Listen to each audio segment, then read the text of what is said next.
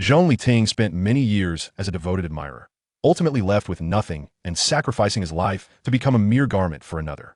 In his final moments, he witnessed Si Kongyao summon the foremost luminaries of the medical field, showering him with an array of expensive treatments as if they were free, while the exquisite and aloof Si Kongyao wept profusely. It is noteworthy that Si Kongyao, both ethereal and strikingly beautiful, was decisive in her actions, rumored to have eliminated 5 or 6 siblings to emerge victorious from the bloody power struggles. At the engagement banquet of the campus belle, Su Qingqian, Si Kongyao arrived in a luxurious vehicle, ruthlessly tearing apart the green **TCH, much to his delight. Suddenly, he realized that being favored by Si Kongyao was rather pleasant. Her forced affection, delicate madness, and domineering nature were intoxicating. Reborn, Zhong Liting resolved to cherish wealth and himself in this life, intending to ally with Si Kongyao, the delicate Tycoon, to thrive. However, he was taken aback to discover that the hidden magnate was none other than himself. His true identity turned out to be the legendary Xieting, a figure of terror who unified the eastern and western states at a mere adolescent age. Si Kongyao remarked, "He is my eternal salvation. As long as he exists, I shall love this world." Chapter 1. Seeking Justice at the Engagement Banquet. In Kyoto, at the Haitian Sanatorium, a group of doctors clad in white coats stood solemnly in the most opulent villa of the establishment. "Miss Si Kong, we truly did our utmost," Dr. Jason adeptly explained in Chinese. "The gentleman's injuries are far too grave. It is a miracle that he has managed to maintain life signs for these few days. We utilize the finest medical equipment available globally, and we are truly sorry we could not save him." Zhong Liting floated in midair, observing the world's most distinguished doctors gathered around his bedside in silent mourning, hoping to earn Si Kongyao's forgiveness. With reddened eyes, Si Kongyao let a tear cascade down her cold, stunning visage, staring blankly at the now silent figure on the bed. Her tightly clenched hands were soaked in blood, dripping to the ground, yet Si Kongyao appeared devoid of sensation. "Do refrain from self-harm. Can you not take revenge for me first?" Zhong Liting shouted from the air, even drifting around Si Kongyao in a desperate attempt to capture her attention. Yet Si Kongyao remained oblivious, engulfed in her sorrow. Could it be that she too weeps? It turned out that someone indeed mourned his demise. The deceased Zhong Liting found a semblance of solace in this realization. The impeccably dressed butler, Zhao, hurried in, whispering, "The second young master of the Zhou family and Su Qingqian are holding their engagement ceremony today at the Jingji Hotel." Engagement? He had just died, and the 7 days of mourning had yet to pass. Su Qingqian was already engaged to another man. How seamlessly the transition occurred. Zhong Liting felt as though a vibrant green hue enveloped his head, resembling a lush pasture. No wonder every time he sought to kiss her, Su Qingqian would rebuff him, claiming her conservative nature forbade any intimate contact before marriage. This was the true face of Su Qingqian. In her quest to marry into wealth, she would stop at nothing to eliminate a pure-hearted warrior who had given her everything. Si Kongyao gazed at the pallid Zhong Liting on the bed, a sinister smile, tinged with blood, curling her lips. "She is getting engaged today. Shall I deliver a grand gift on your behalf?" The anxious Zhong Liting shouted from the air. "I was killed by that wretched woman. What gift could you possibly send her?" This was amiss. Si Kongyao had always perched high above, impervious and proud. Why would she take it upon herself to offer a gift? Catching sight of the mocking smile that had yet to fade from Si Kongyao's lips, Zhong Liting instinctively shuddered. Someone was bound to face dire consequences. Butler Zhao, understanding the gravity of the situation, departed. Half an hour later, dozens of Rolls-Royce Phantoms lined up neatly at the entrance of the Jingji Hotel, encircling the establishment. Guests within the hotel turned their heads in curiosity. Who is it that commands such grandeur? Although they were all affluent, none had the audacity to encircle the Jingji Hotel with a fleet of Rolls-Royce Phantoms. Only that individual could create such an affair. Several exchanged knowing glances. An experienced middle-aged man murmured, "The engagement of young Master Zhou is a joyous occasion. Why then are there white flowers adorning the vehicles?" Su Qingqian, linked arm in arm with Zhou Muyi, greeted the guests with a sweet smile, exuding a gentle and demure charm. After painstakingly extricating herself from Zhong Liting's relentless pursuit, she secured Zhou Muyi with the wealth left behind by Zhong Liting, finally achieving her long-sought goal of marrying into the Zhou family. Becoming a high-society matron was her lifelong ambition, and for this day, she had played the game with Zhong Liting to perfection. A loathsome loser who had pestered her for years, she had finally had enough. Thankfully, with his demise, no one would disrupt her life as a wealthy matron. Zhong Liting, floating above, gazed at Su Qingqian nestled in Zhou Muyi's embrace, recalling the colossal truck that had barreled towards him. Such a wide road, yet it was directed straight at him. Was it truly an accident? It seemed rather premeditated in retrospect. Zhong Liting felt an unbearable chill. The person he had cherished most had ultimately taken his life. Su Qingqian was the one he had adored for a decade, unreservedly devoting 10 years of his life to her. He would inquire about her well-being daily and occasionally shower her with generous gifts, pursuing her for 9 years before finally attaining the status of her boyfriend. To marry her, he toiled day and night, amassing a fortune of over 10 million just to meet her standards for a proposal. When Su Qingqian expressed feelings of insecurity, he unhesitatingly transferred all his assets to her name, leaving only enough in his bank account to purchase the engagement ring. To his astonishment, while he joyfully acquired the ring to surprise her, Su Qingqian had already presented him with a substantial gift. The crux of the matter was that Su Qingqian had brazenly taken his hard-earned million to marry into the Zhou family. While he had met an untimely and mysterious end, it was utterly infuriating. He felt utterly blind for falling for this femme fatale, loving her to the point of despair. Zhong Liting wished he could slap himself hard. How could he have been so foolish as to overlook her nefarious intentions? Surprised by the line of Rolls-Royce phantoms outside, Su Qingqian exclaimed, "Mu Yi, is this your gift to me?" Zhou Mu Yi followed her gaze, gasping, "You only gave 1 million. That wouldn't even suffice to buy one. Moreover, the money was used to pay off gambling debts. How could there be any left for a car? What on earth?" Su Qingqian had actually given away the entire million he had painstakingly earned to Zhou Mu Yi. Zhong Liting was so infuriated that sparks nearly flew from his forehead. He had scrimped and saved, even hesitating to indulge in a KFC on Crazy Thursday. Yet Su Qingqian had nonchalantly given away the very million he had toiled for. That was his blood and sweat. It is all the fault of that incompetent and spineless Zhong Liting. After so many years since graduation, he has only managed to earn a mere 10 million. Su Qingqian leaned against a man's chest, uttering the most venomous words from her beautiful cherry-red lips. Upon hearing her remarks, Zhong Liting felt as if he might explode on the spot. At the age of 30, he had amassed a fortune of 10 million and had even been featured on the list of outstanding youth in the capital city. Yet, in Su Qingqian's eyes, he had become a worthless, good-for-nothing, which was utterly absurd. The reality starkly reminded him that genuine feelings held no value whatsoever. Zhou Mu Yi chuckled softly, wrapping his arms around her and cooing, "After all those years of hard work and struggle, we've merely been crafting garments for our own demise. I have never encountered anyone so foolish. Adulterers and scoundrels, conspiring for wealth and committing murder, may you meet a wretched end." Zhong Liting bellowed, eager to confront and teach a lesson to the shameless pair before him. But to his dismay, his hand passed through their bodies. How utterly useless he had become. Now he could not even avenge himself. "Have I arrived too late?" A melodious female voice resonated, instantly silencing the raucous banquet hall into a profound hush. The arrival was entirely unexpected. How could the queen of the business realm attend the engagement banquet of the Zhou family's young master? Observing the situation, it was clear that her intentions were far from benevolent.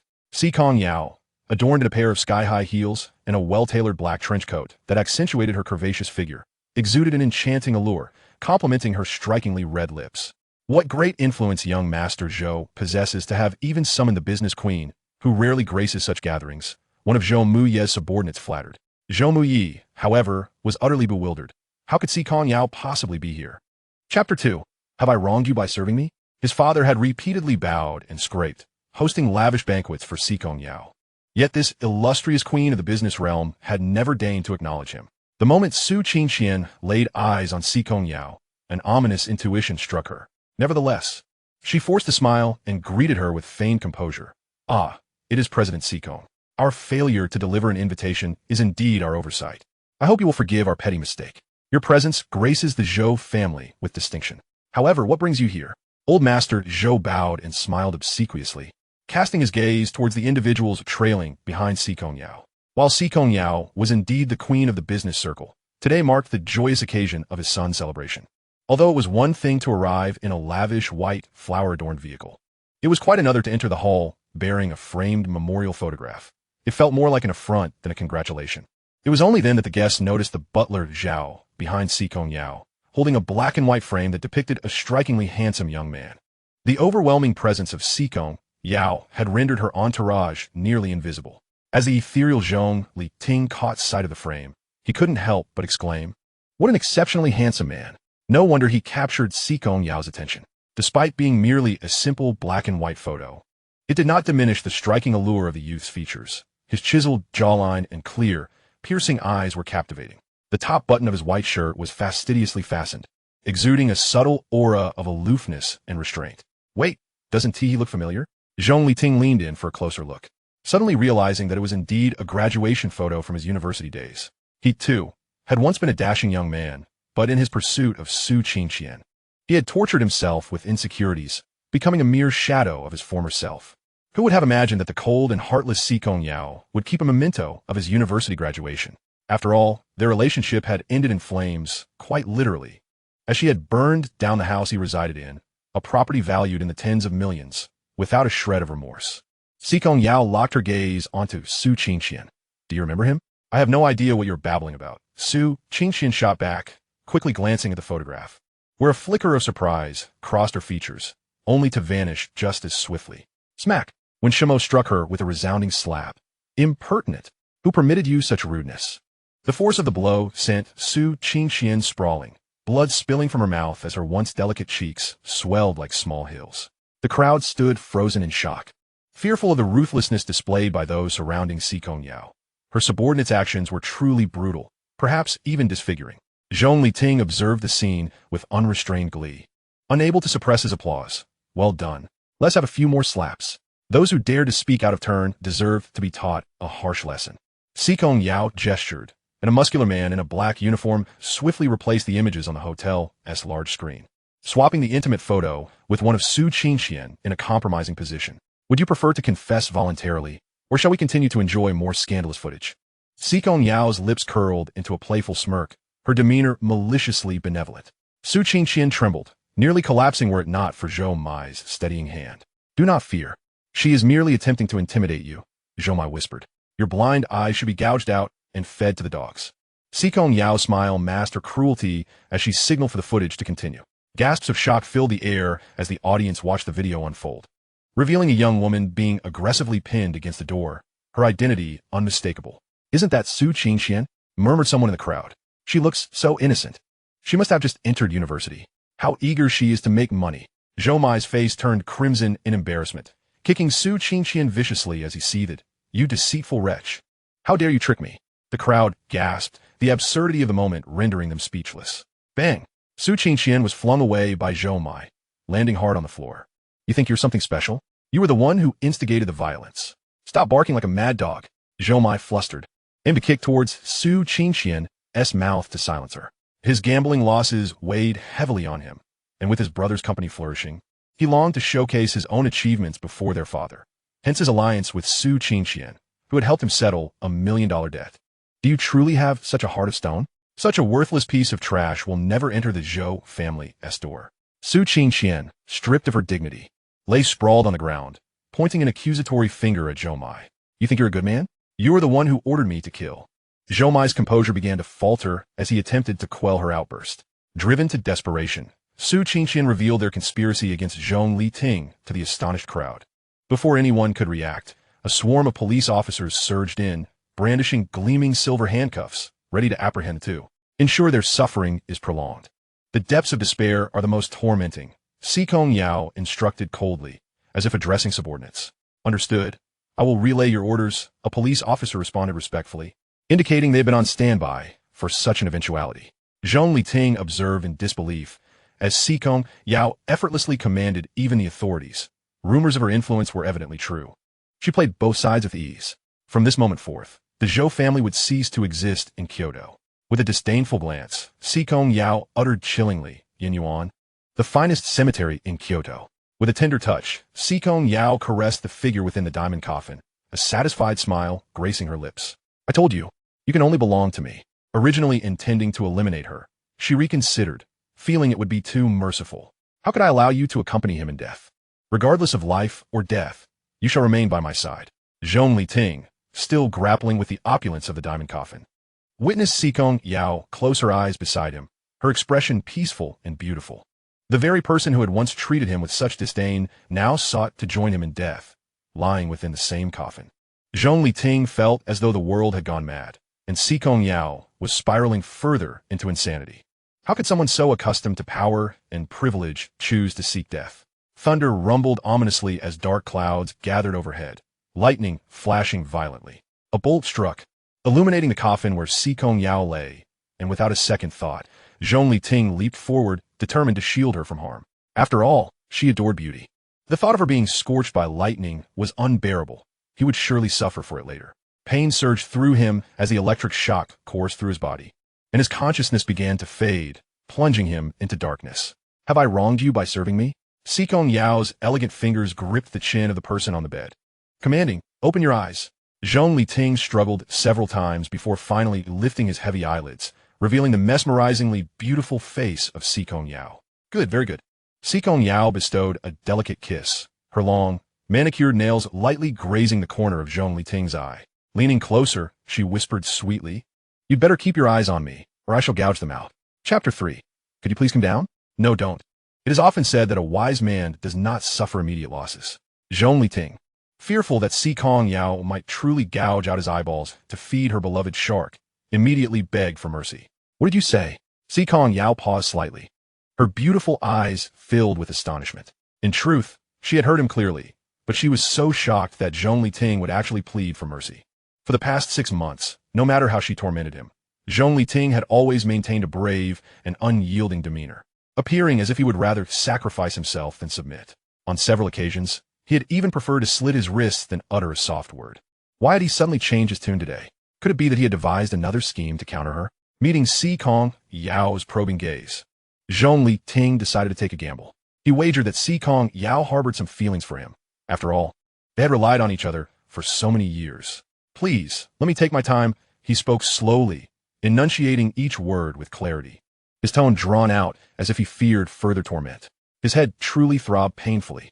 Struck by lightning, he should have been left in disarray. Yet here he was, being tormented by Si Kongyao once more. He surveyed his surroundings with great effort. The bedside table was adorned with an LV tissue box, and the room was filled with high-end LV furniture. The familiar environment suffocated Zhong Liting. He had been reborn. Yet, he felt no joy in this resurrection. To be reborn while being imprisoned by Si Kongyao was indeed an inauspicious start. In his previous life, his mother had perished in a car accident, attempting to save Si Kongyao, a lawbreaker who had run a red light. At that time, he was only in middle school, having lost his father early, and now his mother was gone, plunging his life into utter darkness. Just when he was in despair, Si Kongyao, the very murderer, had arrived grandly to take him away. Everyone remarked that he had struck it rich, somehow entangled with the prestigious Si Kong family.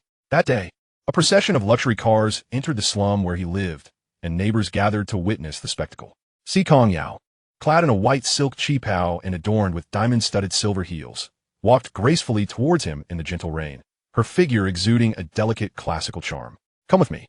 She extended her slender, pale hand towards him. "You should hurry and agree. This is the wealth and glory your mother exchanged her life for." What was this foolish child hesitating for? Such fortune was not to be missed. The onlookers murmured, their eyes greedily fixated on the lineup of luxury cars parked by the roadside, some even wishing that it had been their own mother who had met with such a fate. Zhong Liting stared blankly at his usually kind-hearted neighbors, his eyes filled with unmasked resentment and hatred towards Si Kongyao. The aloof Si Kongyao, perhaps never having faced rejection, provocatively taunted, "If you seek revenge, come with me." As she carelessly surveyed the dilapidated old house around them, she mercilessly mocked, "Otherwise, with your status, even if you escape this slum, you'll never reach my circle. A gentleman's revenge is never late." Si Kongyao was not wrong. For the sake of revenge, Zhong Liting chose to endure and had never shown Si Kongyao a pleasant demeanor.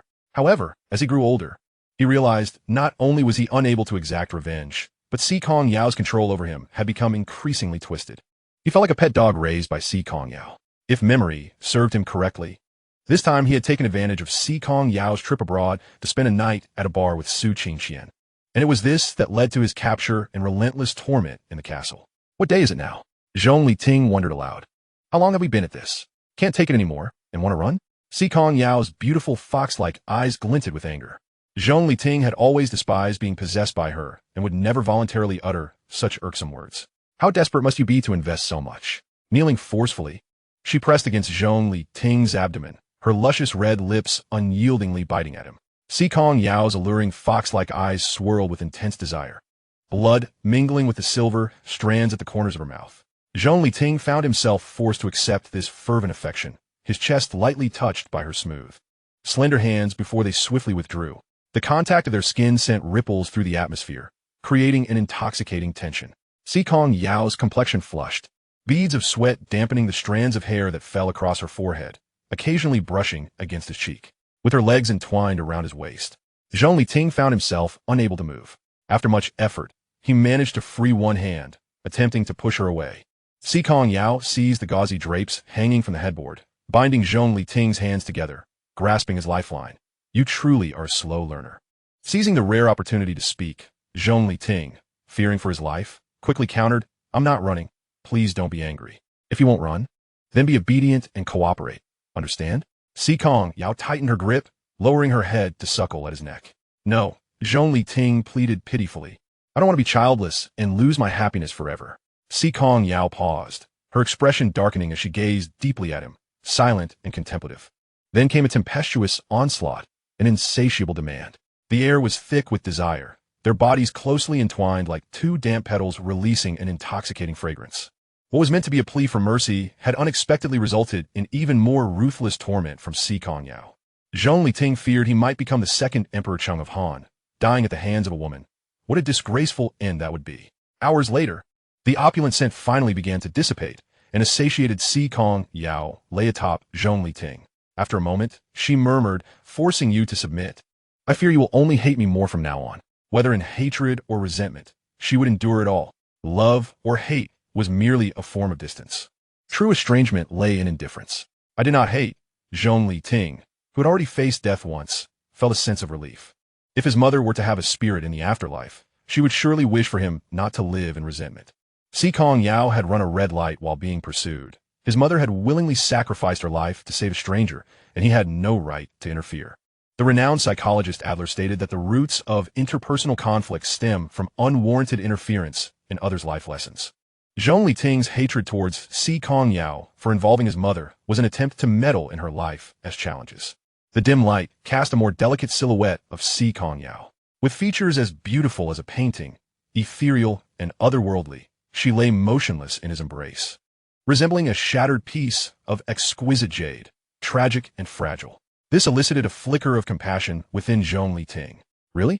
Si Kongyao appeared somewhat taken aback. Yes. Could you please get off me? Zhong Liting gazed at her with innocent, clear eyes, reaching out to tuck a fallen strand of hair behind her ear. He was genuinely exhausted from being drained. Chapter 4. Moderation is key. Zhao, summon the doctor, Si Kongyao commanded, regaining her composure as she looked at Zhong Liting's pale face. Today, Zhong Liting was indeed peculiar, even reaching out to touch her. Could it be that he had been so thoroughly exhausted that his mind was no longer functioning properly? If he truly did lose his mind, it would be fine. She would let him remain that way.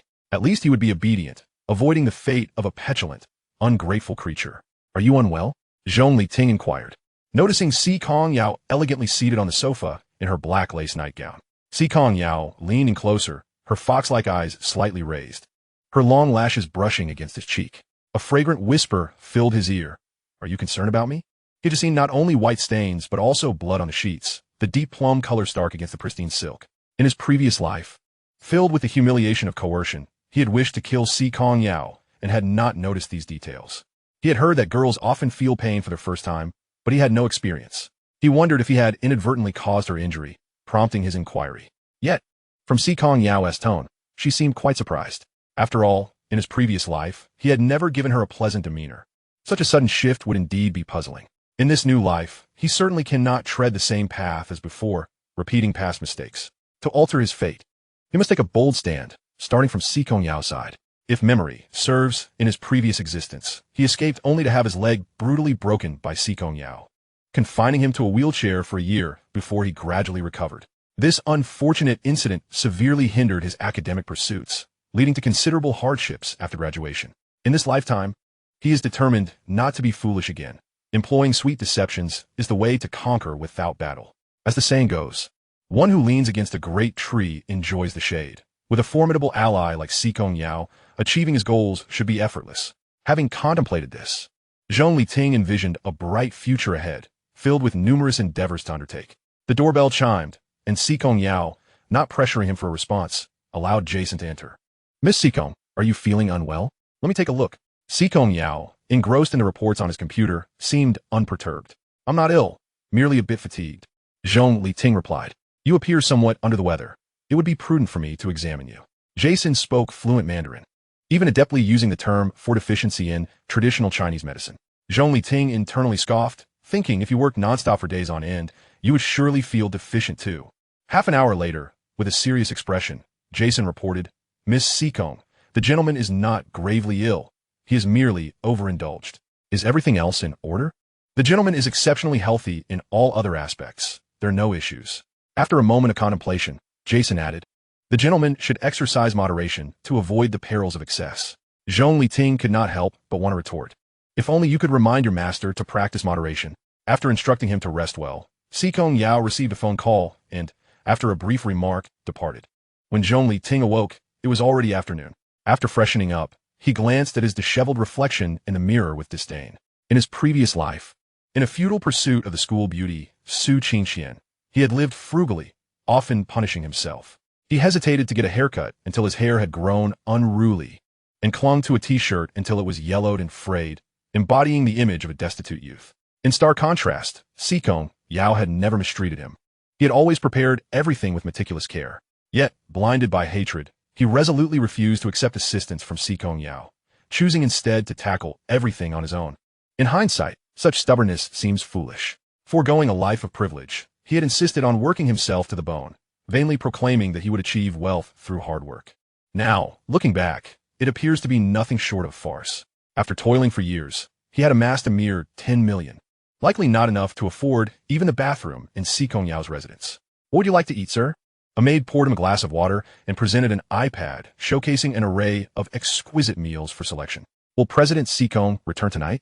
"It is unlikely that President Si Kong will come back." Zhong Liting casually selected a few dishes, intending to take a stroll afterward to aid digestion. To his surprise, he faced no obstacles as he stepped outside. It truly felt miraculous that Si Kongyao had not assigned anyone to watch over him. However, after walking for half an hour without encountering the entrance, Zhong Liting finally understood why no one had stopped him. The castle was immense and with his own legs. It would take him several hours to reach the exit. Reluctantly, he turned back and pulled out his phone to call Si Kongyao. Inside the headquarters of the Guozhong Group, in the prestigious and elegant conference hall, Si Kongyao sat in the boss's chair, surrounded by high-ranking executives. The atmosphere was tense as everyone held their breath, fearful of becoming the target of Si Kongyao's ire. Suddenly, a clear ringtone shattered the oppressive silence. A flicker of displeasure crossed Si Kongyao's icy visage as he frowned and picked up his phone. Upon seeing the caller ID, he was taken aback. "Hello, where are you?" Zhong Liting inquired, hoping to discuss the possibility of having more freedom. "What is the matter?" During the meeting, Si Kongyao instinctively softened his tone. This was Zhong Liting's first call to him. After a moment's thought, he decided it was better to address the matter directly in person to avoid any misunderstanding that he was trying to escape. Thus, he rephrased, "I wish to get a haircut, but I can't go out. I'll have a butler arrange for an image consultant to come over." "All right." The executives observed Si Kongyao's decisive and efficient handling of these trivial matters. Their curiosity piqued as gossip flourished in their private chat groups. "Who is that person? Does anyone know the inside story? It sounds like a young man. Is the president keeping a kept boy? Have you ever seen a kept boy treated with such indulgence?" Today is the high-level meeting of the headquarters. Those in the know wouldn't dare to interrupt. After hanging up, Zhong Liting waited upstairs for the image consultant to arrive. Had he known Si Kongyao had a dedicated image consultant, he wouldn't have wasted his time walking. A few dozen minutes later, the consultant arrived and conducted a complete makeover. Asking, "Are you satisfied, sir?" "Very satisfied indeed." As Zhong Liting gazed into the mirror, he barely recognized himself. He appeared radiant, clear-eyed, and exuding a subtle sense of restraint. Bright and clean, a youth in his prime should indeed don vibrant attire. Having spent several days in the castle, Zhong Liting could no longer contain himself, especially with a significant matter at hand. He proactively called Si Kongyao once more. I'd like to go out for a bit." "President, that kid might be plotting something again," Wen Shimo whispered. To his surprise, Si Kongyao remained untroubled and readily agreed. "Rest assured, I promise not to run away." Zhong Liting, worried that Si Kongyao might doubt him, reiterated his loyalty. After hanging up, Si Kongyao gazed out the window and mused. Even if Sun Wukong possesses unparalleled skills, he cannot escape the grasp of Buddha. Wen Shimo readily concurred. Indeed, it would be a simple task for the president to bring him back. "I am curious to see what kind of storm he can stir for Su Qingqian." Reclining in his plush chair, Si Kongyao paid little heed to the various antics of the other party, relishing the warmth of the gentle illusion woven by Zhong Liting. Chapter 5. You can't afford to spend here. After just a few days apart, Zhong Liting was eager to seek out that woman, even willing to feign affection for her. It seemed he had made some progress, learning the art of pretense. This little one was becoming increasingly intriguing. Despite knowing the other party was acting, Si Kongyao chose not to expose the ruse, instead indulging in the warmth of the affection cloaked in deception. He had become quite fond of this gentle tenderness. With permission granted, Zhong Liting was in high spirits as he donned a simple white t-shirt paired with black jeans and descended the stairs. "Sir, where do you wish to go? Would you like me to drive you?" When Shuhua, dressed in a luxurious black Chanel suit and white lace gloves, stood politely at the staircase. "Did Sikong ask you to follow me?" When Shuhua maintained a professional smile. "No, the president merely instructed me to take care of you." She and her sister, Wen Shimo, were twins. The elder sister served as President Sikong's assistant, while she was tasked with attending to him. The term care was indeed an interesting choice. In the past, Zhong Liting would have bristled at being monitored, yet he had undergone a transformation. "Very well, then you may accompany me," he appraised Wen Shuhua, who looked remarkably stylish. She led him to the garage and pointed to a row of luxury vehicles, asking, "Which one would you like to drive?" Zhong Liting glanced at the seemingly endless array of cars, uncertainly asking, "I can really choose any of them? All of these vehicles belong to you, so yes." "It is true." In the far corner of the garage sat a green Aston Martin Valkyrie, adorned with fluorescent yellow accents, exuding a wild beauty. The red Ferrari FXXK was rather ostentatious, while the Lamborghini Veneno was too eye-catching. The Koenigsegg one was hideous, resembling a beetle. The McLaren F1 appeared somewhat understated, though it seemed too low and perhaps uncomfortable to sit in. After surveying the options, Zhong Liting's gaze landed on a rather unremarkable black car. "I'll take this one. It seems ordinary enough that if it gets scratched, I wouldn't mind too much." He opened the car door, prepared to get in. He had obtained his driver's license in his freshman year, but had not driven since. Over a year has passed, and my hands have become somewhat clumsy. A mishap would indeed be unfortunate. Following closely behind, Wen Shuhua kindly reminded me, "This is the Bugatti Voiture Noire, the only one of its kind in the world." The notion that Si Kongyao would be generous enough to bestow such a treasure upon me was beyond my comprehension. This vehicle, priced at an astonishing $120 million, was a lavish birthday gift from the president to his son on his 20th birthday. At this point, Wen Shuhua felt compelled to defend her boss. Unable to restrain herself from adding, "These are all holiday gifts from the president to you. Over the years, he has meticulously prepared gifts for every occasion, regardless of size. Yet, I could hardly spare them a glance, as if merely looking would sully my vision." $120 million? My head buzzed as I shut the car door. Which of these vehicles is the least expensive? The cheapest, as pointed out by Wen Shuhua, was the Ferrari 599, costing several tens of millions. "All right, I'll take that one," I decided. Once inside, I started the engine and drove out of the castle. I must admit, the exhilaration of driving a luxury car was unparalleled, far surpassing the experience of learning to drive in a mere common vehicle. Just as I was halfway through my drive, a call from Lu Jinan interrupted my thoughts. "Tingo, have you arrived yet?" Today marks Lu Jinan's 20th birthday, and his father was hosting an extravagant birthday party, inviting friends to celebrate at their home. Lu Jinan was my only friend and my closest companion, the sole individual who respected me, repeatedly rescued me, and affectionately referred to me as Tinge. In the past, consumed by my own poverty and infatuation with Su Qingqian, I had devoted myself to courting her, only to be met with scornful mockery from classmates who derided me as a toad yearning for a swan. Only Lu Jinan would offer me a comforting cup of milk tea when I wept alone in a corner, reassuring me that there was nothing wrong with having feelings for someone.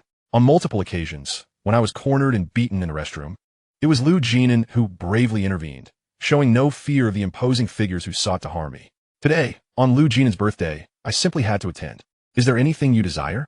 I will buy it for you." As I descended the stairs, I noticed a drawer full of red bills on the nightstand and casually took a handful. "Just your presence brings me joy. No need for gifts. If you truly wish to treat me, just buy me a cup of milk tea," came Lu Jinan's cheerful voice from the other end of the line. He understood that I had been frugal, spending nearly all my money on Su Qingqian, and was effectively saving me money. I felt a surge of gratitude. Lu Jinan always selflessly thought of me. After hanging up, I headed to the mall, recalling Lu Jinan's passion for collecting shoes. Upon entering an encased store, my gaze landed on a prominent row of glass display cases in the center of the hall. Each showcased the latest models, all of which bore hefty price tags that would be considered a fortune for a poor student. Several sales associates, noticing my handsome appearance, eagerly approached me, their smiles blooming like flowers. I began taking photos of the shoes with my phone to send to Lu Jinan, seeking his preference to avoid purchasing something he might dislike. However, as soon as the once enthusiastic sales associates saw me snapping pictures, their expressions shifted to one of disdain. If you're poor, why bother coming in? Just another one here to take pictures and buy fakes online. Indeed, how pathetic to be poor yet still care about appearances. I merely wish to ask my friend which pair he likes. Your comments are excessively snobbish. Pressed for time and unwilling to switch locations, I tried to explain politely. One sales associate scrutinized my white t-shirt and jeans, likely assuming they were of low quality, and with an air of condescension remarked, "Feel free to take all the pictures you want. It's only natural to have a sense of vanity. I hope you can afford the real thing soon." Their words dripped with mockery, tearing into my dignity. A chorus of agreement from the other associates drew the attention of onlookers. In a moment of defiance, I pulled a thick stack of cash from my bag and asked, "Can I continue taking pictures now?" The sales team, assessing the cash's thickness and glancing at my nearly empty backpack, shook their heads. "Sir, that's insufficient." I was taken aback. "This has to be at least 10,000. Isn't it enough? What kind of shoes could possibly command such exorbitant prices?" "Sir, the shoes in this glass case start at 10,000. You can count the zeros behind each number." I glanced down, my heart sinking as I realized that every figure bore 4 zeros. My eyes had deceived me, mistaking them for 3. Now I found myself in a rather embarrassing predicament. Checking my phone, I saw my WeChat balance was 8 yuan and my Alipay balance merely 1 yuan. The sales associates exchanged knowing glances and chuckled. "Sir, please hurry and take your pictures. You can't afford to shop here." Chapter 6. How can anyone still enjoy working? Instinctively, I thought of Si Kongyao. Opening WeChat, I noticed several overdue transfers from her, each in the tens of thousands. Regret washed over me. Why did I have to be so stubborn? Should I ask her to transfer a little money? I was torn. Previously, I had refused Si Kongyao's money out of pride, feeling that spending my enemy's money would dishonor my mother. Now, I hesitated to ask, feeling it would be undignified for a man to request money from a woman. A few sales associates kindly suggested, "The cheapest shoes here are over 30,000. Borrowing money might be a challenge. In this day and age, borrowing even a few thousand is difficult, let alone tens of thousands." Wasn't Si Kongyao supposed to look after me through Wen? I decided to text Wen for a small emergency loan. That should be acceptable. After sending the message, I calmly continued taking pictures, while the sales associates ignored me. Lu Jinan, "Tinga, did you win a lottery? Buying such expensive shoes." Zhong Liting, "You've helped me so many times, and it's your 20th birthday. I must express my gratitude." Lu Jinan, "Are you buying them for me?" "No, that's too expensive." Zhong Liting, "Just accept the gift. Which pair do you like?" Lu Jinan was momentarily speechless, although he adored collecting shoes. This was beyond extravagant. He quickly called me. "Tinga, you haven't turned to a life of crime, have you? You can't engage in illegal activities. Surely." All the taunts about being poor had pushed me to consider dark thoughts. What could I have possibly done to suddenly acquire so much money? I needed to steer him away from the wrong path. I couldn't help but chuckle. This money was from Si Kongyao. If anything illegal was happening, it was on the part of the PC, not bank robbery. It shouldn't be considered criminal, should it? I found myself pondering the nature of my relationship with Si Kongyao. Hearing my words, Lu Jinan's heart raced. "What do you mean it shouldn't be considered illegal?" "Tingo, please don't do anything reckless. You have a bright future ahead." My heart warmed at his concern. Only Lu Jinan would care for me so deeply. "I'm borrowing money. Now tell me which pair you like. We must buy something, right?" I borrowed the money, so we have to make a purchase. "Then I'll go with the red pair. It's festive for a birthday." "All right." I checked the price for the red shoes. The sales associate mentioned they were the cheapest at 39,000. "Please set this pair aside for me," I instructed, pointing. Wen Shuhua should be arriving soon, so I asked the associate to prepare them for later collection. One of the sales associates, sensing my hesitation, gently advised, "Those shoes aren't inexpensive. Perhaps you should check downstairs. They might be more affordable." "Thank you, but I want this pair. Please, just help him set them aside. It won't take long, and if I can't pay, I can always retrieve them later." The surrounding crowd whispered and pointed at me, mocking, "What a pretentious show." I smiled silently. Who was truly putting on a facade remained to be seen. As soon as Wen Shuhua's silhouette appeared a few meters from the entrance, several staff members proactively approached, respectfully ushering her into the store. The keen-eyed employees immediately recognized that the impeccably tailored, minimalist suit worn by Wen Shuhua was the latest collection from Chanel, while the exquisite jewelry adorning her ears was a limited edition from Dior. Even the sheer black stockings on her legs were likely worth a month's salary for them. Clad in such high-end bespoke attire, it was evident she was not short on funds, and the commission from today's sales would surely amount to several thousand. However, upon entering, Wen Shuhua completely disregarded the attentive staff and approached Zhong Liting with a smile, inquiring, "Sir, is there anything I can assist you with?" The few employees who had previously mocked Zhong Liting were left dumbfounded. Did these two know each other? The way she addressed him with such respect was perplexing. They hastily decided to summon the store manager. Zhong Liting pointed to a pair of shoes neatly wrapped on the counter and said, "I'm a bit short on cash for these shoes. Could you lend me some?" When Shu Hua, slightly puzzled, glanced at the handcrafted Italian leather shoes on Zhong Liting's feet and replied, "But aren't these new custom shoes uncomfortable? I can arrange for someone to come and take your measurements again." "Not at all. If you like this style, we can have a pair custom-made to fit your feet perfectly," when Shu Hua thoughtfully suggested. In her understanding, only those like her, who toiled away, wore standard sizes like S, M, or L, whereas she and Si Kongyao had their clothing tailored to their precise measurements. The manager rushed over and, upon seeing Wen Shuhua, quickly poured tea and offered water, saying, "Ms. Wen, what a pleasure to see you here today." It was unexpected for Wen Shuhua to personally come shopping, as one would assume she was too busy. "I am Wen Shuhua, responsible for attending to this gentleman. The Ms. Wen you referred to is my elder sister, Wen Shemo." This revelation left the group in shock, their minds struggling to comprehend. Wen Shemo was the right-hand woman of the CEO of Si Kong, revered by all as Ms. Wen. Thus, what was the relationship between this man and the CEO that warranted personal care for Ms. Wen's sister? Only then did the manager notice Zhong Liting was also clad in bespoke attire. If he wasn't mistaken, that t-shirt alone must be worth tens of thousands. Handing the bag over personally, the manager bowed deeply, apologizing, "The staff were inconsiderate and offended you, sir. I sincerely apologize on their behalf. Please do not take offense. Consider these shoes a gift from us." Zhong Liting accepted the bag, casting a casual glance at the few trembling staff members who had shrunk back in the corner, and stated they simply lacked discretion. "I will still pay for the shoes. It's not easy for you to earn a living." The manager felt grateful upon hearing these words, initially fearing that offending the CEO would require a hefty price to appease. Yet he did not expect this young man to be so accommodating. "You all will have your entire year's bonuses deducted." The manager reprimanded the staff before respectfully escorting the two to the underground garage. Once inside the car, Zhong Liting queried, "How much do you earn in a month?" Earlier, when Shu Hua had unhesitatingly paid over 20,000 without batting an eye, stating that he need not repay her as long as he behaved himself. "Is everyone around Si Kongyao this affluent? My fixed monthly salary is 100,000, with bonuses depending on the CEO's mood. It could range from none to over 100,000.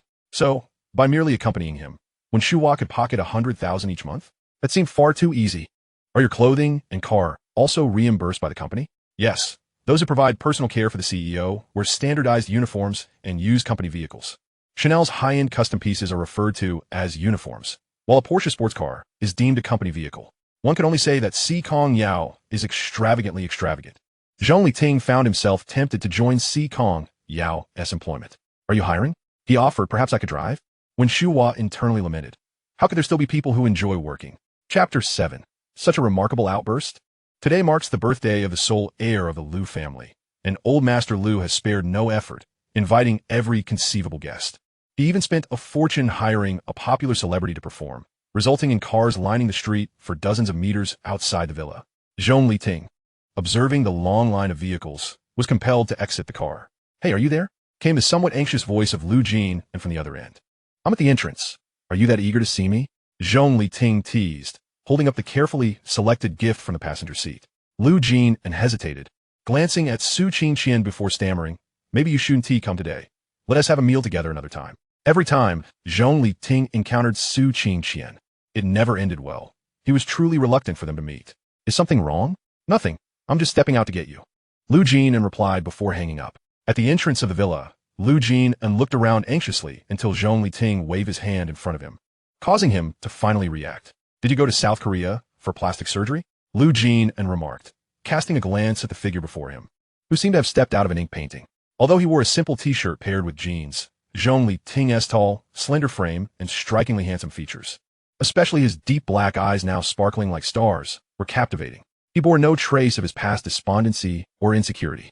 "I simply had an epiphany," Zhong Liting replied, having no intention of concealing the truth from his good friend.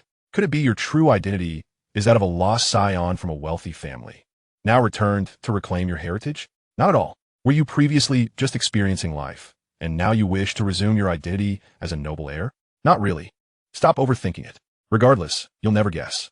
As Zhong Liting entered, he overheard a few people sharing stories of their embarrassing moments. Zhong Liting is like a frog dreaming of swan meat. He doesn't deserve to be mentioned in the same breath as us, Zhang Ning said while pulling Su Qingqian closer, both best friends sitting side by side. Indeed, thinking that buying breakfast or a milk tea could win a girl's heart is truly pitiful. Another suitor of Su Qingqian, Fu Shun, chimed in, adding fuel to the fire. Zhou Mai turned to Su Qingqian and said, I know of an exquisite, high-priced Western restaurant. I'll take you there this weekend. Su Qingqian, her head lowered in shyness, replied, if I'm free. Zhong Ning, filled with envy, couldn't resist teasing. If you're dating that poor guy Zhong Liting, you'll only be able to afford spicy hot pot. The group erupted in laughter at the remark. Su Qingqian, clad in a white dress, resembled a fairy surrounded by stars, her face beaming with joy, yet she still cautioned, please don't speak ill of Zhong Liting. It's not easy for someone from a humble background to attend Jing University. We're all classmates. We should support each other, she added gently. Ah, Qian, your kindness is too much, they retorted. A person like Zhong Liting shouldn't even be at Jing University. Lu Jin and couldn't help but interject, let us not gossip about others. Why do you all sound like a bunch of busybodies? Furthermore, Tingu earned his place here through his own merit, which is far better than buying one's way in. Lu Jinan, how can you speak like that? Several voices chimed in, chiding him for not fitting in. Hey, look over there. Who is that? So handsome. Jiang Shan, dressed in a JK uniform, with her long legs accentuated by black stockings, caught sight of Zhong Liting sitting in the corner and became excited to see such a striking figure. The attention of several girls was drawn to him, their surprise evident. His profile is truly handsome, like a male protagonist from a novel. Lu Jin and followed their gaze, realizing they were speaking of Zhong Liting. And couldn't he help but boast, isn't he handsome? Can someone help me get his WeChat? The girls clamored, eager to approach him. Weren't you just mocking him for being poor? Lu Jinan, what kind of joke is this? How could he possibly be Zhong Liting, that impoverished, down-and-out fellow? Zhang Ning, leveraging her friendship with Su Qingqian, elevated herself above the rest, insisting, hurry and get me his WeChat. I told you he is Zhong Liting. Believe it or not, it's up to you, Lu Jinan replied, choosing to ignore the girls as he approached Zhong Liting, eager to witness the downfall of these self-important individuals. My apologies, Tingu. Lu Jinan felt a twinge of regret, explaining, I did not extend an invitation to them. It was my father who insisted on inviting Zhou Mai. No worries. Business relations necessitate such actions, and I can certainly comprehend, replied Zhong Liting, finally grasping why Lu Jinan had previously advised him against attending. Indeed, it seemed that fate had conspired to intertwine their paths. Zhong Liting had overheard the conversations among the group, but today being the birthday of a close friend, he chose not to dwell on the matter. After all, one cannot retaliate against a dog that has bitten them. Jiang Shan, adjusting her makeup while glancing at her long, slender legs adorned in black stockings, summoned her courage and approached Zhong Liting. She playfully swayed her legs before him, sweetly asking, hey handsome, could we exchange WeChat? Zhong Liting cast a sidelong glance at the alluring legs before him, noting that they lacked the delicate perfection of Si Kongyao's. When the others saw that Zhong Liting had not responded, they wondered who this person was, acting so aloof. Zhang Ning leaned in for a closer look and exclaimed, indeed, one must dress well to impress. Who would have thought that with a bit of grooming, Zhong Liting would resemble a real-life model? Su Qingqian, intrigued, paused for a moment, a glimmer of astonishment in her eyes, but she remained close to Zhou Mai. Being attractive doesn't put food on the table. No matter how handsome Zhong Liting may be, it cannot overshadow his greatest flaw, his lack of wealth. Lu Jinan, unable to contain his frustration, retorted, are you all just envious of others' good looks because you feel unattractive yourselves? Ah, it's your birthday today, so we won't hold it against you. After a meal filled with subtle rivalries, Zhang Ning glanced at Su Qingqian and suggested, since it's Lu Jinan's 20th birthday celebration, why don't we all present the gifts we prepared? Lu Jinan replied, as long as the sentiment is there, there's no need for comparison. Could it be that someone's gift is too trivial to be showcased? Fu Shun chimed in, promptly revealing the gaming console he had brought. Wow, the latest model. It must cost a fortune. Not particularly. It's just a couple of thousand, Fu Shun said nonchalantly, reveling in the flattery. This was a purchase made from 6 months of saved pocket money, intended to catch Su Qingqian's attention. His family was ordinary, unable to compete with the likes of Zhou Mai's affluent lineage, nor could they measure up to Lu Jinan's modest wealth. To fit into their circle, he felt compelled to flatter and ingratiate himself, striving to be noticed. Surprisingly, your family seems quite well off, Jiang Shan commented, then produced a box of building blocks. Zhang Ning and I pooled our resources to buy this since our expenses are quite high. Lu Jinan graciously responded, it's perfectly fine. I'm just happy you all could come. Dressed in a dapper navy suit, Zhong gracefully presented a beautifully wrapped gift box amidst the crowd's attention. This is a gift from Su Qingqian and me. Wow, an Omega UFO series watch. It must cost over 10,000. Not quite. It's just around 20,000. Zhong replied, clearly pleased with their reactions. In reality, he had simply chosen from his collection of unwanted gifts. He certainly would not spend 20,000 on a gift for Lu Jinan. Only a fool would do such a thing. Zhong Ning, noticing that Zhong Liting had remained silent, urged, come on, reveal your gift so we can all see what you brought. Yes, let us see what treasures you have.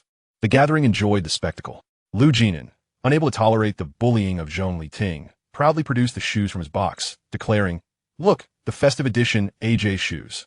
Priced at 39,000. 39,000? Surely Zhong Liting didn't buy you cheap knockoffs. Exactly. If Zhong Liting can afford shoes worth thousands, then pigs could fly.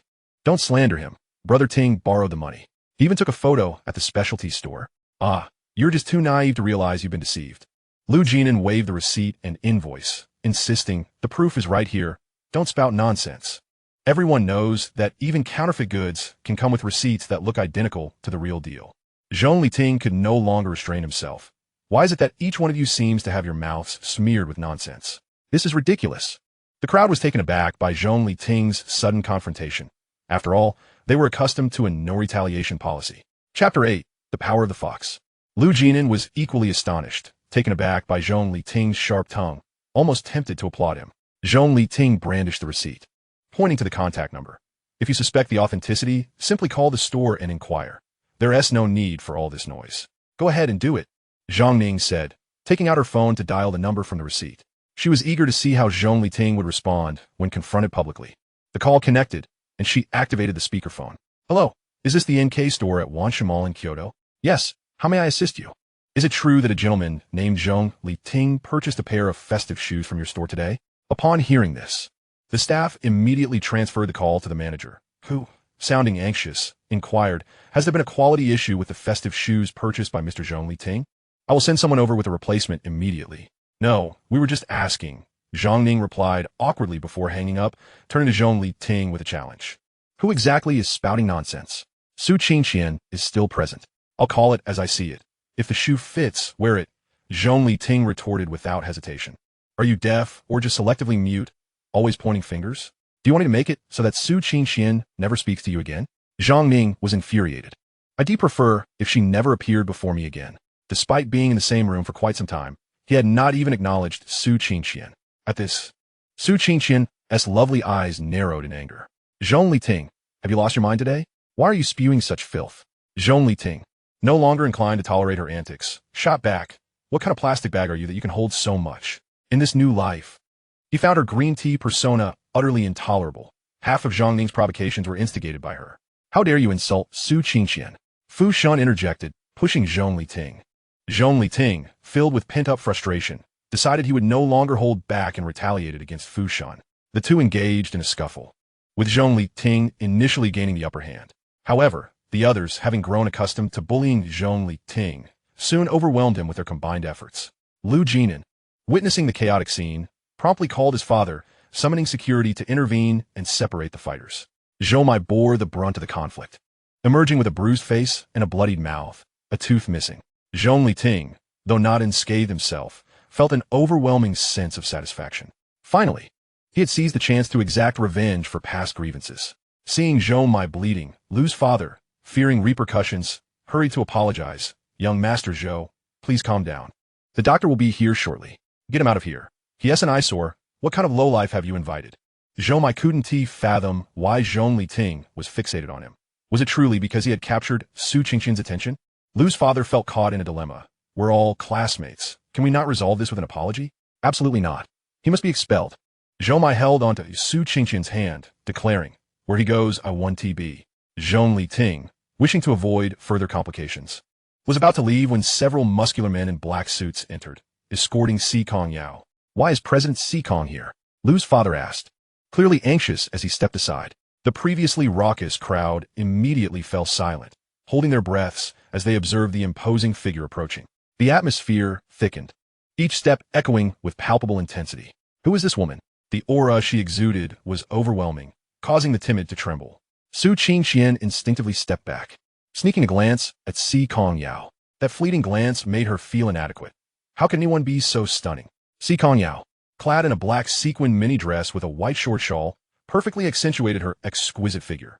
Her wine-red hair cascaded in soft waves, and her expression was as cold as ice. With a regal nose and vibrant red lips, there lies an alluring wildness amidst her icy beauty. Does it hurt? Si Kongyao paid no heed to old Master Lu, instead extending her delicate fingers to gently caress the scars adorning Zhong Liting's face. Initially, he intended to assert that it did not hurt. After all, how could a man of stature admit to pain in a fight? Yet, when confronted by the tenderness and compassion radiating from Si Kongyao's enchanting eyes, he faltered. Today, he intended to bask in her protective aura. Leaning his cheek against her hand, he nuzzled it affectionately. His crystalline eyes began to shimmer with moisture, his eyelids reddening as he nodded. Who did this? The frigid inquiry fell like a heavy weight upon the hearts of those present, suffocating them. Zhong Liting, feeling aggrieved, pointed at those who had assaulted him. Pitifully reporting to Si Kongyao, they ganged up on me. Si Kongyao slowly turned, her gaze casually sweeping over the culprits. Beat them senseless. Just don't kill them. The bodyguards understood the unspoken command to deliver a severe thrashing, yet refrain from leaving visible marks. After all, this was a society governed by law. She was far too brazen in her disregard for regulations. Fu Shan cast a wary glance at the fearsome black-clad figures, then at the terrified Su Qingqian. In an effort to leave a good impression on his goddess, he mustered his courage despite his trepidation. Si Kongyao, not one for idle chatter, swiftly moved in front of Fu Shan and delivered a series of sharp slaps. Her movements were fluid and practiced, indicative of a skilled fighter. Once finished, she elegantly accepted a towel from Wen Shu Mo, leisurely drying her hands as though she had touched something unclean. After finally cleansing her hands, she cast a sidelong glance at Fu Shan, remarking, "In Kyoto, I am the law." Zhou Muyi, a privileged heir, was accustomed to indulgence and revelry, entirely oblivious to the family business. Having never faced such indignity, he pulled out his phone, defiantly dialing a number, threatening. What a pathetic president. Just wait. However, Si Kongyao offered him no acknowledgement, casually retorting, "Has the Zhou family grown weary of their recent good fortune?" Wen Shu Mo grasped the implication instantly. "I will promptly order the cancellation of all collaborations with the Zhou family." Zhou Muyi, weakened and gasping for breath, mistakenly believed the ringing phone signaled the arrival of his reinforcements. Ecstatic, he answered, only to be met with the furious voice of old Master Zhou. "You wretched fool. Get back here at once." In the back seat of a Maybach, Si Kongyao suppressed the icy smile at the corners of her lips, unexpectedly gripping Zhong Liting's neck. Pressing him into the corner of the seat, her eyes glinted with a menacing crimson as she glared at him. Is it worth enduring such punishment for Su Qingqian? What is it about her that has ensnared you so? You truly are an ungrateful wretch. Rather than allowing you to be harmed by others, it would be better for me to end your life myself. Zhong Liting struggled against her grip, the sensation of suffocation enveloping him, making breathing a laborious and agonizing endeavor. Damn it, Si Kongyao genuinely intends to kill me. Chapter 9. How could one be deemed inadequate? What a misunderstanding regarding the beating for Su Qingqian. Zhong Liting desperately wanted to clarify. It could only emit a hoarse whisper. His feeble voice dissipated into the silence, as if everything around him was drifting away. Was he truly destined to be suffocated by Si Kongyao in this lifetime? He had resolved to start anew, yet she refused him the chance.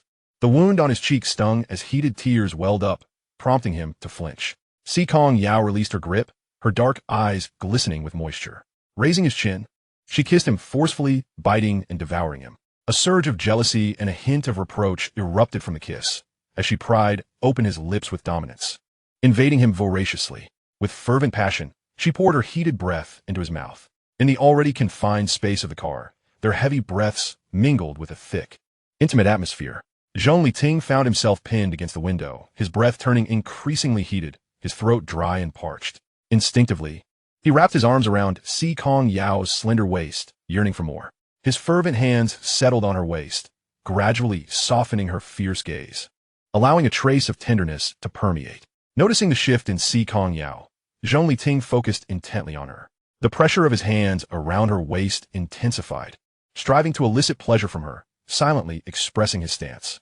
After a prolonged moment, Si Kongyao leaned against Zhong Liting, her beautiful eyes half closed, her chest rising and falling rapidly. "Do you believe me if I say I no longer have feelings for Su Qingqian?" Zhong Liting's hands continued to roam over her form, occasionally exploring sensitive areas. The woman in his embrace closed her eyes, seemingly weary of explanations. Zhong Liting felt a profound sense of despair, his movements coming to a halt as he surrendered to his fate. You know what I desire? Si Kongyao leaned closer, her gaze languorous and alluring. In an effort to ensure Si Kongyao heard his explanation, Zhong Liting resolved to seduce her. After all, he was suffering as well. In the next moment, Si Kongyao found herself beneath him. Zhong Liting surveyed the relatively spacious interior, looking down upon her disheveled form. With a malicious smirk, he proclaimed, "You brought this upon yourself." To his surprise, Si Kongyao appeared unusually exhilarated, the madness lurking in her eyes nearly twisted. Gently brushing her features, she whispered, "Every breath you take pulls me deeper into despair. My dear, there is no escape for you." 2 hours later, Zhong Liting opened the car window to disperse the lingering absurdity, recounting the events that transpired. "I genuinely only went to celebrate Lu Jinan's birthday. It was not to see Su Qingqian." He nearly swore to the heavens. Si Kongyao replied softly, her level of engagement unclear. In the front passenger seat, when Xu Hua dared not turn around, her heart racing with excitement. The car ride with the president and her companion had finally concluded. Thankfully, she was seated beside her sister. Had it been a man, the embarrassment would have been unbearable. She hardly dared to contemplate the fact that the president was solely focused on his own enjoyment, completely disregarding their well-being. Clearing her throat, she calmly recounted the events. The shoes Mr. Zhong selected were men's, presumably intended for the young master of the Lu family. As for how the altercation began, I truly do not know. At the time, I was in the car with binoculars, and I saw old Master Lu bringing security upstairs, prompting me to call my sister immediately. Zhong Liting collapsed onto the bed, sleeping soundly until he regained his strength, feeling somewhat better afterward.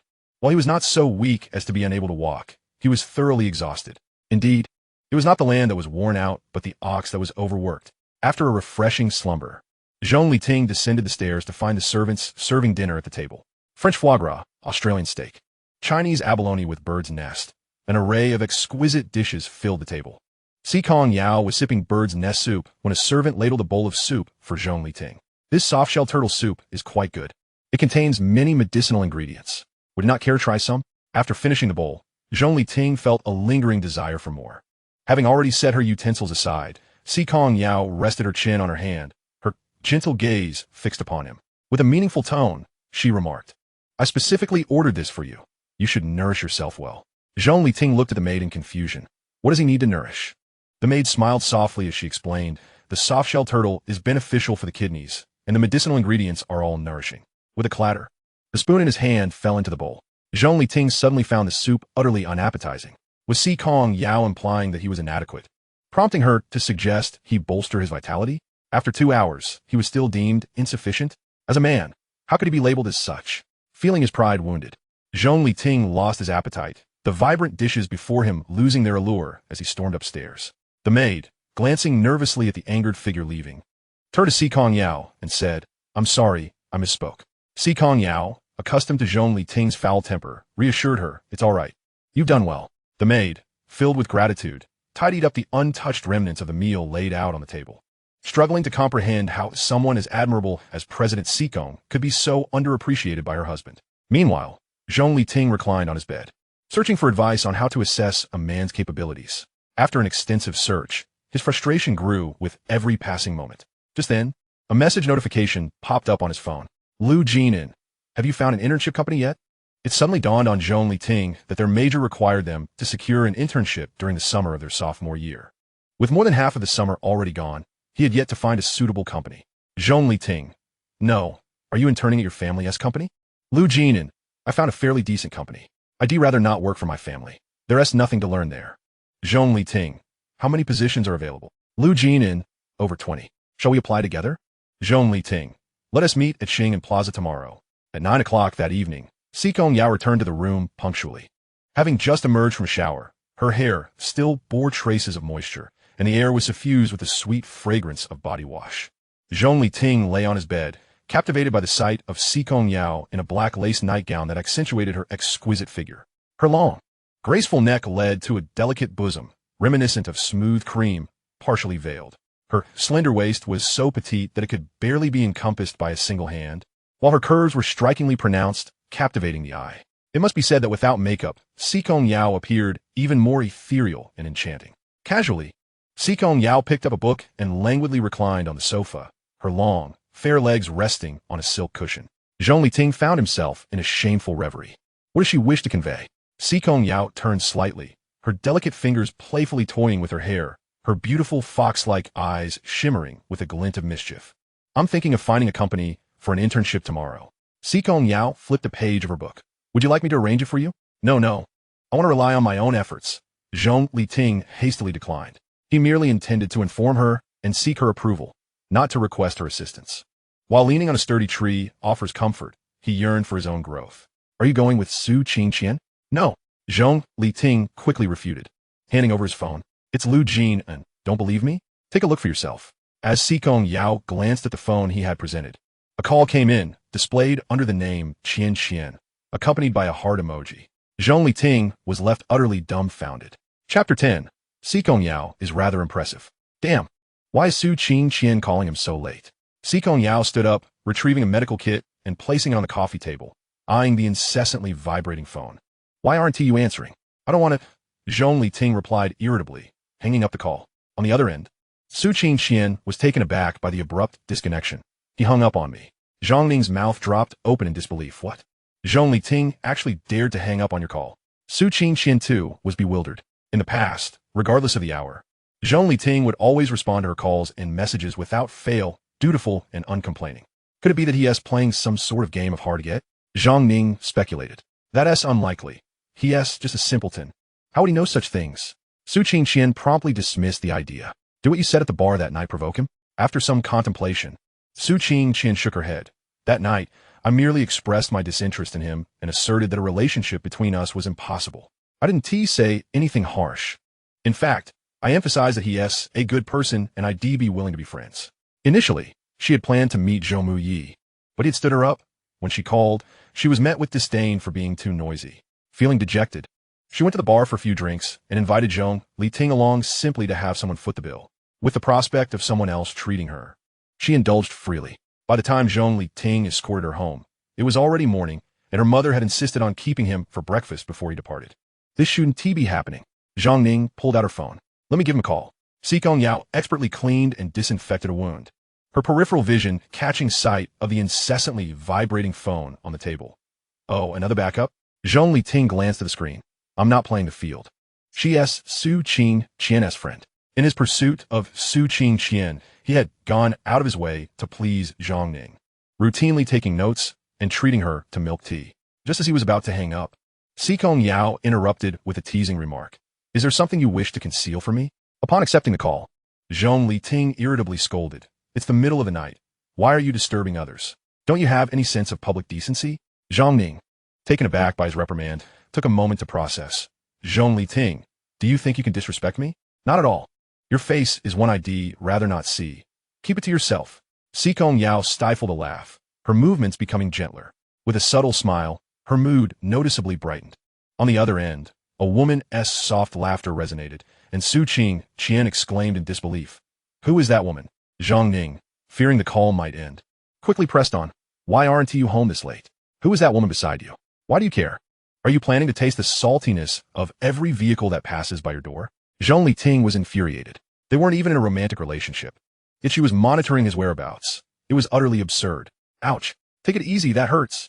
Si Kongyao applied more pressure while cleaning the wound, causing Zhong Liting to yelp in pain. If you call me baby, I'll go easy on you, Si Kongyao teased, seemingly indifferent to the phone call still in progress.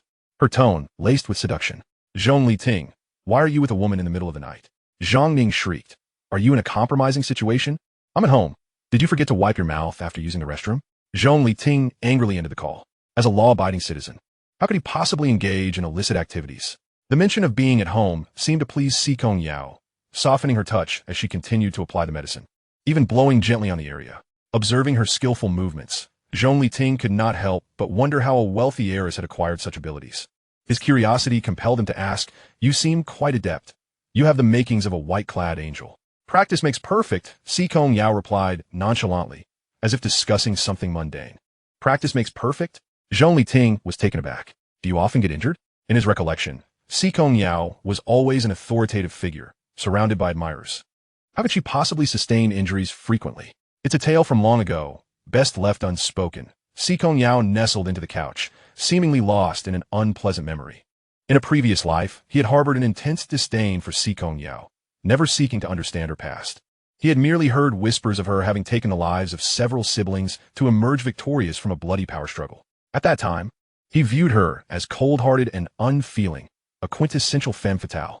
However, reflecting on his past experiences, he realized Si Kongyao had not been as malevolent as he had once believed. Aside from imprisoning him and breaking his legs, she had not committed any heinous acts against him. Compared to Su Qingqian's treachery, Si Kongyao had treated him rather well, providing him with the finest educational resources and living conditions, even paving the way for his future endeavors post-graduation.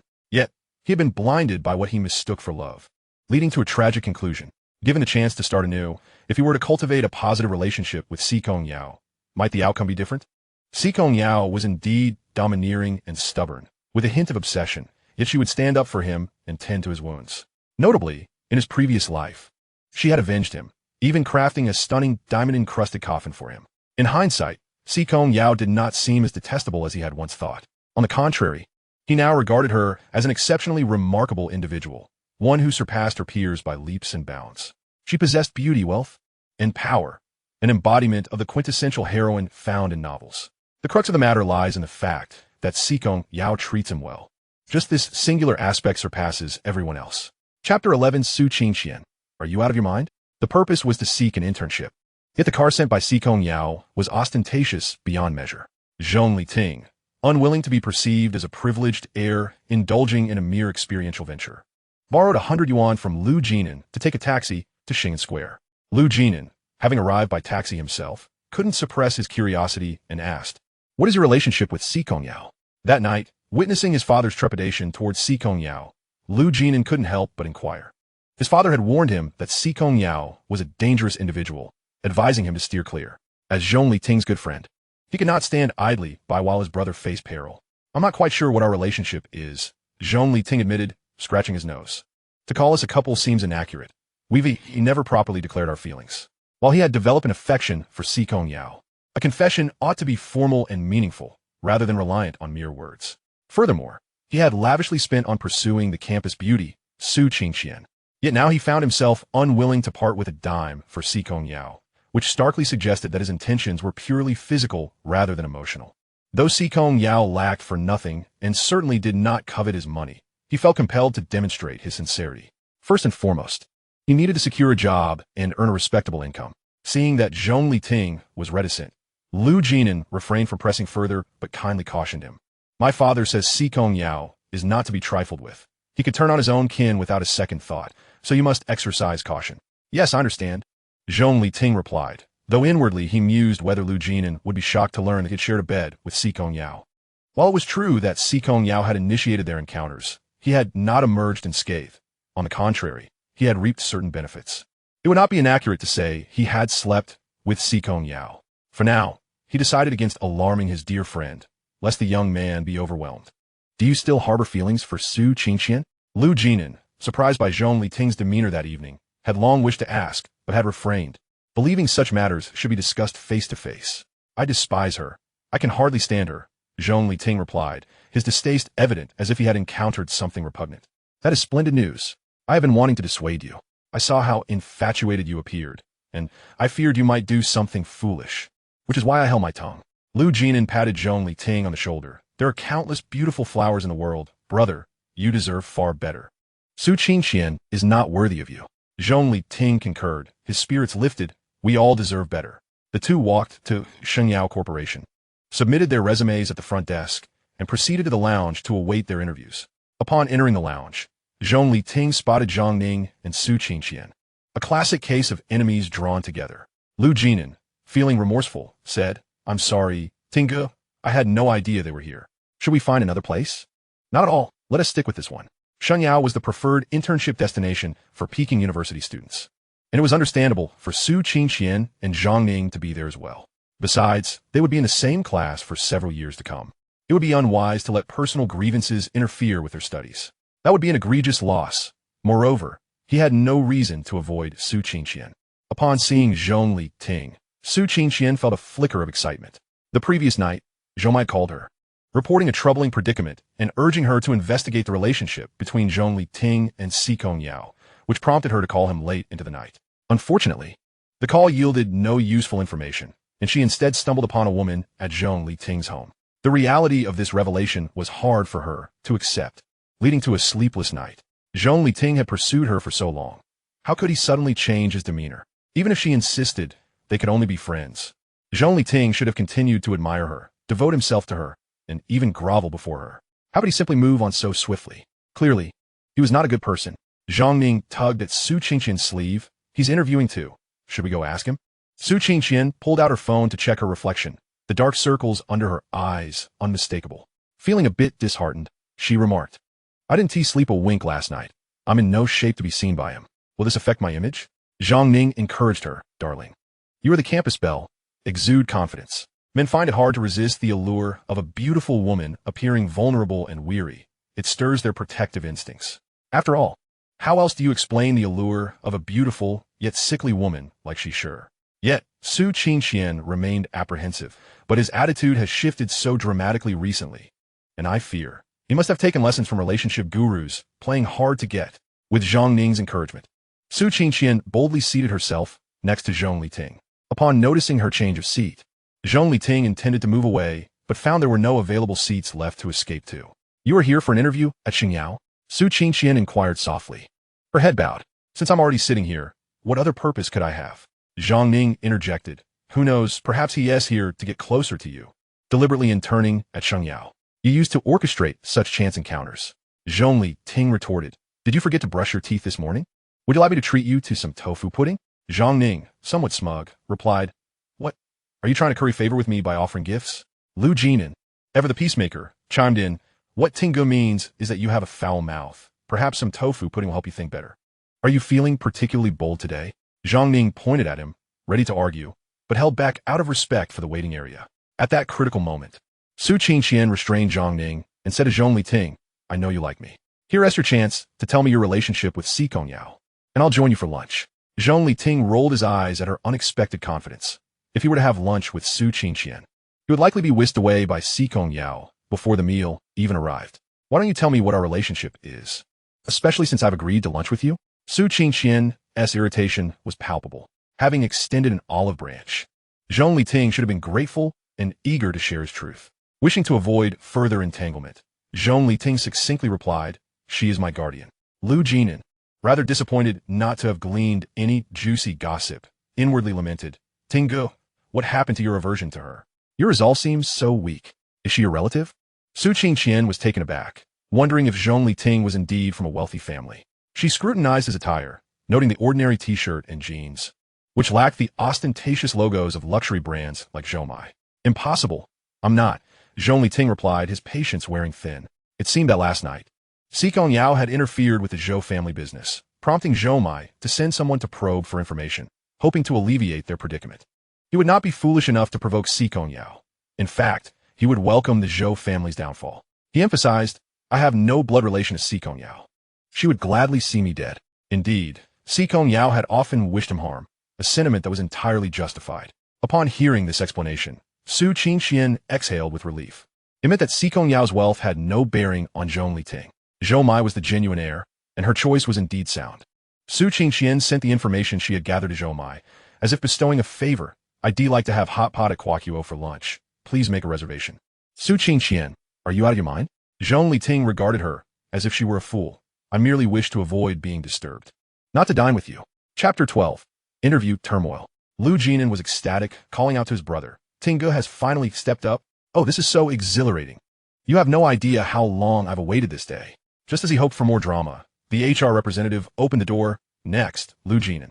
Entering the interview room, he glanced back every few steps, feeling disoriented and entirely out of sorts as he answered all of HR's questions. Uncertainty loomed over the prospect of being selected.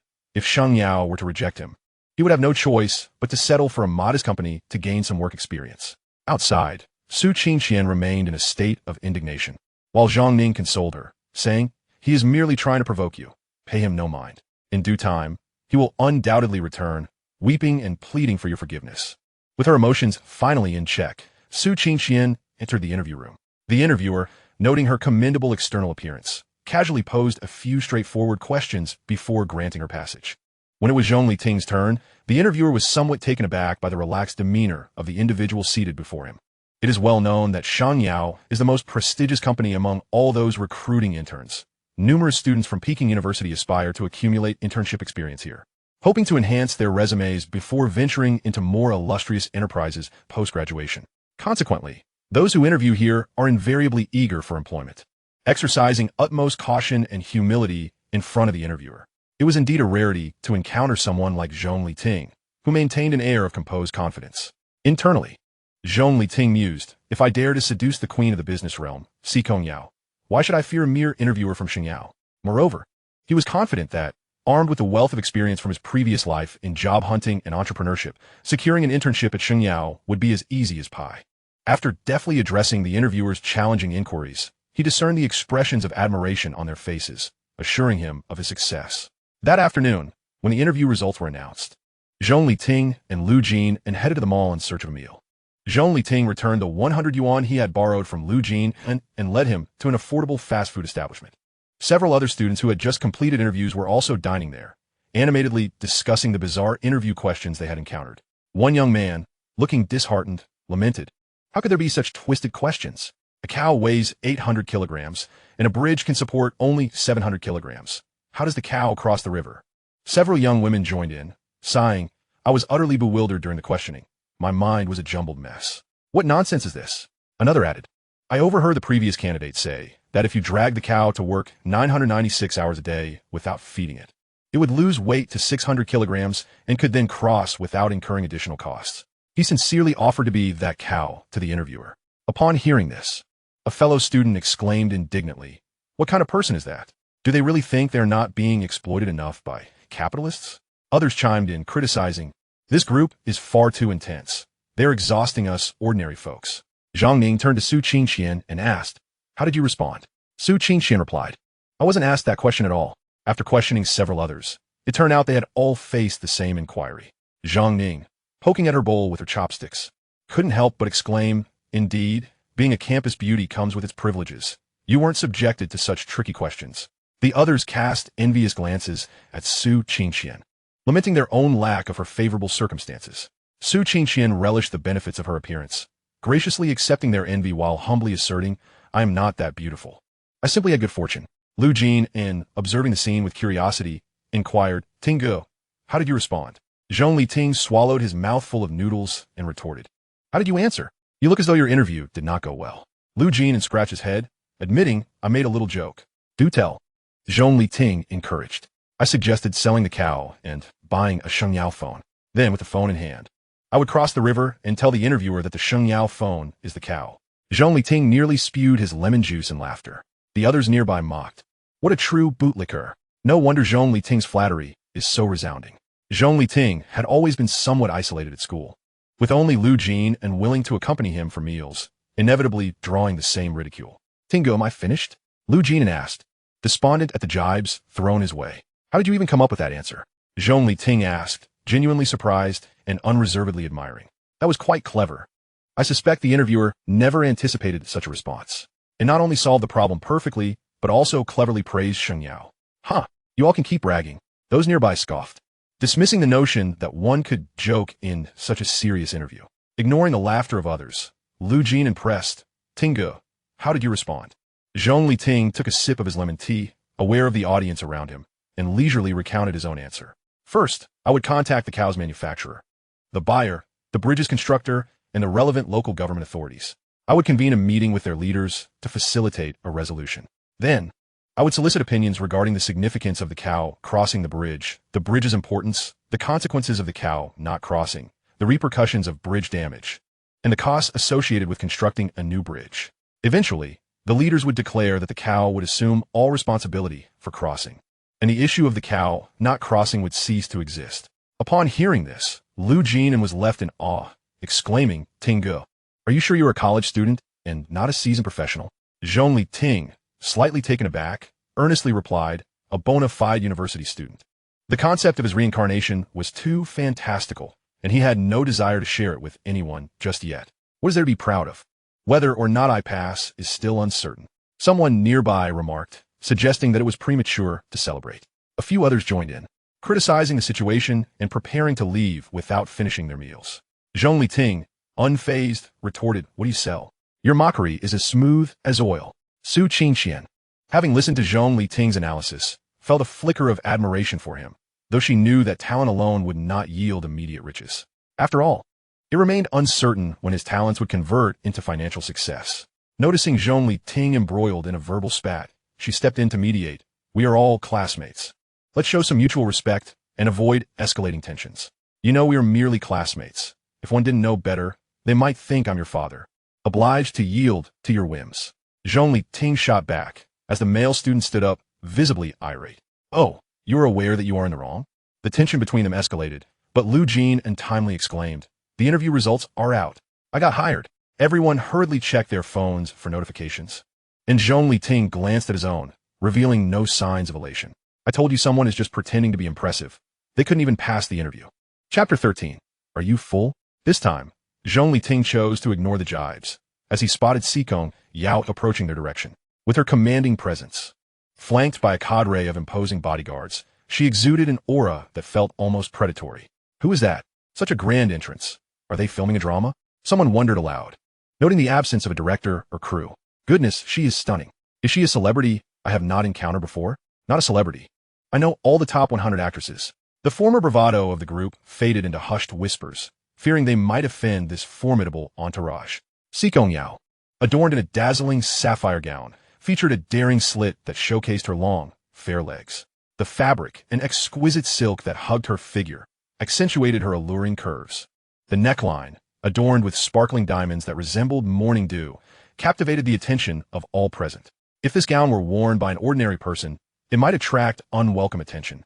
But on Si Kongyao, the only response was awe. No one dared harbor any impure thoughts, especially with the presence of her numerous muscular bodyguards surrounding her. A group of young women whispered among themselves, "Whose daughter is this?" The exquisite gemstone necklace from Van Cleef Arpels adorning her neck is truly stunning, surely worth millions. And the Cartier bracelet on her wrist must be worth hundreds of thousands.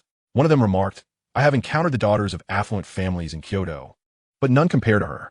Jiang Shanshan spoke with evident pride. "You've seen her? Where?" The surrounding group gazed at her with envy. "At a charity gala," Jiang Shanshan replied, her expression slightly uneasy. That day, she had been working part-time, serving dishes, and had merely caught a glimpse of a prominent heiress from a capital circle. She was certain that there was no one named Si Kongyao among them. "Her aura is overwhelming. I felt a suffocating pressure," she continued. "That dress is the latest collection from Balenciaga, yet it seems somehow different. The Model S version lacks this quality, and the neckline isn't adorned with diamonds." Zhang Ning whispered, "With so many bodyguards, surely she wouldn't settle for a high imitation?" It took Su Qingqian a while to respond with her status. How could she possibly wear counterfeit? There is but one possibility. It is a bespoke creation, tailored specifically for her by Balenciaga. Su Qingqian felt a wave of dizziness wash over her. A scene straight out of a novel had manifested before her eyes. Every night before sleep, she would fantasize about being a daughter of a wealthy family, adorned in endless luxurious haute couture, residing in a beautiful castle. She wouldn't have to seek out those less significant young masters from affluent families, nor would she need to exert herself to marry into high society. Yet upon awakening the next day, she found herself still in her cramped bedroom, the walls yellowing with age. Her parents were merely ordinary workers. In such moments, she could only console herself, grateful for her beauty, believing that it could enable her to transcend social classes. It was only upon encountering Si Kongyao again today that she realized the depths of her own inadequacy. On that day at the Liu family's gathering, the bodyguards had shielded her from view, and she had only caught a fleeting glimpse, failing to discern Si Kongyao true appearance. Today, however, having seen her face on, even from a distance, was enough to instill a sense of inferiority within her. Throughout her life, she had always been the most beautiful and striking presence in any crowd. Yet now she recognized that there were indeed realms beyond her own. She had been the center of attention only because Si Kongyao was absent. Had she been present, the spotlight would surely have shifted. A sudden sense of relief washed over her. Si Kongyao was not a student at Peking University, otherwise. Her title as the campus belle would likely be at risk. Without that title, Her dreams of marrying into a wealthy family would surely face additional hurdles. The gazes that once lingered on her now unanimously gravitated towards Si Kongyao, the admiration starkly different from the once covetous glances cast her way. In the presence of Si Kongyao, her only source of pride, her beauty seemed utterly inconsequential. Her delicate charm was powerless against the commanding presence of Si Kongyao, a true queen. Moreover, for Si Kongyao, beauty was likely the least remarkable trait she possessed. Zhong Ning observed her faltering best friend and comforted her. She looks older than you. Perhaps her beauty is a result of technology and hard work. This statement soothed Su Qingqian and served as her own form of consolation.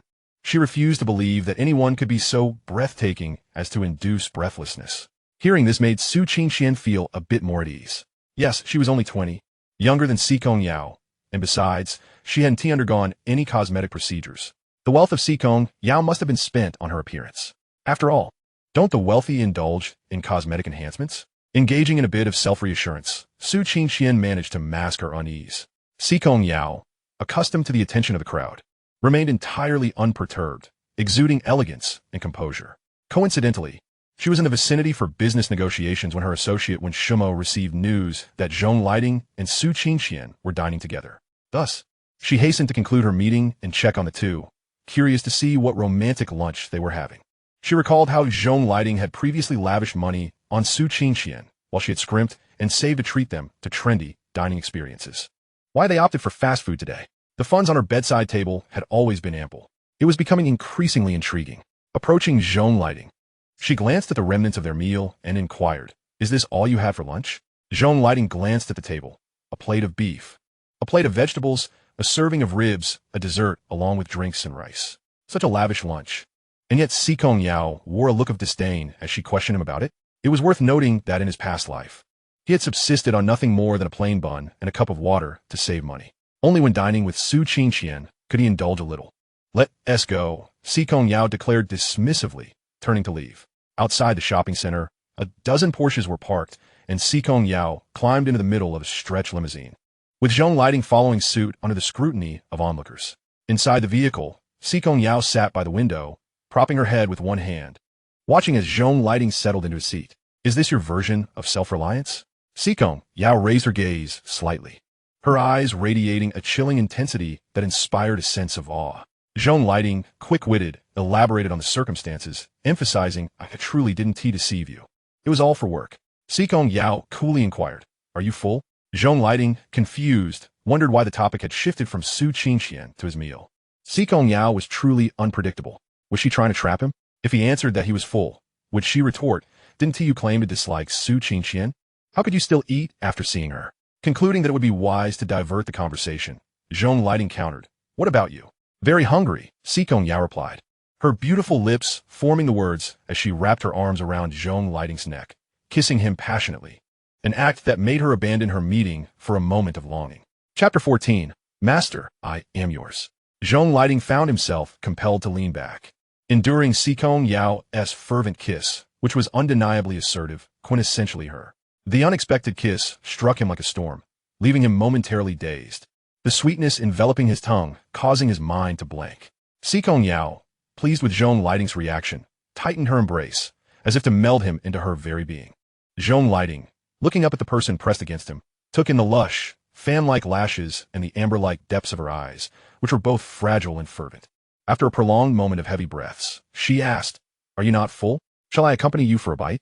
Zhong Liting, suppressing a wave of heat, sought to maintain his composure. "Sure." Si Kongyao's reddened eyes fixed intently on him, as if parched, causing Zhong Liting's throat to constrict and his breath to quicken. "What do you want?" "I'm hungry," Si Kongyao replied with a mischievous smile, deftly unbuttoning his shirt. "Didn't you say you'd accompany me for a bite? Or are you going back on your word?" Zhong Liting fell silent. As a naive college student, he genuinely failed to grasp the implications behind Si Kongyao's words about being hungry, until his clothing was stripped away. His shirt and tie were carelessly tossed onto the adjacent seat, suggesting that she intended to devour him whole. "What? Do you still wish to maintain your chastity for your campus belle?" Si Kongyao's hand caressed Zhong Liting's face before she bit into his neck, drawing blood before relenting. "Ouch! Ouch, ouch!" Zhong Liting cried, tears welling as he touched the wound. "What the hell, I'm bleeding." Had she bitten down a bit harder, just a fraction off target, and he might have met his end today. In that moment, Si Kongyao resembled the enchanting yet perilous flower blooming along the road to the underworld, beautiful and deadly, indifferent to the lives of others, pursuing only her desires. I truly did not dine with Su Qingqian. I was with Lu Jinan, a man. Zhong Liting pressed a hand against his bleeding wound, beads of sweat forming on his forehead. Si Kongyao's lips curled into a sickly, sweet smile. Her voice hoarse yet laced with possessiveness. A man cannot share the same plate of food with you. You belong solely to me. Damn. Zhong Liting inwardly lamented. I'm a straight man, attracted to women. I'm not gay. Did Si Kongyao truly feel the need to guard against men? Perhaps sensing Zhong Liting's intentions, Si Kongyao's delicate, pale fingers traced the contours of a face, akin to an artist meticulously sculpting a masterpiece. Her words were laced with a morbid fervor. You are the sole light in my life. To keep you by my side, I would sacrifice everything, even my life. Was this madness? Gazing into the bloodshot eyes of the person before her, Zhong Liting could not afford to dwell on the bleeding wound on his neck. Calming him was the immediate priority. Master, I am yours. With that, Zhong Liting grasped the back of Si Kongyao's head with one hand, while encircling her waist with the other, pulling her close. He kissed her deeply. As the air thickened with their shared hormones, a relentless tide of longing crashing against their reason. Si Kongyao had long forgotten her original purpose of confronting Zhong Liting, lost in the intoxicating satisfaction of his kiss. Especially after his recent declaration, she felt a surge of exhilaration. Her body trembled violently, her rationality slipping away, consumed by the desire for love. Meanwhile, when Shu Hua, driving, felt her cheeks flush, is this starting again? When Shu Mo, in the passenger seat, timely reminded, slow down, we're heading back to the castle. She glanced at the time. Driving slowly back to the castle would align perfectly. The vehicle cruised steadily, its occupants oblivious to their surroundings as they kissed. Lost in a dizzying haze, Si Kongyao felt her blood boiling, her heart racing uncontrollably. Zhong Liting was no better. Feeling as if his body were under the sway of an overwhelming desire, every cell clamoring for contact with Si Kongyao. After more than an hour, the rear window of the car slid open. Moments later, they arrived at the castle's entrance. The grand doors creaked open, revealing a magnificent European-style castle. Zhong Liting regarded Si Kongyao's glistening, flushed face and inquired, are there clothes in the car, or shall I carry you down? The recent intensity of their encounter had left Si Kongyao's dress in tatters, barely offering any coverage, let alone the ability to walk in it. As when Shu Hua prepared to retrieve spare clothes from the trunk, she was halted by when Shu Mo. There are no spare clothes in the president's car.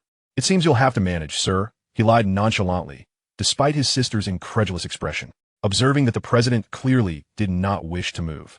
It was evident that spare clothes were not intended for this vehicle. When Shu Mo exited first, clearing the area of castle staff while waiting at the door for the duo to alight. You need to stock up on spare outfits in this car, Zhong Liting remarked, wrapping his coat around Si Kongyao. Given their propensity for spontaneous escapades, it was prudent to have several changes of clothing on hand. Don't want to carry me? Si Kongyao teased, playfully biting at her already healed wound. Zhong Liting inhaled sharply. No. It's just that I fear it may be inconvenient outside. After settling Si Kongyao onto the bedroom bed, she leisurely stated, what I desire can be delivered to me within 10 minutes, no matter the location. Zhong Liting was rendered speechless. Such was the audacity of the wealthy. After a bath, Si Kongyao had vanished, and Zhong Liting returned to the company to prepare for work. Upon arrival, he found himself amidst an intern training session and casually chose a seat. Following the training, the department head instructed the interns to form teams, splitting them into groups A and B. The group with the best performance would earn certificates of excellence and a bonus of 50,000 yuan. As the interns deliberated over which group to join, the supervisor brought in Zhou Muyi, cheerfully announcing, this is the second son of the Zhou family, who will also be interning with you. Noticing Zhong Liting had selected Group B, Zhou Muyi unabashedly chose Group A, mocking, some people are simply suited for Group B. It fits them perfectly. Zhong Liting ignored Zhou Muye's deliberate provocation, focusing instead on his phone. Si Kongyao had undoubtedly caused considerable trouble for the Zhou family's business, and he could not afford to create further complications. Rather than engaging in verbal sparring, he aimed to ensure Zhou Muyi would be soundly defeated. Su Qingqian pondered briefly before aligning herself with Zhou Muye's Group A. Given Si Kongyao's assertive demeanor in the marketplace, she perceived her as a strict guardian, likely to be less than favorable toward Zhong Liting. Moreover, Zhong Liting himself had stated that Si Kongyao would go to great lengths to eliminate him. Thus, Prioritizing the certain wealth behind Zhou Muyi over Zhong Liting's uncertain fortunes was the pragmatic choice. Chapter 15. The President's Passion Clouding Judgment. Lu Jin glanced at the 6 members of Group A: Zhou Muyi, Su Qingqian, Fu Shun, Zhang Ning, Lu Yinchuan, and Jiang Shanshan. In contrast, Zhong Liting's group consisted solely of Wang Ji and himself, totaling 3. Well, they were clearly outnumbered. Prepare to come in last, he thought. The members of Group 8 gathered their belongings, strutting confidently behind Zhou Muyi. The supervisor's respectful demeanor towards Zhou Muyi suggested that special instructions had been given to ensure his care. The Zhou family's young master was merely there to make an appearance. Besides, Zhou Muyi had not even interviewed. To claim he lacked connections would be laughable. Everyone's thoughts were racing. Aligning with Zhou Muyi would undoubtedly guarantee the bonus. Zhong Liting, intrigued, asked Wang Ji, "Why aren't you joining Group A?" Wang Ji responded candidly, "There are too many people in Zhou Muyi's group. Even if we win, the bonus would be negligible. It's better join you and take a chance. Besides, I cannot stand Zhou Muyi's entitled demeanor. Let us split the bonus 3 ways." Zhong Liting proposed eagerly. 50,000 yuan divided among 3 would yield around 16,000 each, a considerable sum when combined with 2 months' internship salary, totaling nearly 20,000. Each group received a packet of information detailing their task: to devise a promotional plan for Shengyao's new NT flagship smartphone, highlighting its features and selling points. Zhong Liting created a group chat for the 3 of them, assigning tasks to collaborate and ultimately consolidate their efforts into a single presentation. After work that afternoon, Zhong Liting returned to the castle and retreated to his study, immersing himself in work. In his previous life, he had not interned at Shengyao, but had instead engaged in more lucrative tutoring jobs, sometimes earning 1,000 yuan in a single day, much faster than an office job.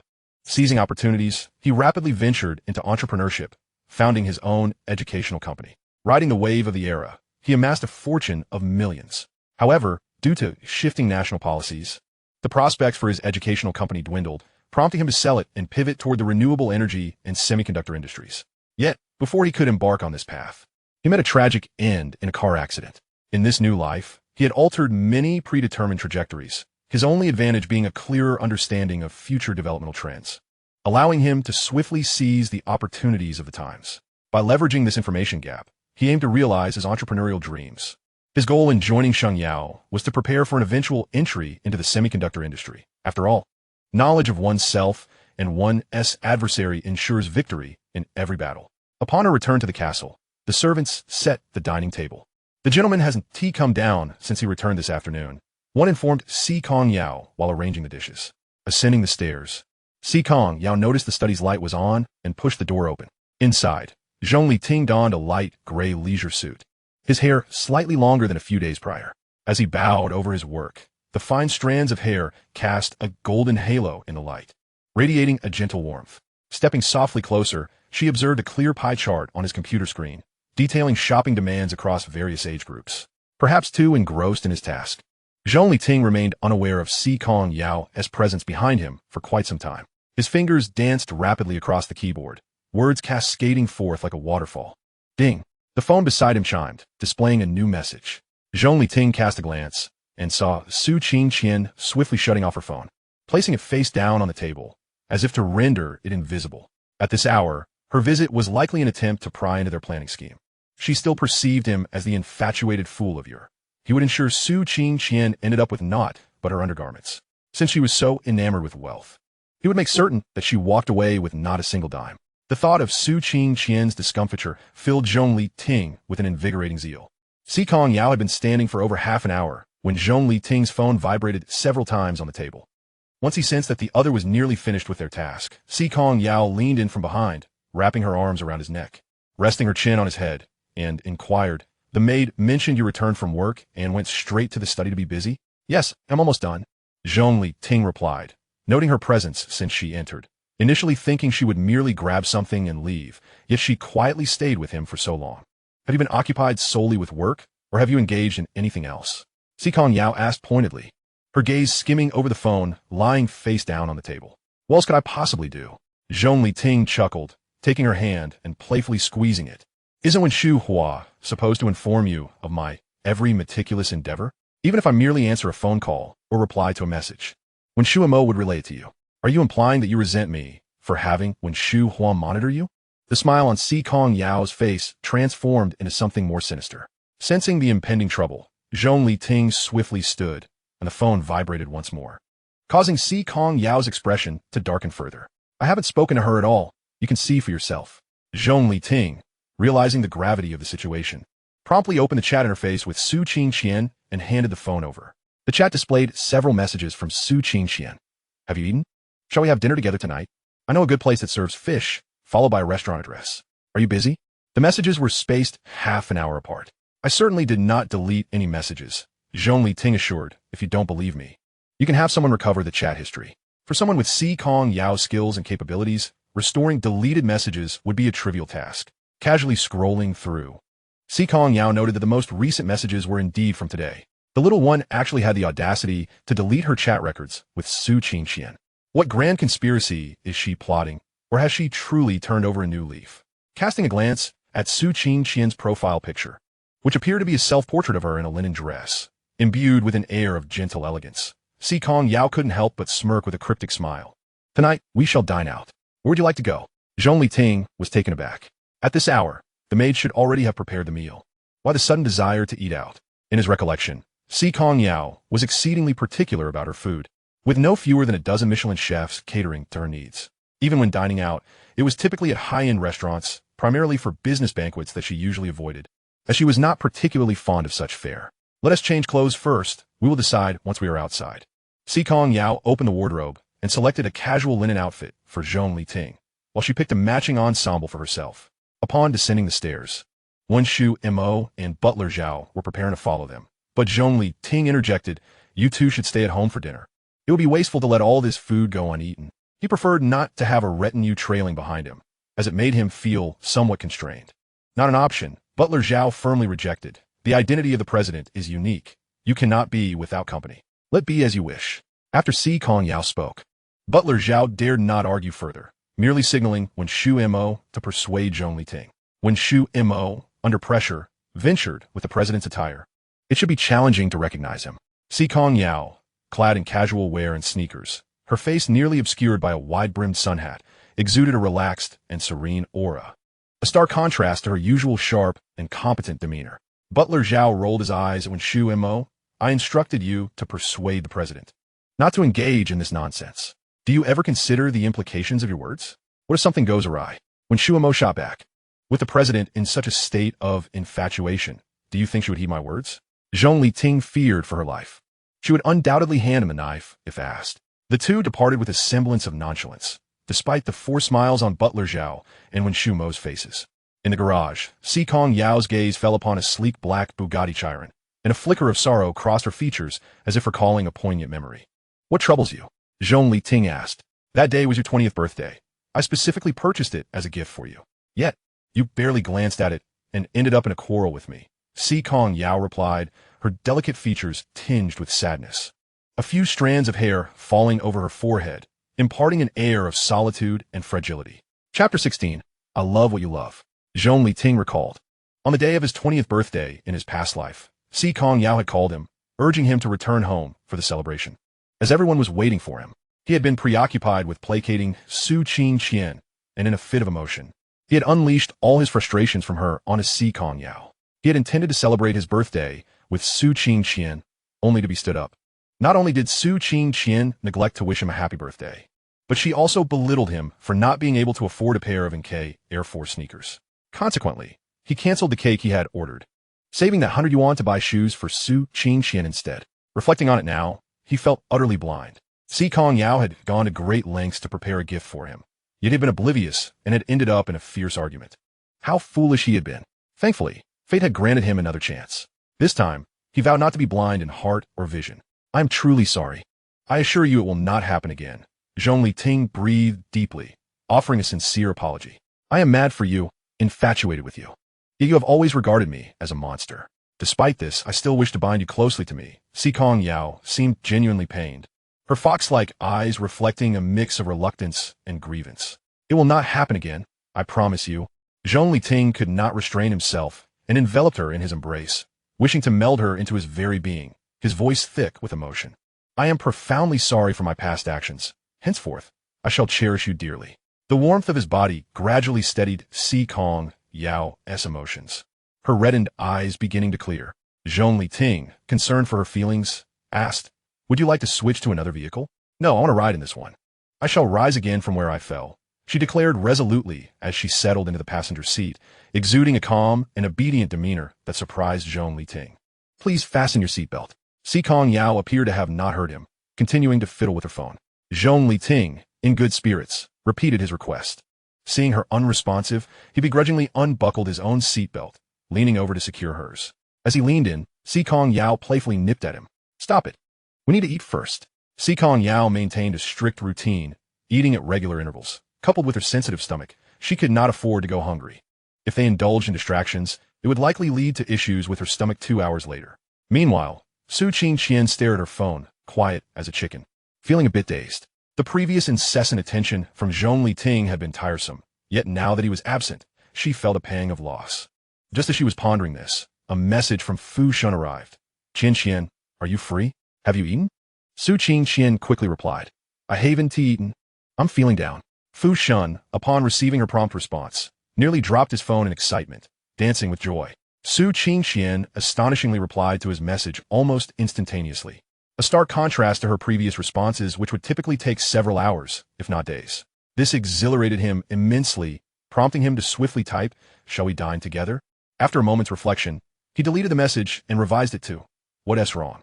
Do you need my company for a meal to unwind?" accompanied by an adorable emoji.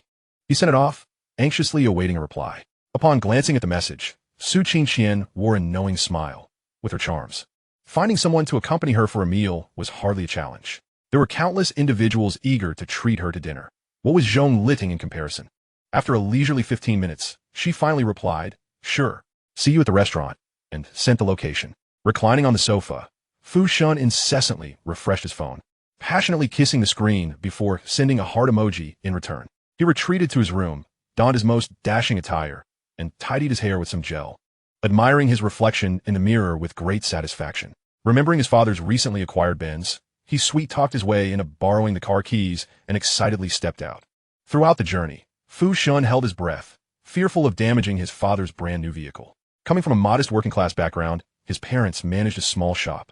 They had traded in an old Volkswagen, riddled with issues after years of service, and recently splurged $400,000 on the Benz. He had longed to showcase it at school, and today provided him the perfect opportunity to impress Su Qingqian. Though the Benz couldn't rival Zhou Mai's luxury car, it was still a considerable upgrade compared to Zhong Liting's nothingness. After all, a Benz could still be considered a luxury vehicle. Humming a cheerful tune, he arrived at the location Su Qingqian had sent, parking the car in the most conspicuous spot at the entrance. Upon entering the establishment, Fu Shun perused the menu and was immediately struck by the exorbitant prices, flinching at the thought of a simple base costing over 300. Were they trying to rob him? The cheapest vegetable dish was priced at 40, while drinks were upwards of 30. A meal for two would easily exceed 600 or 700. He had anticipated a bill of merely 200 or 300. After all, Su Qingqian was the school belle.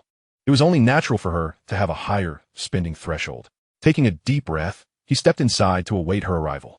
Meanwhile, Zhong Liting listened to Si Kongyao's directions and, upon arriving at the restaurant, realized it was indeed the place Su Qingqian had invited him to. Well, it seemed that women were indeed both jealous and vengeful. He had thought that matter had been put to rest, yet it appeared to have only just begun. He couldn't deny that he found this version of Si Kongyao rather appealing. Unlike her usual haughty demeanor, her childlike pettiness was undeniably endearing. "You should be quite familiar with this place. Do you truly need me to guide you?" Si Kongyao gazed innocently at the slightly distracted Zhong Liting with her fox-like eyes. Zhong Liting gently tucked a strand of her hair behind her ear and unfastened her seatbelt, replying, "I've only been here once, so I'm not very familiar." Technically speaking, in this lifetime, he had indeed only visited once. That occasion had been Su Qingqian's birthday, when Zhou Mai had invited everyone out to celebrate, specifically requesting his presence. After all, he was the source of amusement for the group. Without him, the gathering would lack its soul. Noticing a flicker of discomfort in Zhong Liting's expression, Si Kongyao inquired, "Do you not like this place?" "Not at all, as long as you enjoy it," he replied, parking beside Fu Shun's Benz. As they entered the restaurant, they were warmly welcomed by the staff. Zhong Liting knew Si Kongyao preferred quieter, less crowded environments, so he asked the server, "Are there any private rooms available?" The server hesitated. "Private rooms require a reservation. and they are all fully booked today. Si Kongyao leaned against Zhong Liting. Let us just sit in the main hall. He handed her the menu. Choose whatever you would like. Si Kongyao flipped through the pages and promptly ordered a dozen dishes, prompting Zhong Liting to immediately interject. In the castle, Si Kongyao often had 34 dishes for dinner, a blend of Eastern and Western cuisines. However, ordering so many for just the two of them seemed excessively wasteful and likely to attract criticism. All right then. Her compliance eased Zhong Liting's earlier reservations about the establishment. Before long, the server brought all the dishes, and Zhong Liting noticed that each dish was one of his favorites. Both touched and a bit reproachful, he asked, "Why didn't you order anything you like?" Si Kongyao pushed a fish dish towards him. "I adore everything you love." Zhong Liting felt a lump in his throat. How fortunate he was to have encountered someone whose heart and mind were solely focused on him. Si Kongyao, wearing a hat and lowering her head, earnestly savored her meal. Though clad in simple casual attire, her striking beauty remained undeniable, drawing the attention of many. The staff seemed particularly attentive, frequently refilling their drinks. Who wouldn't appreciate such a captivating pairing of handsome and beautiful? Zhong Liting selected some beef for Si Kongyao, just as she offered him a piece of fish, expertly deboned. They exchanged smiles, and even in silence, the moment felt profoundly beautiful. In the past, when dining with Su Qingqian, he would always serve her first, meticulously removing bones and undesirable ingredients to avoid the label of being inconsiderate. Only after ensuring she was satisfied could he pick at the leftovers she left uneaten. Su Qingqian had never shown patience to wait for him to finish, the moment she displayed even a hint of impatience. He would hastily set down his chopsticks and cover the bill, even if it meant leaving behind delicious dishes that he longed to savor. Si Kongyao, a true heiress, was accustomed to having servants cater to her at home. Dining out could have been a guilt-free indulgence, yet she chose not to allow that. It became evident that a healthy relationship was one of mutual effort and care, rather than a one-sided devotion where the man simply catered to the woman like a princess. She would nibble on the sweet ends of strawberries while he settled for the less desirable bits. A good relationship, much like what Si Kongyao exemplified, existed on equal footing, an exchange of hearts. After their meal, Zhong Liting summoned the server to settle the bill, only to realize the disheartening truth. He had forgotten to bring any money, with just a meager some of few yuan in his mobile wallets. It was certainly insufficient to cover their meal. Embarrassed, he glanced at Si Kongyao and asked, "Could you perhaps pay for this?" The server couldn't help but find humor in the situation, handing over the bill with a sympathetic look directed at Si Kongyao. How could such a handsome man be caught without money, expecting a woman to foot the bill? What a cat! Little did they know. Si Kongyao was elated that Zhong Liting had approached her for assistance, making her feel needed, which brought her immense satisfaction. Just as the server harbored thoughts of indignation, she witnessed Si Kongyao, like a child receiving a sweet treat, cheerfully ask, "How do we pay?" Pointing to the QR code, the server smiled, "You can pay by scanning." Si Kongyao simply handed her phone to Zhong Liting, disinterested in such trivialities. After scanning, Zhong Liting inquired, "What is the payment password?" Si Kongyao leaned in to take a glance. "Is there a payment password needed?" Their meal had totaled over 4,000, and WeChat payments require password. "You always need a password when you transfer money to me, don't you?" Zhong Liting queried, disregarding his pride in front of the server. After all, he was already accustomed to the ridicule of living off her generosity. As expected, a hint of color blossomed on the server's face. So, he was a man living off a woman's wealth. She then took another look at Zhong Liting. With his striking features, it was hard to believe he lacked the means to support himself. Si Kongyao innocently gazed at Zhong Liting. "I don't know what the payment password is." She typically uses her phone merely to browse news, with Wen Shumo handling her WeChat messages and replies on her behalf. The messages sent to Zhong Liting and the money transfers are also conveyed through her dictation to Wen Shumo. Consequently, she is utterly oblivious to the intricacies of mobile payments. It has always been a matter of issuing commands, with others executing them to perfection, rendering her free from the burden of such mundane affairs.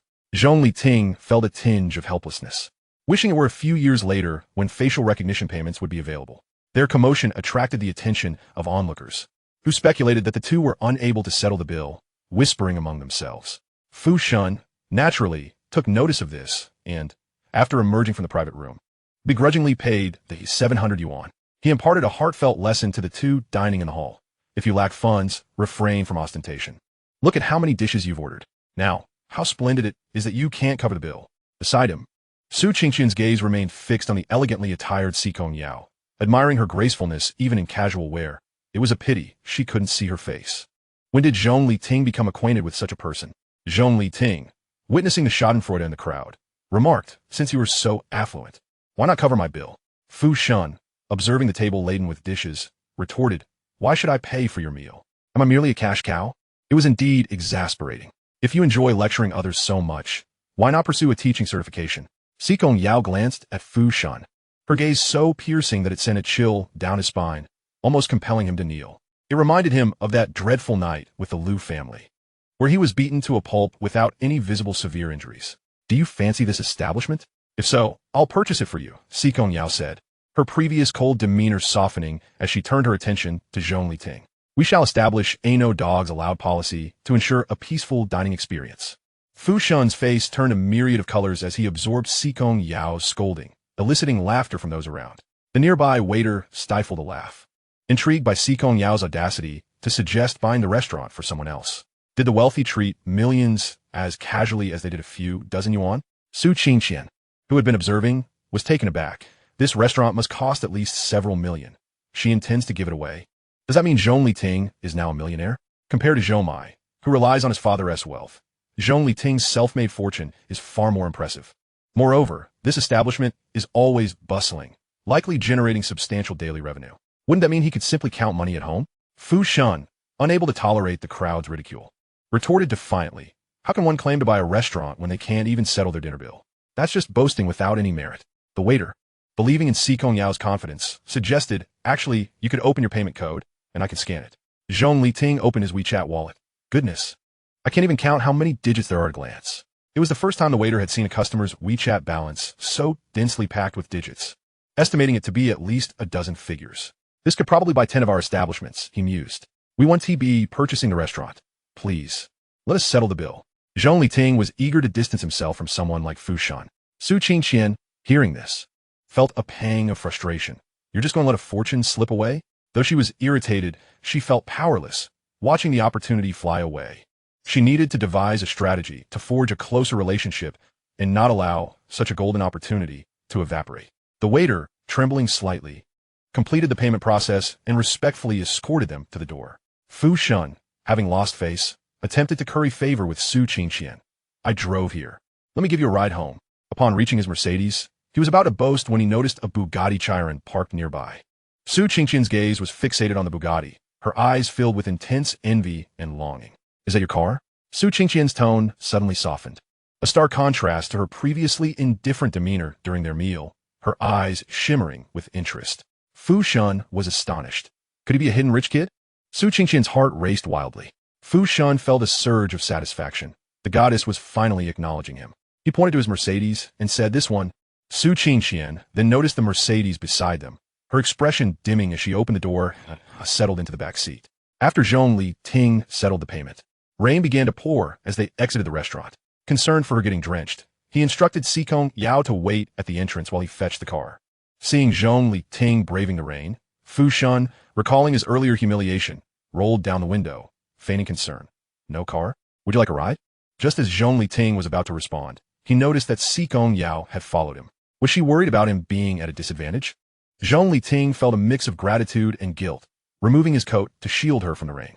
Si Kongyao cast a disapproving glance at the unrepentant Fu Shun and said earnestly, "My dear Ting, probably wouldn't be comfortable in your car."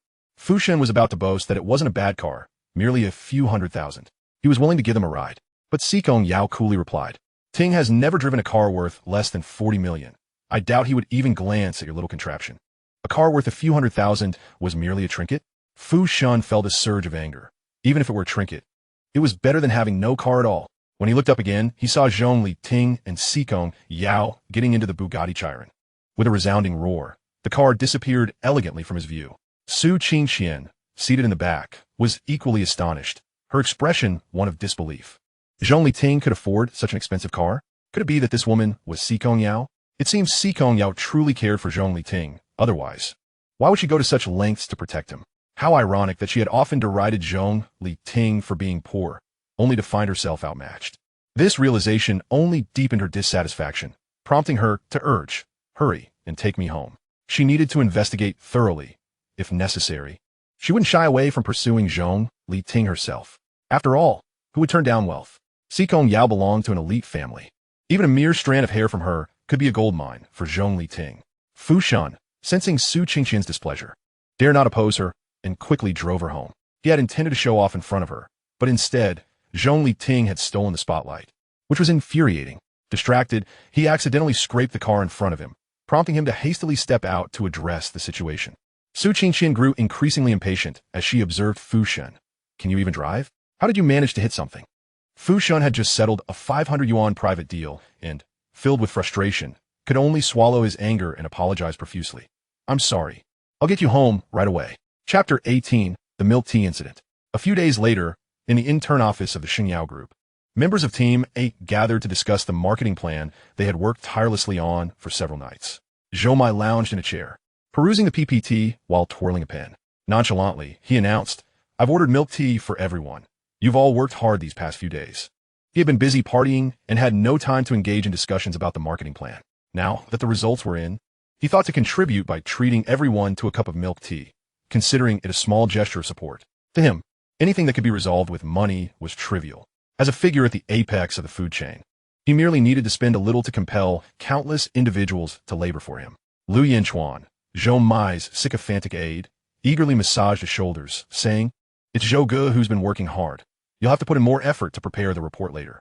This afternoon, the chairman of the group will bring along several partners, and the two teams are required to present a showcase report of their products before the chairman and the esteemed collaborators.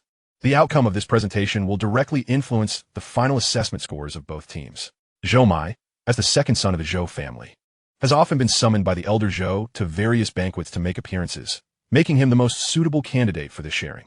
After all, compared to their group of inconspicuous individuals, Zhou Mai has at least managed to establish some recognition. In the realm of business, interpersonal relationships cannot be overlooked, and it is essential to give due respect. This is precisely why Zhou Mai, despite contributing nothing substantial, finds everyone willingly offering their results to him, eager to see him take the spotlight. Lu Jinan observed Team A, who seemed brimming with confidence as if the bonus were already within their grasp, and quietly inquired, Tingo, what are your chances? Wang Zi glanced at the slightly anxious individuals and, while tapping on the keyboard, replied softly, under normal circumstances, Our organized portion stands at 50%. However, having just reviewed Ting Ji's proposal, I would say it is at 80%.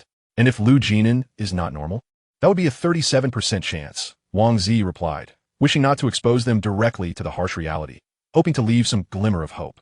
Although Lu Jinan felt disheartened, he still consoled the two. It's all right. We still have a 30% chance. How about I treat you to some milk tea to cheer you up? Members of Team A, holding their shi tea, watched as Zhang Ning proudly shook his cup. This isn't cheap, you know. A cup of shi tea costs over 20, which is considered extravagant for students like them. Who do you look down upon? It's just over 20 a cup. Lu Jinan retorted, somewhat irked. Even if I'm poor, I can still afford this much. Although his father runs a modest business, their family is relatively well off, so he certainly could not be in a position where even 100 yuan for milk tea was unattainable. Zhang Ning rolled his eyes. I wasn't talking about you. Why are you so eager to take offense? Lu Jinan soon realized that Zhang Ning was subtly mocking Zhong Liting for being unable to afford shi tea. I treat Tingu as my own brother. What's mine is his. At that moment, the delivery person arrived, breathless, carrying 4 bags. Excuse me, is Mr. Zhongli here? Your Starbucks order has arrived. Zhong Liting approached to take the bags and confirmed that they bore his name and phone number. Just as he was about to leave, the delivery person called out, Sir, wait, there's more. More? Zhong Liting glanced at the 4 bags in his hands, containing 8 cups of coffee. With only 3 of them, 2 cups each would suffice. So how could there be more? Yes, the delivery person returned with several more bags. Lu Jinan hurried over to assist, and soon the delivery person brought in a dozen more bags. The eyes of the office staff gravitated toward Team B's workstation, which was overflowing with Starbucks coffee. The air was instantly rich with the aroma of coffee beans, prompting everyone to inhale deeply. Thank you, sir. Enjoy your meal. The delivery person, drenched in sweat, expressed his gratitude. Seeing the delivery person so fatigued from carrying so many bags, Zhong Liting casually handed him a cup. The delivery person gratefully accepted, bowing. You're too kind, sir. You just tipped me 500. Now you're treating me to such expensive coffee. What a wonderful person you are. A 500 yuan tip was equivalent to several days' wages for him. Having worked as a delivery person for years, this was his first encounter with such a generous customer. Everyone was astonished by the 500 yuan tip. After all, the average worker earned only 5,000 a month. Who was this newcomer, Zhong Liting, to be experiencing the hardships of life? Team A, who had just mocked Zhong Liting for being too poor to afford shi tea, now felt their faces flush crimson, wishing desperately for a hole in the ground to swallow them. Only Su Qingqian regarded Zhong Liting with brighter eyes, in comparison to Zhou Mai, who treated them to 6 cups of milk tea. Zhong Liting's generosity in providing coffee for the entire office was far more impressive. Zhong Liting surveyed the 3 tables piled high with coffee and declared, "Everyone in the office shall have a cup, including Team A." He added, "Some individuals ought to broaden their horizons and not deem a 20 yuan cup of milk tea as extravagant. Indeed, these 30-plus cups of coffee only amount to just over 1,000, which Tinge clearly does not regard as significant." Lu Jinan glanced at the order, internally marveling at Zhong Liting's lavishness. Tinge is truly generous. If he treats the whole office, unlike certain individuals who are too petty to invite even a few from their own team. Exactly. This is how fortunes are shared, both in good times and in bad. Colleagues in the office chimed in, raising their coffee cups in unison, wishing Team B great success and swift victories. May Team B achieve continuous triumphs and reap abundant rewards. They offered a plethora of well wishes, as they were merely workers who understood the dynamics of favor and gratitude. Those who provided benefits would receive their support. Wang Zi took a sip of coffee and remarked excitedly, "Being with Tinge has significantly elevated my standard of living. I can now afford Starbucks." Zhou Mai, who had just basked in the praise for his generosity, suddenly found himself the subject of ridicule, casting a furtive glance at Lu Yanchuan. The once proud Zhang Ning now found her sheet tea unappealing, her expression darkening considerably. Looking at the coffee on her desk, she felt somewhat repulsed. Tossing it away seemed wasteful, especially since she had never tasted Starbucks before. On the contrary, Su Qingqian, holding her coffee, shyly smiled at Zhong Liting. Her assessment had proven correct. Despite Zhong Liting's lack of blood relation to Si Kongyao, he was indeed generous with his finances. It was all Zhong Liting's fault for having concealed himself so well that she had failed to notice, even going so far as to pursue the mindless Zhou Mai. With that thought, her disdain for Zhou Mai deepened. "Qingqian, come over here and explain this chart to me." Zhou Mai, scrolling through the data on the PPT, beckoned Su Qingqian over. Reluctantly, she took a sip of her milk tea and walked over to provide an explanation. Wang Zi organized the PPT and sent it to Zhong Liting, suggesting, "How about Tinge takes the lead in the presentation later?" Lu Jinan took a large gulp of his frappuccino and sighed, "Sure, I'm too timid to speak in front of an audience." Then it settled. Wang Zi, who preferred to avoid social interactions, was also reluctant to present. Zhong Liting pulled out his phone and sent a message of gratitude to Si Kongyao, then continued reviewing the PPT in preparation for the afternoon presentation. On the 123rd floor of the Guozhong building, the president's office, Si Kongyao was in a fully automated office handling work. Upon seeing the heart emoji Zhong Liting had sent, he smiled warmly. "How's work going?" After sending that, he added a playful cat emoji. "All is well. I'm busy now, but I'll pick you up after work." Si Kongyao turned to Wen Shimo. "I recall that Shang Yao has invited Director Zhang from Sanqing to their new product launch this afternoon." Wen Shimo nodded. "Sanqing collaborates with Shang Yao and is always invited to their product launches. Cancel my board meeting this afternoon. Tell Director Zhang that I'll accompany him to the Shang Yao launch." Wen Shimo swiftly notified the necessary parties via his iPad. Director Zhang said he will arrive at headquarters at 3. It will take half an hour to reach Shang Yao.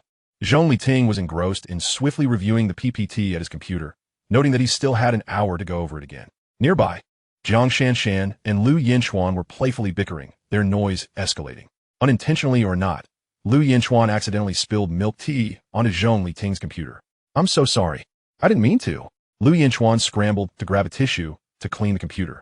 Lu Jinan, visibly annoyed, glared at Zhong Liting's now black-screen laptop, exclaiming, "You must have done that on purpose, fearing you couldn't compete with us and resorting to such childish tricks." Other colleagues in the office shook their heads at the scene, simply remarking how fortuitous the milk tea spill was. Such is the simplicity of high-stakes business warfare. Lu Yanchuan feigned a touch of helplessness as he explained, "I truly did not intend for this to happen. Jiang Shanshan merely nudged me." Without wasting any time, Zhong Liting swiftly proposed 2 solutions: apologize and compensate me for the cost of the computer, or take the computer and repair it. Initially reluctant to offer an apology, Lu Yanchuan, upon noticing the disdainful expressions of those in the office, begrudgingly accepted the computer and muttered an apology. "I'm sorry." Lu Jinan, feeling anxious, exclaimed, "What should we do?" The final version of the PPT is on Brother Ting's computer. Fu Shun from Group A interjected, eager to please Zhou Mai. "Why don't you simply forfeit? After all, participating is just an exercise in futility. Even the heavens seem disinclined for you to compete. If you don't speak, no one will mistake you for a mute." Wang Zi couldn't help but retort. Zhong Liting appeared indifferent to the unfolding drama, focusing intently on reorganizing Lu Jinan's computer. As the time approached, the supervisor summoned both teams to the conference hall. Zhou Mai, notebook in hand, turned to Zhong Liting, who was still engrossed in preparing the PPT, and said, "I'll give you a chance to admit defeat voluntarily, to spare yourself the embarrassment on stage." Zhong Liting, his fingers dancing across the keyboard, did not lift his gaze and replied, "How do you know I will certainly lose?" Truly, there seemed to be no saving him. Zhou Mai took a seat within his group, determined to ensure Zhong Liting understood the meaning of utter defeat and humiliation. Moments later, Chairman Si Kongyao entered the conference hall, brimming with excitement. He proclaimed with fervor, "An important figure will be observing shortly, and I expect each of you to showcase your finest skills. Those who perform well will see their bonuses doubled." Whispers of speculation rippled through the crowd, for a doubled bonus equated to a substantial sum, quite a fortune for an intern. "President Si Kong, please come in." Chairman Si Kongyao, wearing an expansive smile, welcomed the guest and arranged for him to sit in the central position. This unexpected honor had exceeded his expectations. He had merely extended a customary invitation to Director Zhang of a subsidiary under the Guozhong Group, but to his astonishment, the president of Guozhong, Si Kongyao, had personally arrived. To have the Guozhong president witness the potential of his company could significantly streamline his aspirations for financing and going public. It was akin to intending to enjoy a simple bowl of noodles, only to be treated to a Michelin-starred meal, an unexpected windfall indeed. This tremendous fortune was one he must seize. Zhong Liting remained absorbed in his work, completely oblivious to the newcomers. However, Su Qingqian, upon spotting Si Kongyao, could not resist stealing glances. Noticing that Si Kongyao's gaze had been fixed on Zhong Liting since his entrance only solidified her internal suspicions.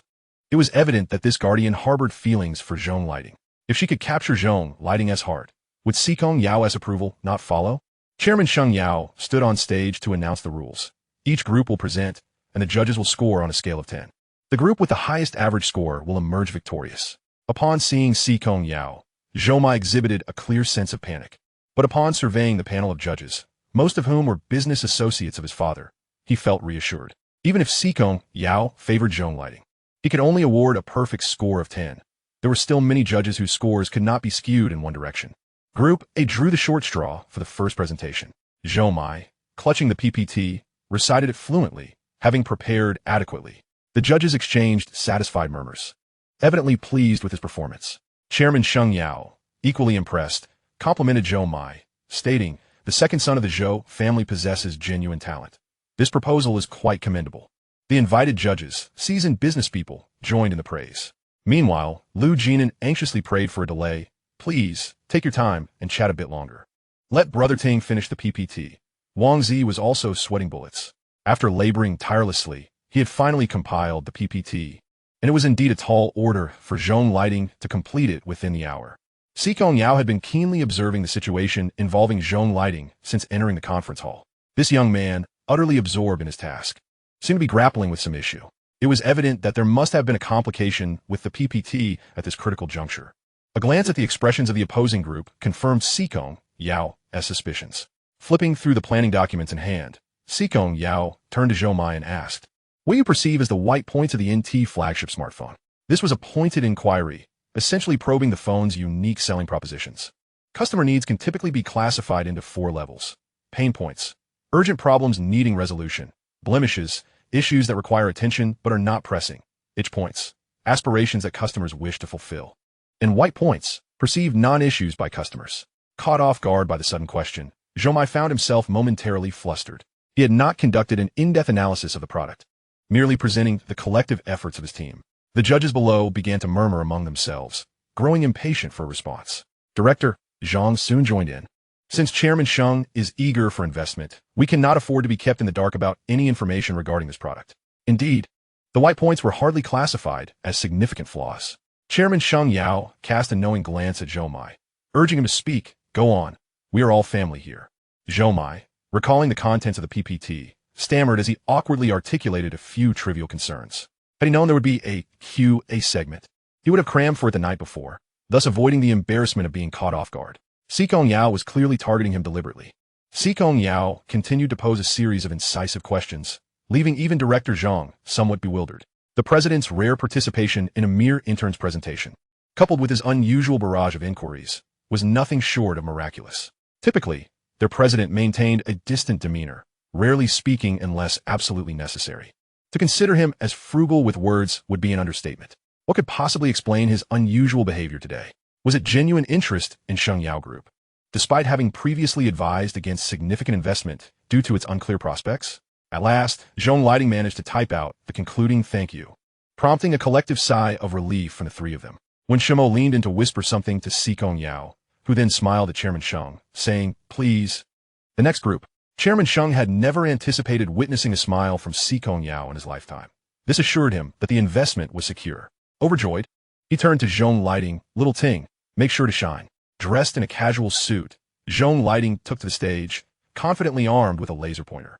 He delivered a comprehensive report covering the smartphone's selling points, highlights, and target demographics, addressing each aspect with meticulous detail. Si Kongyao's gaze remained fixed on the youthful, self-assured visage of Zhong Liting. This was the individual she had chosen to champion. In stark contrast to Zhou Mai, who read from the PPT, Zhong Liting hardly glanced at it, maintaining direct eye contact with the judges below, attentively monitoring their expressions and providing timely elaborations and explanations. After Zhong Liting concluded his presentation, Si Kongyao inquired, "Why did you choose to segment the youth demographic by gender?" Group A had merely categorized their target audience by age, while Group B had taken a more nuanced approach by considering gender distinctions. Zhong Liting smiled gently, based on surveys. Young women tend to prioritize camera features and beauty enhancements when selecting a smartphone, while young men are more concerned with performance speed and system fluidity. This gender differentiation aims to address the pain points of our target audience, assisting them in resolving pressing issues, thereby significantly enhancing their willingness to purchase. The judges nodded in agreement. "My son primarily buys phones for gaming, and his first consideration is performance, whether it can support gaming. Indeed, my daughter is always taking photos. She even bought a dedicated camera phone for that purpose." Si Kongyao set aside the planning proposal in her hands, seemingly intent on challenging Zhong Liting. "Yet I never consider features like photo beautification when selecting a phone. How do you explain this?" At this moment, Lu Jin found himself perplexed. After all, Si Kongyao had previously assisted Zhong Liting in dealing with Zhou Muyi and had just secured them considerable time. Surely, she should be aligned with their interests, so why was she now putting Zhong Liting in a difficult position? It wasn't just Lu Jin who was bewildered. Even when Xu Mo appeared somewhat astonished. How could the president of their company put Mr. Zhong in such an awkward spot? Chapter 20. Si Kongyao was known for her unpredictability. Chairman Sheng's expression also faltered. Just moments ago, everything was proceeding smoothly, and now, out of the blue, this turn of events had arisen. Si Kongyao's unconventional approach was indeed the reason why people in their circle treated her with trepidation. One moment, she could be smiling at you, and the next, she could be your downfall. As everyone held their breath in concern for Zhong Liting, the person in question appeared utterly unfazed, wearing a relaxed expression. Zhong Liting raised an eyebrow, his eyes brimming with mirth. His gaze, as clear and gentle as autumn waters, regarded Si Kongyao with warmth, his voice resonating with a captivating timbre. President Si Kong, akin to the goddess of the Luo River, naturally has no need to concern herself with camera functions. After all, beauty bestowed by the heavens is photogenic regardless of the circumstances. Upon hearing this, Chairman Sheng nearly leapt onto the stage to cover Zhong Liting's mouth. It was well known that Si Kongyao despised having her beauty discussed. Chairman Zhong, seated beside Si Kongyao, felt a cold sweat break out, pondering how the young man had miscalculated his flattery. It seemed he had thoroughly offended their president. Not everyone appreciated being praised for their looks. Yet, Si Kongyao was precisely that kind of anomaly. Her beauty was a taboo subject. 6 years had swiftly passed since the 18-year-old Si Kongyao had returned from abroad and swiftly ascended to take the helm of the Si Kong family. At that time, the public had speculated that her rise was due to her looks, and from then on, beauty had become a forbidden topic. Despite now wielding immense power and facing no doubt regarding her capabilities, she still disliked discussions surrounding her beauty. Those present who had interacted with Si Kongyao shook their heads in pity for the young man who sought to curry favor through flattery. Had Zhong Liting answered the question sincerely instead of trying to ingratiate himself, perhaps his fate would have been different. As expected, Si Kongyao's demeanor shifted. She straightened up, her expression becoming notably serious. The crowd internally mourned for Zhong Liting. This young man was finished. "Do you truly consider me akin to the goddess of the Luo River?" The expressions in the audience varied widely. What kind of question was that? Chairman Zhang felt utterly at a loss. Had their president been possessed today? In a tone of utmost seriousness, Zhong Liting replied, "I have never encountered the Luo goddess. But among all those I have met, You are the most beautiful. Si Kongyao met Zhong Liting's gaze, a barely perceptible smile playing at the corners of her lips. The stern expression gradually faded, replaced by a gentle smile. Is this your heartfelt confession, or merely a strategic maneuver for some ulterior motive? After posing the question, Si Kongyao observed Zhong Liting quietly. Her smile lingered, yet a fleeting chill crossed her features. The audience, who had previously been confused, now comprehended. This was indeed Si Kongyao's style. She relished unmasking facades, exposing the essence beneath.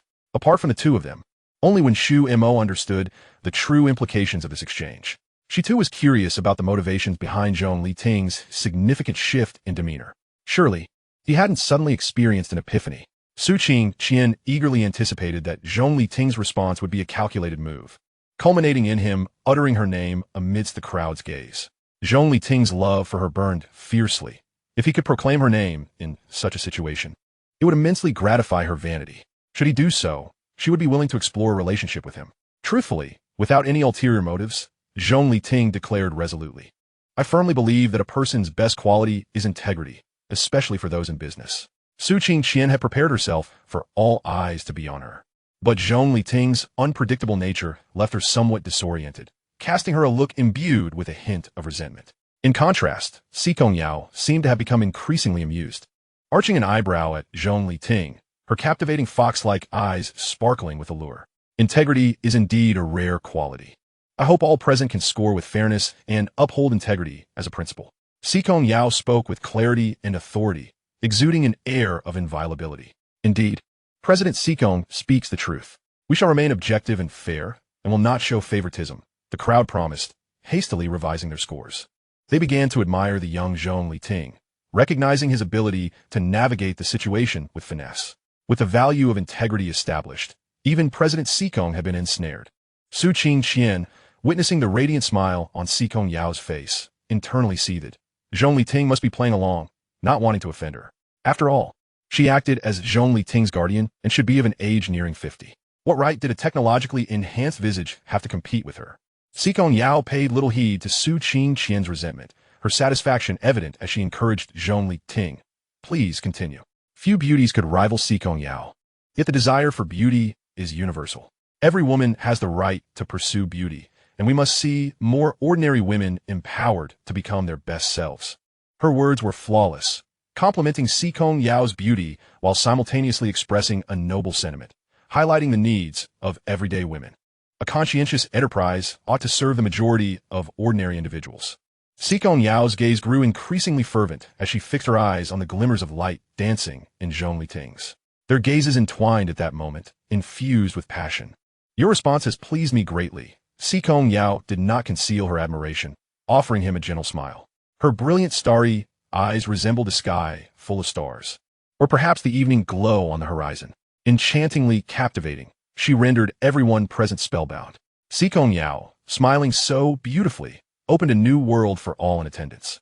Chairman Sheng, receiving the tally from his assistant, announced, Group B emerges victorious. The three members of Group B nearly leaped with joy, as they had initially believed their hopes were dashed. They had witnessed the scores given by the judges during Zhong Liting's presentation. Had it not been for Si Kongyao's insistence on integrity, the fruits of victory would have been shamefully snatched by Group A. Lu Jinan, who had previously thought Si Kongyao too ruthless, now perceived her in a different light. She seemed quite reasonable after all. She was nothing like his father had described, lacking human warmth and being bloodthirsty. Rather, she embodied the goddess Themis, presiding over justice and fairness. The members of Group A, who had believed victory was assured, were taken aback by the unexpected turn of events, casting resentful glances at Group B. Once Zhou Muyi and the others departed, they swaggered off, declaring, Just wait and see. There's still over a month left, and we have plenty of time to win. Si Kongyao could protect Zhong Liting today, but she couldn't possibly be there every day to support him. They would make him weep on the ground, begging for mercy. Chapter 21. Tonight, you must accompany me. Lu Jin cheerfully packed his belongings and proposed, Since Brother Ting treated us to coffee at noon, how about I treat you all to dinner tonight to celebrate? Wang Zhi shrugged. I'm game, as I am but a solitary soul. Zhong Liting took out his phone to send Si Kongyao a message, then replied to the two, You all go ahead and eat. I shall not be joining. Lu Jin, puzzled, inquired, Why not? You have nothing to do when you return. Why not come with us? Zhong Liting smiled mysteriously, You are solitary souls, but I am not. Lu Jinan blinked with sparkling eyes. Tingge has a girlfriend. Who is she? Even Wang Ji, who usually shunned gossip, couldn't help but feel curious. Is she beautiful? Do we know her? Through this incident, Zhong Liting genuinely acknowledged Wang Ji. Yet his relationship with Si Kongyao was still in its infancy, so it was best to keep it to himself for the time being. There is no one more beautiful than her. You have seen her before, and you're somewhat familiar with her. Zhong Liting spoke ambiguously. Upon hearing these two criteria, Lu Jinan was momentarily taken aback. You can't possibly be talking about Su Qingqian, right? Wang Ji nodded in agreement, indicating he shared the same thought. It was likely that no one would have anticipated that Zhong Liting would dare to harbor feelings for Si Kongyao. Si Kongyao was an elusive presence in the upper echelons of society in Kyoto, admired from afar but never to be trifled with. After all, who would willingly risk their life to pursue a flower that blooms on a high peak? For students like them, Si Kongyao was akin to the moon in the sky, beautiful yet unattainable. Zhong Liting looked at his two good brothers, eager to tell them, it is indeed this high-flying flower, Si Kongyao. Moreover, he had already plucked this flower long ago. Such matters were better left for them to discover gradually, lest their fragile hearts could not bear the weight of the truth. Wang Ji, slowly realizing something was amiss, asked, it's just an ordinary product launch. Isn't Si Kongyao the queen of the business world? How could she possibly have time to attend? He often kept abreast of business news and knew that Si Kongyao would not likely grace such a mundane event with her presence. Lu Jinan, brimming with self-satisfaction, knew the answer to this question. Thus, he interjected with a flourish, because she is Ting Ji's guardian. When a child participates in a competition, a parent must come to see. Zhong Liting glanced at the time on his phone and decided not to elaborate further. Outside, Su Qingqian watched this scene unfold, secretly delighted, for she had long suspected that Zhong Liting harbored feelings for her. The reason Lu Jinan and Wang Ji guessed her as the object of his affection was likely due to how often Zhong Liting had mentioned her in front of these two close friends. Expressing his admiration, in high spirits, Su Qingqian tidied her makeup with her phone, wishing to present herself in the best light before Zhong Liting's intense gaze. Meanwhile, Zhong Liting was engrossed in replying to a message from Si Kongyao, entirely oblivious to Su Qingqian, who had been waiting for him at the door. As Zhong Liting stepped out, Su Qingqian's heart raced, a feeling she had never experienced before. As she watched him walk further away, she couldn't help but call out Li Ting. Zhong Liting turned back, somewhat impatient. My surname is Zhong Li, with a single character Ting. He recalled having told Su Qingqian several times that his surname was the rare Zhong Li, not just Zhong. It could only be said that Su Qingqian had never taken him seriously. Otherwise, how could she make such a trivial mistake? Lu Jinan and Wang Ji both called him Tingge, but had never addressed him as Li Ting. Who would know someone's surname and still insist on separating it? Su Qingqian felt a bit embarrassed, but quickly regained her composure. Lowering her head as if shy, she said, I thought calling you just Ting felt a bit too intimate. I'm merely offering you an opportunity to get to know each other. I haven't agreed to be your girlfriend. However, we are good friends, so I can call you by your single character. Men tend to take things too easily for granted. She couldn't allow Zhong Liting to win her over so effortlessly. Hearing this audaciously confident statement, Zhong Liting rolled his eyes in disbelief. What a perplexing statement from an average girl. His distaste was evident. How could Su Qingqian be so oblivious? Feeling bashful with her head down, Su Qingqian thought Zhong Liting would surely take this chance to invite her to dinner to cultivate their relationship. After just telling her to call him by a single character, wasn't he hinting at a desire for a more intimate address? She was certain that as long as she took the initiative, no man could resist. We aren't that familiar yet. Just calling each other by our names will suffice. A chill ran down Zhong Liting's spine. How had he ever been attracted to such a delicate, self-important girl? It was utterly exasperating. Su Qingqian interpreted Zhong Liting's words as a consideration for her feelings, believing he was allowing her sufficient time to cultivate their relationship, which made her quite touched. Thus, she took the initiative and suggested, how about we have dinner together? It seemed all this meaningless chatter was merely to lure him into becoming her free dinner companion. Did she still think he was as foolish as before? Just as Zhong Liting was about to mock her, he spotted Si Kongyao approaching, elegantly striding in a pair of crystal high heels. With a casual lift of her eyelids, she cast a glance at Su Qingqian and said, he will be accompanying me tonight. Zhong Liting, fearing Si Kongyao might utter something inappropriate, desperately cast pleading glances. Si Kongyao glanced at Zhong Liting's somewhat ingratiating smile, her expression one of a judge preparing to settle a score, swallowing the words that followed. Su Qingqian trembled as Si Kongyao drew near. Although Si Kongyao merely glanced at her, That gaze imbued her with a feeling of being looked down upon, as if the delicate figure was meant to stand at the apex of power, evoking a sense of involuntary submission. Okay. Su Qingqian's mind blanked as she watched the two gradually depart. Once in the car, Si Kongyao began to assess. I wonder why it took you so long to come out. Turns out you were ensnared by a beauty. Zhong Liting merely chuckled, thinking Si Kongyao was being dramatic. She wanted to join our group, and I turned her down. Si Kongyao seemed completely disinterested, slowly closing the distance, her heavy presence enveloping the entire vehicle. The cool, woody fragrance surrounded Zhong Liting, instilling in him a sense of impending doom. In the oppressive atmosphere, Si Kongyao's strikingly beautiful face appeared exceptionally menacing, especially when she smiled. Though her eyes curved in delight, it sent a shiver down Zhong Liting's spine. That look was as if he were a willing, sacrificial lamb. Oh no, was this another episode?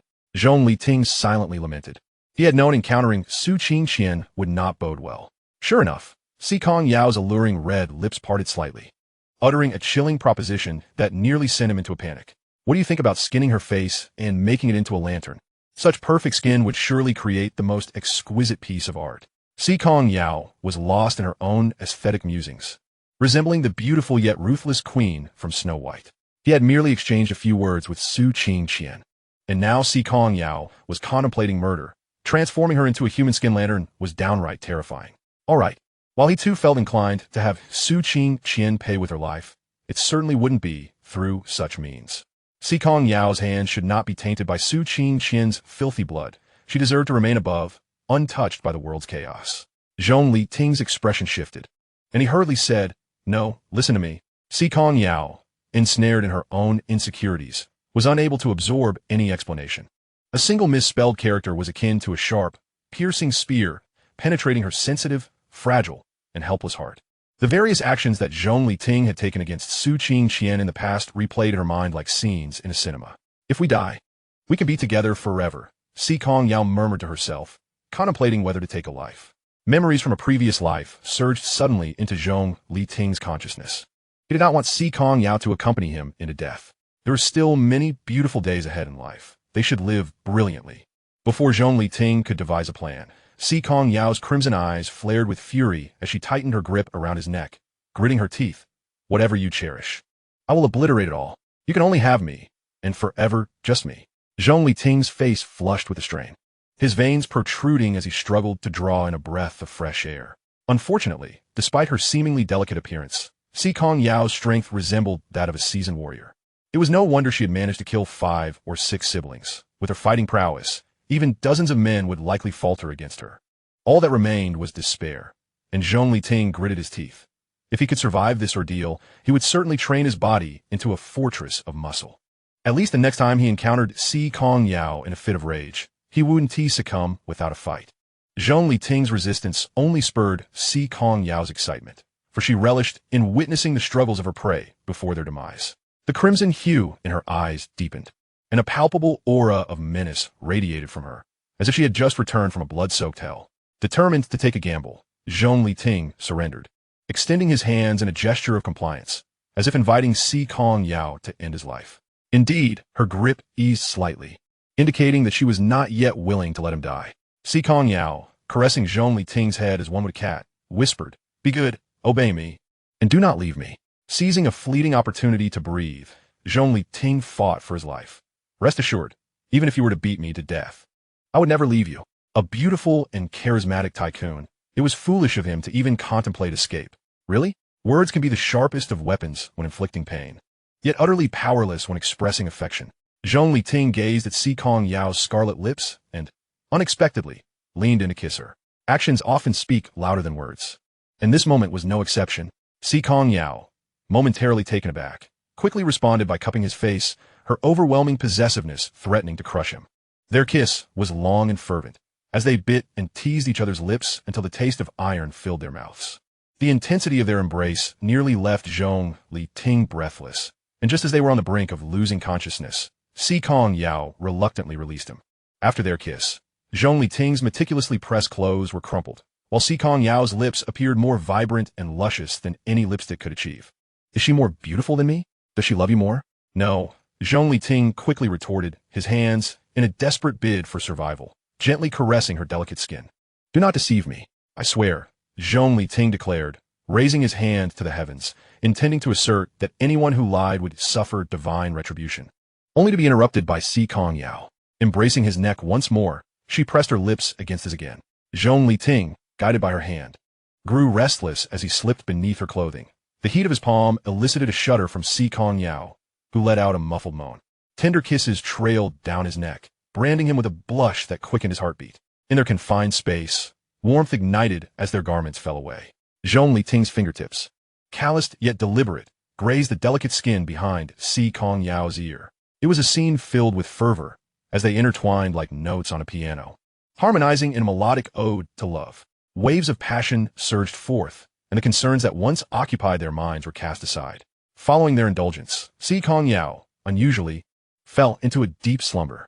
Upon returning to the castle, Zhong Liting carried her back to the bedroom and summoned Dr. Jason.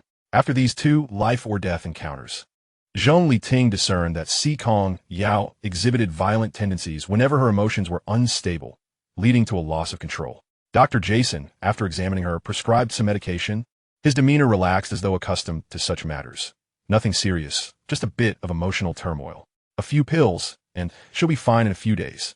Zhong Liting stared at the array of colorful pills on the table, seriously doubting Dr. Jason's honesty. His voice rose, with so many medications.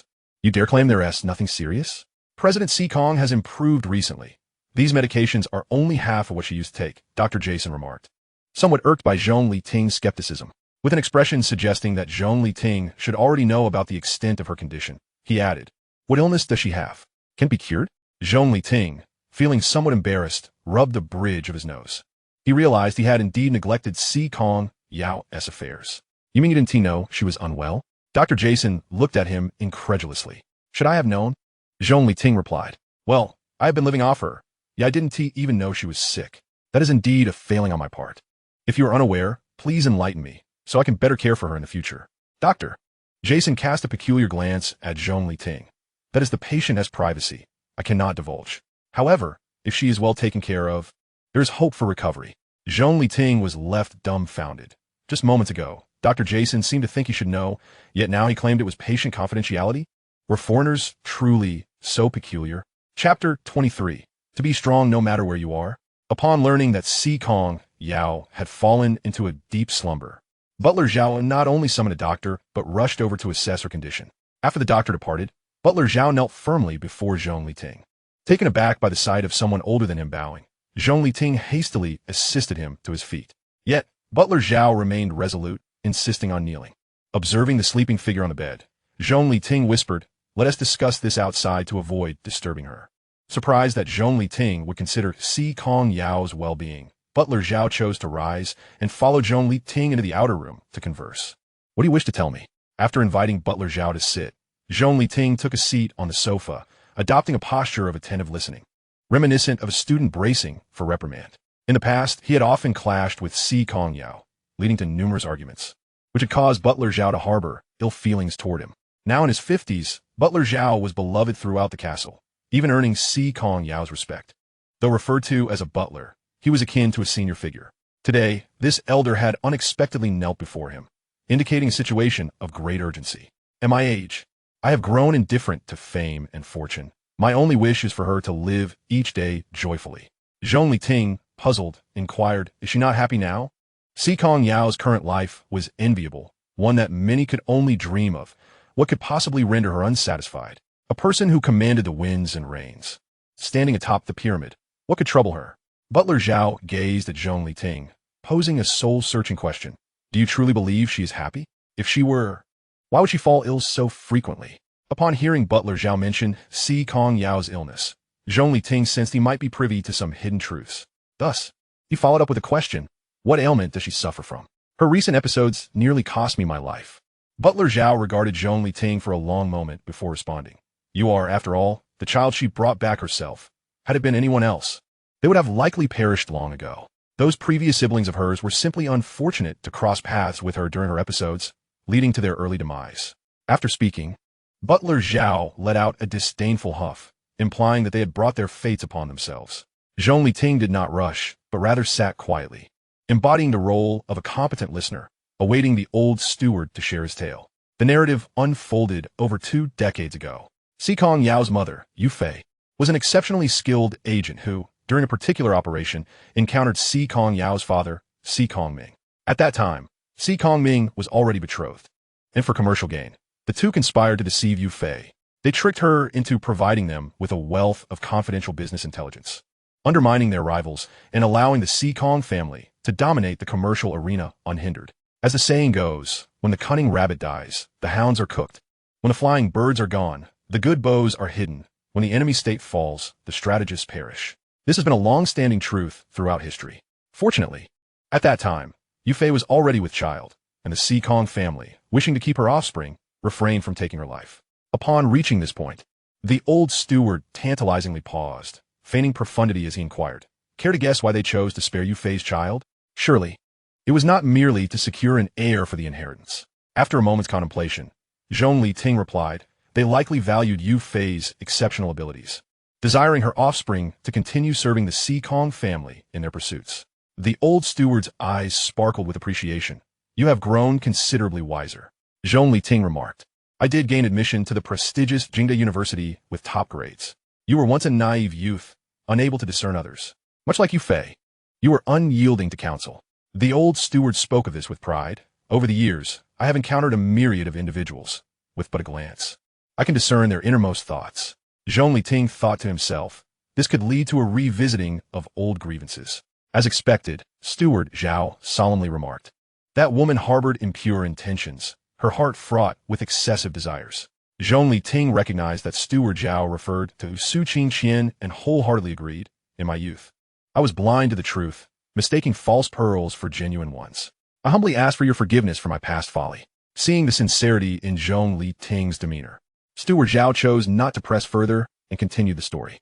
Upon the child's birth, it was a girl, and the Si Kong family regarded her with disdain, believing that females lacked significance. Had they forgotten that half of their empire was built by Yu Fei's efforts? As a listener, Zhong Liting felt a sense of injustice. Yet, ultimately, had Yu Fei not succumbed to Si Kongming's machinations? The old steward sighed. Women possess an inherent vulnerability. Once they become emotionally entangled, they can easily be manipulated by men, gradually losing their sense of self. Even someone as exceptional as Yu Fei fell victim to this, as did Si Kongyao. If one encounters a kindred spirit, it can lead to a life of happiness. However, if one meets with misfortune, it becomes exceedingly difficult for most to muster the courage to escape the abyss of darkness. Having watched Si Kongyao grow, he fervently wished she would not follow in her mother's footsteps.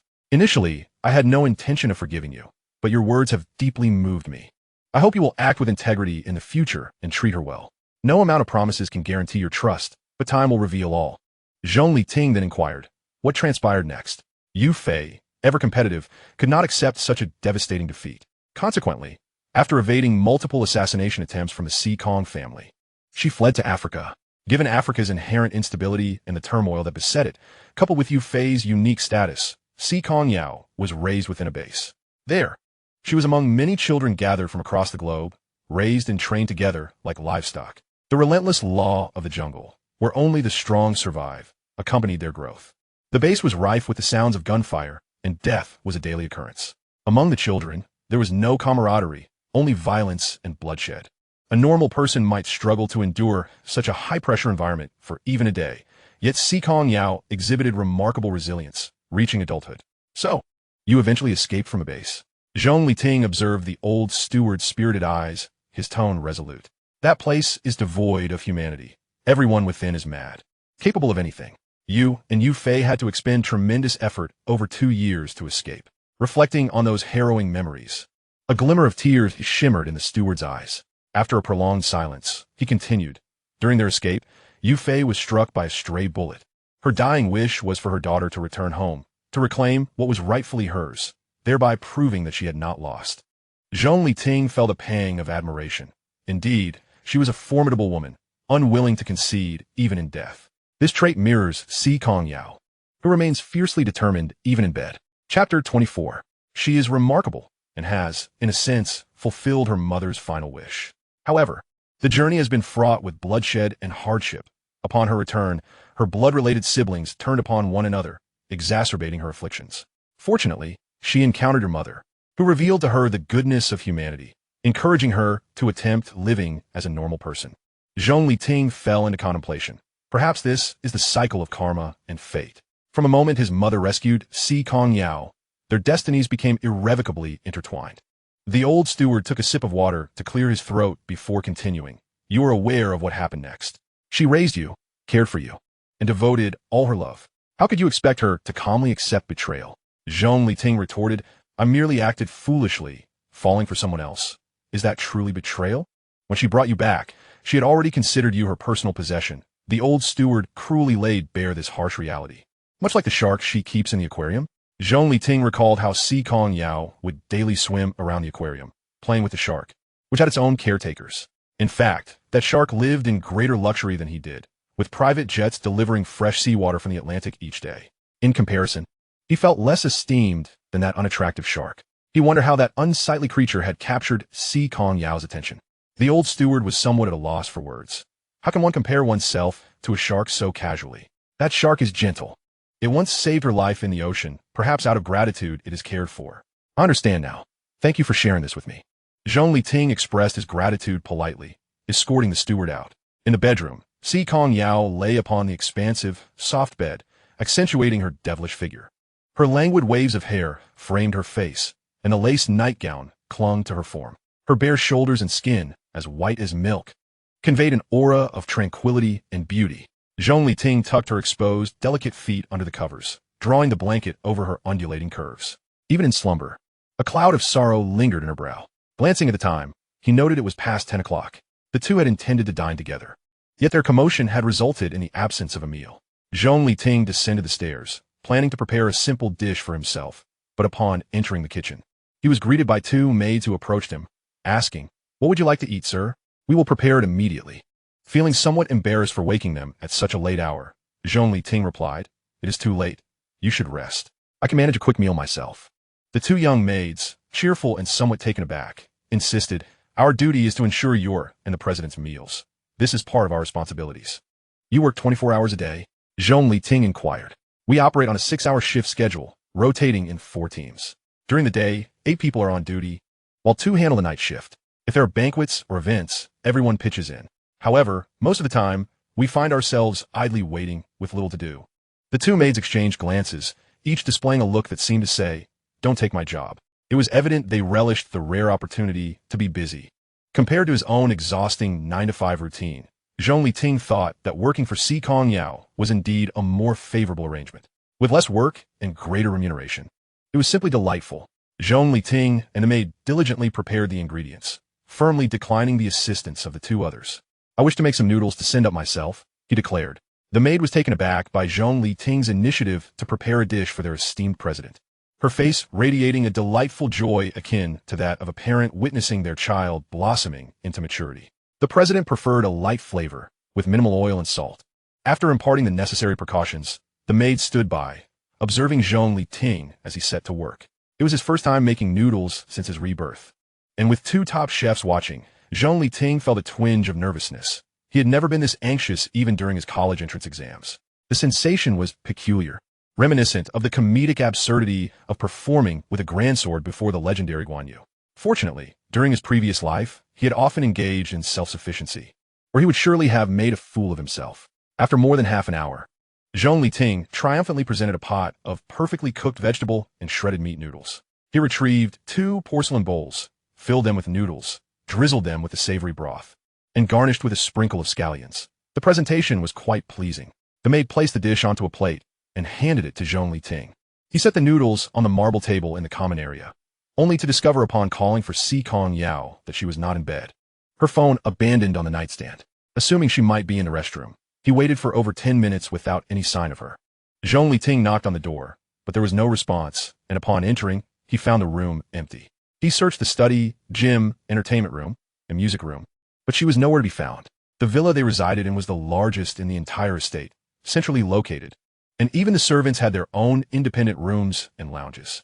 After 2 hours of searching, he was beginning to worry. Have you checked the glass house on the rooftop? Inquired Butler Zhao. Zhong Liting hurriedly ascended to the top floor, where a transparent glass house stood, constructed from special glass that offered a clear view of the distant starry sky, akin to gazing through a telescope. There at the edge of the glass balcony stood Si Kongyao, her white lace dress fluttering dramatically in the night breeze. Under the silvery moonlight, her porcelain-like face appeared strikingly beautiful, her hair billowing, akin to a fairy poised to take flight. Zhong Liting's heart, which had been suspended in anxiety, finally settled, and he sighed in relief. Approaching her, he noticed she was barefoot on the cold glass and reproached gently, "Why are you out here without shoes?" Si Kongyao's expression darkened as she retorted, "Where have you been?" Zhong Liting suddenly recalled the rules Si Kongyao had established. If she was not awake, he was not permitted to leave the bedroom. He felt a pang of guilt, having thought of making noodles as a simple means to make amends since they had both left their meal unfinished. In that moment, he had completely forgotten about her stipulation. "I went downstairs to cook some noodles. Why didn't you call me?" he asked, realizing he had taken his phone with him. Was it truly just to cook noodles? Si Kongyao's voice trembled, clearly skeptical. Zhong Liting rarely ventured into the kitchen, and with the castle staffed by servants around the clock, it was hardly necessary for him to take on such a task personally. Did he now resort to such a perfunctory lie? In the past, he had gone to great lengths to concoct perfect excuses. A wave of unprecedented bitterness and anger engulfed Si Kongyao, making her feel suffocated. She bit her lip, her gaze filled with resentment as it rested upon Zhong Liting. Chapter 25. Si Kongyao's Knife Skills. Zhong Liting stood for a moment, allowing the evening breeze to dissipate the sweat from his earlier search. Only then did he muster the courage to approach her, soothingly suggesting, "Next time, I will leave a note." Si Kongyao, outwardly fierce and determined, was inwardly sensitive and fragile, having been raised as a tool for her mother's vengeance. Living a life devoid of humanity, her resilience in growing up was remarkable. Though Si Kongyao had blood on her hands, the fact that she had not become an irredeemable villain was commendable. Observing the fragile figure in the wind, Zhong Liting squatted down, saying, "Come, I will carry you back to eat the noodles." The glass house was at the edge, and returning would take at least half an hour. He once again felt the inconvenience of living in such a vast house. A modest two-bedroom apartment would have sufficed. Seeing her remain unmoving, he adopted a commanding tone. "Be obedient, I shall take you back." His gaze fell upon Si Kongyao's slender, fair legs peeking from beneath her white lace dress, her delicate ankles drawing his attention. Her toes curled slightly, perhaps in indecision. Swallowing hard, Zhong Liting proposed, "Shall I carry you?" He felt that if he walked with her for over 20 minutes, his arms would likely suffer the next day. Moreover, resting midway would be quite embarrassing. Just as she was still contemplating, Si Kongyao climbed onto his back, her slender arms encircling his neck, and inhaling his familiar scent brought them both a sense of comfort. As he carried her, Zhong Liting strolled quietly in the evening breeze. The weight of the person on his back felt almost non-existent, prompting him to remark, "Why are you so light? Are you on a diet?" Si Kongyao, resting on his broad back, found solace in the warmth of his body, her mood lifting slightly. "I have no appetite. Not even the dishes prepared by a multitude of Michelin-starred chefs could satisfy you?" he mused, pondering the need to research recipes and learn to cook something nourishing for Si Kongyao. Upon returning to the table, he was met with the sight of 2 bowls of noodles that had become an unrecognizable disaster, resembling a culinary abomination. He sighed in exasperation. Such a dish was unworthy of Si Kongyao, the exquisite flower of high society. "Sit tight. I will have the maid prepare a new batch," he said, turning to descend the stairs, only to be halted by Si Kongyao's voice. "Just eat this." He turned back to see Si Kongyao holding a pair of chopsticks, already beginning to eat. "Are you sure you can eat this?" Zhong Liting questioned, eyeing the discolored vegetables and the over-soaked noodles with skepticism. Si Kongyao delicately took small bites with her chopsticks. Despite the unappetizing appearance, she consumed the dish with an elegance that made it seem as though she were savoring a sumptuous gourmet meal. Her expression suggested she was genuinely enjoying it. Zhong Liting, filled with doubt, picked up a pair of chopsticks and took a tentative bite. Even that small mouthful was difficult to swallow. Snatching the chopsticks from Si Kongyao's hands, he raised his voice slightly. "Stop eating. I will dispose of this and start over." Si Kongyao pouted. "Throwing it away is such a waste." Exasperated yet amused, Zhong Liting replied, "You have a table laden with dishes every day, many of which remain untouched. Why is that not considered waste? Is it just because I made 2 bowls of noodles that it becomes wasteful? What kind of logic is that? It's as if the officials are allowed to set fire, while the common folk are forbidden to light a lamp. That's different. This is the first time you've cooked for me." Si Kongyao's voice was tinged with a hint of sorrow, her delicate teeth biting her lip in a display of vulnerability. Zhong Liting felt his heart soften. His gaze fell upon Si Kongyao clear, autumn-like eyes, which sparkled with emotion, and her lips curved into a faint smile, subtly enchanting. A seemingly mundane statement made his heart sink. Si Kongyao was far too easily satisfied, far too easily moved. How much must she love him to be touched by such trifling matters? In his previous life, he had devoted everything to Su Qingqian and had gained not a shred of her affection. Yet now, having merely prepared an ordinary bowl of noodles, Si Kongyao was utterly content. The contrast between love and indifference could not be more pronounced. Why don't you come with me downstairs, and we can make a fresh batch together? All right. The maid, upon seeing them arrive together in the kitchen, was taken aback and discreetly retreated, granting them the privacy they needed. Zhong Liting instructed Si Kongyao to sit at a nearby table while he retrieved ingredients from the refrigerator. Si Kongyao did not take a seat. Instead, she adeptly joined in the search for ingredients in the refrigerator, skillfully washing them at the sink. I'll handle the chopping. You sit back to avoid injuring your hands. Suddenly, Si Kongyao leaned in and gently pecked the lips of Zhong Liting, effortlessly seizing the kitchen knife. She then proceeded to slice the carrots into thin, uniform julienne strips, each piece as perfectly sized as if produced by a machine, utterly exquisite. Such mastery of the knife must stem from countless hours of practice, albeit the unfortunate truth is that the subject of her practice was a person.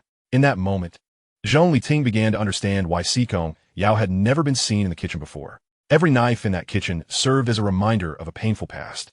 Yet, despite this, Si Kongyao was willing to wash her hands and prepare a meal for him. The following day, Zhong Liting arrived at the office. Upon seeing that everyone had gathered, the supervisor began assigning tasks. The second assessment would involve selling the new mobile phone model, with the group achieving the highest sales reaping the rewards. Group A. Zhomai spun around his chair, brimming with confidence. The time has come to test our connections. With so many friends, selling 100 units will be effortless. Lu Yanchuan added, as the leader of several school groups, I can promote it there to push some sales. Jiang Shanshan, fiddling with the pleats of her JK skirt, remarked, this phone's beauty enhancement feature is exceptional. My close friends will surely be envious. Zhomai, noticing the silent Su Qingqian, presumptively assigned her a task. You have many admirers. Go support Lu Yanchuan in promoting it in the group. Upon hearing his words, Su Qingqian felt a mix of pride and self-righteousness. Though I have many suitors, must you insist that I resort to such disgraceful tactics? She retorted, is simply speaking a few words in the group tantamount to selling my looks? The others were puzzled by her sudden, odd demeanor, but refrained from speaking out. Knowing her status as the campus belle afforded her certain privileges, Su Qingqian remained blissfully unaware of any impropriety in her remarks, relishing the notion that her pure image must be upheld. Zhong Liting, a naive young man, was particularly susceptible to this facade. In the past, when she aimed to win over Zhomai, she had readily complied with his every request. What was the harm in leveraging her looks? But now that her affections had shifted, Zhomai could only watch from the sidelines. The thought of bartering her beauty for performance metrics was indeed beneath her. She had no intention of tarnishing her pristine image in Zhong Liting's eyes for someone like Zhomai, who was merely living off his family's wealth. Zhomai, clearly taken aback by Su Qingqian's unexpected rebuttal, incredulously remarked, have you lost your mind today? Faced with his crude demeanor, Su Qingqian's temper flared, unwilling to indulge him any longer. With Zhong Liting in the picture, Zhomai was little more than a backup option. If competition was to ensue, it should be fair. Employing such underhanded tactics was simply unprincipled. Su Qingqian sat firmly in her chair, her stance resolute. Those unaware might assume her inner integrity was profound, while Zhong Liting merely scoffed quietly, choosing not to respond. Lu Jinan observed the internal discord within Group A and sincerely proclaimed, I have a feeling victory is within our grasp. Wang Zi nodded in agreement. Unity is strength. Let us give it our all. Lu Yanchuan had spent several hundred on repairing Zhong Liting's computer, feeling an acute pang of regret, and seized the opportunity to mock. What gives you all such confidence? Zhou's company has thousands of employees. If each buys one phone, that's already 1,000 units. What can a handful of impoverished students like you compare? Lu Jinan had invited Lu Yanchuan to his birthday. Hence he was completely unaware of Si Kongyao's circumstances. Before anyone from Group B could retort, Fu Shan interjected, let's keep the competition fair. We can't rely on family connections. After returning home that day, he had researched Si Kongyao's background and was taken aback by the extent of her enterprises, which spanned not just Kyoto, but the globe. If Zhong Liting sought Si Kongyao's assistance, the companies owned by Zhomai would be insignificant in comparison. Although he somewhat regretted opposing Zhong Liting, he felt that everything was worth it for the goddess, Su Qingqian. Zhong Liting smiled slightly. All right, I have no objections. He had never intended to ask Si Kongyao for help. Defeating these oblivious individuals was merely a trivial matter. Otherwise, he would have wasted his second chance at life. Liu Yinchuan was displeased with Fu Shun's interference, but with Zhou Mai silent, he could only swallow his frustration. Zhou Mai, noticing the various undercurrents at play, decisively allocated tasks. Regardless of the method, each person must sell 100 units. The group was discontented with Zhou Mai's approach during the previous planning. They had benefited from his influence, yet now that they sought to leverage him, he was unwilling to reciprocate. Their grievances simmered beneath the surface, but they dared not voice their frustrations. Zhou Mai's extensive network and connections were well known, particularly among the wealthy second-generation elites. Purchasing a $4,000 phone was trivial for them. However, for the students, most of whom were also students, selling 100 units was a daunting challenge. Zhang Ning sighed. Qingqian, how do we sell this? Su Qingqian pondered for a moment and suggested, why don't we partner with some retailers and offer them a share of the profits? That way, we can broaden our sales channels. Qingqian, you're brilliant. Zhang Ning praised, eagerly rallying to go out and drum up business. Lu Jinan, overhearing, chimed in, that is a great idea. Why don't we join in and also seek out business opportunities? Unquestionably, they were met with disdainful glances from Group A. Wang Zi thoughtfully analyzed, while selling at retail outlets might expand our reach, it would also significantly cut into our profits, making it less worthwhile overall. A phone costing $2,000, selling for $4,000, would see at least a 30% cut at retail, which translates to $600 off each sale. When viewed through that lens, it certainly doesn't seem advantageous. Su Qingqian was keenly aware of these calculations. However, her focus remained on Zhong Liting, unwilling to let Zhou Mai succeed. If Zhou Mai triumphed, the money might not end up in her hands. Conversely, if Zhong Liting won, the funds would undoubtedly flow to her. Over the years, nearly every penny Zhong Liting had earned had been spent on her, a fact Su Qingqian was confident of. Thus, her sole objective was to achieve a 100-unit sales target, indifferent to the profit margins. Zhong Liting, with a clear strategy in mind, reassured the others. Don't worry, I have a plan. Lu Jinan gazed at him with starry eyes, filled with admiration. Brother Ting, just tell me what you need. I will go through fire and water for you. Are you truly willing to do anything? Zhong Liting appraised Lu Jinan. Lu Jinan, slight and delicate of build, especially with his soft, endearing eyes, inspired a plan to brew quietly in Zhong Liting's mind. Lu Jinan, feeling uneasy under Zhong Liting's scrutinizing gaze, quickly added, just to clarify, we want to engage in any illegal activities. We must remain law-abiding citizens. Absolutely law-abiding, Zhong Liting assured him earnestly. Wang Zi, seeing that both Lu Jinan and Zhong Liting had tasks to tackle, felt disinclined to sit idly by and volunteered. I can help too, if you cooperate with me. I guarantee our sales will surpass Group A. Zhong Liting was elated, envisioning the profits beckoning to him. After hearing Zhong Liting's plan, Lu Jinan and Wang Zi exchanged glances filled with uncertainty. Is it really feasible? They wondered. The two princes were undoubtedly weapons for attracting admirers. All right, we'll follow Brother Ting's lead. With no better alternatives at hand, they acquiesced to Zhong Liting's arrangement. Zhong Liting instructed them to rest and gather their strength for a significant endeavor that evening while he went out to procure supplies. In the president's office of the Guozhong Group, when Shimo, upon receiving a message on his phone, could not help but feel exasperated. What trouble is this little rascal stirring up now? Can't he just behave for once? Day in and day out, he was constantly finding ways to keep her occupied. At that moment, Zhong Liting, while selecting props and costumes, sneezed. Ah, could it be that Si Kongyao is thinking of me? He mused.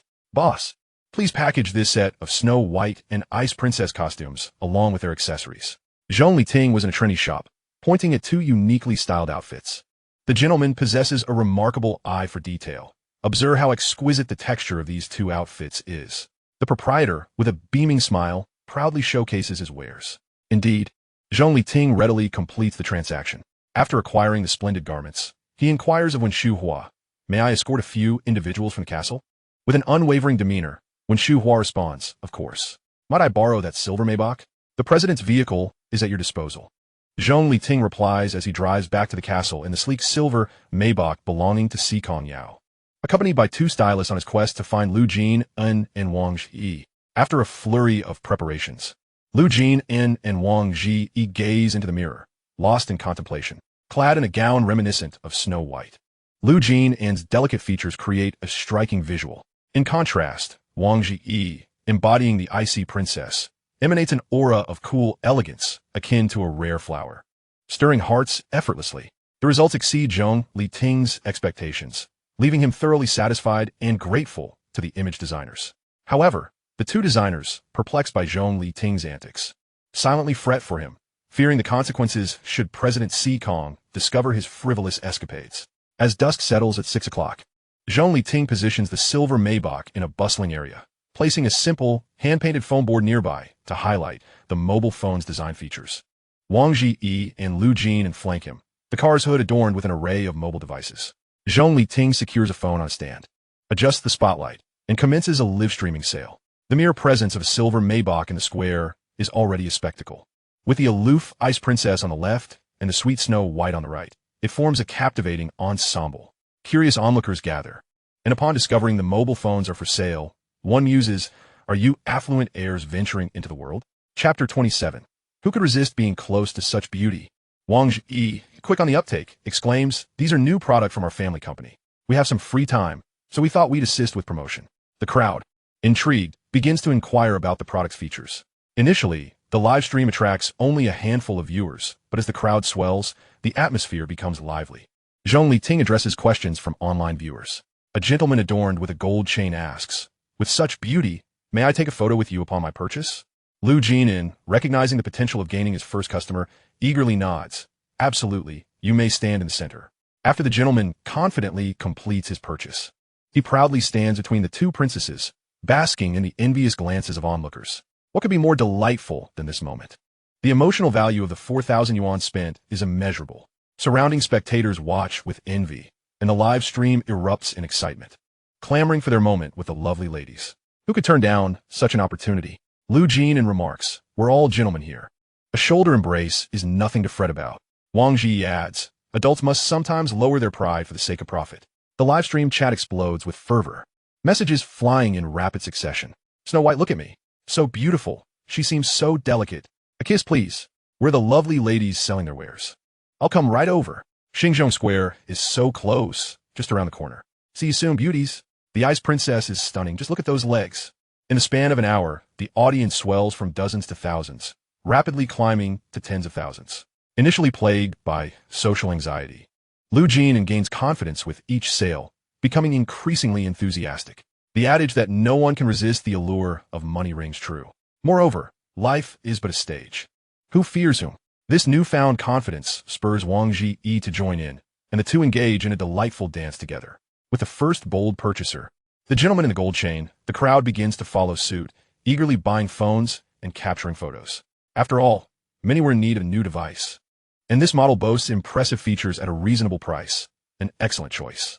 Most enticing of all, the chance to take a photo while being flanked by two princesses, perhaps even receiving a playful kiss. Such a deal is truly priceless. People have an inherent tendency to follow trends. Once a few make a purchase, many more are likely to join in. Gradually, a line forms as more and more individuals step forward, observing that the two young women are becoming overwhelmed. Zhong Liting pauses his responses in the live stream and rushes to assist in selling. A group of girls, after making their purchases, glances at the silver Maybach and asks, "May we pose for photos with the car?" The customized silver Maybach gleams enticingly, a striking beauty that captures attention wherever it goes. A photo opportunity could easily garner hundreds of likes on social media. Of course, that has no problem at all. Lu Jin responds warmly as she assists them with their photos. Zhong Liting, ever astute to business opportunities, interjects, "If you enjoy posing with luxury cars, just let me know your preferred colors. Tomorrow evening, we can bring out several for you to enjoy, and feel free to invite your friend along." Memories from his past life remind him of the importance of fans, and he is earnest in his efforts to cater to them. "Really?" the girls exclaim, surprised. "Do you have any cool sports cars? We adore those flashy models." What girl could resist a chance to pose with a luxury vehicle? Though they may not be able to afford one, satisfying their vanity is a sweet indulgence. Moreover, taking a photo serves as motivation to strive for success and one day own such a car. Typically, when they spot a luxury vehicle on the street, they would shyly hope for a photo, fearing ridicule from the owner. Yet these wealthy heirs are graciously offering them the opportunity. What a dream! In the past, they would have had to rent a car of this caliber for thousands just to take a picture. Now, buying a phone grants them the freedom to pose at will. A serendipitous windfall. "All right, we'll promote you once we get back," the girls declare, excitement evident as they depart with their phones in hand. Zhong Liting revels in the joy of sales. Within just a few hours, hundreds of phones have been sold. Following this model, selling 1,000 within a few days is undoubtedly achievable. In contrast, the A group, consisting of 6 individuals, will be fortunate to sell 600 units, making their defeat all but inevitable. Suddenly, a thunderous roar reverberates through the sky, prompting Zhong Liting to glance up at the darkening heavens. Oh dear. It seems a storm is brewing. We may not be able to continue selling. Brother Ting, it looks like rain is on the way, Wang Ji observes, perplexed. Could it be that the heavens are envious of our profits? She glances at the weather, equally puzzled. Just moments ago, the stars were brilliant. How had it changed so swiftly? Zhong Liting jokes. Perhaps a celestial being is ascending and encountering tribulations. As he bends down to gather their belongings, Lu Jin spies a fleet of luxury cars approaching and feels a foreboding sense of dread, especially upon noticing the formation of black-clad individuals disembarking from the vehicles. A familiar sense of suffocation washes over her. Brother Ting, we should leave, she urges, tugging at the bewildered Wang Ji as they head toward the throngs of people. The previous night, Si Kongyao had brutally beaten Zhou Muyi and his companions, their cries echoing the severity of the situation. And this current display seems directed at them. As the saying goes, better a friend's life than a monk's. They prioritize their own safety. Zhong Liting, as their guardian, is likely to escape unscathed. He watches the two flee in confusion, muttering, "What are you running from, a flood of beasts? Your 2 little lovers have abandoned you to run off on their own. Why haven't you pursued them yet?" A few steps away, Si Kongyao, clad in an elegant white short dress, approached with a graceful silhouette and delicate shoulders. Her slender waist was barely graspable, and her long, fair legs were accentuated by a pair of stiletto heels. The simplicity and elegance of her attire, infused with a touch of glamour, captivated the gazes of countless onlookers. Curiosity piqued, the crowd craned their necks, eager to glimpse her beauty beyond the bodyguards stationed protectively around her. "What brings you here?" Zhong Liting exclaimed in surprise, turning around to find Si Kongyao smiling alluringly, every gesture radiating charm. Although Si Kongyao wore a smile, he couldn't shake the chill that enveloped him. Glancing at the sky, he surmised that a cold front was approaching. When Shu Mo stepped forward, "Should I fetch him back?" Zhong Liting, perplexed, replied, "Fetch whom? Have I done something wrong?" The gazes directed at him were filled with a sense of foreboding. Chapter 28. Is Si Kongyao a dog? An hour prior, in the presidential office of the National Security Group, situated on the 100th floor, when Shu Mo received a message. A series of brief videos infuriated her to the point of wanting to storm over and unleash her wrath. This rascal, can't he settle down for a moment? The videos depicted Zhong Liting, impeccably dressed in a suit, flanked by 2 striking women, one exuding an icy elegance and the other radiating sweet charm. The trio appeared to be enjoying themselves, their interactions laced with intimacy, occasionally culminating in physical contact, each moment trespassing the boundaries of what the president deemed intolerable. Was it exhilarating to dance on the graves? Did Zhong Liting have a death wish? She had never encountered someone so eager to court disaster.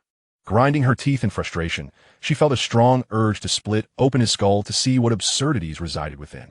Meanwhile, Si Kongyao, engrossed in her documents, sensed the shift in when Shu Mo's demeanor and inquired, "What is troubling him now?" When Shu Mo's mind raced through numerous excuses, all of which were swiftly dismissed. It was merely a matter of time before Si Kongyao would unravel the truth. Feeling the weight of Si Kongyao's penetrating gaze, when Shu Mo, unnerved, handed over her phone and opened the video for Si Kongyao to view. What she gleaned from it was entirely up to Si Kongyao. Silence enveloped the air, time seemingly suspended, when Shu Mo's legs began to ache from standing, threatening to give way beneath her. "Oh, has he replaced his companions again?" Si Kongyao's clear voice broke the silence, laced with a chilling undertone. When Shu Mo cautiously glanced up, noticing the dangerous glint in her president's fox-like eyes, brimming with an unrestrained possessiveness. "They say they are classmates. Perhaps their relationship is closer than it appears," she offered with a forced smile, her face rigid with tension. "Classmates, you say?" Si Kongyao's eyelids flickered, her gaze turning cold as an icy wind swept through. The air was thick with a sense of impending doom, as if she might pounce and eliminate the perceived threat. The convoy arrived at Xingzhou Square half an hour later, prompting when Shu Mo to ask if they should retrieve the individual in question. "If I don't come, will you simply follow along?" Finishing up, and then retreating to a hotel for a more intimate discussion. "What nonsense are you spouting? They are men, man," Zhong Liting retorted, stowing his phone in the car. As when Shu Mo watched the departing figures, she glanced back at Zhong Liting, who appeared untroubled, and asked again, "Should we capture him?" "Capture whom?" Zhong Liting inquired, curiosity piqued. "Naturally him," Si Kongyao declared, seizing Zhong Liting and pulling him towards the car. His dignity took a significant hit as he was hoisted like a chick by a woman. "Can't you show me a little respect? We're still in public," he protested, feeling humiliated. While he tolerated her commands at home, he was a grown man in public. Surely, he deserved some dignity. "No one is watching," Si Kongyao retorted, tossing him into the car. Zhong Liting surveyed his surroundings, realizing that he might have to capitulate once more. As expected, Si Kongyao pressed him into the back seat, methodically unbuttoning his shirt. Her exquisite hands, as smooth as fine jade, rested on his shoulders. "I warned you before. Why do you persist in being so disobedient?" Seeing the crimson hue slowly creeping into her eyes, Zhong Liting weakly pleaded, "Can I have 3 minutes to explain? It's not as you think." Si Kongyao paid him no heed, deftly binding his hands with his tie, her breath brushing against him like a fragrant breeze. While a beautiful woman in his embrace might typically lead to an intimate exchange, Zhong Liting found no such inclination at that moment. The cold blade she held against his neck, still stained with the scent of blood, sent shivers down his spine. The perpetrator seemed unfazed as the blade glided across his skin, reminding him of Si Kongyao's impeccable knife skills in the kitchen, causing him to tremble uncontrollably. Was she truly intending to practice her knife techniques on him? Oh heavens, save me. Had he committed some grave sin in his past life? Why was he perpetually embroiled in turmoil in this one, his life hanging by a thread? Si Kongyao regarded the trembling man before her with a hint of exasperation. "What prompted your disobedience?" "I am quite obedient," Zhong Liting replied, casting a longing glance at their clothes strewn across the floor, yearning to suggest that perhaps they should simply get on with it. This method of intimidation was likely to lead to impotence, and they could both lose their chance at happiness. No conflict was insurmountable through a passionate encounter, at least not for them. Typically, Si Kongyao was direct and urgent, but today she seemed unhurried. Was it possible she was uninterested? Yet, if she were disinterested, why undress? If he were to force himself upon her, would he be accused of assault? Zhong Liting's mind raced as he strategized how to successfully seduce her. Si Kongyao's gaze softened with tenderness and indulgence. Yet her long, manicured nails grazed his skin. "I long to inscribe my name upon every inch of your skin, so that the entire world will know you are mine." With that, she smirked, lowering her head to bite down hard on Zhong Liting's shoulder, leaving a mark that filled the car with the scent of blood. "Damn it, is Si Kongyao a dog? Why does she always bite?" Zhong Liting winced, his beautiful features contorting in pain, veins bulging as he dug his palms into his skin to stifle his cries. Si Kongyao's bites grew progressively harsher. Was this her peculiar kink? Gazing at the oval-shaped bite mark on Zhong Liting's shoulder, Si Kongyao beamed brightly, teasingly lifting his chin. "What do you think I should do with you?" Unable to endure such perverse torment and the immense psychological pressure, Zhong Liting replied bluntly, "Handle it, as you usually do." Si Kongyao stared in astonishment at the man who seemed to have awakened a primal instinct. Zhong Liting's expression suggested he wished to devour her whole. Was their relationship becoming somewhat distorted? Yet, she found herself enjoying it more. Observing Si Kongyao's stillness, Zhong Liting raised the stakes. With sparkling eyes, he beckoned her. "Don't you want to experience the one you've nurtured with your own hands?" Si Kongyao lost all composure, leaning down to capture Zhong Liting's lips with a fierce, urgent kiss. She pressed down hard on his shoulders, forcefully prying his lips apart to delve inside. Her agile tongue, wild and tempestuous, savored him greedily. The flush at the corners of her eyes resembled a tiny serpent of desire, burrowing deep into Zhong Liting's heart. Responding to her, his slender fingers tangled in her hair and his long legs wrapped around her waist. The softness of her skin brushed against him, quickening his breath. Having just lost face, he felt compelled to reclaim some dignity. Zhong Liting exhausted every means at his disposal, ultimately wearing himself out to successfully seduce Si Kongyao. Chapter 29. Did you not enjoy it? Upon returning to the castle, Zhong Liting stormed off to seek out Wen Shuhua, seething with anger. He pondered what mischief this woman had reported to Si Kongyao, for it had truly led him into a dire predicament. Wen Shuhua resided in the closest villa to the main residence, and when Zhong Liting arrived, Wen Shumo was also present. "What on earth did you two discuss with her that nearly cost me my life?" he exclaimed. "Care to take a look in the mirror?" Wen Shumo regarded the man who was ostensibly in high spirits after a hearty meal, clearly reveling in comfort. Yet he was lamenting in front of the two single women. It was one thing to indulge in food, but the smacking of his lips was utterly detestable. Zhong Liting pointed to the several still bleeding bite marks on his neck. "Why don't you try for yourselves?" The two exchanged glances. "All right. It's clear the CEO has had his fun, yet their tongues remained sharp. Did you not enjoy yourself?"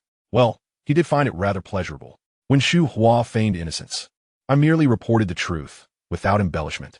As she handed her phone to Zhong Liting, she asserted that she had not exaggerated in her account. Upon viewing the footage, Zhong Liting was taken aback. In the video, he was energetically promoting a product while Wang Ji, clad in a black silk-made outfit, stood to his left.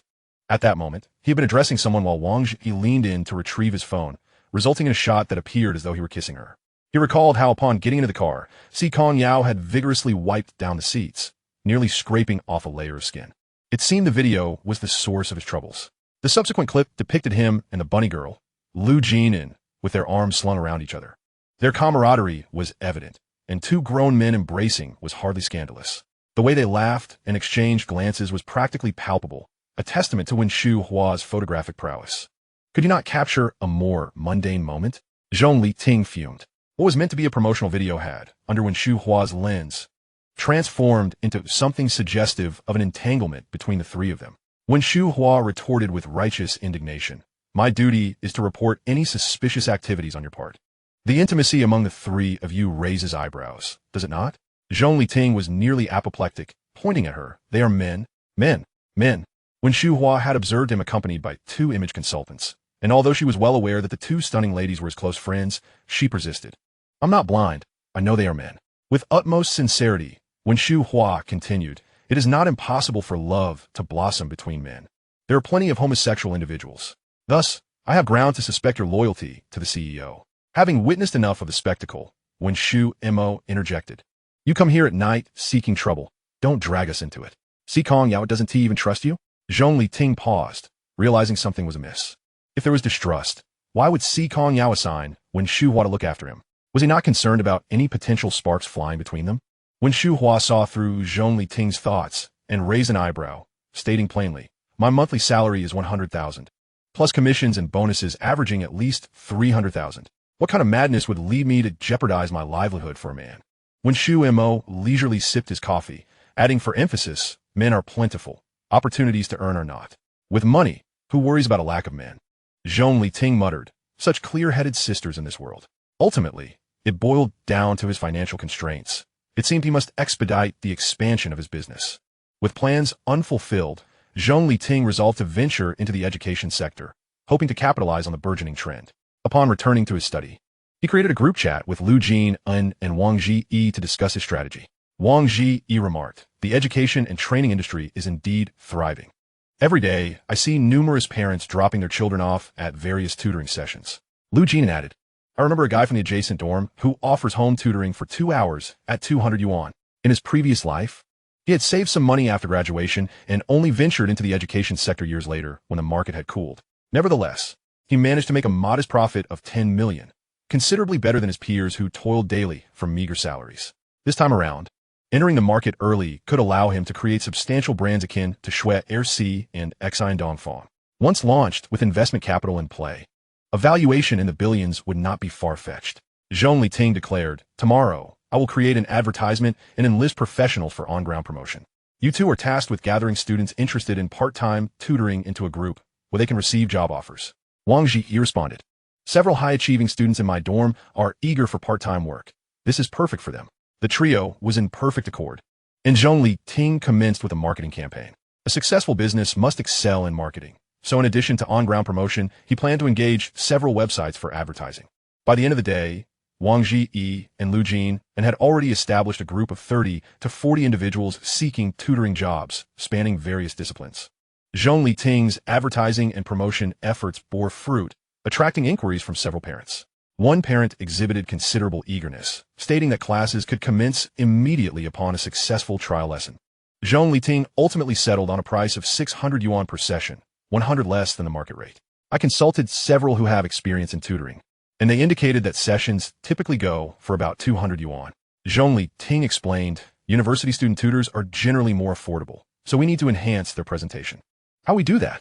You two should have those interested in part-time work in the group create resumes, detailing their qualifications and achievements. For instance, they should list any awards they have received, showcasing their credentials. Lu Jin readily agreed. This way, we can quickly and accurately identify suitable tutors based on their resumes, saving on trial and error. Exactly. Zhong Liting admired Lu Jin's astuteness. Though he appeared delicate, he was quite capable in his endeavors. Wang Ji though less talkative, exhibited strong competency as well. Should all proceed smoothly, these two could very well become the pillars of his future enterprise. Imagining the future landscape of his business, a smile nearly burst forth from Zhong Liting's face. Wang Ji inquired, "What brings a smile to your face, Brother Ting?" Lu Jin echoed the question. Zhong Liting composed himself, adopting a serious demeanor. "I sense an unusual aroma. Do you not perceive it?" Lu Jin sniffed the air. "I don't smell anything." Wang Ji, thinking Zhong Liting was being sardonic, also sniffed as someone passing gas. "I don't detect anything. I'm referring to the fragrance of money." Zhong Liting responded, at a loss for words, utterly bemused by the peculiar thought processes of the two. Chapter 30. Truly the privileged second generation. In the afternoon, within Sheng Yao's office, Zhou Muyi was bragging about throwing a party at the cost of 10,000 yuan, which resulted in the sale of over 100 mobile phones. You wouldn't believe it. My friends were incredibly generous. After a few drinks, they bought several dozen phones in one go. Zhou Muyi beamed with pride, basking in the envious gazes of his colleagues, reveling in the power of the network bestowed upon him by his family. No matter how hard an ordinary person toiled, they often could not compete with the connections he casually leveraged. Brother Zhou truly embodies the essence of a wealthy heir. His extravagance knows no bounds.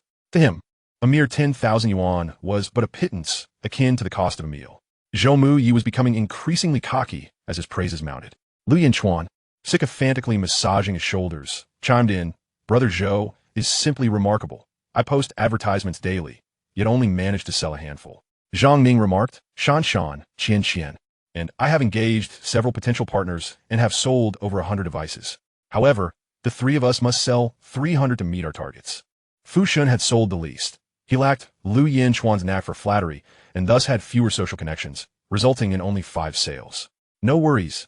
Someone will always cover for you." Zhou Muyi generously consoled Fu Shun before provocatively whistling at Team B.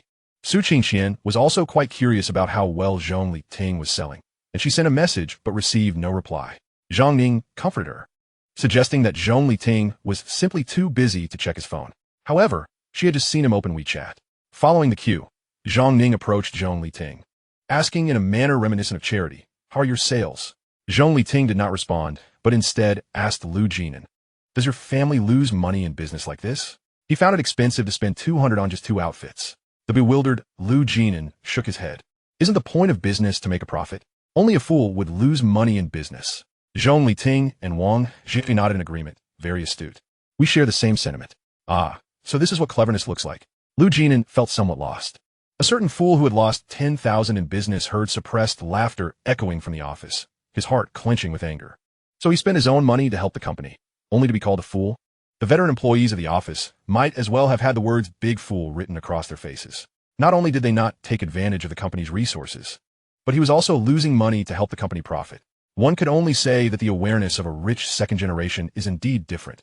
Otherwise, how could they be rich second generation? "I'm talking to you." Zhang Ning expressed displeasure at Zhong Liting's disregard for her. Thanks to Su Qingqian, Zhong Liting had always been obedient to her, so why was his attitude deteriorating? How infuriating. "I only hear barking, not someone speaking to me." Zhong Liting was most annoyed by Zhang Ning's sycophantic behavior. Zhou Mai, observing Zhang Ning's shared predicament, cursed. He probably holds a grudge for not being able to pursue Qian, like a powder keg ready to explode. Exactly, he has such a narrow mind. No wonder Qian doesn't fancy him. Offended, Zhang Ning couldn't help but curse back. Hearing this, Su Qingqian felt secretly pleased. The eyes of the masses are indeed sharp. "I am good friends with Ting. Please refrain from speaking ill of him." After saying this, Su Qingqian looked expectantly towards Zhong Liting, hoping to see gratitude in his eyes. Who knew that Zhong Liting would break out in goosebumps at her words? "Don't be so familiar. It's quite nauseating." Fu Shan felt a twinge of jealousy at how Su Qingqian referred to Zhong Liting and couldn't help but retort, "What are you pretending to be high and mighty for? Gaining advantages while acting coy." Su Qingqian wholeheartedly agreed with Fu Shan's statement. Zhong Liting was merely feigning indifference, deliberately piquing her interest. The unfortunate part was that it worked. She found herself increasingly concerned about him. "Well, as long as you all are happy. One should compete with peers, not argue with fools." Zhong Liting was not interested in banter. He was busy making money. After work in the afternoon, Jiang Shanshan excitedly changed into a special JK limited edition outfit and asked the two, "Do you think this outfit looks good for photos?" Zhang Ning appraised her from head to toe. The pink JK skirt was full of youthful spirit, paired with long legs clad in white stockings. sure to attract the affection of innocent young boys. Su Qingqian looked at Zhong Liting, heavily made up and resembling a vixen, and felt a twinge of disdain. Nevertheless, she feigned ladylike grace and complimented, "Shan Shan, your legs are long. Stockings look lovely on you." Zhong Liting, flattered, twirled in front of them, declaring, "Tonight, I must take photos with every luxury car." They had heard that many luxury cars would be at Xingzhou Plaza that evening, and it seemed they could take pictures freely while shopping, so they planned to broaden their horizons. If the items were expensive, the three would share the cost for one and then take stunning photos with the luxury cars. Zhang Ning, with keen eyes, noticed that the short skirt Su Qingqian was wearing was a new release from Chanel and couldn't help but ask, "Qian, is that a new Chanel piece?" "MHM. Su Qingqian replied, feeling a bit shy as she lowered her head, her ears burning under her hair. "This outfit must be worth over 100,000. Zhang Ning's eyes sparkled with envy, tinged with a hint of jealousy. Su Qingqian was oblivious to Zhang Ning's unusual emotions. She had specifically bought this outfit after hearing about the opportunity to take free photos with luxury cars. Although it was a pricey piece, costing over 1,000, she had never splurged on such an expensive dress before. After all, one couldn't pose with luxury cars and something from a street market. That would be far too fake. Jiang Shanshan reached out to touch it, but Su Qingqian quickly dodged, somewhat displeased. "This outfit cannot be washed, sorry." Carefree Jiang Shanshan didn't think much of it and kindly remarked, "These luxury items are designed to be worn, not washed. You must be careful when wearing them." Zhang Ning, filled with envy, whether intentionally or not, interjected, "Qian, did you buy this yourself, or was it a gift from someone?" Su Qingqian pondered for a moment and decided to say, "It was a gift from someone." The reason for this response was that although her usual spending was high, it wasn't to the extent of affording high-end luxury worth over 100,000. Even Zhou Mai, at most, would gift her a necklace worth a few thousand, not clothing worth tens of thousands. By saying it was a gift, she also had the benefit of claiming innocence if she were ever caught in a counterfeit. She could simply say she was deceived. It was a win-win situation. "Why can't I encounter such a rich second generation?" Zhang Ning lamented. Jiang Shanshan joked, "In your next life, be born into a good family, or perhaps consider cosmetic surgery in each country." Zhang Ning complained, "Did you not see how upset I am? All right. Your outfit is beautiful too, with that hourglass figure. Which man wouldn't like it?" After hearing this, Zhang Ning felt somewhat comforted. Although her face was average, she was blessed with a voluptuous figure. Chapter 31. When he arrives, you shall see. Su Qingqian's gaze subtly swept over Zhang Ning's prominent features, and she felt a pang of jealousy. Her face and figure were quite fine, but her upper body lacked the explosive appeal that Zhang Ning possessed. Thinking of this, the visage of Si Kongyao and his devilish physique floated into her mind. How wonderful it would be if they all belonged to her. The three of them shared a taxi to Xingzhou Plaza, and upon seeing the throngs of people, they couldn't help but exclaim, "What on earth are they selling that is so popular?" Su Qingqian was pulled in the crowd by the two, and her pristine white shoes were trampled by passers-by, nearly causing her to lose her composure as a lady. By the time they squeezed to the front, their hair and clothes were in disarray, looking quite disheveled. Jiang Shanshan gazed at Zhong Liting, who was selling goods alongside two beautiful women, and couldn't help but exclaim, "Wow, so many luxury cars." She had never seen so many top-tier luxury vehicles, and thought one might mistake it for a car exhibition. It seemed the car owner was a man, accompanied by two alluring beauties. The life of the wealthy was indeed simple and unadorned. "Qian, I think those two women beside him aren't as pretty as you. Why not get their WeChat and charm that rich second generation?" Zhang Ning gazed at the array of luxury cars, her eyes sparkling. With Su Qingqian's beauty, there was no one she couldn't captivate. Once that was accomplished, they would all rise together, and who would worry about not having a luxury car to ride in? Su Qingqian, too, felt a spark of interest in this notion. Although her recent focus had been on winning over Zhong Liting, having another option couldn't hurt. Zhong Liting had always adored her, but his sudden aloofness had somewhat bruised her pride. Could it be that her charm had diminished? Testing this rich second generation might be just the thing. It would also give Zhong Liting a sense of urgency, reminding him of her status as the campus beauty with many admirers. If he dared to ignore her again, she would genuinely be upset. Jiang Shanshan began snapping photos, and as she zoomed in, she grew increasingly convinced that the male lead looked familiar. Pulling the camera closer, "Wait, is that not Zhong Liting?" Zhong Liting. A poor student, how could he possibly afford so many sports cars? Zhang Ning's face was an open book of ridicule and disdain. Isn't he somewhat connected to Si Kongyao? A few casual gifts from Si Kongyao could easily amount to what an ordinary person would earn in a lifetime. Su Qingqian recalled the last time at the restaurant when Si Kongyao casually mentioned spending millions to buy the restaurant as a gift. She certainly hadn't expected the owner of the luxury cars to be Zhong Liting, which surprised her somewhat. Amidst the plethora of luxury vehicles, one might ponder whether they were purchased or merely rented. It is undoubtedly the latter, for even someone as affluent as Si Kongyao could not possibly bestow such extravagant gifts. Yet, earlier that afternoon, he had scolded Zhou Mai for foolishly spending his own money to promote the company. How could he then justify renting such a multitude of opulent cars? Zhang Ning clicked her tongue, remarking on the duplicity of it all. Such a scheming man. The sheer number of high-end automobiles must have cost a small fortune. Su Qingqian counted, noting a dozen or so luxury cars. The last time they dined together, he had arrived in a Bugatti Chiron, a veritable marvel worth a staggering 100 million, and one of only a single unit worldwide. Jiang Shanshan gasped, exclaiming that this was nothing short of sensational news. Zhang Ning was equally flabbergasted, her mouth agape. 100 million? Is Si Kongyao truly treating Zhong Liting like a son?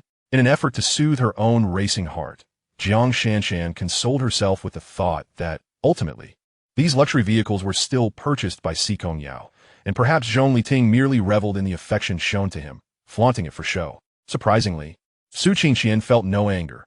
On the contrary, she secretly wished for Si Kongyao to dote on Zhong Liting even more. The more Si Kongyao lavished upon him, the more she would benefit, for no one would dare to oppose the allure of wealth. Initially, he had claimed that Si Kongyao would rather see him dead, but it seemed that was simply a ruse to mislead them. Zhang Ning was somewhat incensed.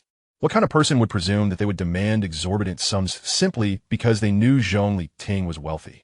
Was it truly necessary for him to feign poverty to guard against them? Such pettiness was unbecoming. The typically carefree Jiang Shanshan could no longer tolerate the charade.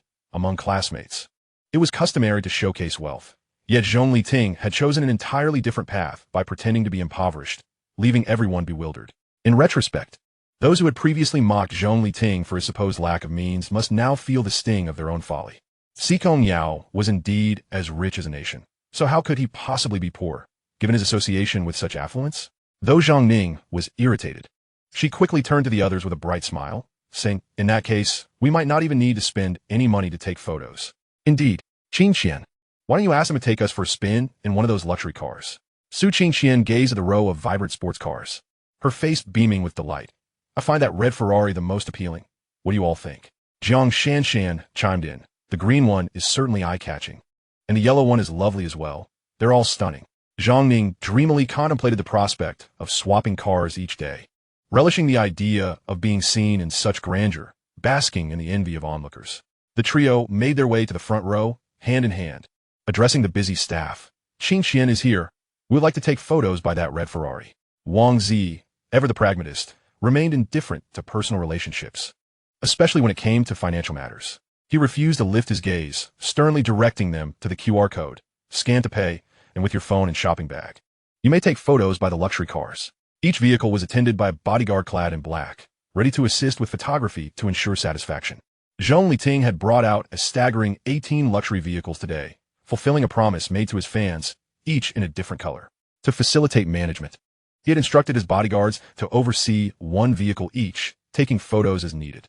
After all, Si Kongyao had already covered their salaries, so why not make use of them? The spectacle was indeed striking. The presence of beautiful individuals alongside such opulence was an eye-catching combination. With so many luxury vehicles on display, the streets of Kyoto were practically deserted, as throngs gathered to glimpse the scene. However, Zhang Ning was displeased by Wang Zi's response, indignantly pointing a finger at his nose. Did you not see who has arrived? Wang Zi had indeed noticed Su Qingqian, yet he remained steadfast in maintaining order, continuing to point at the QR code. Su Qingqian had never encountered someone who would not afford her the campus bell any regard, leaving her somewhat embarrassed. She felt humiliated, especially under the watchful gazes of those surrounding her, and discreetly tugged at Zhang Ning for support. She was unwilling to spend 4,000 on a phone merely to take a picture, deeming it an unjust expense to help Zhong Liting boost his sales. After 2 years of camaraderie, expecting monetary exchanges felt grossly unfeeling.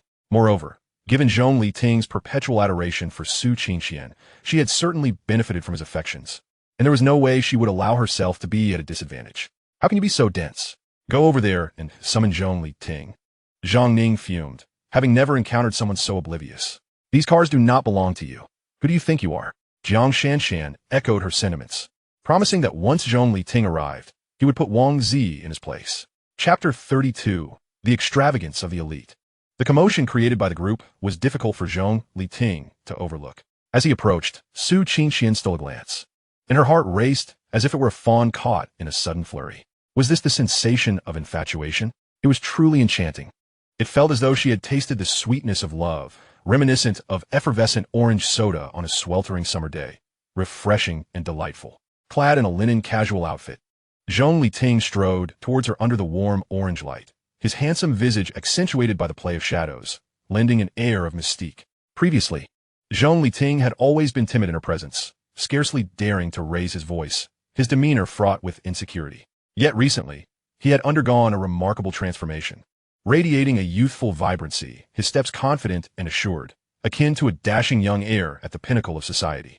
As he drew closer, Su Qingqian envisioned him as a prince from a fairy tale, gently reaching out to embrace her amidst the stares of the crowd. She could almost imagine the envy and admiration in their gazes as Zhong Liting took her hand, leading her into a luxury car to whisk her away. The wind carried whispers of astonishment, envy, and jealousy, but when Zhong Liting spotted Su Qingqian, his expression soured. Out of respect, he inquired, though he suspected the trio of women were up to no good. Wang Zi succinctly stated, "I merely instructed them to adhere to the rules. They must pay before taking photos." Zhang Ning pointed an accusatory finger at him. "Are you out of your mind? You would stoop to profiting off your classmates?" "Yes, I do have a fondness for money. It is far more useful than you," Wang Zi retorted, unimpressed by Zhang Ning's opportunistic demeanor. Laughter erupted from the onlookers. "Exactly. Stop your moral grandstanding." Zhong Liting nearly applauded Wang Zi for his resolute stance, siding with him. "If you wish to take photos, do so according to the rules. To seek special treatment is to stand against the very people you wish to impress."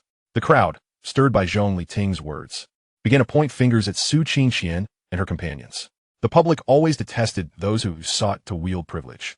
Su Qingqian had not anticipated this moment of glory, but found herself subjected to Zhong Liting's disdainful mockery, leaving her feeling resentful. Several times, she nearly lost her temper, ready to lash out as she had done previously.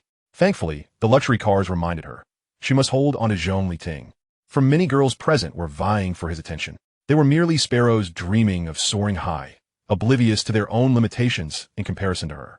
After regaining her composure, she patiently addressed Zhong Liting in a gentle tone. "Have you had your fun? Must you humiliate me in front of so many people? Are you truly so reckless?" Zhong Liting, disinterested in idle chatter, replied curtly, "If you wish to take photos, scan the code and pay. If not, be on your way." He had learned that encounters with Su Qingqian rarely brought good fortune, and he had no desire to invite misfortune upon himself. Jiang Shanshan was instantly displeased upon hearing this. They had already changed into their outfits, and to leave like this would render their efforts futile. She intercepted the departing Zhong Liting, saying, "Have you recently lost your senses? Why treat Qian in such a manner?" Zhang Ning chimed in from the side. "Even if you're playing hard to get, there should be limits. There are plenty of suitors for our Qian, and they're lined up all the way to the Eiffel Tower." The onlookers wore expressions of sheer amusement. My goodness, what a dramatic tale of love and heartbreak in high society. In the eyes of the three women, his recent indifference was merely a game of cat and mouse. Zhong Liting was so exasperated he nearly laughed. "Am I not entertaining enough? Or is money not worth spending? Am I to grovel at your feet? What about the 2 years of tender concern and tireless devotion he had shown? Was that simply a manifestation of his blindness?" Zhong Liting genuinely felt he had been mistaken. How could he forsake the wealthy and alluring Si Kongyao to develop feelings for the unremarkable and unrefined Su Qingqian? Oh, is he now regretting his choice and seeking to win back the male lead? The crowd, reveling in the spectacle, egged them on, fearing that others might not hear. A few even concocted an epic tale of the beautiful woman regretting her decisions and pursuing the wealthy young heir. Zhong Liting couldn't help but marvel at their vivid imaginations. With such creativity, why not write novels instead? The light in Su Qingqian's eyes seemed to extinguish in an instant, her almond-shaped eyes glistening with tears, exuding a pitiful charm as she murmured, "Then what am I to you?" What was she indeed? Clearly, a venomous femme fatale willing to employ any means necessary to ensnare a wealthy suitor. Though Zhong Liting internally scorned this notion, he refrained from voicing his thoughts. In this lifetime, such events had not yet transpired, and he did not wish to bear the stain of tarnishing another's reputation. The spectators, captivated by the beauty's tear-streaked visage, felt a surge of compassion and couldn't help but advise, if she were my girlfriend, I would embrace her and shower her with affection. Why argue? Such an innocent and charming appearance, so delicate and fragile, pierced his heart. Forgive her, cease the quarrel. As the saying goes, couples who bicker are bound to reconcile. The crowd erupted into laughter, teasing the couple to embrace and kiss. Hearing the tide of public sentiment shift in her favor, Su Qingqian felt a swell of pride. She knew beauty was a formidable weapon. With the pressure of public opinion, could Zhong Liting possibly resist? Yet, to her surprise, Zhong Liting staunchly rejected the crowd's matchmaking attempts, even willing to stand against them to clarify. I have someone I adore, but it is not her. If any of you brothers are interested, you might consider gifting her a phone. Perhaps you'll win her heart. Having learned from past experiences, Zhong Liting resolved that to live well, he must keep his distance from Su Qingqian. Such a stunning young woman was now available on the market. A burly man leered at Su Qingqian, nearly drooling. Had it not been for the crowd, he would have likely snatched her away for an unrestrained kiss. Repulsed, Su Qingqian gazed at Zhong Liting for help. You're not deceiving me, are you? You're upset because I ignored you before. For the first time since his rebirth, Zhong Liting regarded Su Qingqian with a chilling indifference. I am not deceiving you. I have someone I cherish. She is truly remarkable, far beyond your reach. Who is she? Su Qingqian asked incredulously, astonished that someone who had once given her everything could suddenly turn his affections elsewhere. Zhong Liting fell silent.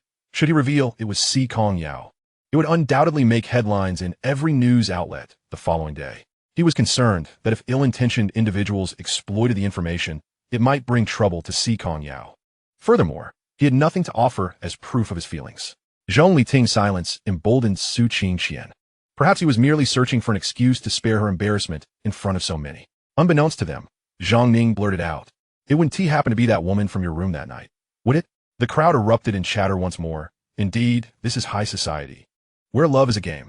In an unexpected turn, Zhong Liting, rarely one to concede, acknowledged the insinuation with an unusual warmth in his demeanor. Yes, that is indeed her. In the distance, Si Kongyao's expression gradually brightened, and when Shu Mo let out a sigh of relief, finally feeling at ease, she sent a message to Butler Zhao, instructing him to withdraw the personnel. It was known that upon learning of Su Qingqian's arrival, Si Kongyao had donned a somber countenance, and during the meeting, everyone had held their breaths, fearing to provoke her ire. Once the meeting concluded and they arrived on site, Si Kongyao found Zhong Liting's lack of fervent conversation with Su Qingqian somewhat alleviating, though still only slightly so. Little did she know that Zhong Liting had just rebuffed Su Qingqian, declaring his affections for another.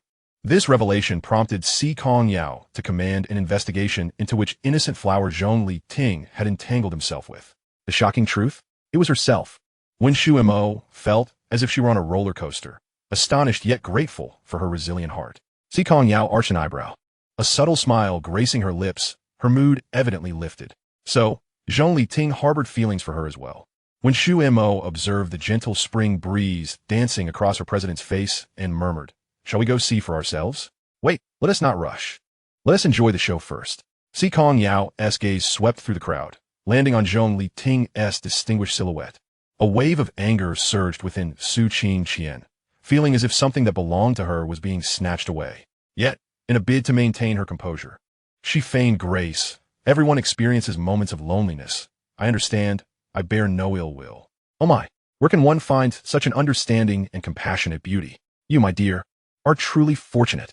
The crowd murmured. Indeed, money allows one to indulge. Zhong Liting, however, felt no appreciation for her perceived virtue, sensing only her pretense. Had he not been wealthy, she likely wouldn't have spared him a glance. I am not with her out of loneliness. Please do not pursue me any further. She holds no affection for you, and I wish to keep her from anger. Zhong Liting's words were earnest, his demeanor sincere. He genuinely hoped to sever ties with the past and begin anew. Upon hearing this, Su Qingqian's previously cold demeanor warmed unexpectedly, her smile radiant. Her lack of affection for me is merely born of jealousy for my beauty. It indicates she cannot compare. Perhaps she is old and unattractive. You are an astute individual. Surely you understand the appeal of marrying a beautiful wife? Only a fool would choose the old and ugly. Su Qingqian was certain Zhong Liting would choose her. When Shu Mo, upon hearing such audacious claims, felt her eyelids twitch, what kind of confidence allows her to be so brazen? Based on her research, Su Qingqian came from a single-parent household, with her mother being an ordinary worker. The two live in a rented apartment on the outskirts, their lives rather meager. Her father had served time in prison years ago. Given such a background, where did she derive her confidence? Did she believe she could withstand any hardship? Zhong Liting was about to respond when he noticed Si Kongyao approaching, flanked by her twin sisters, Wenshu Mo and Wenshu Hua, trailing closely behind. Adorned in a striking red dress that accentuated her curvaceous figure, Si Kongyao's wavy hair cascaded over her shoulders, exuding a sultry allure. Her twin sisters, clad in matching fitted skirts, showcased their long legs and appeared exceptionally poised. The once bustling crowd fell silent, parting to grant her passage. Si Kongyao cast a casual glance at Su Qingqian, her demeanor radiating an aloof indifference. "Do you think you are beautiful?" Her tone remained level, devoid of anger or accusations, a stark contrast to the tension that filled the air. It was merely a simple phrase, yet it sent a tremor through Su Qingqian's heart. Those who initially admired her beauty now turned against her. At first, they indeed found her quite lovely, but in comparison, she paled. In truth, when juxtaposed, her two aides appeared more attractive. Was this a love triangle in a wealthy family? What triangle? Don't you think the lady in red is a far better match? Yes. Indeed, the lady in red is the official pairing. Si Kongyao, in high spirits, remarked nonchalantly, "Bonuses," when Shimo produced cash, casually handing several bills to those who had just spoken. Observing this, everyone began to flatter her, showering her with wishes of eternal love and early progeny. "Oh my, I just received 600. One phrase, 600. I've never spoken words so precious. I got 400, haha. I haven't earned this much in a day's labor." With their pockets filled, the crowd cheerfully gathered to continue indulging in gossip. One must admit that the tales from the affluent were indeed tantalizing. Su Qingqian stood awkwardly to one side, unsure whether to stay or leave. Zhang Ning and Jiang Shanshan were utterly useless, having fled in fear to who knows where. What good friends they were more akin to foes. Si Kongyao had no intention of letting Su Qingqian off easily. She glanced at the white Chanel dress Su Qingqian was wearing and asked when Shimo beside her, "Don't I recall that at the company anniversary, all the female directors wore this particular Chanel white dress? Wasn't it limited to 100 pieces? Specifically tailored for us internally? How is this not a blatant breach of contract?" When Shimo glanced at the white dress Su Qingqian wore, despite the logo, the craftsmanship was shoddy, unmistakably a counterfeit. "Miss Su is wearing a replica. Chanel cannot be held accountable for a breach." I thought the company's benefits were insufficient. Leading the directors to sell their clothes, Si Kongyao averted her gaze, as if looking any longer would be distasteful. The onlookers, clutching their cash, felt disenchanted. What a heavenly company. For their anniversary, they were giving away custom Chanel dresses, truly extravagant. Typically, their company merely offered a box of fruit worth 200 as a luxury. Other companies were handing out garments worth over 100,000.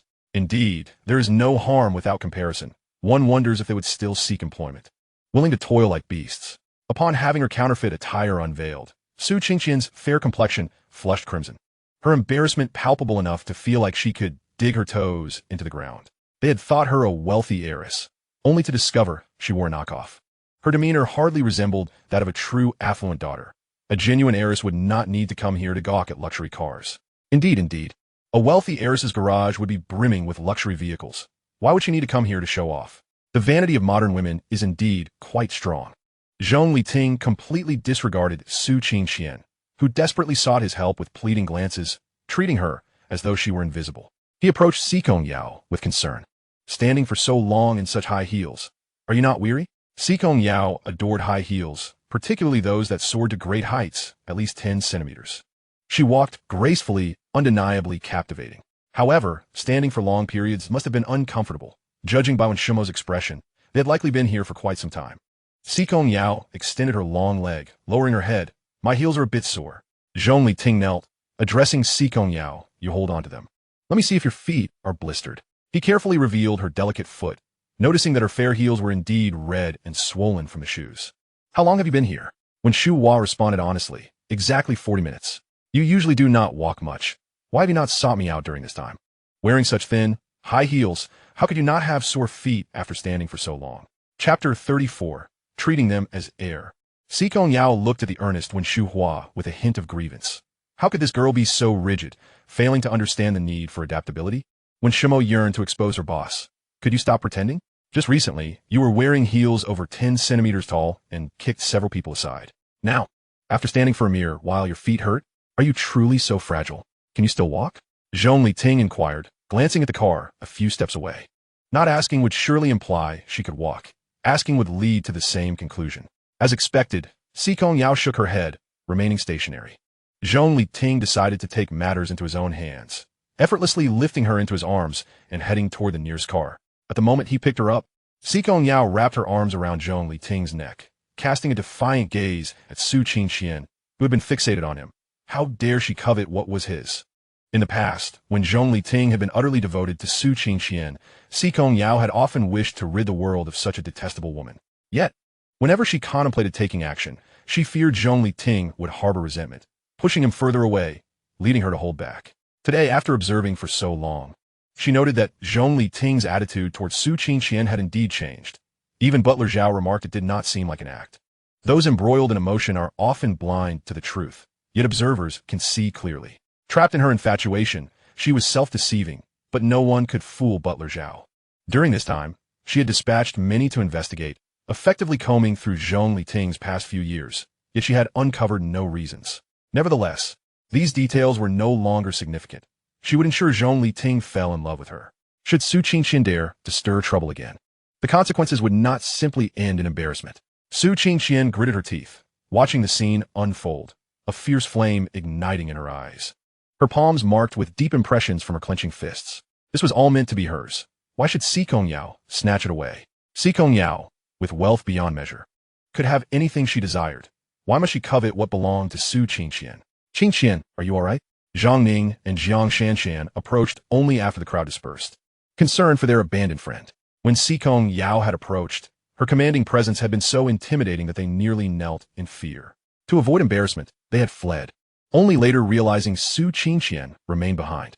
Wishing to find her, they hesitated, daunted by Si Kongyao's formidable aura. Thus, they lingered at a distance, only daring to approach once the crowd had thinned. The two had abandoned her in her moment of need, and now they returned, attempting to act as if they were her closest allies.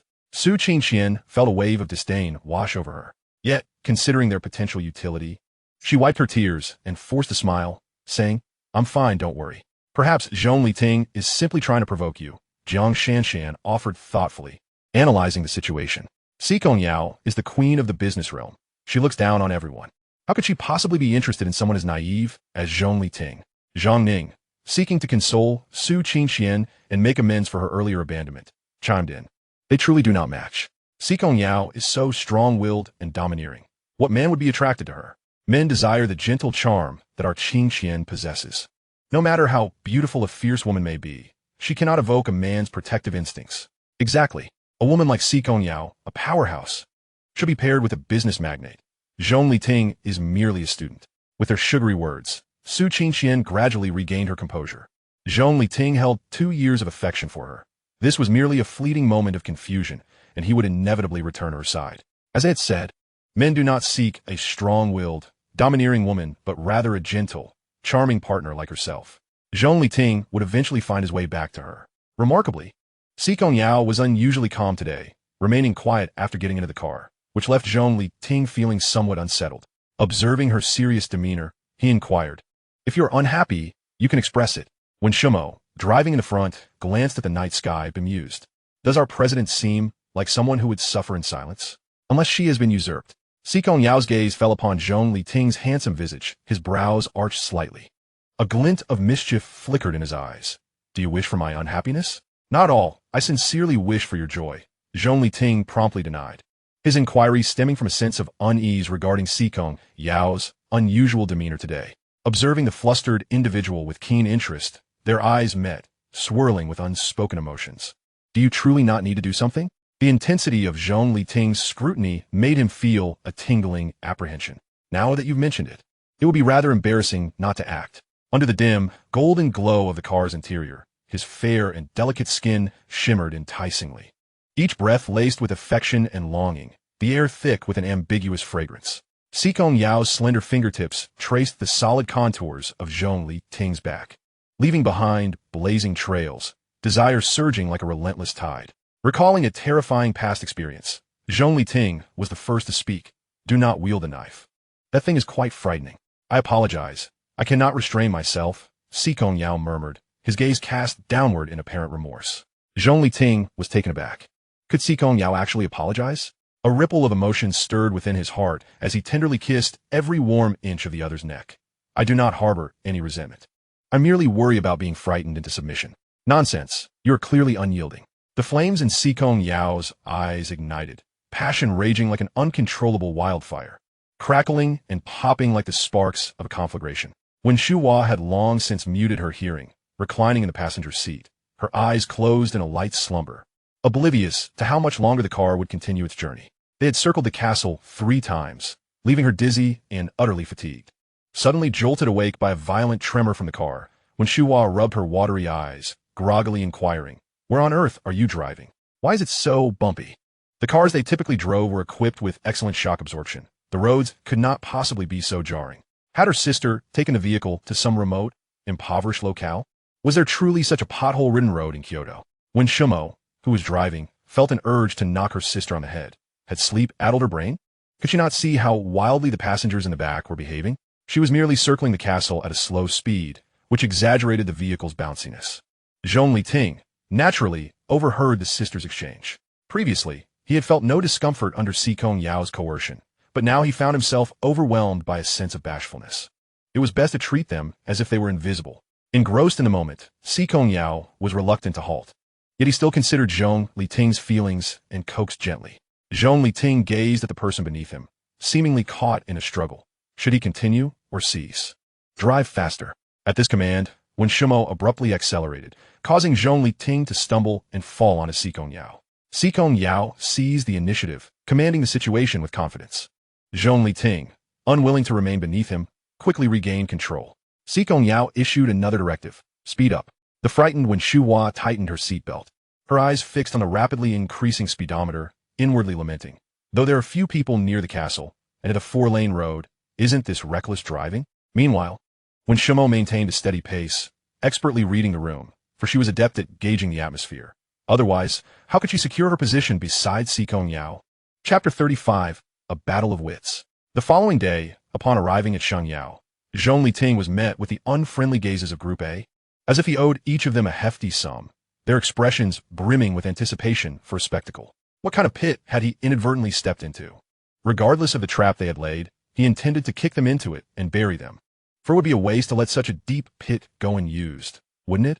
Tingu, they all know about our situation. Lu Jin An's eyes were still slightly red, bearing an expression of having been wronged. Clearly, prior to his arrival, Lu Jin An and Wang Ji he had already endured a barrage of verbal attacks. Those who dare to bully him, how foolish. Zhong Liting glanced at Zhang Ning and the others' expressions of amusement and grasped the situation. Merely a jest regarding their cross-dressing and product promotion. To feign ignorance and lower their guard, Zhong Liting inquired, "What happened? Oh, you still have the gall to ask?" Fu Xin laughed heartily, as if he had heard the greatest joke, doubling over with mirth. "Take it easy. Don't laugh so hard you choke and come after me for compensation." Zhong Liting relaxed in his swivel chair, leisurely observing the performance of the clowns before him, intrigued by the antics they might conjure. No. The mere thought of it makes me nauseous. Breakfast was a waste. Zhang Ning theatrically clutched his stomach, feigning retching. "You're not actually pregnant, are you?" Zhong Liting pretended to be concerned. "How many months along are you? Who is the father of the child? Is it serious? Should I call an ambulance for you?" The barrage of questions left Zhang Ning bewildered. She had no boyfriend. How could she be pregnant? Isn't Zhang Ning single? Lu Jin interjected, perplexed. How did she end up with a child? Wang Ji regarded his dim-witted partner with a thumbs up, pretty dense at the right moment. Colleagues in the office began to glance over at Zhang Ning's slightly rounded belly, scrutinizing her hand pressed against it, their gazes flicking back and forth. Flushed with embarrassment from the attention, Zhang Ning exclaimed, "I am not pregnant. Stop looking at me like that." She had merely indulged in an extra bowl of porridge for breakfast, leading to a slight bulge, not a pregnancy. While it's true that wise individuals can quell rumors, the reality is that the general populace is often eager to consume gossip. The more Zhang Ning attempted to clarify, the more tangled her explanations became. Once ensnared in the trap of self-defense, escaping was a futile endeavor. In her previous life, Zhang Ning had exploited him mercilessly, making him complete her assignments, child's play. The crux of the matter was that he bore it all stoically, only to be insulted behind his back as a fool and a wretched dog. "What nonsense are you spouting? Zhang Ning is feeling nauseous because of the revolting things you all did." Lu Yanchuan wore a contemptuous expression, feigning disgust. "Oh, I've heard of women getting pregnant, but I never thought men could too." After mocking, Zhong Liting retorted, "Which law states that men cannot wear women's clothing? Aren't you a law student? Or did your studies go to the dogs?" With that, he picked up a pen from the desk, idly twirling it. his icy gaze fixed on Lu Yinchuan. Naturally, no law exists that prohibits such attire, and a small segment of society does indulge in cross-dressing. It is a matter of personal freedom, protected by law as long as it does not infringe upon others. There is no law against it. But don't you think it's off-putting for a man to wear women-ass clothing? Jiang Shan chimed in, defending her teammates while also holding a grudge against Zhong Liting for the humiliation he had inflicted upon them the previous night. She was determined to retaliate for their mockery. You adore that H-country star who dances and flaunts themselves in heavy makeup. Why is that acceptable? They wear earrings and nail polish, and yet you gawk at them adoringly. Why not label that as disgusting? Their behavior is a professional necessity. What gives you the right to disparage my idol? Zhang Ning retorted, hands on her hips, glaring defiantly. They could be flamboyant for their profession, but our sacrifices for the company as performance are labeled as repulsive? Zhong Liting regarded Zhang Ning's descent into her own trap with amusement, punctuating each word. How dissatisfied are you with the company? Such a deep-seated grudge. You rival the ghost of a woman hung in red on the 15th of July. Effortlessly. Zhong Liting countered the group as barrage, leaving them speechless. When it comes to verbal sparring, he would never concede defeat. Lu Jinan, filled with righteous indignation, interjected sharply. Double standards are one thing, but why the sycophancy towards foreign cultures? Several employees in the office, unable to tolerate the situation any longer, rallied behind Lu Jinan. Adults bow their heads for the sake of earning a living. You'll understand this once you step into society. Indeed, there's a doctor from a top-tier hospital in our neighborhood who sets up a stall selling grilled sausages. Just look at those street performers in summer. Who would willingly endure the sweltering heat trapped in such cumbersome costumes, if not for survival? They have neither broken the law nor violated moral standards. They simply employ a gimmick to entice consumers, which I find rather ingenious. If we had possessed such creativity back in our day, perhaps we'd have ascended to management by now. The veteran employees lamented how the waves of the Yangtze River pushed the previous waves forward. As it became evident that what was intended to be a denunciation of Group B had morphed into an award ceremony, Zhomai felt compelled to restore balance. At that moment, Director Sheng, accompanied by their supervisor, approached. Noticing the vibrant atmosphere in the office, he remarked with a smile, "This is quite a lively ambience." The supervisor nodded vigorously, attributing the energy to Director Sheng's nurturing guidance. Everyone is brimming with motivation. We must prioritize the company's interests above all else. Everything else is secondary. Zhomai articulated just as the group entered. Wang Zi, wide-eyed as if he had stumbled upon a new continent, thought to himself, has Zhomai taken leave of his senses? Wasn't he the one who instigated everyone to criticize them just moments ago? I hear from Xiao Huang that your performance has been outstanding, surpassing all previous interns.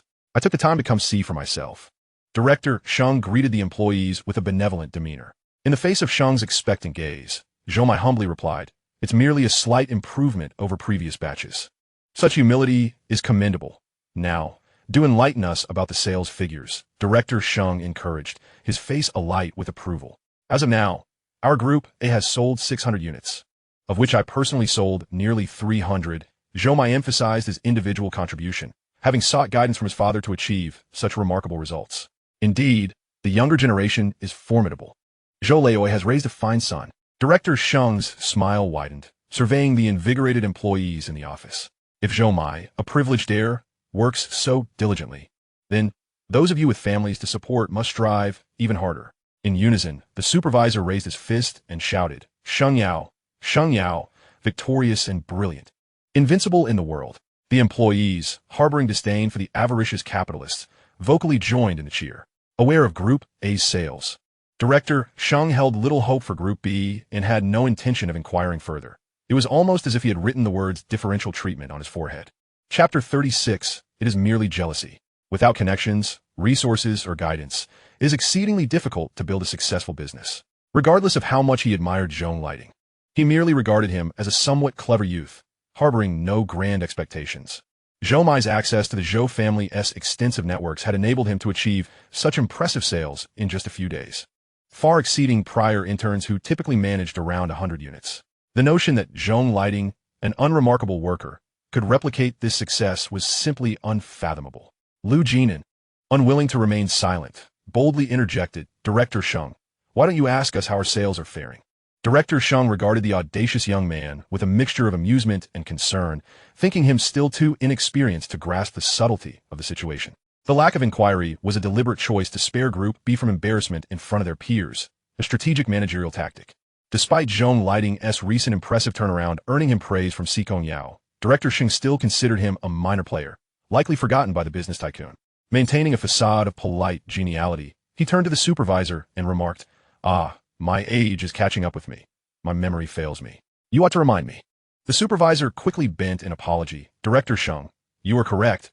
It was my oversight." After the formalities, Director Sheng inquired, "How is Group B performing?" Glancing at the mere 3 members of Group B, he continued, "With only half the number of Group A, low sales are to be expected." Zhong Liting interjected with a smile, "Thank you, Director Sheng, for your understanding. While we are indeed fewer in number, each member of Group B is worth 10 of their counterparts." "Worth 10? Director Sheng chuckled. Turning to the supervisor, "The company needs young people with such daring spirit. It is this audacity that will ensure a bright future for our enterprise." It was clear to all that Director Sheng was subtly cautioning the youth against hubris and unrealistic aspirations. Group A's 6 members had sold 600 units, averaging 100 each, while Group B's 3 had sold 3,000, averaging 1,000 each. Was that not a testament to their worth? Zhong Liting savored the astonished expressions of Group A, relishing the impact of his words. "What? You claim your group sold how many?" Director Sheng could hardly believe his ears, as if he had misheard. Lu Jinan climbed onto a chair, exuberantly declaring, "We sold 3,000 units." Seeing his overzealous companion's excitement, Zhong Liting could not help but chide, with such a shout. "The entire building must be aware. Director Sheng just advised us to emulate Group A's modesty." Yes, modesty and humility," Lu Jinan said sheepishly, scratching his head. He had momentarily lost sight of the need for discretion. Director Sheng turned to his assistant. "What is the highest monthly sales record for our stores?" "The highest was in August, around 600 to 700 units, the assistant reported. "So, in just 2 weeks, you have surpassed our highest sales figures? Is that correct?" "Indeed."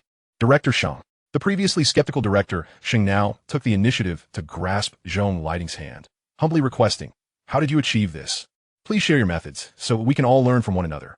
"Such methods are not easily replicated," Fu Shen remarked coldly. "After all, who would dress as the opposite gender? Not easily replicated. Indeed, given that few can afford such luxury vehicles. Wouldn't you agree?" Wang Zi replied with a smile, though his words were pointed. As the saying goes, a gentleman's revenge is best served 10 years later, and he had no intention of delaying. A slight against him must be avenged immediately, and Fu Shen's early morning jibes were simply intolerable. This remark struck directly at Fu Shen's heart, reminding him of the previous dinner where he had been overshadowed by Zhong Liting's car, robbed of his opportunity to shine before Su Qingqian. Now, once again, the issue of cars arose. It was infuriating. Director Sheng, somewhat perplexed, listened as the supervisor succinctly explained the situation. Upon hearing the details, he remarked, "What a creative idea. It is indeed something most would never conceive. The scale of the spectacle is also quite grand. Few possess the means to do so." Simultaneously, Director Sheng grew curious about Zhong Liting's background. He had never heard of him before. A family capable of such a display in the capital must be quite prominent. Yet he had never encountered Zhong Liting in his extensive social circle. Moreover, the surname Zhong was quite rare. It was unlikely he would forget it. Fu Shan was unwilling to see Zhong Liting bask in the limelight. Those vehicles may not even belong to him. Si Kongyao is merely his guardian. They share no blood relation, so let us not get ahead of ourselves. What? Zhong Liting is acquainted with the business magnate Si Kongyao, who is his guardian. No wonder Si Kongyao deigned to attend such a small launch event at Shengyao. I thought it was a stroke of luck. Everything now makes sense. On that day, Zhong Liting's words seemed to dance on the graves, causing him to break into a cold sweat out of sheer anxiety. In retrospect, however, such worries were entirely unfounded. As a parent, one cannot help but cherish their own child. What harm could possibly come of it? Fu Shan, is it truly so difficult for you to acknowledge the excellence of others while accepting your own mediocrity? With his arms crossed, Zhong Liting was utterly convinced that you must have investigated the registered owners of those vehicles. Fabricating lies is hardly the conduct of a virtuous person. Where has the moral compass you so frequently espouse gone? All the possessions gifted to him by Si Kongyao were indeed registered under his name. In his previous life, he had looked down upon living off someone else's wealth, failing to pay attention to these matters. Si Kongyao had insisted that he accept them, and he carelessly tossed them into a cabinet without ever bothering to open them and see what they contained. After his rebirth, he spent several days sorting through many items, eventually unearthing a cabinet that had been gathering dust in a corner. Upon opening it, a trove of jewelry tumbled out, along with a thick stack of documents. To his astonishment, he discovered they were all titles to properties and vehicles.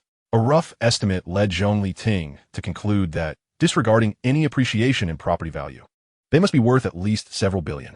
How could he have possessed such wealth? Alas, he had been so foolish in his past life. Wasn't it more appealing to align oneself with the affluent? What was the point of struggling? Since Fu Shun had conducted his investigation, he must have uncovered that the purchases were made in Zhong Liting's name. Such a distortion of truth could only stem from jealousy. Chapter 37. Do not prematurely lick the plate. After enduring numerous trials, Chairman Sheng had achieved his current position. What remained unclear? He simply wished to avoid offending both the Zhou family and Si Kongyao, thus playing the role of a mediator. Group B is indeed formidable, truly deserving of their reputation as Si Kongyao's team. He then shifted the conversation, noting that the internship period was now half over, and both groups needed to seize the opportunity to showcase their abilities. After Zhong Liting and the others had spoken, he felt it was appropriate to voice his own request. I wish to transfer to the chip front-end department to partake in research and development. As someone who had been reborn, he was acutely aware of the events that would unfold in the coming years. Living off someone else's wealth may be delightful, but one must also possess their own trump cards. Otherwise, one becomes a mere plaything in the hands of others, indistinguishable from a pet. The chip research and development department was indeed demanding, and given your educational background, you are well suited for front-end product development. If you can handle it, I will personally write you a letter of recommendation, which you can present upon your arrival. Chairman Sheng greatly admired the youthful quality of perseverance and wholeheartedly supported it. Chairman Sheng, we wish to join as well. Wang Ji and Lu Jin naturally intended to follow Zhong Liting. They had no desire to remain cooped up in the office, engaging in verbal sparring with Group A. The members of Group A, aside from Su Qingqian, would be more than happy if Group B were to transfer to the product development department, as it would spare them from the daily annoyance of their presence. Should Zhong Liting transition to product development, wouldn't it become even more challenging for her to see him and cultivate their relationship? Su Qingqian longed to accompany them, but upon reflecting on the relentless overtime that awaited in the research department, she hesitated. Late nights would undoubtedly deteriorate her skin. Her desire to get closer to Zhong Liting was merely an excuse to endure less hardship. Why would she voluntarily seek it out? Besides, since they were in the same company, wouldn't there be ample opportunities to meet? All right, you all work hard. After offering a few words of encouragement, Chairman Sheng departed. After transferring to the chip front-end department, Zhong Liting found himself busier than ever, leaving home shortly after 7 in the morning and often not returning until 8 or 9 in the evening. This particular night, he arrived back at the castle at 10 o'clock, and as soon as he stepped through the door, he was greeted by Si Kongyao. Dressed in a white lace robe, with her lustrous curls cascading lazily over her shoulders, she had evidently been waiting for him in the living room. The moment the lights illuminated the space, a warm current flowed through his heart. So this was what it meant to have a light burning for oneself amidst the myriad of homes. At this hour, Si Kongyao should have been resting. It was clear she had been waiting for him instead of retiring to bed. What merit did he possess that would cause the revered Si Kongyao to lower herself to await him in the depths of night? A flicker of affection stirred within him. Si Kongyao approached in her slippers, gently taking the items from Zhong Liting's hands, and inquired softly, "Why have you been returning later and later?" "I'm sorry, I will come back earlier in the future." Unable to resist, Zhong Liting wrapped his arms around her from behind as she turned to hang up the items, burying his face in the crook of her neck. He inhaled her fragrance, jasmine, a delicate and delightful scent. Si Kongyao's back stiffened noticeably.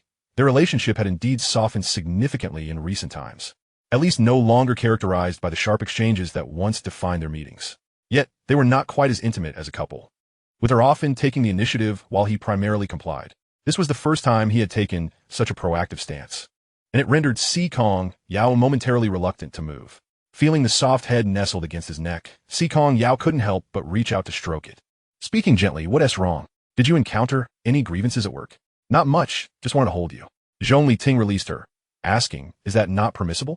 "Of course, you may hold me for as long as you wish." Si Kongyao, eager for Zhong Liting's affection, quickly added, "I am merely concerned that you might be suffering some injustice." A few days prior, she had instructed someone to investigate Zhong Liting, and to her shock, she uncovered a startling truth. In her absence, Zhong Liting had indeed been subjected to bullying. Previously, he had been reluctant to allow anyone to follow him, let alone to disclose their relationship. Consequently, she had often approached matters with trepidation, which had only emboldened those who sought to mistreat him. "Now, aside from you, no one dares to bully me." "Why is that?" Si Kongyao was genuinely curious about the sudden shift in Zhong Liting's demeanor. Zhong Liting feigned ignorance, reassuring her, "Naturally, it is because I willingly allow you to bully me." The notion of his rebirth was too fantastical for Si Kongyao, whose emotions were still somewhat unstable. He feared that revealing the truth might provoke her, leading to even more severe consequences. Moreover, he had no intention of sharing this matter with anyone. Discussing something that transcended the boundaries of science carried the risk of being captured and studied as a monster. Weighing the implications, Zhong Liting resolved to keep this secret buried deep within his heart, forever concealed. The light in Si Kongyao's eyes began to dim. She had anticipated Zhong Liting would confess that it was due to his affection for her, followed by an explanation of the transformation. It was acceptable that he remained silent. Simply being able to sit together in peace over a meal brought her immense satisfaction. Dinner is served. Several maids brought forth an array of dishes, and upon seeing the bountiful spread, Zhong Liting inquired, "Have you not yet eaten dinner?" "I was busy this afternoon, and thought I would wait for you to return so we could eat together." Si Kongyao took her seat at the table, picking up her chopsticks to begin her meal. "From now on, I will return earlier in the evenings. I'll just transfer to the Chip R&D department, and I've been getting accustomed to the processes, which has resulted in later departures." Zhong Liting shared some amusing anecdote from the past few days with Si Kongyao. Laughter occasionally echoed from the dining table, and the maids nearby could scarcely hold back their tears. It had been ages since the castle had felt this warm and inviting. Their president had finally seen the light after enduring such hardships over the years, and they could only imagine how many dishes had been broken along the way. Previously, they had to purchase several boxes of crockery each month, yet now they were saving tens of thousands on tableware alone. Why the sudden interest in chip development? Si Kongyao, ever the astute businesswoman, quickly picked up on the key information. Zhong Liting, of course, could not divulge that a chip war would erupt in a few years. He could only speak vaguely. Our country's chip industry still has significant room for improvement. It is imperative to have control over vital resources. Si Kongyao furrowed her brow slightly at his words. While Zhong Liting's statement was undeniably accurate, it was precisely because it held truth that she found it surprising. Over the years, in an effort to avoid attracting the attention of others, she has been gradually increasing her investment in the research and development of the chip sector, a fact known only to Wenshimo. Zhong Liting, a student, despite specializing in this field, possesses no commercial experience. How could he possibly be aware of such matters? Chapter 38. Has the CEO embarked on a career? As the sun rises outside, the morning light filters through the densely intertwined branches, casting shadows within the room. The dancing sunlight creates myriad intricate patterns upon the white curtains. A beautiful interplay of light and shadow. Zhong Liting opens his eyes and glances at his phone, realizing it's nearly 8 o'clock. The warmth is already absent from the side where Si Kongyao slept, indicating he must have left a considerable time ago. These days have truly been exhausting, with the department working overtime until 8 or 9 in the evening. His educational training endeavors are gradually showing promise, with an increasing number of parents seeking consultations, requiring him to respond to hundreds of messages daily. Although Wang Ji and Lu Jin assist him with some inquiries, he remains primarily responsible for the operations. It seems he must strategize to find a suitable venue and recruit some employees to handle these straightforward tasks, or else he will be overwhelmed and inevitably exhaust himself. After hurrying through his morning routine, Zhong Liting heads to the wardrobe to change his clothes. "Good morning, sir." Linda and Lisa greet him politely. "Yes, good morning," he replies. Linda presents several carefully coordinated outfits for the day. A white suit paired with a silver tie, exuding the aura of a refined gentleman. A light blue suit with a pale yellow tie, subtly revealing luxury, and a sophisticated dark green suit accompanied by black tie, reminiscent of a domineering CEO.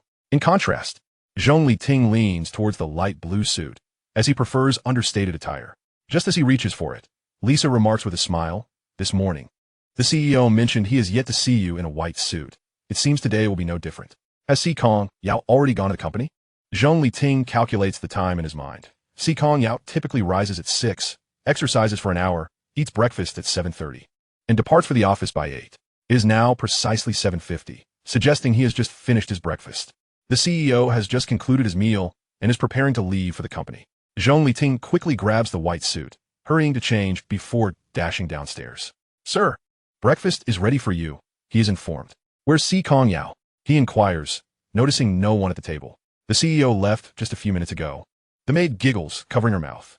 "This breakfast is packed for you to take to the company, as the CEO thought you might not have time to eat."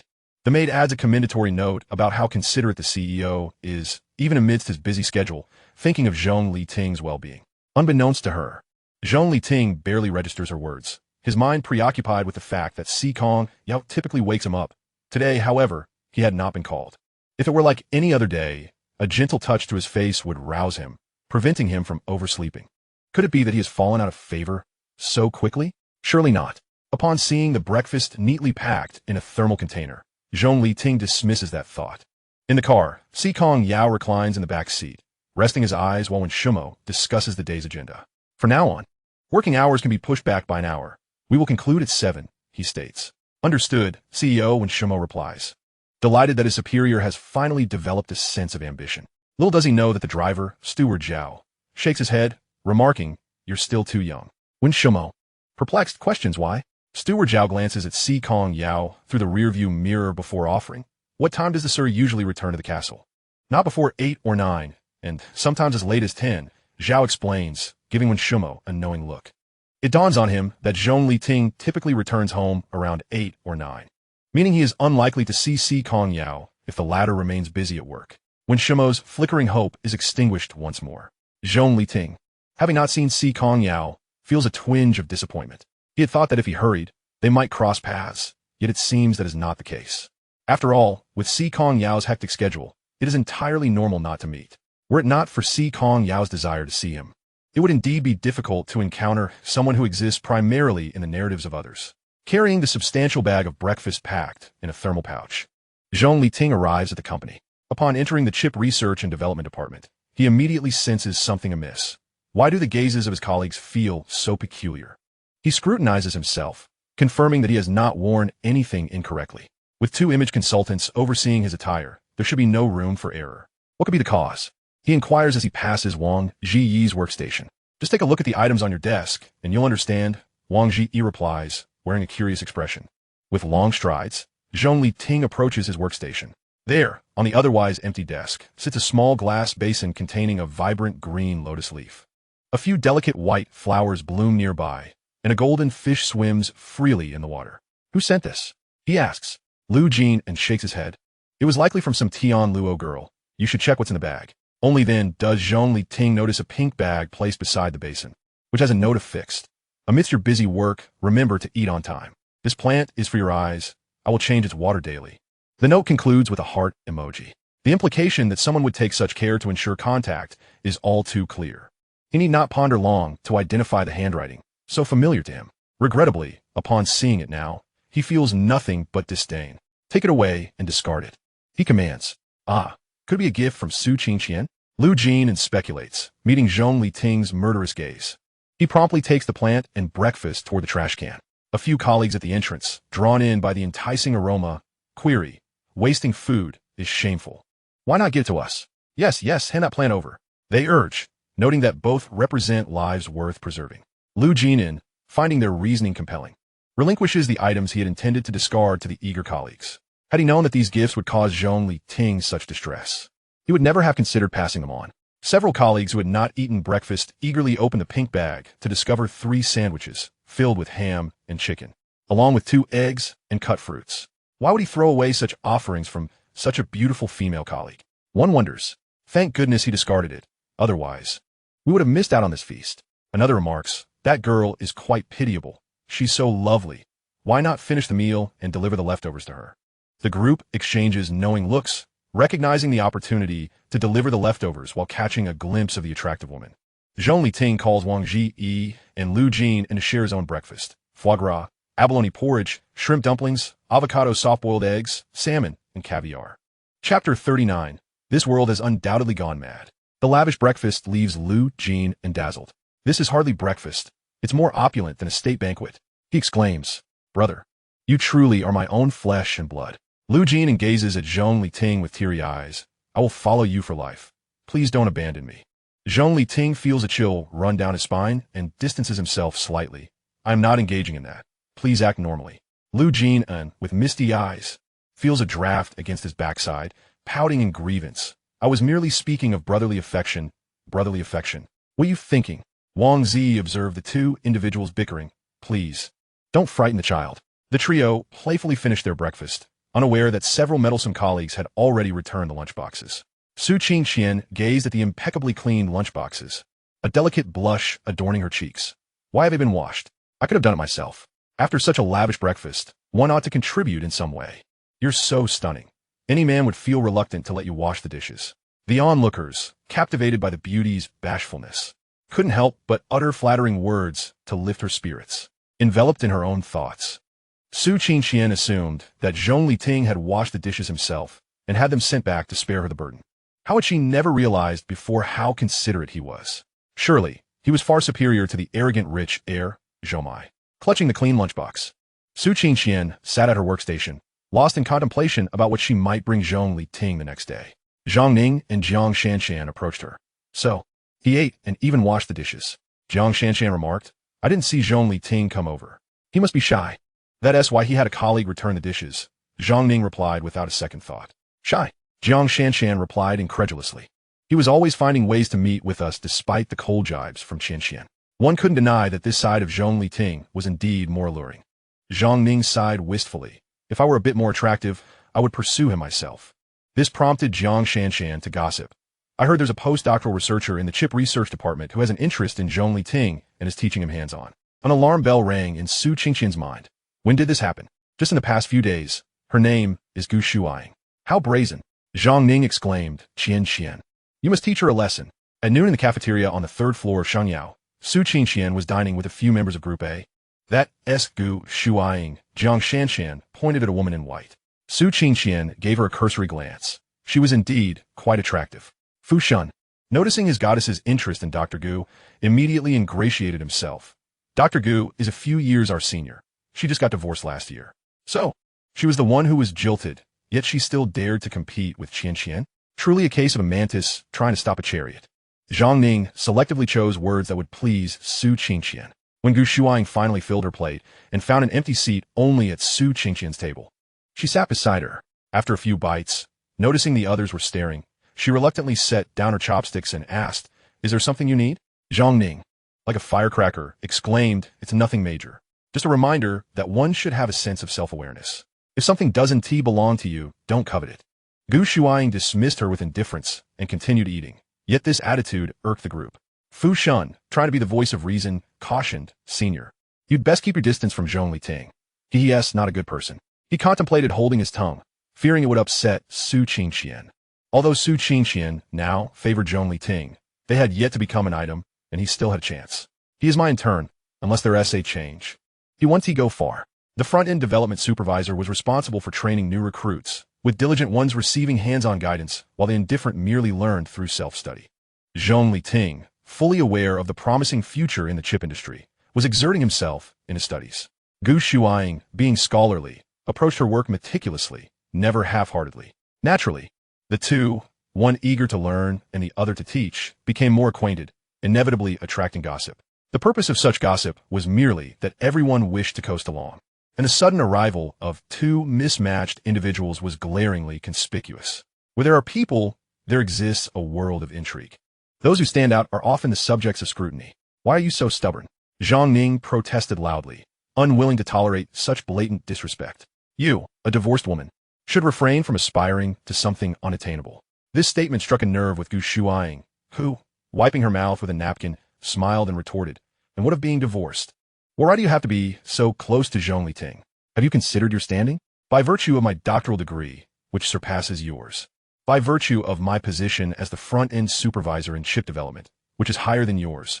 By virtue of being his superior, which grants me more authority than you. Gu Shuaing's words were emphatic and resounding. How about that? Is it sufficient? Zhang Ning was left speechless, for every point Gu Shuaing made was irrefutable. You're unaware of my relationship with him? Su Qingqian interjected gently, her demeanor tinged with disdain. What relationship you have is of no concern to me, Gu Shuaing responded. Bemused by the woman's peculiarity, she merely wished for a peaceful meal, yet found herself unexpectedly lectured and poked at her sore spots.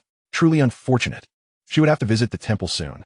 We are dating, and you should refrain from being an unwelcome third party, Su Qingqian warned.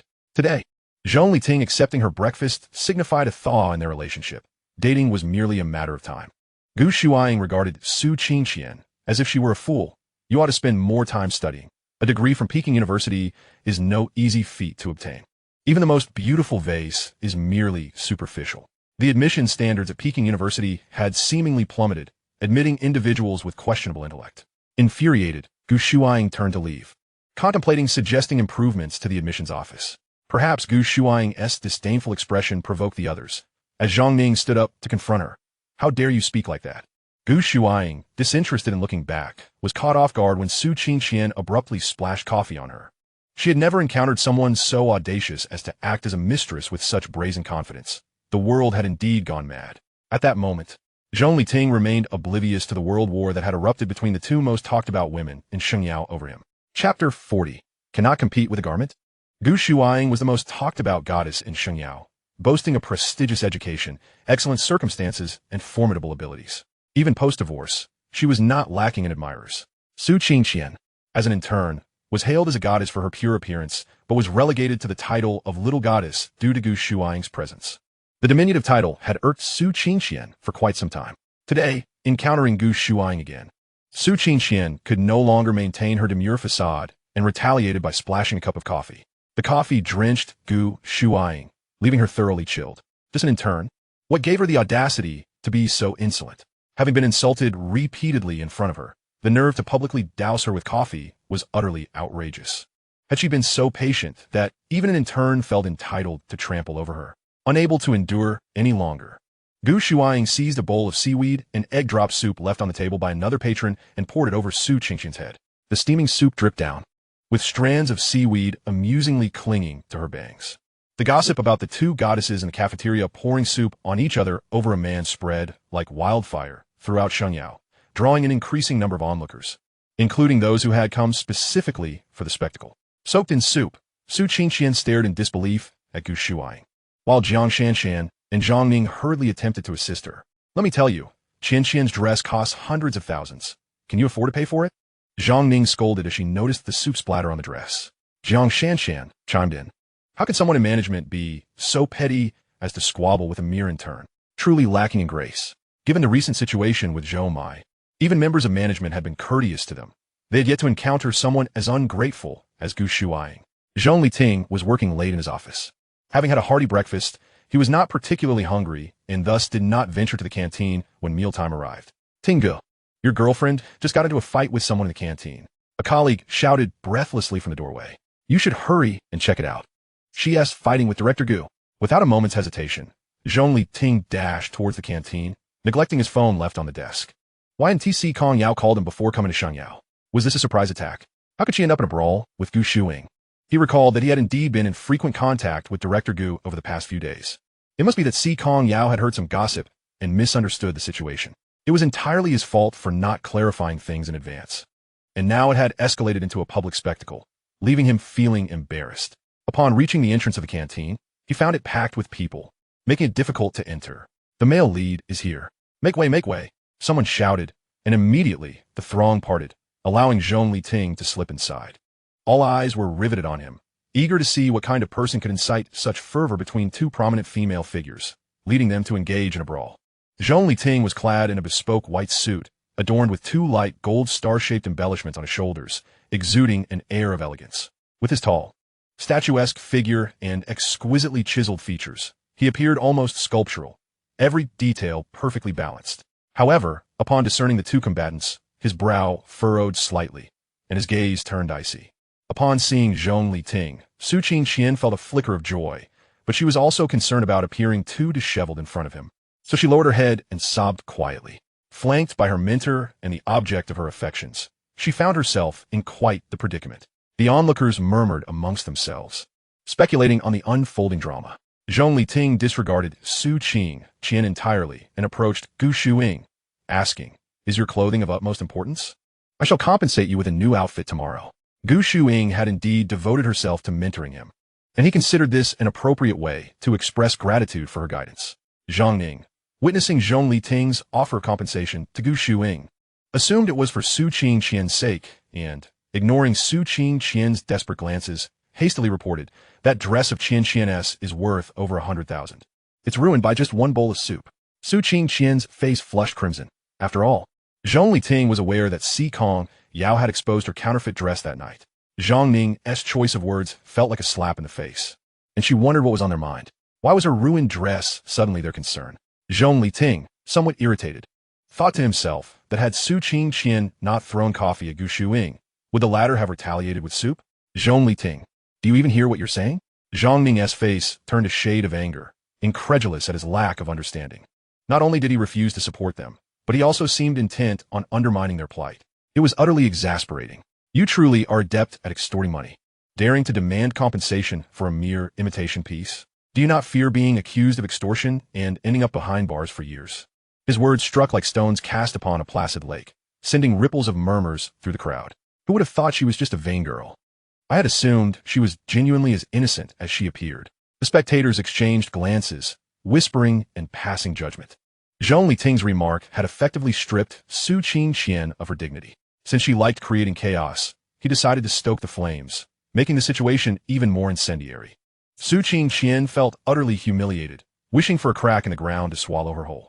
How could Zhong Liting put her in such an embarrassing position in front of so many people? With her pride already in tatters, she was left with no choice but to resort to her final gambit. Gathering her resolve, she approached Zhong Liting, her beautiful eyes filled with hurt and innocence. I know I've acted thoughtlessly in the past, causing you pain, but you've forgiven me. Haven to you? Let us be together peacefully, without quarrels, shall we? With that, she reached for his hand. Zhong Liting instinctively took a few steps back. Do not come near me. What do you mean, Zhong Liting? Su Qingqian was baffled. Where had the man who once hung on her every word gone? The man who would fret for days if she so much as frowned? How had he transformed into someone so cold and distant? Can you tell I find you repulsive? Zhong Liting regarded her with an expression of disbelief, his eyes betraying no trace of affection, only disdain, as if she were something utterly revolting. The video that Si Kongyao had unearthed had thoroughly disgusted him. How could someone so promiscuous pretend to be pure? She deserved to be doused with soup. He intended to wear this pristine white suit again that evening for Si Kongyao, and he needed to ensure it remained spotless. Su Qingqian's gaze fell upon his expensive white suit. Was this truly the reason he was rejecting her? Once, she had been an invaluable treasure in his eyes. Now, did she not even measure up to a mere garment? Chapter 41. Is Zhong Liting the true winner of life? Having remained silent up until now, Fu Shan could no longer bear to watch. Zhong Liting, what kind of person are you? Su Qingqian endured that soup for your sake. He derided Zhong Liting for publicly humiliating Su Qingqian while privately accepting her gifts and enjoying the breakfast she had prepared. Such hypocrisy was abhorrent to him. Why should I be the one feeling guilty? Or do you revel in being insulted, perhaps having a masochistic inclination? Zhong Liting regarded Fu Shan with a knowing look, as if he were observing a pet that was more obedient than a dog. At that moment, he saw in Fu Shan the version of himself that had once been manipulated by Su Qingqian, feeling both pity and frustration. He now comprehended why Si Kongyao had been so devastated by any mention of Su Qingqian. Had he been in her shoes, he would have crumbled even more. Thinking of Si Kongyao, he felt a pang of longing. What was she doing now? He reached into his pocket and cursed under his breath. In his haste, he had forgotten his phone. If Si Kongyao had sent him a message and he hadn't replied for so long, she must be worried. Fu Shan, unable to bear seeing Su Qingqian in tears, consoled her while arguing, why didn't you have any qualms when accepting her breakfast or gifts? Now you're pretending to be so high and mighty. Did you eat Su Qingqian's breakfast? Fu Shan retorted. Didn't you toss in the trash when Lu Jin threw it out? I didn't eat it.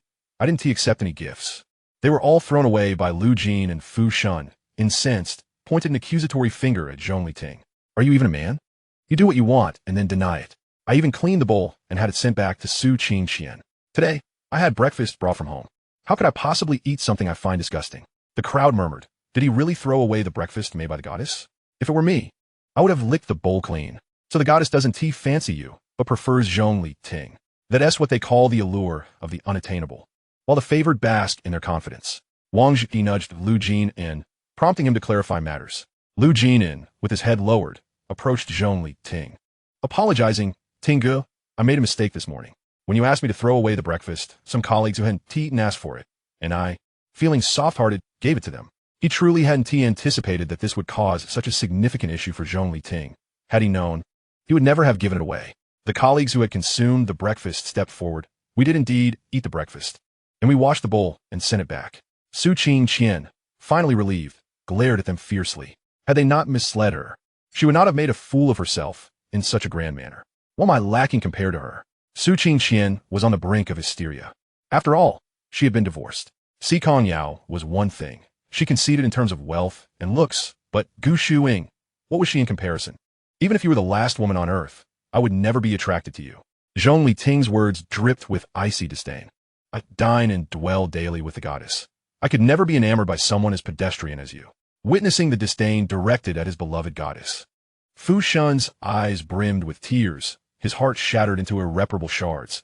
The love he harbored for her rendered worthless by another's scorn. Despite his heartache, he defended Su Qingqian. She adores you immensely. Can't you treat her with a little kindness? Fu Shin lamented. How can I bear to harm her when my love for her is so profound? Zhong Liting, exasperated, thought. How can you still fawn over her when she treats you like this? If you were a man, you would confront her with a resounding slap. He toyed with Fu Shan while simultaneously provoking him, deftly straddling both sides of a complex emotional battlefield. Oh, but he was aware of Zhou Mu Yi and several others from the sports department, not to mention the multitude of admirers outside the campus. Truly, a master of time management. In his previous life, had it not been for Si Kongyao exposing her true nature, he would have perished blissfully ignorant of Su Qingqian's frivolous escapades, where even greasy, lecherous uncles fell within her grasp.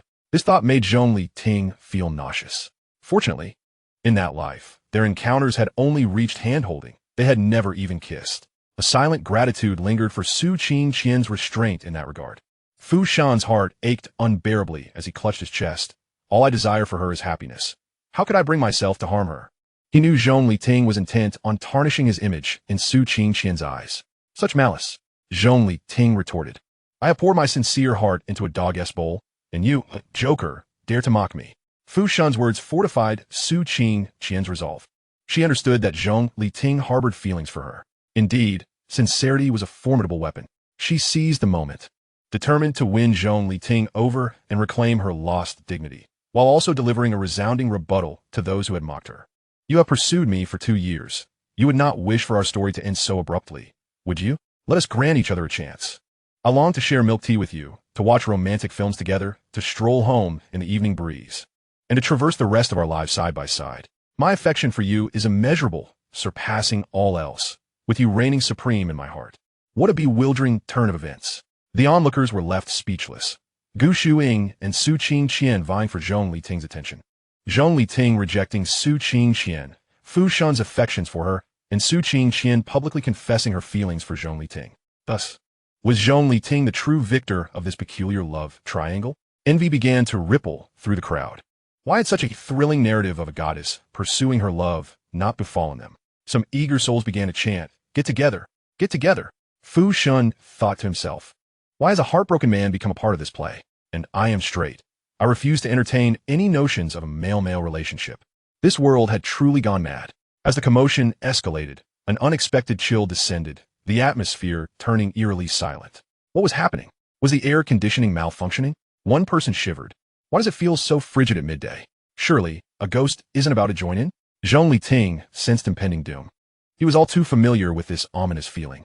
Resolutely, he decided to fight back, not wishing to be tormented to death by psychotic air.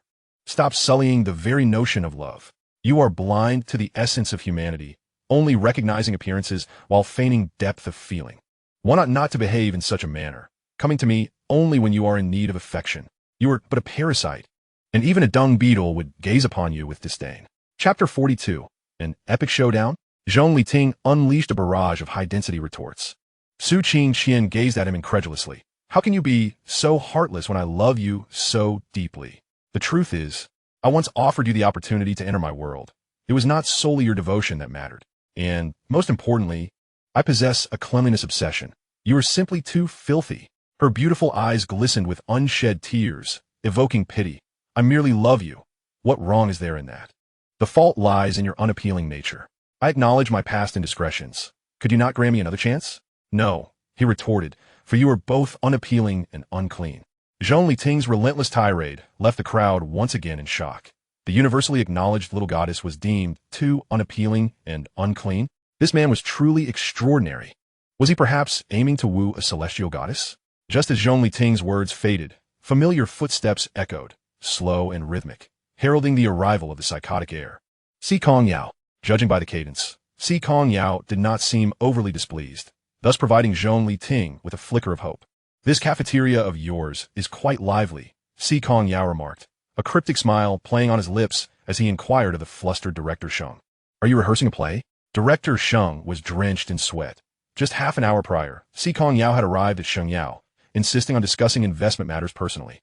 He had accompanied Si Kongyao on a tour, somehow ending up in the cafeteria, where he now bore witness to this grand spectacle. When Shu Mo, disheartened, shot a venomous glance at Zhong Liting.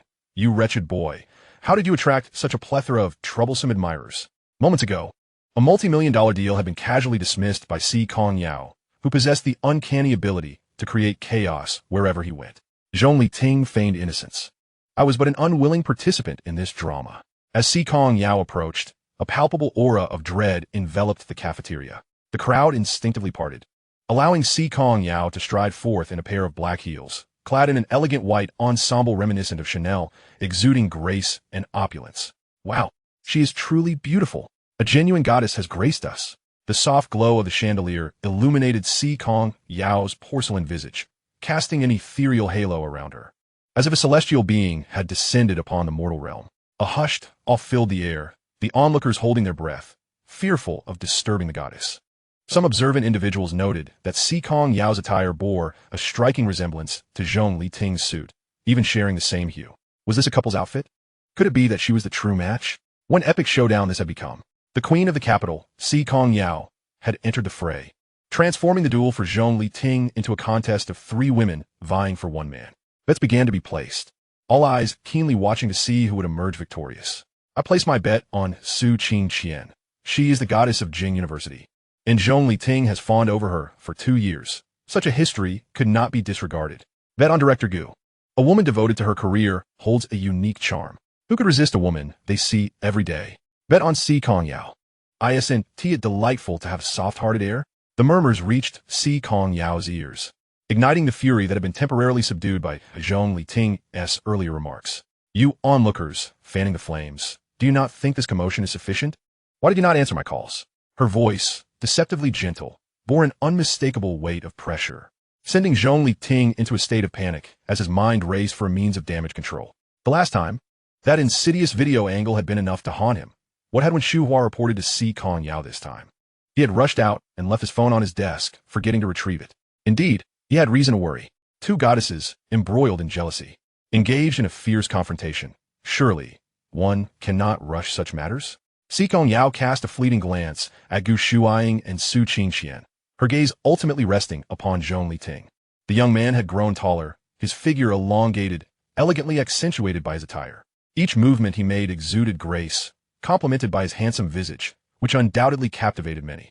It is no wonder he attracted such attention. Today, however, she would clip the wings of these butterflies one by one. "I hear you are Tianu's friend?" Si Kongyao's voice was soft, her eyes narrowing slightly as they fell upon Su Qingqian's tear-streaked face, a fleeting glimmer of cold, lethal intent flashing across her features. With a smile that was more smirk, she raised her gaze. Zhong Liting, overwhelmed by a desire to survive, stepped closer to Si Kongyao, gently squeezing her hand. "She is infatuated. I never acknowledged it." Si Kongyao observed her delicate hand being tenderly caressed, her turbulent emotions soothed just a touch, allowing her brows to relax. Moments ago, she had berated Su Qingqian harshly, finding her shamelessness unbearable as she incessantly clung to her, proving quite bothersome. Sensing an opportunity, Zhong Liting eagerly resumed his complaints, displaying a pitiful expression. The onlookers were left dumbfounded. Was this truly a tactic? They had been too naive. Chairman Sheng, watching Zhong Liting's reckless antics before Si Kongyao without consequence, began to discern a deeper connection between the two, one that transcended mere guardianship. Given the current circumstances, it was clear that Zhong Liting was the one to cling to, rather than Zhou Mai. Confronted by the chilling depths of Si Kongyao's gaze, which emanated an aura of terrifying coldness, Su Qingqian felt a shiver run down her spine, her teeth chattering. "He previously harbored affections for me, and now that I have decided to be with him because I, too, have feelings for him," she added, her voice wavering. "You wouldn't oppose this, would you?" She could hardly believe that Si Kongyao would lower herself to vie for a man with her. Furthermore, wasn't Si Kongyao her guardian? Was it scandalous to be involved with one's adopted child? Before Si Kongyao could respond, Zhong Liting hastily distanced himself. "I do not harbor any feelings for you. You are the campus belle. Could you not be so clingy and annoying?" Su Qingqian was utterly distraught. Which seductive vixen has bewitched you to treat me this way? When Shumo remarked, has she consumed the heart of a bear and the gall of a leopard? The beauty, with tears like pear blossoms, could not help but wail, collapsing to her knees before Zhong Liting. The crowd was once again taken aback. What was this new spectacle? Would they now introduce a male character? The drama was becoming increasingly enticing. Chapter 43. The most pampered man is the one who acts cute. Qianqian is so wonderful and loves you dearly. Has her conscience been devoured by dogs? I plead with you, do not break her heart again, all right? Zhong Liting, pulling Si Kongyao's hand to evade when Shumo's kneeling, had no desire to shorten his lifespan. Life is too brief. He had not yet savored enough of it. What does she have going for her? Are you her bedfellow? Aware of her skills? Zhong Liting scoffed, openly disdainful of when Shumo, who would kneel for a woman. How much water could be in his head? With starry eyes, he gazed at Si Kongyao. The one I adore is exceptionally beautiful, truly remarkable. I like her immensely. The world may be chaotic, yet she is pure, capable of illuminating my heart like the sun and moon. Zhong Liting's heartfelt confession elicited sighs from the gathered crowd, who said that engineering students lacked romance. She was the queen of the capital, Si Kongyao. What kind of man could she not have? You must be out of your mind to fancy her. Su Qingqian exclaimed incredulously. She merely sees you as a pet, and once she grows bored, she will cast you aside. I adore her. She can treat me however she pleases. I am fully aware of the vast difference between us, and I will strive to ensure she never tires of me. Having reveled in his moment, Zhong Liting soon regretted it. What if Si Kongyao truly did as she wished in the future? For instance, the four loves, he could never accept that. I will never grow weary of you, Si Kongyao declared emphatically, though her voice softened at the end. The only thing I fear is your departure. Zhong Liting, receiving this response, felt a warm glow in his heart. Was this mutual pursuit? Moments ago, he had spoken impulsively, casting caution to the wind. He had not expected Si Kongyao to respond so openly, without a hint of hesitation. He had assumed they would be engaged in a clandestine affair. Si Kongyao was truly exceptional, always providing him with ample respect and security. Thus, he need not worry about Su Qingqian's remarks. When it came to love, one's own feelings were the most genuine. After all these years spent together, they should have grown tired of one another by now. Yet, Si Kongyao had long since claimed him as her own. Despite this, whenever his affairs were concerned, Si Kongyao would rush to protect him, fearing he might be taken away. How could someone so devoted to him merely view him as a domesticated pet? Si Kongyao was possessive, somewhat obsessive, but that stemmed from her fear of loss and her ignorance of how to love. What ill intentions could she possibly harbor? As Su Qingqian had said, Si Kongyao, a woman radiant as the sun, could have anything she desired. Yet she chose to love him, to pamper him, to treat him unconditionally well. Was this not love? Having inadvertently become the protagonist of a romantic tale, he should be waking up from this dream with a smile. Unable to endure Zhong Liting's love-struck demeanor any longer, Su Qingqian rushed forward, raising her small fist to strike him. She had to awaken him before it was too late. As her fist came hurtling towards him, Zhong Liting instinctively pulled Si Kongyao behind him, recalling the moves he had practiced at the gym with his coach. However, to his surprise, Si Kongyao did not release his hand. Instead, she extended her leg and effortlessly dispatched Su Qingqian to the ground. The sudden kick caught Su Qingqian off guard, causing her to stumble and crash onto the table, her forehead colliding with the edge, blood streaming down. Who dared to act recklessly before her company as president? When Shumo shook his head repeatedly, commending her courage. Si Kongyao, do not overstep. Is there no law in broad daylight? When Shumo lamented as he helped the injured Su Qingqian, his heart aching for her. Law. Si Kongyao narrowed her beautiful eyes. History is written by the victors. Do you not grasp such a simple truth? Unable to witness the beauty's suffering, when Shumo, forgetting his previous grievances, pondered revenge against Si Kongyao before the police arrived. With fierce determination, he charged at her. Yet before he could approach, when Shumo employed a clever maneuver, kicking the table with force, causing him to grimace in pain. In the end, Si Kongyao delivered a kick, sending him sprawling beside Su Qingqian. May you both become a pair of ill-fated lovebirds. The sound of cracking bones echoed, and when Shumo winced, tears brimming in his eyes. While Su Qingqian was not in a better state, blood and soup mingling in her hair, the injury pulsating with pain. A siren blared as several police officers approached, pulling out notebooks to take statements. When Shumo, seeing them, felt as though he had found salvation. They are the aggressors. As the officer began to inquire, when Shumo presented the prepared surveillance footage, we were merely acting in self-defense. There are witnesses present. After reviewing the footage, the officer asked, "Who was the head of this company?" Chairman Sheng hastily stepped forward. "That would be me. Yes, it was indeed my employee who provoked the situation. I will ensure better training in the future." When Shumo, incredulous, pointed at the injuries on himself and Su Qingqian, "Are you still the company owner? We have broken bones and are bleeding. As the owner, how can you disregard the well-being of your employees and side with outsiders? Zhong Liting and Si Kongyao are safe and sound. What constitutes legitimate self-defense? This is blatantly a one-sided massacre." Chairman Sheng's face reflected a mix of disappointment and exasperation. He could easily recruit hundreds of employees at will. Yet, there's only one Si Kongyao, the golden patron, and anyone with a modicum of sense would recognize the disparity in importance. University students, indeed, are often clear yet foolish, unable to grasp such an elementary truth.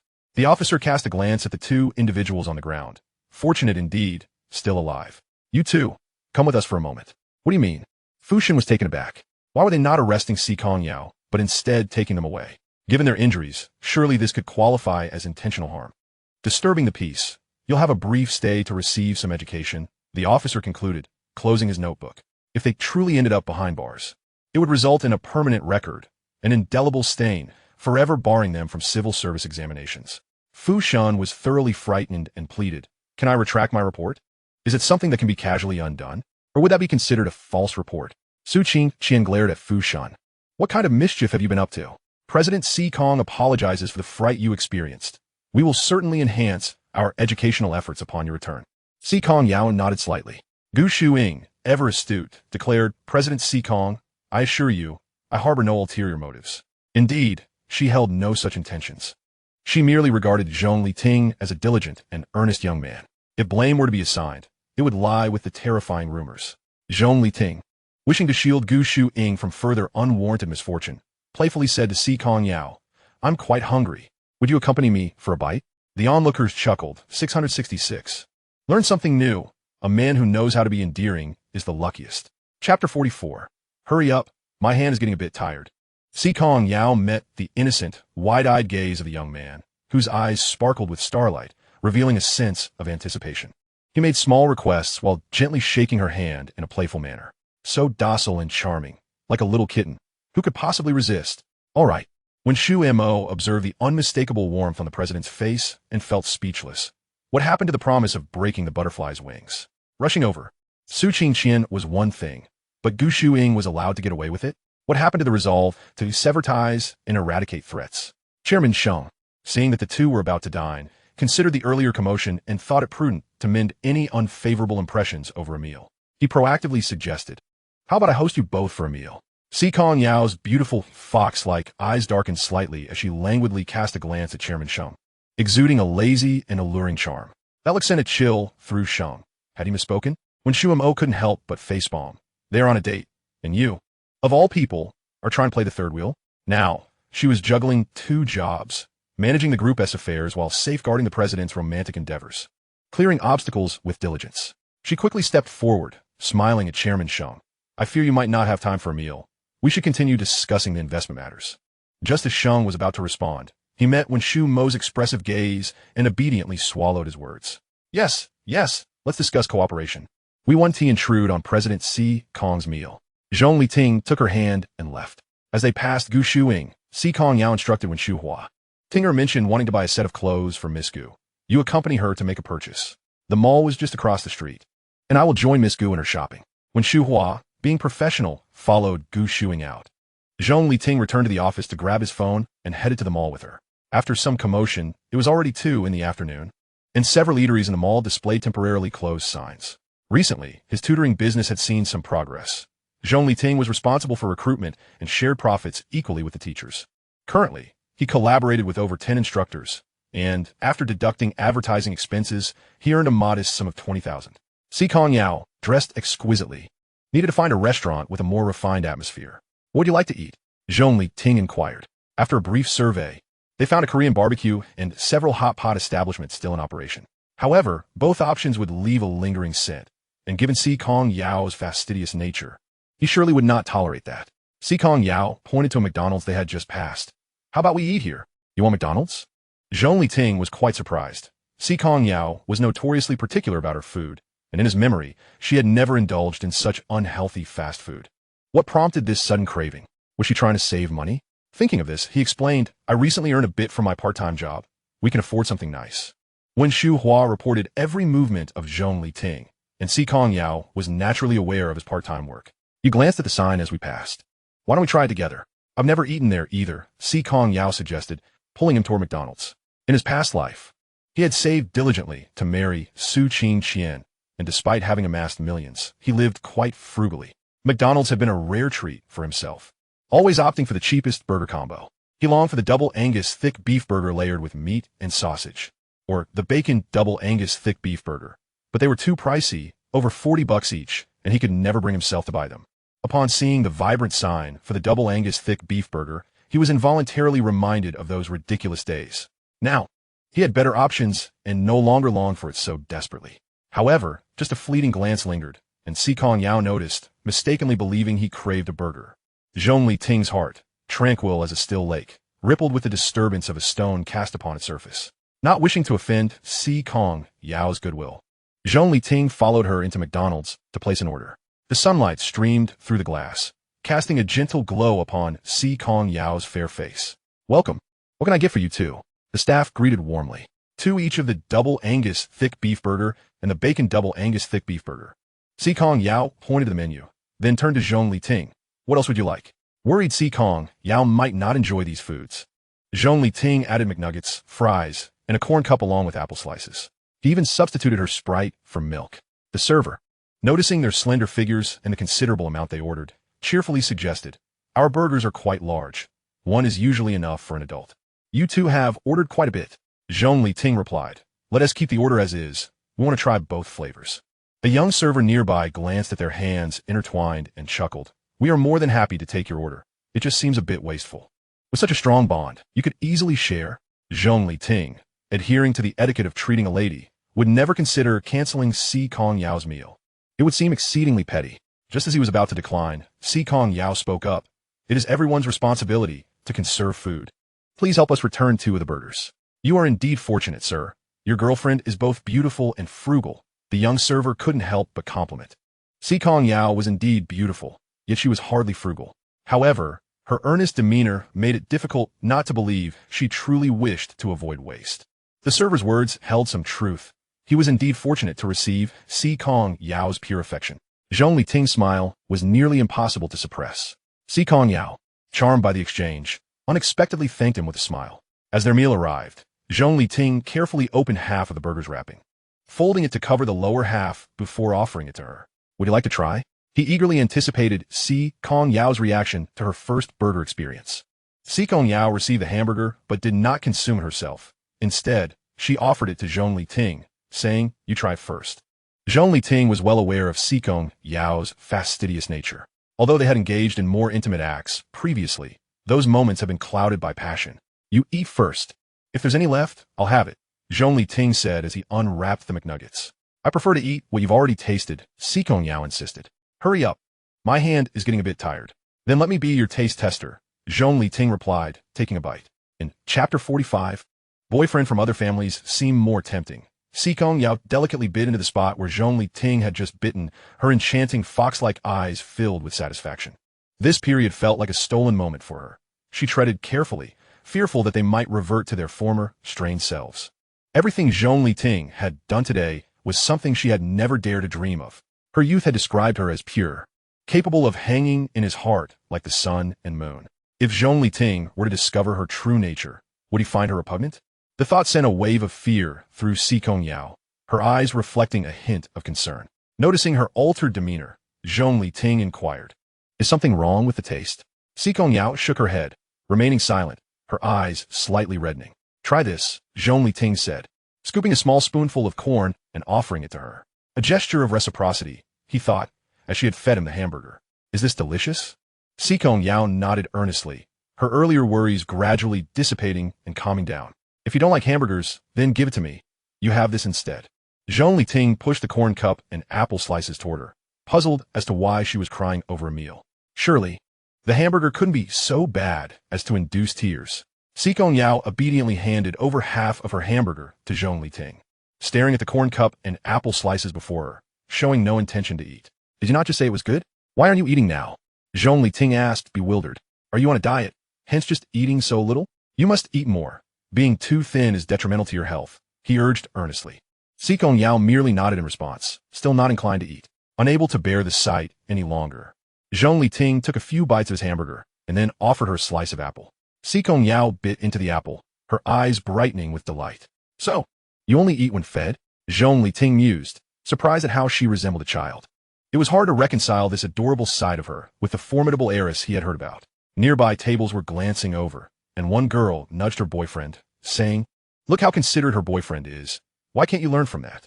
The boy, visibly annoyed, retorted, If you looked as stunning as she does, I'd gladly feed you every day. The girl, exasperated, shot back, a turtle and a green bean. Let us not disdain each other.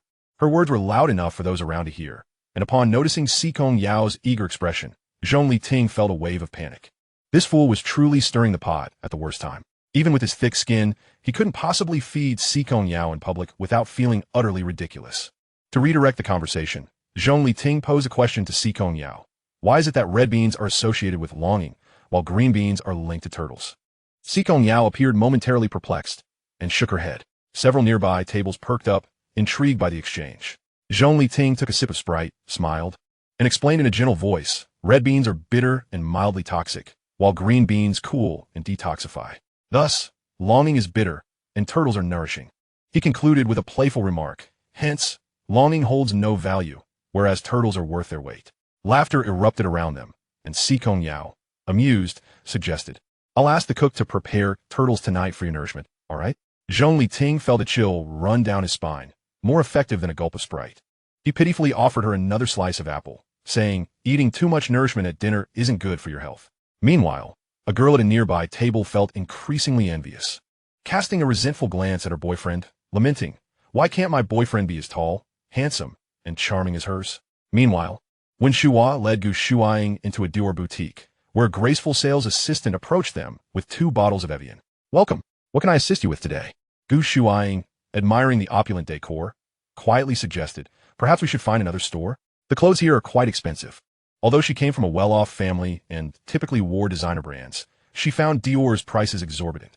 After all, the most expensive dress in her wardrobe cost only $4,000, and the outfit she wore today had been bought on sale for under $2,000. Our clothing is ordered from here. Yours is considered work attire, and the company will reimburse you. The assistant informed her that the outfits worn by President Si Kong and Zhong Liting were also procured from the same establishment. Gu Shuaing recalled the dress Si Kongyao had worn, which bore a striking resemblance to Zhong Liting's suit, suggesting they were the same design. The president and the gentleman's outfits are specially designed by the designer and are not for sale in store, Wen Shuhua added, assuming Gu Shuaing was interested in Si Kongyao's dress. Gu Shuaing felt a surge of frustration, realizing the stark difference between their circumstances. You are in paradise, while we toil in hell. Resolute, she decided to accept the offer. The sales assistant packaged the clothes, stating, that will be a total of 108,000 yuan. Gu Shuaing hesitated. Isn't that a bit pricey? Perhaps I should choose something else. What's important is that you like it. This is a gesture of gratitude from the president. Please don't feel too modest. We look forward to your continued support of the gentleman. Wen Shuhua recited verbatim from a message she had received. Gu Shuaing understood that Si Kongyao had sent her here to convey a message, to know her place. The chasm between them was insurmountable, and retreating gracefully would preserve her dignity. Otherwise, she might suffer the same fate as Su Qingqian. Being astute, she comprehended this well. Wen Shuhua paid without a moment's hesitation, as if purchasing a cup of milk tea. Gu Shuaing felt the disparity in wealth acutely. Any lingering affection she had for Zhong Liting, having previously admired his dedication to learning, evaporated entirely. As they descended the stairs, passing by a McDonald's, Gu Shuaing caught sight of Zhong Liting feeding Si Kongyao apple slices with a smile. Si Kongyao seemed to sense her gaze, tilting her head slightly to meet Gu Shuaing's eyes. Gu Shuaing quickly averted her gaze, recognizing Si Kongyao's acute sensitivity. Every thought she had was laid bare before Si Kongyao, leaving her feeling exposed. How she wished she could hide her intentions. Had it not been for Zhong Liting today, her fate would likely mirror that of Su Qingqian. Ding! Si Kongyao received a message on her phone from Butler Zhao.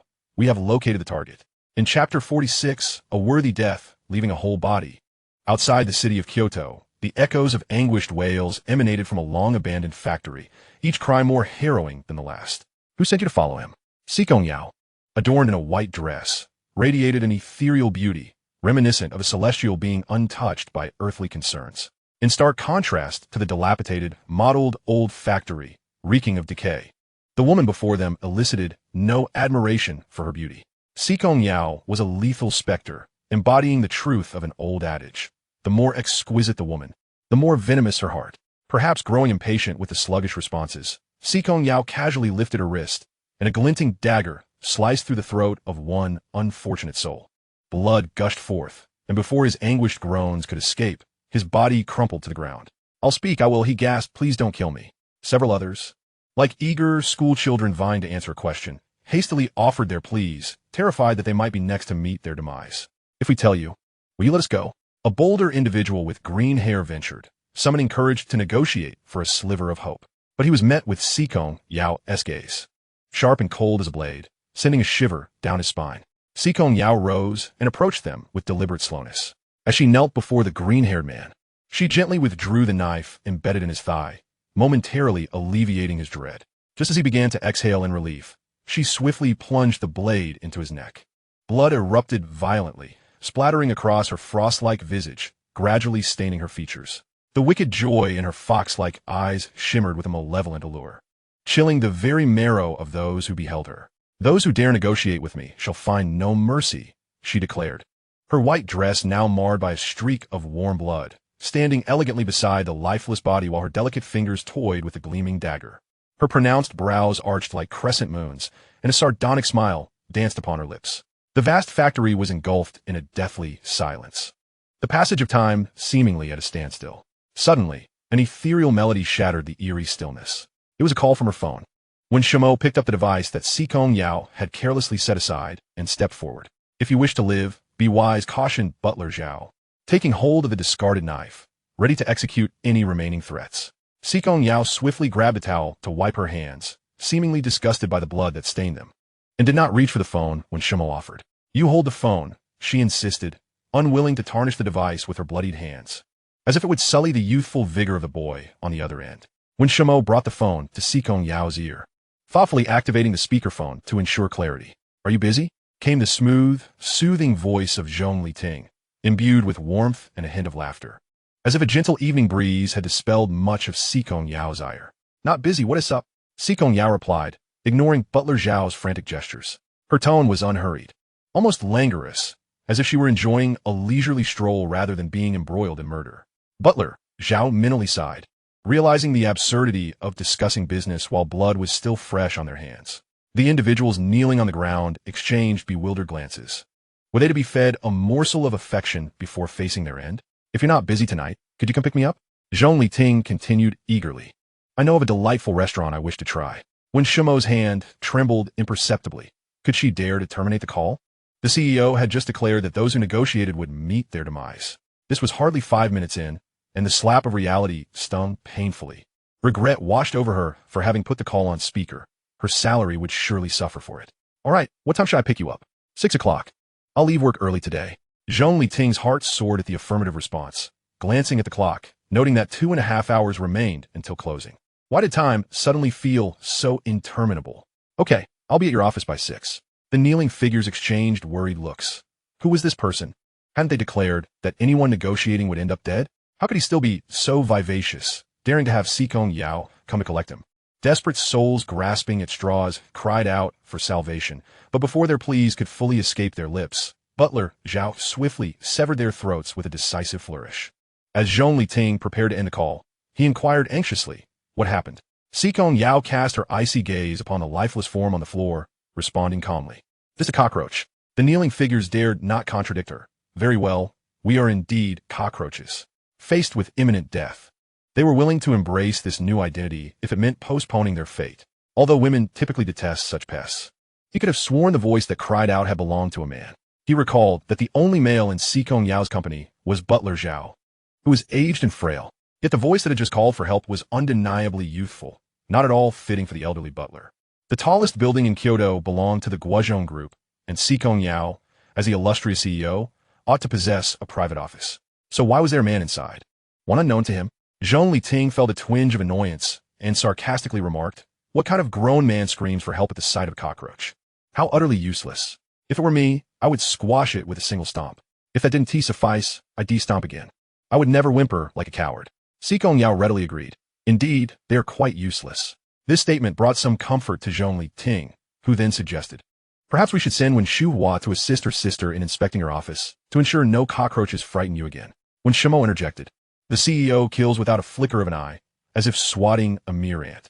Would she truly fear cockroach? However, to her surprise, Si Kongyao relished being cared for, her features radiating delight. That sounds splendid.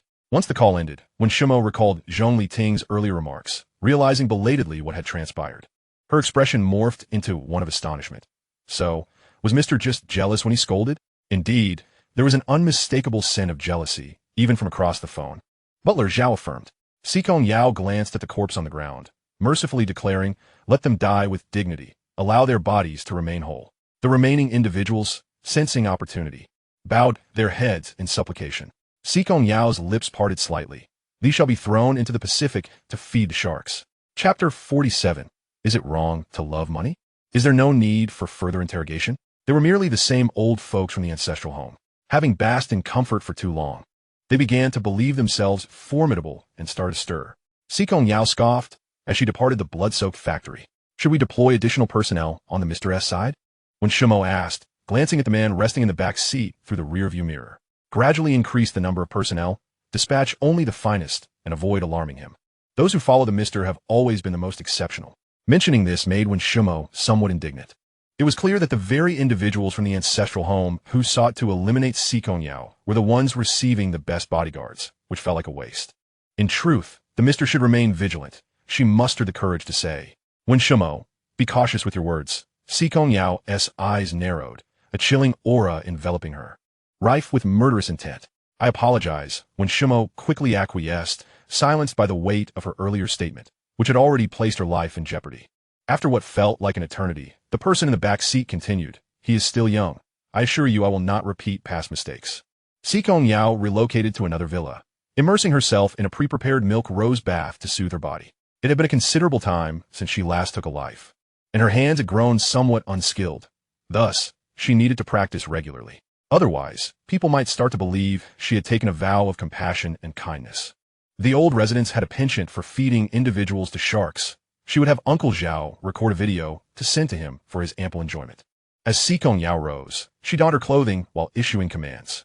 Outside, when Shu Mo handed over a matching set of white Chanel-style dresses. Yes, I will contact Uncle Zhao to arrange for someone to dive and film. The more gruesome, the better. In the chip development department of Shengyao, Zhong Liting organized the last folder and glanced at the time in the lower right corner of his computer. 5 o'clock. There was still an hour to go. Si Kongyao would arrive at 6. With only 5 o'clock at hand, he began to feel an overwhelming sense of joy. The closer the time approached, the more exhilarated he became.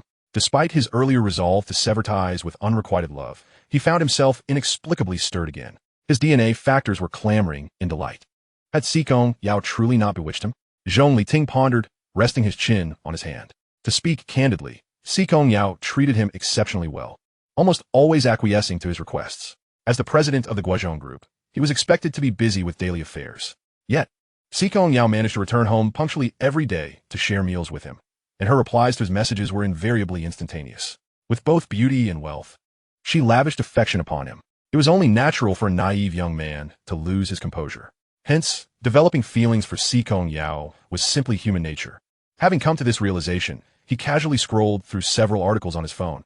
It was now 5:30. As the time drew nearer, Zhong Liting began to feel increasingly anxious, unable to sit still. Taking a deep breath, he reminded himself to remain composed to avoid being manipulated.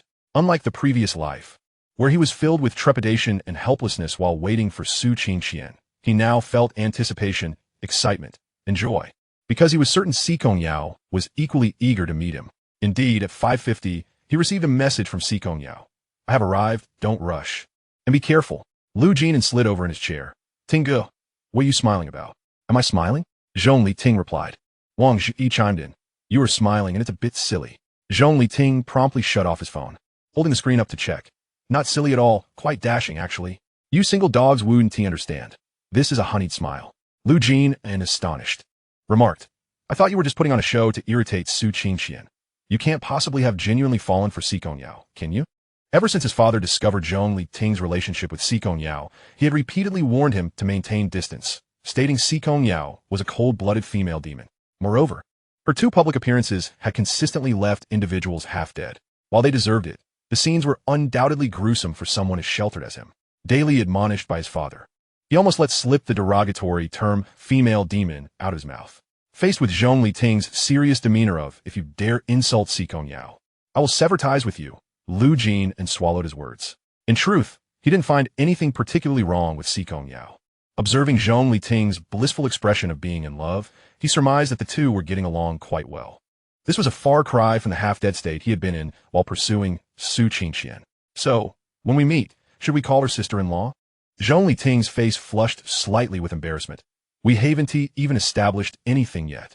Although he had confessed in a moment of urgency, and Si Kongyao had responded positively, he hadn't prepared any tokens of commitment, which felt somewhat perfunctory. Lu Jin, once again posing a soul-searching question, asked, if I call her sister-in-law, will I be in danger of being stabbed? Wang Zhi pondered seriously before affirming, no, you might even receive a hefty red envelope. Upon hearing about the red envelope, Lu Jin's eyes lit up. Tingo, are you going on a date tonight? Why not bring us along? We could greet sister-in-law. You are quite the moneymaker. Zhong Liting said as he tidied up his belongings and departed with aplomb. Wang Zhi looked at Lu Jin as if he were a fool. Are you not content with being a mere light bulb? Lu Jin protested. I just want to grab that red envelope. Is it wrong to love money? Upon reaching the underground garage, Zhong Liting found Si Kongyao already out of the car, waiting beside it. Why aren't you waiting in the car? It's sweltering out here, he remarked, guiding her into the vehicle. In the summer heat of Kyoto, the underground garage reached nearly 40 degrees Celsius, with waves of heat rolling through the air.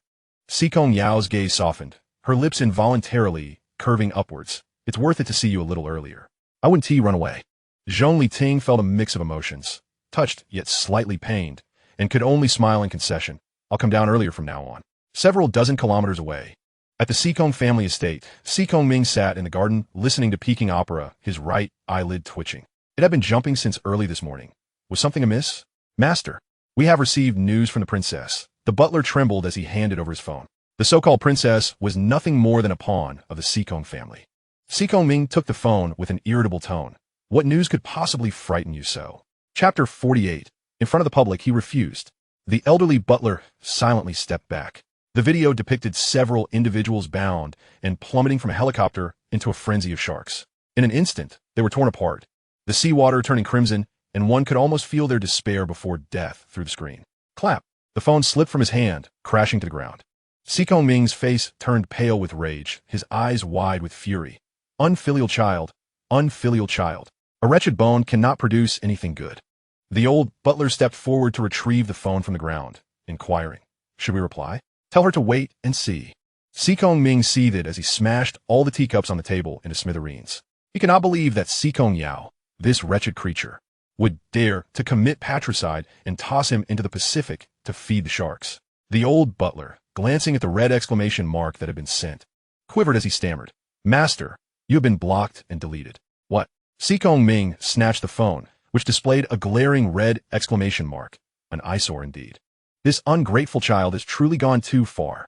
The phone traced a graceful arc before elegantly plunging into the garden's pond, creating a gentle splash. The submerged phone lamented, if you have the guts, go find Si Kongyao. Don't take your anger out on me. From the heights of a skyscraper, the night breeze wafted through, flowers swayed gracefully, exuding a refreshing fragrance.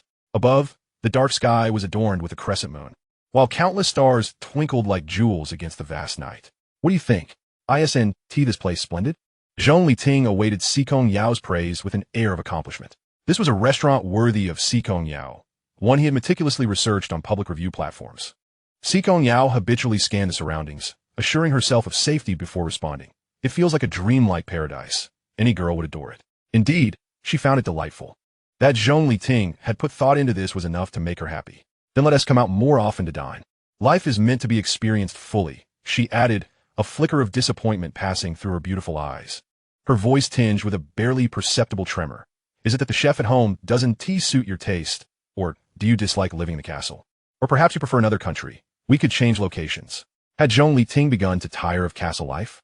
The mere thought sent a wave of trepidation through Si Kongyao. In truth, her plan was to reclaim everything and then depart. She had long prepared to head to Western Europe, staying in Huagua solely because of Zhong Liting. Leaving one's homeland is, after all, a notion not easily embraced. Zhong Liting passed the menu across the table, observing, "What troubles you today? You seem rather odd. Why the sudden desire to relocate to another country? Have you encountered some grave predicament that even Si Kongyao cannot resolve, necessitating your departure?" He sensed a shift in Si Kongyao ever since they finished lunch. Yet could not pinpoint the source of his unease. He realized that his immediate course of action must be to strengthen himself, for he could no longer remain sheltered beneath Si Kongyao's wings. He could not merely be a climbing plant, the golden trumpet vine, flaunting his beauty by virtue of Si Kongyao's stature. He aspired to be a nearby hibiscus, standing alongside Si Kongyao as an equal, his roots firmly anchored in the ground, his leaves brushing against the clouds. He yearned to share the burdens of winter's chill, the biting winds, and thunderous storms with her, to hold up a piece of blue sky for her. Si Kongyao's lips curled slightly upwards. "It's nothing, let us dine first." The restaurant specialized in 5D light and shadow experiences, placing great emphasis on customer engagement. Patrons could select their dining scenes based on their preferences. A well-dressed waiter in a tailored black suit, donning white gloves, presented an iPad to them for scene selection, offering detailed descriptions. They settled on a romantic lover's theme. Surrounding them was a sea of enchanting blossoms, butterflies flitting gracefully, and the gentle sound of a piano reminiscent of flowing water, crisp and melodious. The marble-top table was adorned with delicate pink roses, and at its center stood 2 elegant wine glasses, accompanied by neatly folded white napkins. The waiter graciously arranged their tableware and poured tea before departing. Before long, a handsome gentleman arrived bearing 2 crystal glasses, each resting atop a bed of ice, exuding an ethereal chill. Inside each glass lay a perfectly placed, rosy peach, its base white and gradually tinting pink towards the tip, which blushed a vibrant, succulent red. Si Kongyao, intrigued, leaned slightly against Zhong Liting, her gaze fixed upon the peach in the glass.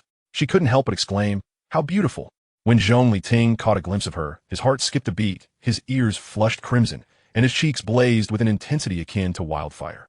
"It's all right," he murmured absently, striving to mask his inner turmoil and embarrassment. Si Kongyao's skin was as fair as pristine snow, akin to exquisite jade.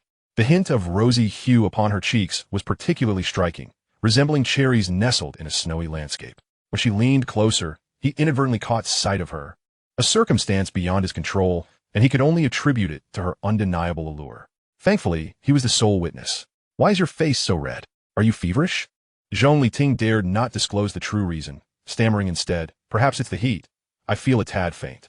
Noticing his discomfort, Si Kongyao presumed he was genuinely unwell and reached out to touch his forehead. Finding no significant warmth, she wondered why his face had grown even rosier. Considering her own history of a cold constitution, she thought her perception might be skewed. She leaned in closer to check his temperature, prompting Zhong Liting to spring up. "Flustered, what are you doing?" he exclaimed, agitated by her proximity, her teasing demeanor. Although he feigned indifference, a flicker of desire stirred within him, a mere whisper of temptation. Under the scrutiny of the public eye, however, he resolutely refused any advances. Taken aback by his sudden outburst, Si Kongyao pondered whether he still resisted her closeness. What, then, did their previous interactions signify? A mere charade? Concealing her inner turmoil behind a smile, she patiently soothed the agitated soul before her. "I merely wish to check your temperature. If you dislike it, I can ask the waiter to fetch a thermometer." The onlookers murmured amongst themselves. What a waste of such a beautiful woman, being spurned even when she offers herself so willingly. If it were me, I would gladly endure any hardship to be in such a position. Chapter 49. Well, at last he has matured. This man possesses an air of scholarly charm. Is he truly incapable? The spectators were beside themselves, wishing they could take Zhong Liting's place. How could a man be deemed inadequate? Zhong Liting, feeling slighted, turned to Si Kongyao with a hint of grievance in his eyes. "You know very well whether I am capable. Why don't you speak up?" Si Kongyao cast a cool glance, causing the curious gazes around them to retract, now daring only to steal sidelong glances to satisfy their prying instincts. "Is there any discomfort?" Si Kongyao, concerned for Zhong Liting's well-being, tentatively suggested, "If you enjoy it, we could ask them to prepare it at home." The eavesdropping crowd was left speechless. Tianchi Taoyuan Yuan has an average price of 3,000. To invite a chef home directly, what wealth must that entail? The men present began to envy Zhong Liting, fantasizing about becoming him. Where could one find such a beautiful, affluent, and doting girlfriend? Meeting her anxious gaze, Zhong Liting boldly pulled Si Kongyao into his embrace amidst the onlooker's scrutiny. He despised the idea of those men eyeing her, regardless of their intentions being merely admiration rather than lewdness. Si Kongyao, though surprised, gracefully leaned into his embrace, wrapping her arms around his neck. "I missed you," he breathed, burying his face in the crook of her neck, inhaling the scent of rose milk. It was divine, and he couldn't resist nuzzling against the back of her ear. "I missed you too." The warm breath against her ear sent shivers down Si Kongyao's spine, prompting her to casually suggest, "Shall I arrange for someone to clear the area?" Zhong Liting, lost in the moment, had no intention of doing anything else. His mere presence was enough to drive her wild, especially in this intimate manner. It was akin to setting fire to the very atmosphere. Realizing his surroundings, Zhong Liting asked, "Clear the area?" "I merely wish to express how much I missed you. Nothing more." Why did Si Kongyao leap to such conclusions? Clearing his throat, he added, "Let us eat first." With one arm around her, he used the other to strike the peach, revealing Haagen-Dazs within. After their meal, they returned home. Zhong Liting entered his study to organize the list of recent tutoring staff. After a rough count, he realized he had 50 students and about 10 teachers. After deducting teacher salaries, he earned a net profit of $300 per student per session, totaling $1,200 a month for each student. With 50 students attending 4 classes a week during spring and autumn, he could potentially earn $60,000 a month. As teachers' earnings increased, it was only natural for them to consider branching out, and since they currently traveled as students, it was a considerable waste of time. With several teachers and numerous students, he could feasibly establish a small training center. If only he could secure a fixed location to gather the teachers for classes. It would maximize their time and spare them the hassle of traveling. Most importantly, it would allow for better management of students, preventing any teacher from poaching students and leaving him to unwittingly facilitate other success. After contemplating, Zhong Liting searched for commercial spaces near the schools in Kyoto, only to find the rental prices quite staggering. He felt a wave of frustration wash over him. Initially, he believed he possessed a modest sum of money. However, the staggering monthly rent of $100,000 revealed to him that, in the treasure-laden city of Kyoto, he remained a pauper. Even with the substantial bonus of $100,000 from Qingqian, coupled with some recent earnings, his total amounted to merely over $100,000. After paying the rent and undertaking some renovations, he found himself in a precarious financial situation. This scenario was contingent upon Lu Jinan and Wang Zi's willingness to invest their bonuses and partner with him in establishing a training company. Should he choose to accumulate wealth gradually, it would take at least a year and a half. The cryptic words of Si Kongyao from earlier today loomed over him like a sword suspended above his head. Time waits for no one. Should he borrow a little from Si Kongyao? Zhong Liting conducted a simple calculation, roughly estimating that he would need an initial investment of at least $500,000. And with operational costs, he would need to prepare $1 million. Although the education and training industry is indeed lucrative, the conversion cycle is not swift. With a 3-month cycle, considering his current student base, it would take at least 6 months to achieve gradual profitability. Just then, he encountered Wenshu Mo on the stairs. Had she finished her work? How was her mood? Why not to approach someone for a loan when they're in a good frame of mind? After all, alarm bells rang in Wenshu Mo's mind. What were his intentions? She had just completed her report, and her boss was in an unusually good mood, a rare occurrence indeed. So, was he plotting something again? Zhong Liting felt somewhat vexed. "I'm merely going to borrow some money. Why are you so tense? Why act as if you were about to do something to Si Kongyao?" At present, he lacked both the means and the courage. Borrowing money?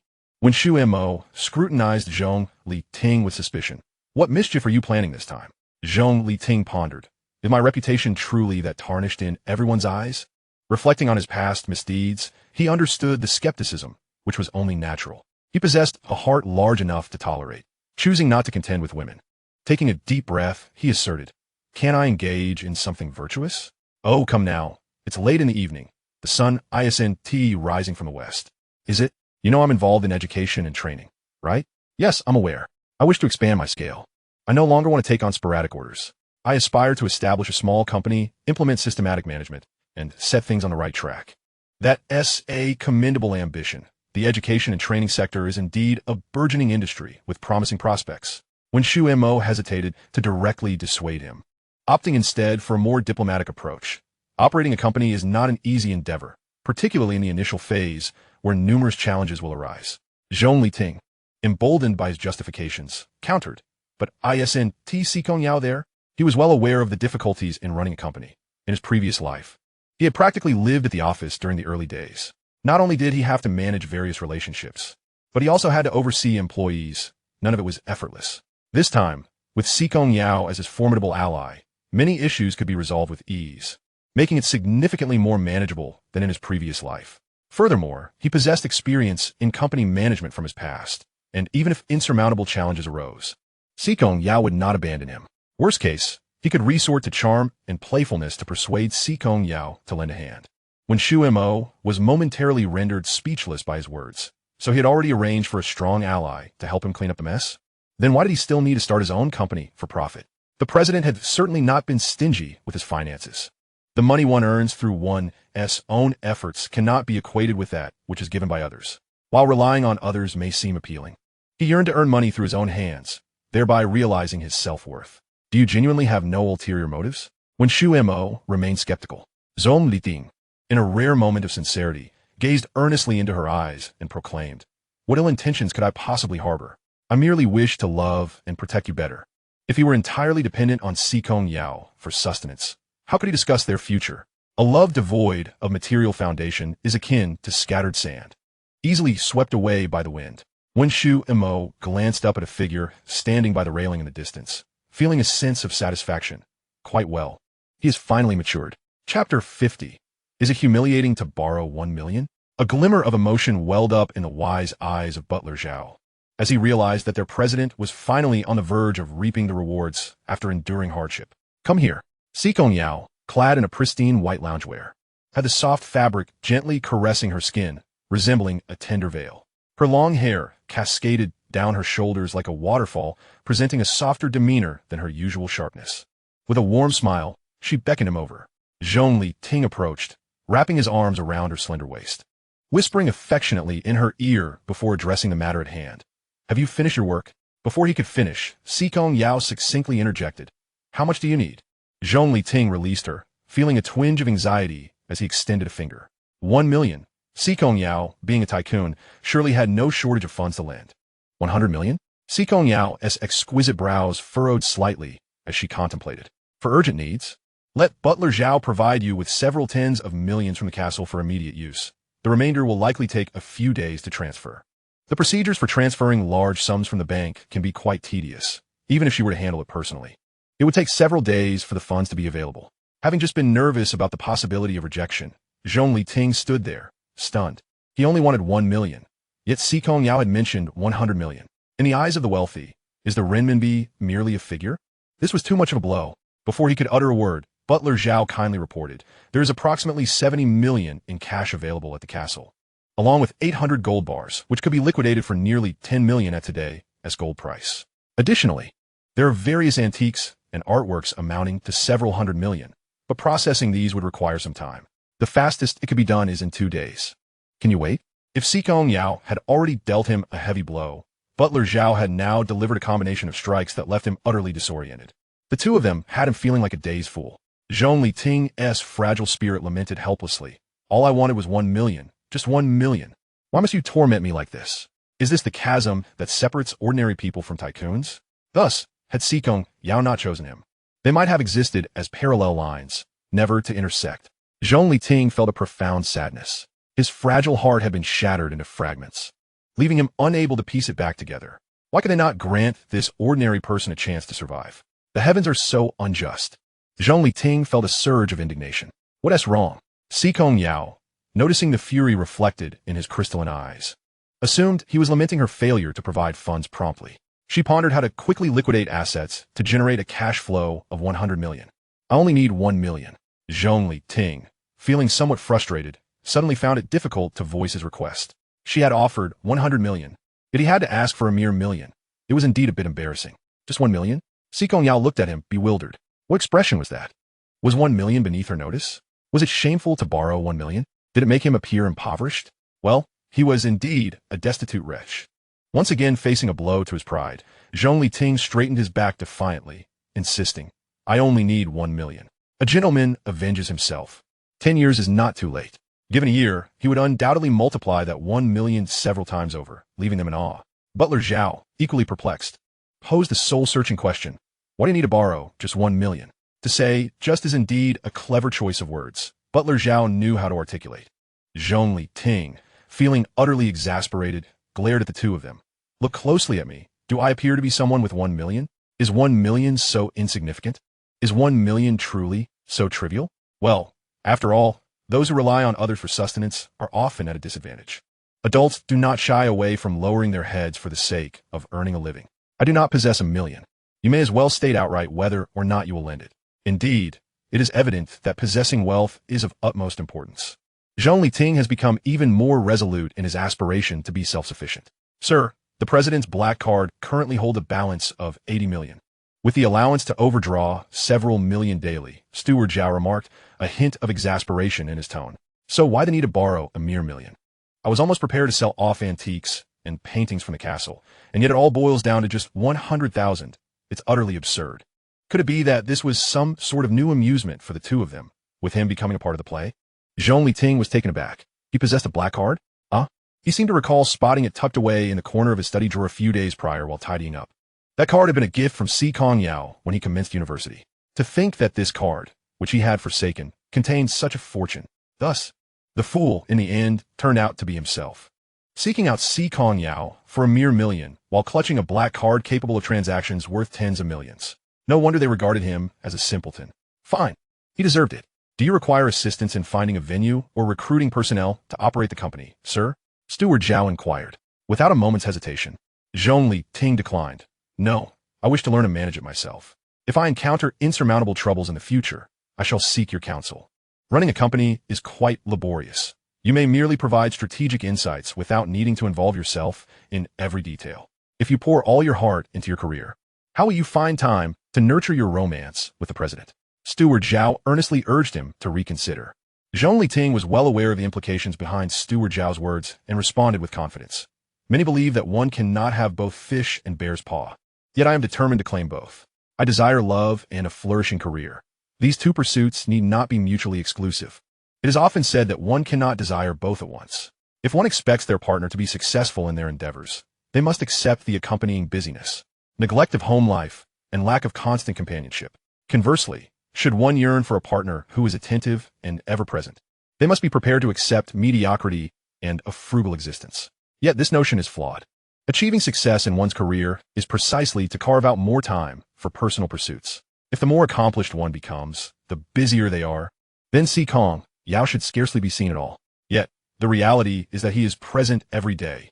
It ultimately hinges on the willingness and desire to spend time together. Steward Zhao's gaze fell expectantly upon Si Kongyao, clearly hoping she would dissuade Zhong Liting from such endeavors.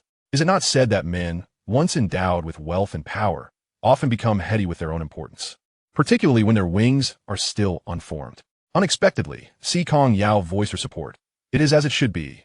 Ting Air deserves to shine brightly. Accompanying him through his growth is the most precious experience of my life, and I consider it a privilege. He will radiate brilliance and should soar ahead of me. In this intricate world, individuals often lose themselves in trivial matters, neglecting the essence of personal growth. Zhong Liting has not succumbed to the temptations of material desires. He remains perceptive, choosing the path of development, which is commendable. With the support he received, Zhong Liting felt elated. Rest assured, I shall never disappoint you. I will never be disappointed in you. You have never let me down, Si Kongyao replied. Observing the softening expressions on the two, Steward Zhao discreetly took his leave. Chapter 51. Cherish the moment. Why are you not leaving? Zhong Liting took a few steps, only to notice Si Kongyao remained stationary, a puzzled look crossing his face. Was he walking too swiftly? Typically, they walked in perfect harmony, and Si Kongyao had never indicated a desire to lag behind. Si Kongyao bit her lip, her gaze cast downward, remaining silent. Is your foot sore? Zhong Liting knelt, about to extend a hand to examine her foot, but she gently grasped his sleeve with her slender fingers. It does not hurt. Carry me, she implored, her voice soft and tender, her skin like milk against him. The gentle breath she exhaled brushed against his ear, imbued with the fragrance of gardenias after a bath. Was Si Kongyao the typically composed and aloof individual attempting to be playful? Zhong Liting was taken aback, gazing into her enchanting fox-like eyes, which sparkled with affection. Not only would he carry her to the bedroom, but he would traverse fire and water for her if need be. Very well, he acquiesced. Si Kongyao beamed with joy, wrapping her arms around Zhong Liting's waist. Like a small bird, she nestled into his embrace, nuzzling against him. With one swift motion, Zhong Liting lifted her and strode toward the bedroom. As they neared the bed, she suddenly pressed her lips against his. This kiss was a stark contrast to Si Kongyao's usual demeanor. Imbued with a fervor that was almost frenzied, Zhong Liting could not suppress his laughter, responding to her advances with warmth. The kiss was filled with pure affection and tenderness, yet it remained light and playful. As the clock approached 9, it was time for Si Kongyao to retire. Just as he was about to rise to turn off the light, she yanked him back, causing him to tumble onto the bed. "Where do you think you're going?" Si Kongyao's demeanor shifted. Her kisses became passionate and assertive, claiming territory with each fervent touch, their tongues entwined in a dance of sweetness. "I'm not going anywhere," Zhong Liting replied, just as the familiar scent of gardenias enveloped him, igniting a fervent warmth within. "You smelled of milk and roses at dinner," Zhong Liting stated calmly, devoid of any discernible emotion. It was clear that Si Kongyao had bathed prior to coming to fetch him. Had it not been for the urgent call on the other end, he would have assumed Si Kongyao had gone to such lengths to show her care for him. Yet, a sense of unease flickered within him, perhaps a remnant of the past life he had lived. The first soldier to breach the castle must have emerged with blood upon his brow. He was certain he was Si Kongyao's first man, and he believed wholeheartedly that she was unlike Su Qingqian. "I will never betray you. My feelings for you are not a fleeting whim, but a steadfast devotion." Si Kongyao, perceptive as ever, caught the subtle shift in Zhong Liting's emotions and continued to explain, "That day, I was handling some matters and got my clothes dirty. I feared it would alarm you, so I returned to my place near the company to change." At such an intense moment, when desire clouded reason, Si Kongyao remained attuned to his emotions, patiently dispelling his concerns. What could demonstrate her unwavering love for him more than this? Zhong Liting's heart raced heavily as he gently cradled the back of Si Kongyao's head. Their first kiss imbued with a focused tenderness. They sank into the softness of the bed, their warm hands entwined around each other's waists, the fabric of their clothing barely separating their skin. The atmosphere thickened with an intoxicating tension, blossoming uncontrollably and spreading like tendrils in the air. The warm glow from the orange wall lamp illuminated their entwined figures, casting soft shadows upon them. Moonlight filtered through, illuminating a vase of snow willow blossoms on the table, which had quietly bloomed after a long winter, releasing a delicate fragrance. The space between them was shrinking. Each moment of testing its proximity marked their most beautiful time together. "What? Su Qingqian and Fu Shun have been apprehended?" Zhou Muyi exclaimed, leaping from his chair upon hearing the news. He had merely ventured abroad for a few days. How could such a significant event unfold upon his return? Has the world turned upside down? Zhang Ning lamented, tears in her eyes. "You have finally returned. These past few days, Qian has endured so much distress. Do you have any idea how Zhong Liting has been stealing the limelight at the company these days?" Lu Yinchuan added, his voice laced with indignation. "If you do not return soon, I fear no one will recognize you as the second young master of the Zhou family. With your extensive connections, could you devise a way to extricate Qian and Fu Shun? Jiang Shanshan is genuinely anxious about Su Qingqian. We inquired yesterday, and they mentioned she would remain detained for a few more days. Without Su Qingqian, the two of them are akin to a headless dragon. The flattery has diminished, rendering these days rather monotonous. Accustomed to being lauded and courted, the sudden absence of such attention is quite disconcerting. You all seem overly agitated over trivial matters. I have a friend whose father is in the police force." Zhou pulled out his phone and called his good buddy. "Hello, Xia Yi. I recall your father is the captain of the police team. If there's something you need, just say it. My brothers will handle it." Lu Yinchuan gave a thumbs up. "Zhou Gu, you're impressive." Zhang Ning and Jiang Shanshan looked at him with admiration. Zhou basked in their praise. "It's regarding the school beauty. Su Qingqian. She was wrongfully imprisoned. I've heard she must remain there for a few more days. Could you assist in her release?" "The one who looked innocent at the last gathering. The one who was close to you?" "Yes. A trivial matter. I'll make the call." After hanging up, Zhou stood and declared, "Everyone, prepare yourselves. We shall go retrieve Qian and Fu Shun shortly. I've reserved a table at Jelly Hot Pot. Let's dispel this misfortune." "All right." Zhou Gu is formidable. Zhou twirled a pen on his desk, relishing the thought that the A-team truly needed him. In his absence, chaos ensued. As he exited the company with his entourage, he fortuitously encountered Zhong Liting, halting him. "Zhong Liting, I underestimated you. Now, with a newfound capability, you dare bully our team in my absence?" Zhong Liting looked at Zhou with amusement. "Even with you here, I would still bully you." Provoked, Zhou discarded his jacket, ready to engage, but recollected the last time when Si Kongyao had thoroughly bested him, leaving him apprehensive. He proposed, Let us settle this one-on-one. Whoever seeks parental intervention is a coward. Enough of your bluster. Are we fighting or not? Zhong Liting also removed his suit jacket. He had been training diligently, often feeling an inexplicable familiarity with his movements, as if he had innate prowess. Recently, even multiple coaches had struggled against him, leading him to suspect they might be going easy on him. Just as he was lamenting the lack of a worthy opponent, a perfect contender appeared. As the two men faced off, passers-by paused, captivated by the tension, and even initiated a betting pool. Most placed their bets on Zhou Mai, renowned as an undefeated champion in Kyoto's underground fighting scene. Among the wealthy elite of Kyoto, Zhou Mai, the second son of the Zhou family, had a notorious reputation for brawling. Although he occasionally found himself in predicaments, his prowess was well known. Aside from his last encounter with Si Kongyao, which was an unfortunate mishap, the crowd rallied around Zhou Mai, their cheers growing louder. Lu Jinan, unwilling to remain idle, joined Wang Zhiqi in wielding a loudspeaker. Go, Brother Ting. Victory is assured. With such fervor, they were ready to join the fray against Zhong Liting, warning that medical expenses would not be covered should anyone be injured. Amidst the raucous cheers, Zhou Mai was filled with derision. Having trained in Taekwondo to a 4th-degree black belt, he believed he could easily overpower Zhong Liting. He envisioned himself defeating him before an audience, leaving him begging for mercy, thereby establishing his dominance as Kyoto's little tyrant. I don't covet your family's trifles. If you're uneasy, a life and death agreement could be arranged. Zhou Mai, who held a black card, indeed looked down upon the Zhou family as wealth. The Zhou family was among Kyoto's elite, and being referred to as trifles made Zhou Mai seethe with indignation. After loosening up, he aimed a punch at Zhong Liting's face, fueled by the notion that his fair complexion had caught Si Kongyao's fancy. As he launched a fierce punch, Zhong Liting evaded with a swift bend and, seizing the moment, delivered a powerful kick to Zhou Mai's chest, sending him flying. Following up with a swift spin, he executed a sweeping kick. With a dull thud, Zhou Mai crashed into a wall, and upon landing, he heard the sickening crack of bones. As dust settled, Zhou Mai grimaced, wiping the blood from his mouth. It was evident that Zhong Liting had become unexpectedly formidable. He had not possessed such strength or accuracy during their last encounter. Had his bloodline awakened? Zhou Mai, unwilling to concede, forced himself to rise, his humiliation fueling his anger. He envisioned delivering a devastating counterstrike, relishing the imagined sight of Zhong Liting on his knees, pleading for mercy. Zhong Liting's lips were set in a straight line. This time, he did not dodge as Zhou Mai's fist came toward him. With quick reflexes, he grasped Zhou Mai's arm and twisted it with force. A sharp crack echoed as Zhou Mai cried out in pain, his arm falling limply to his side. Then, his eyes rolled back, and he spat blood before losing consciousness. Zhang Ning, witnessing the unconscious form and the pool of crimson, screamed in shock. This is bad. He has killed someone.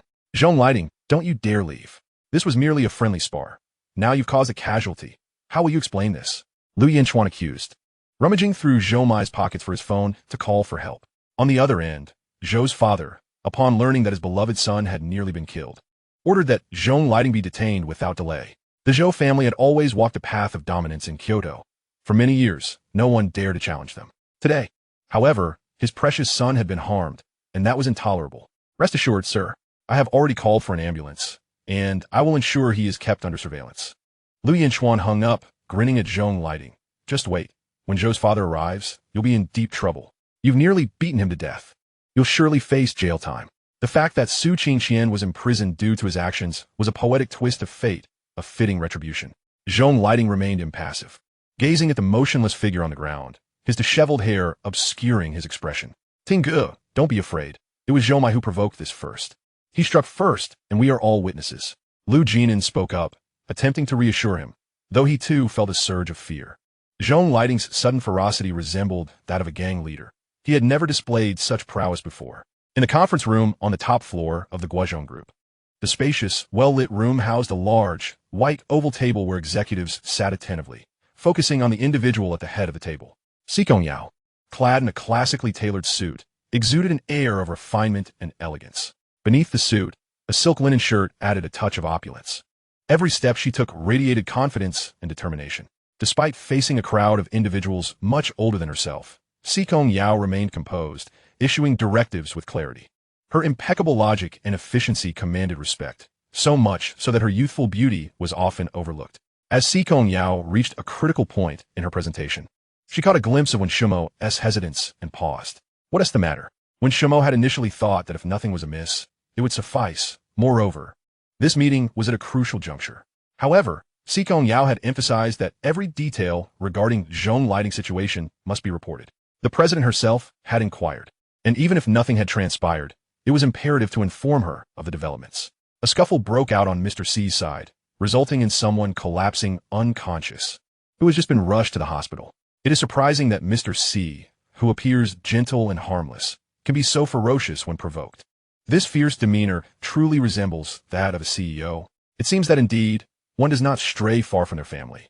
When Shimeau's voice was barely above a whisper, laced with a hint of trepidation, exuding an extraordinary caution. Yet in the conference room, where one could hear a pin drop, even her hushed tones did not escape the attentive ears of those present. With a sharp clatter, Si Kongyao's laser pointer fell to the floor, shattering the silence of the room. The seated executives collectively held their breath, fearful that even a heavy exhale might provoke an outburst. It can only be said that Si Kongyao now exuded an air of terrifying ferocity, akin to one ready to spill blood. A bunch of useless fools. Can't any of you protect a single person? Si Kongyao's rare display of rage was evident as he sternly reprimanded. What are you all dawdling for? Hurry up and prepare a vehicle. Have Butler Zhao bring Jason from the hospital. The onlookers, intimidated by Si Kongyao, dared not speak. Are we really going to forego such an important meeting? Meanwhile, a private WeChat group buzzed with activity, their insatiable curiosity rising above the gravity of the situation. Chapter 53. What skill is it to bully a child? A. Was it that person who called last time? B. Indeed, it's the first time seeing the CEO so anxious. C. Who on earth is this? The CEO didn't lose composure even when the stock market was nearly shorted last time. D. If this escalates, our future days of prosperity may be numbered. E. The CEO has only recently softened a bit. Is he about to revert to his hellish mode? When Shimeau was also startled by Si Kongyao's eruption of fury. Despite being in a bustling conference room, an inexplicable chill crept over her. It wasn't until Si Kongyao reached the door and began to pull it open that she reacted, hastily adding, Mr. C is fine. It was he who rendered the person unconscious. Si Kongyao turned to look at Wen Shimeau. Mr. C is unscathed. It was Zhou Mai, the second son of the Zhou family, who was taken for emergency treatment. Wen Shimeau's tone was exceedingly assured. A. Goodness, he knocked out the little tyrant of Kyoto. B. No wonder the CEO holds him in such high regard. Commendable courage. Si Kongyao shut the door he had opened and proceeded to the conference table. Casting a sweeping glance over the intrigued faces, let us continue the meeting. Last week, I tasked you with preparing for the acquisition of Qingyao. Who will discuss the strategic plan? The executives exchanged glances, racking their brains to recall the plans they had prepared, fearful of being singled out by Si Kongyao for criticism. Old Master Zhou and his entourage surrounded everyone present, a menacing shadow looming, clearly intending to use numbers to their advantage. Lu Jinan, feeling a twinge of fear, edged closer to Zhong Liting. Brother Ting, can we win this fight? Zhong Liting assessed the gathering crowd, estimating around 40 to 50 individuals, all seasoned fighters. If only he could awaken some extraordinary skill to take on 50 at once, he could boast about it for years to come. The problem was, he had yet to awaken any such ability, rendering his aspirations futile. I would very much like to be able to win, but my capabilities simply do not allow it. Zhong Liting's words extinguished Lu Jinan's last flicker of hope. Wang Ji, he held up his phone.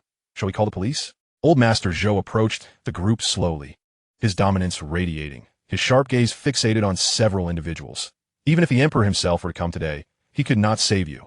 Zhong Liting stepped forward, signaling the others to retreat, his demeanor composed. Zhou, I was the one I struck. They are not involved. If you wish to seek retribution, come at me. Well done. Young man, you have spirit. Old Master Zhou took a few steps back, gesturing for his men to teach them a lesson. Lu Jinan, growing anxious, shouted. Zhou Mai was the one who spoke provocatively first. He challenged me to a duel. I have video evidence. Old Master Zhou shot Lu Jinan a sideways glance. A hint of amusement in his expression. You are still too young. Remember to speak from a position of strength. One of the men in black seized Lu Jinan's phone, prepared to smash it on the ground, only to be halted by a firm grip on his wrist. When Shuhua tightened her hold on the man's wrist, using her other hand to pry open his fingers, she retrieved the phone, smiling as she handed it back to Lu Jinan. Take care of it. Don't let it be snatched again. Lu Jinan gazed at the stunning figure before him, clad in a white bodycon dress paired with black stockings, utterly speechless. Wow, sister, you're so beautiful. What's more, she was smiling at him gently. Did that mean she had feelings for him? Surely. It was his recent gallant act that caught her eye. Lu Jinan's eyes sparkled with infatuation, fixated on Wen Shuhua. Old Master Zhou glanced at the group of individuals behind when Shuhua, the previous arrogance fading.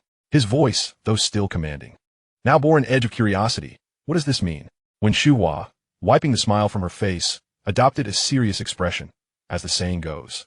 One must consider the master when punishing a dog. Old Master Zhou, have your eyes grown dim with age? The individuals cloaked in black behind her bore a crest, the emblem of the Guozhong group. Mr. C's people are indeed human. Does that mean my son is not?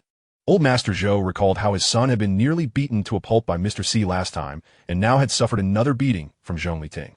A wave of suppressed rage surged within him. Moreover, he had brought 40 to 50 men. How could it not be uncertain who would prevail? I never said your son wasn't human. Old Master Zhou, trembling with fury, pointed at Wen Shuhua. If you don't recognize your place, do not blame me for being impolite. What should we do?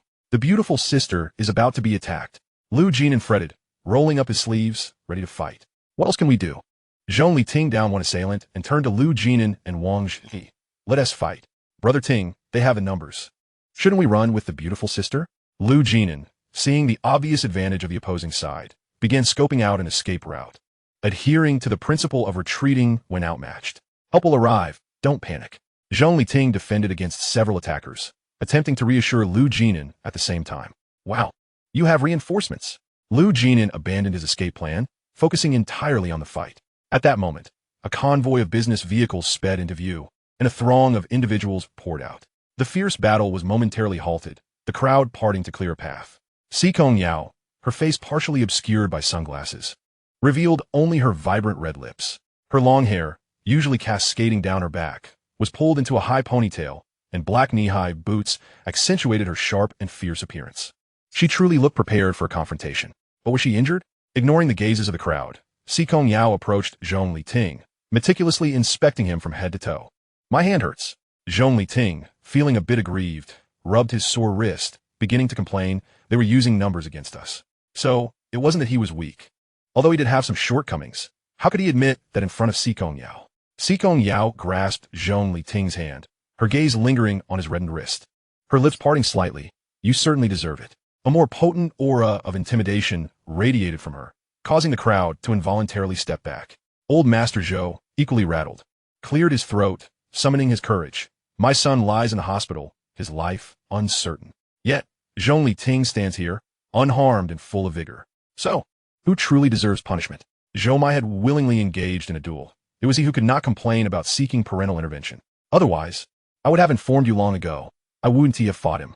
Zhong Liting spoke slowly, articulating each word clearly, his tone drawn out, his eyes glistening with unshed tears, as if he had suffered a great injustice. Master Zhou glared at the pitiful figure before him, his ire intensifying. My son is on the verge of being beaten to death by you, and I cannot even express my grievances? Master Zhou, in his advanced years, had lost all respect, and what merit was there in bullying a child? Chapter 54. Si Kongyao is injured, and Brother Ting is terrifying. Master Zhou surveyed the unscathed Zhong Liting, whose only blemish was a slight bruise at the corner of his mouth, and then glanced at his own subordinates, who were mangled and writhing in pain. Shouldn't you take a good look at who lies on the ground? Who is truly bullying whom? Master Zhou seethed with indignation. Was this not a classic case of someone taking advantage and then feigning innocence? Si Kongyao raised an eyebrow, tilting her head slightly to regard Master Zhou with a cold smile. Have you come here to reason with me? Master Zhou snorted, feigning a sense of righteousness. One must uphold reason in human interactions. If you are incapable of educating your child, I am more than willing to assist. He had always looked down upon Si Kongyao. A woman in power was akin to a hen crowing at dawn, undermining the rules established by their ancestors for generations. The Si family was indeed ineffectual, allowing a woman to usurp power and repeatedly urging him to conserve his strength and avoid direct confrontation. When his son had been struck by Si Kongyao, Si Ming, that old fool, had immediately called, urging him not to act rashly, and now, by heavens, he expected him to endure this humiliation once more. How could that be? If he continued to endure, he might as well become a ninja turtle. He simply refused to believe in such superstition. After all, she was just a woman. What could she possibly weigh?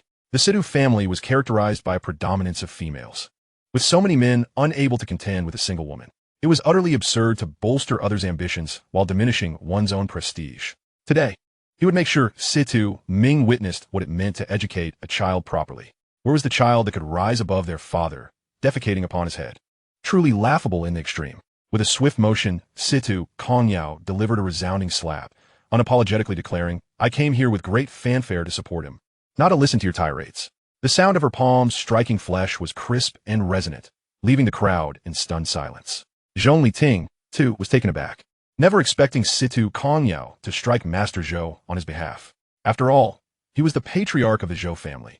How could he be struck without provocation? Yet, the satisfaction the slap brought him was undeniable. The feeling of being cherished was indeed delightful. It was no wonder so many relished living off others' fortunes. One must recognize that aside from the Sidu family, the prominent families in the capital were the Zhou, Wang, and Xia families.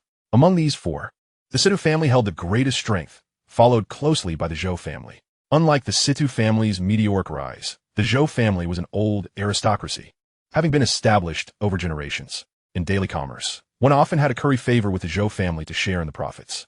The Zhou family had always been accustomed to wielding authority, and it was the first time they had been publicly humiliated. Their bodyguards stood frozen in disbelief, exchanging bewildered glances.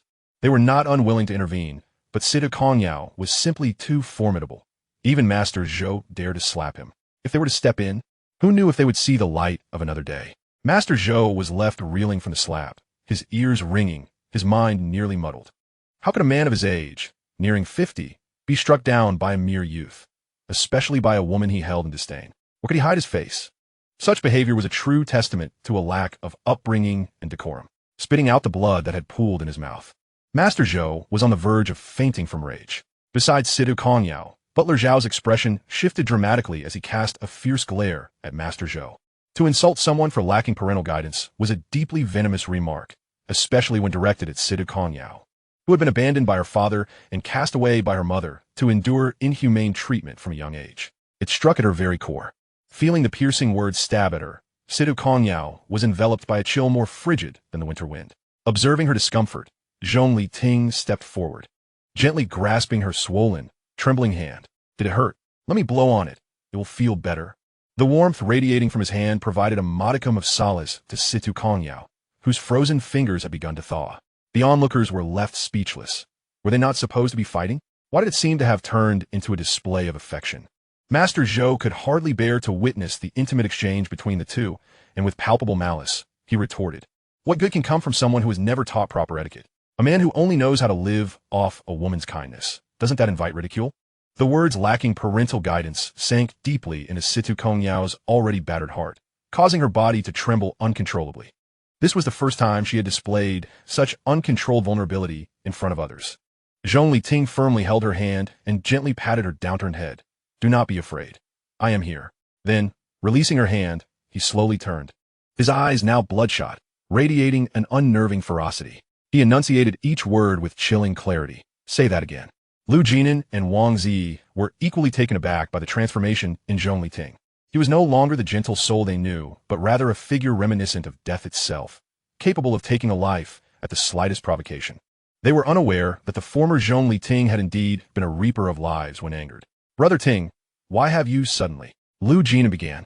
But upon meeting Zhong Liting's icy gaze, he found himself unable to articulate his thoughts. Master Zhou, observing the boy before him, lips pressed tightly, eyes glinting with murderous intent, felt his own lips quiver involuntarily. Yet surrounded by so many, as the patriarch of the Zhou family, he could not afford to show fear. Master Zhou barely managed to utter a few words before Zhong Liting's fist flew towards him, swift as lightning, leaving a trail of afterimages in its wake. The crowd could only hear the whooshing sound, a chilling gale that sent shivers down their spines. One might think a single punch would suffice to vent his anger. But Zhong Liting seemed unsatisfied. Before the bodyguards could react, he unleashed a flurry of punches, each swift, fierce, and precise, sending Master Zhou's front teeth flying one by one, elegantly landing upon the ground. The bodyguards, finally coming to their senses, rushed forward, only to find Zhong Liting had already kicked Master Zhou in the chest, sending him sprawling. He had preempted their intervention, serving his master with utmost attentiveness. Lu Jinan and Wang Zi stood in stunned silence, on the verge of cheering for how impressive Brother Ting had become. Master Zhou, blood streaming from his mouth, found himself unable to articulate anything coherent, his speech rendered unintelligible. What was decorum? It only served to hinder the speed of my strikes. A cruel smile played at the corners of Zhong Liting's mouth, his narrowed eyes gleaming with the ferocity of a beast on the hunt. Clenching his fist, he gazed down at the scattered teeth, coldly remarking to the man lying on the ground, "Now you can laugh freely. You have no teeth left to lose." Chapter 55, Skill Awakening. All present were taken aback by the sinister ferocity emanating from Zhong Liting. They could not help but ponder, is this truly just a university student? The ruthlessness displayed in his actions suggested that he had undergone rigorous training, and none would doubt it. Si Kongyao, witnessing this scene, felt no joy or excitement for Zhong Liting's growth and empowerment. Her exquisite fox-like eyes, filled with astonishment, were overshadowed by an unspeakable fear that left her breathless.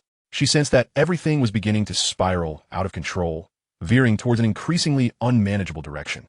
In response to the concerned gaze from Zhong Liting, Si Kongyao adeptly concealed the fear lurking beneath his eyes, forcing a strained smile.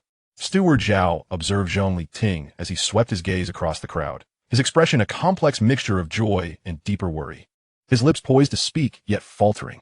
A cold glance from Si Kongyao silenced the words on Steward Zhao's tongue. Witnessing this somewhat bizarre scene, when Shu Mo stepped forward to manage the situation. "The president is weary today. Considering old Master Zhou's health, it would be prudent to transport him to the hospital." With hands casually tucked into his pockets, Zhong Liting lazily added, "It's perfect. Father and son can keep each other company, so it won't be too lonely." Old Master Zhou, infuriated, fainted from the strain. "How can you speak like that?" The steward beside Old Master Zhou could no longer bear it. "This matter will not be left unresolved by the Zhou family. Are you still unconvinced? Do you wish to challenge me to a fight as well?" Zhong Liting, seemingly addicted to brawling, felt the malevolent forces within him fully awakened as he mockingly regarded the frail Steward Zhou, exuding an aura that suggested he would readily engage in a skirmish until his opponent was subdued. Steward Zhou glanced at the group Si Kongyao had brought, a formidable assembly that vastly outnumbered them. Si Kongyao was terrifying enough, but at least he exhibited some restraint, refraining from delivering lethal blows. Yet Zhong Liting was nothing short of a lunatic. A child raised by demons would only be more deranged and devilish. Steward Zhou hastily gathered his men to lift the nearly unconscious old master Zhou into the vehicle and sped towards the hospital. Si Kongyao wiped the blood from the corner of a companion's mouth and reproached, "At your age, can't you run away if you can't win a fight? How could you dare to confront 4 or 5 dozen men with just a dozen of you? This is sheer madness." Zhong Liting grinned foolishly, regardless. "I knew you would come, so what do I have to fear? I can always fight back once you arrive." Si Kongyao regarded the youth, whose swollen lip betrayed the recent altercation, with a bemused expression. "How can you be so certain that I would come? I don't know when or how you would arrive, but I know you would come. You wouldn't just abandon me, would you?" Zhong Liting's bericht, sparkling eyes locked onto Si Kongyao, brimming with the purest trust and reliance of youth. "I will never harm you, nor will I abandon you. No matter what happens, you must believe in me." Rare tears glistened in Si Kongyao's eyes, his tone almost pleading. "Why are you crying? You are the kindest person to me. Naturally, I trust you more than anyone else." Zhong Liting found Si Kongyao's reaction peculiar. After all, it was merely a scuffle. He and T sustained significant injuries. So why the excessive worry? Disregarding Zhong Liting's stubbornness, Si Kongyao turned his attention to the cowering Wen Shuhua. "If he is foolish, must you also be? What did the instructor teach you? How could you follow him into such folly? What if I and your sister are unable to arrive in time? Will you simply lie here, awaiting your fate?" When Shu Hua shrank back, "Even if you both neglect me 100 times, you would never abandon, sir." Si Kongyao, exasperated, retorted with forced laughter, "Why are you jealous of a grown man? No, why are you jealous of me? Perhaps she is simply experiencing a youthful infatuation." Zhong Liting desa. Within the castle, Si Kongyao summoned Jason. "Conduct a thorough examination to ascertain if there are any underlying issues." Accompanying Zhong Liting to the medical room, he surveyed the array of advanced equipment and thought Si Kongyao was overly anxious, making a mountain out of a molehill. "I merely scraped my skin during the fight. There is no need for x-rays or anything of the sort. Is there? Be obedient. It's necessary." Though Si Kongyao typically indulged Zhong Liting, this time his demeanor was unusually firm, leaving no room for debate. Reluctantly, Zhong Liting acquiesced to undergo a series of examinations with Jason. In another room, Si Kongyao slumped despondently onto the sofa, curling into himself. Steward Zhao stood nearby, equally troubled, pondering whether their hard-won rapport would regress to previous tensions. Should he send someone to summon those individuals back, in case of unforeseen complications? With his head bowed, Steward Zhao urged Si Kongyao to prepare for the worst. Am I unworthy of love? Si Kongyao curled into himself, burying his head in his knees, feeling as though the recent moments of happiness had been stolen. Steward Zhao felt a pang of sorrow, but was at a loss for how to comfort him, remaining silently by his side. Should I employ the same tactics once more? Si Kongyao smiled grimly, pondering what he would become next time. Steward Zhao, head bowed, remained silent. Some events, once they occur, are immutable. No amount of effort to conceal them will yield any fruitful outcome. Is the president considering confiding in Sir? Steward Zhao gazed incredulously at the despondent figure. I find myself in conflict. For the first time, Si Kongyao experienced a sense of helplessness. Despite weathering numerous storms over the years with unwavering resolve, he faltered when faced with matters concerning Zhong Liting. Now Zhong Liting trusted him and relied on him, something Si Kongyao had long sought yet had been unable to attain. To finally receive Zhong Liting's affection, only to be asked to let go, would be akin to having a piece of his heart cruelly extracted. Perhaps Sir was simply exceptional, with no bearing on past events. You should remain with Jason to prevent any mishaps. Have him inform me immediately upon reaching a conclusion. In the treatment room, Zhong Liting marveled at the array of sophisticated medical equipment, likening it to a private hospital. After all, Si Kongyao had his own medical team, so it was hardly surprising that the castle was equipped with appropriate medical facilities. Zhong Liting did not dwell on other implications and cooperated with Jason for various tests. Recalling the flashes of insight during the fight, he noted the fluidity of his movements, realizing that some techniques were ones he had never actually learned. An idea struck Zhong Liting. Do you think a person can suddenly awaken a skill at a certain moment? Jason looked puzzled. What kind of skill are you referring to? Are you familiar with Chinese martial arts? I am a fan of Jin Yong. I adore his martial arts novels, especially the character Zhang Wuji. Exactly, like Zhang Wuji, who, through serendipity, suddenly becomes adept at martial arts, experiencing a meteoric rise in skill. Chapter 56. How can one achieve a perfect balance in this world? Has Sir encountered any strange occurrences recently? Reflecting on Si Kongyao's request for a comprehensive examination, Jason keenly sensed that there might be intricate connections between the two. There is nothing particularly strange, Zhong Liting thought. He would never divulge the fact of his rebirth to anyone. However, he could certainly share the unpredictable flashes of insight that had recently invaded his mind. Sir, what you describe is not outside the realm of possibility. Jason pondered, gesturing as he spoke, but with our current scientific understanding, I cannot provide proof of its existence. Zhong Liting perked up, his spirits lifted. So you believe in ghosts and supernatural phenomena? Jason replied earnestly, I am a staunch materialist and an atheist. Zhong Liting shook his head, dismissing him. You Westerners worship God and Jesus, yet claim to be atheists. What nonsense. God is merely a noble religious belief. While I'm a scientist, the fundamental requirement of scientific inquiry is to be factual and objective. Zhong Liting internally scoffed. I was once a staunch materialist myself. Yet, having experienced rebirth, I can no longer maintain such convictions. If one day, ghosts and deities can be computed through observation, I would readily accept their existence.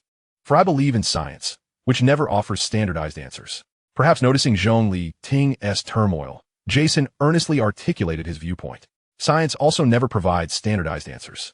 His words struck Zhong Liting like a wake-up call. Before the grand edifice of Newtonian classical mechanics was erected, the entirety of the Western world was under the dominion of Aristotle's physics. However, the uniform and stable universe posited by Newtonian mechanics was subsequently repudiated by Einstein's theory of relativity, relegating it to merely an approximation valid within the confines of low speed. Macroscopic realms. The stochastic distribution and state superposition of microscopic particles within quantum mechanics further banished relativity from the microcosmic domain. Science has perpetually undergone cycles of dismantling and reconstruction, and what may presently seem like the stuff of fanciful myth could very well become commonplace in the future. There is no necessity for an unwavering pursuit of the why. When the ship reaches the bridge, it will naturally pass. Regarding his reincarnation, one cannot delve into the reasons behind it, nor is there a need to validate whether a particular skill has been awakened. The mere fact that he's growing stronger is a positive development. It is the outcome that matters, rather than the intricacies of the process. After Jason completed his examination, Si Kongyao instructed Butler Zhao to escort Zhong Liting out. While he remained in the treatment room with Jason, Zhong Liting was reluctant to leave. Is there something that I, the principal party, cannot hear? Jason chuckled, teasing the two. The bond between the gentleman and the president is indeed quite strong, but I must now conduct a physical examination of the president. Si Kongyao felt a surge of sweetness in his heart, and, leaning closer, coaxed, I wish to consult Dr. Jason about some issues concerning women's health. Would you like to stay and accompany me? Women's health? Zhong Liting's cheeks flushed crimson, his earlobes turning as red as if they might bleed. Although he had shared more intimate moments with Si Kongyao, he found himself consistently blushing at the slightest provocation. Si Kongyao was truly intoxicating. Furthermore, why inquire of a male doctor about women's health? Yet in the presence of a physician, there are only patients devoid of gender.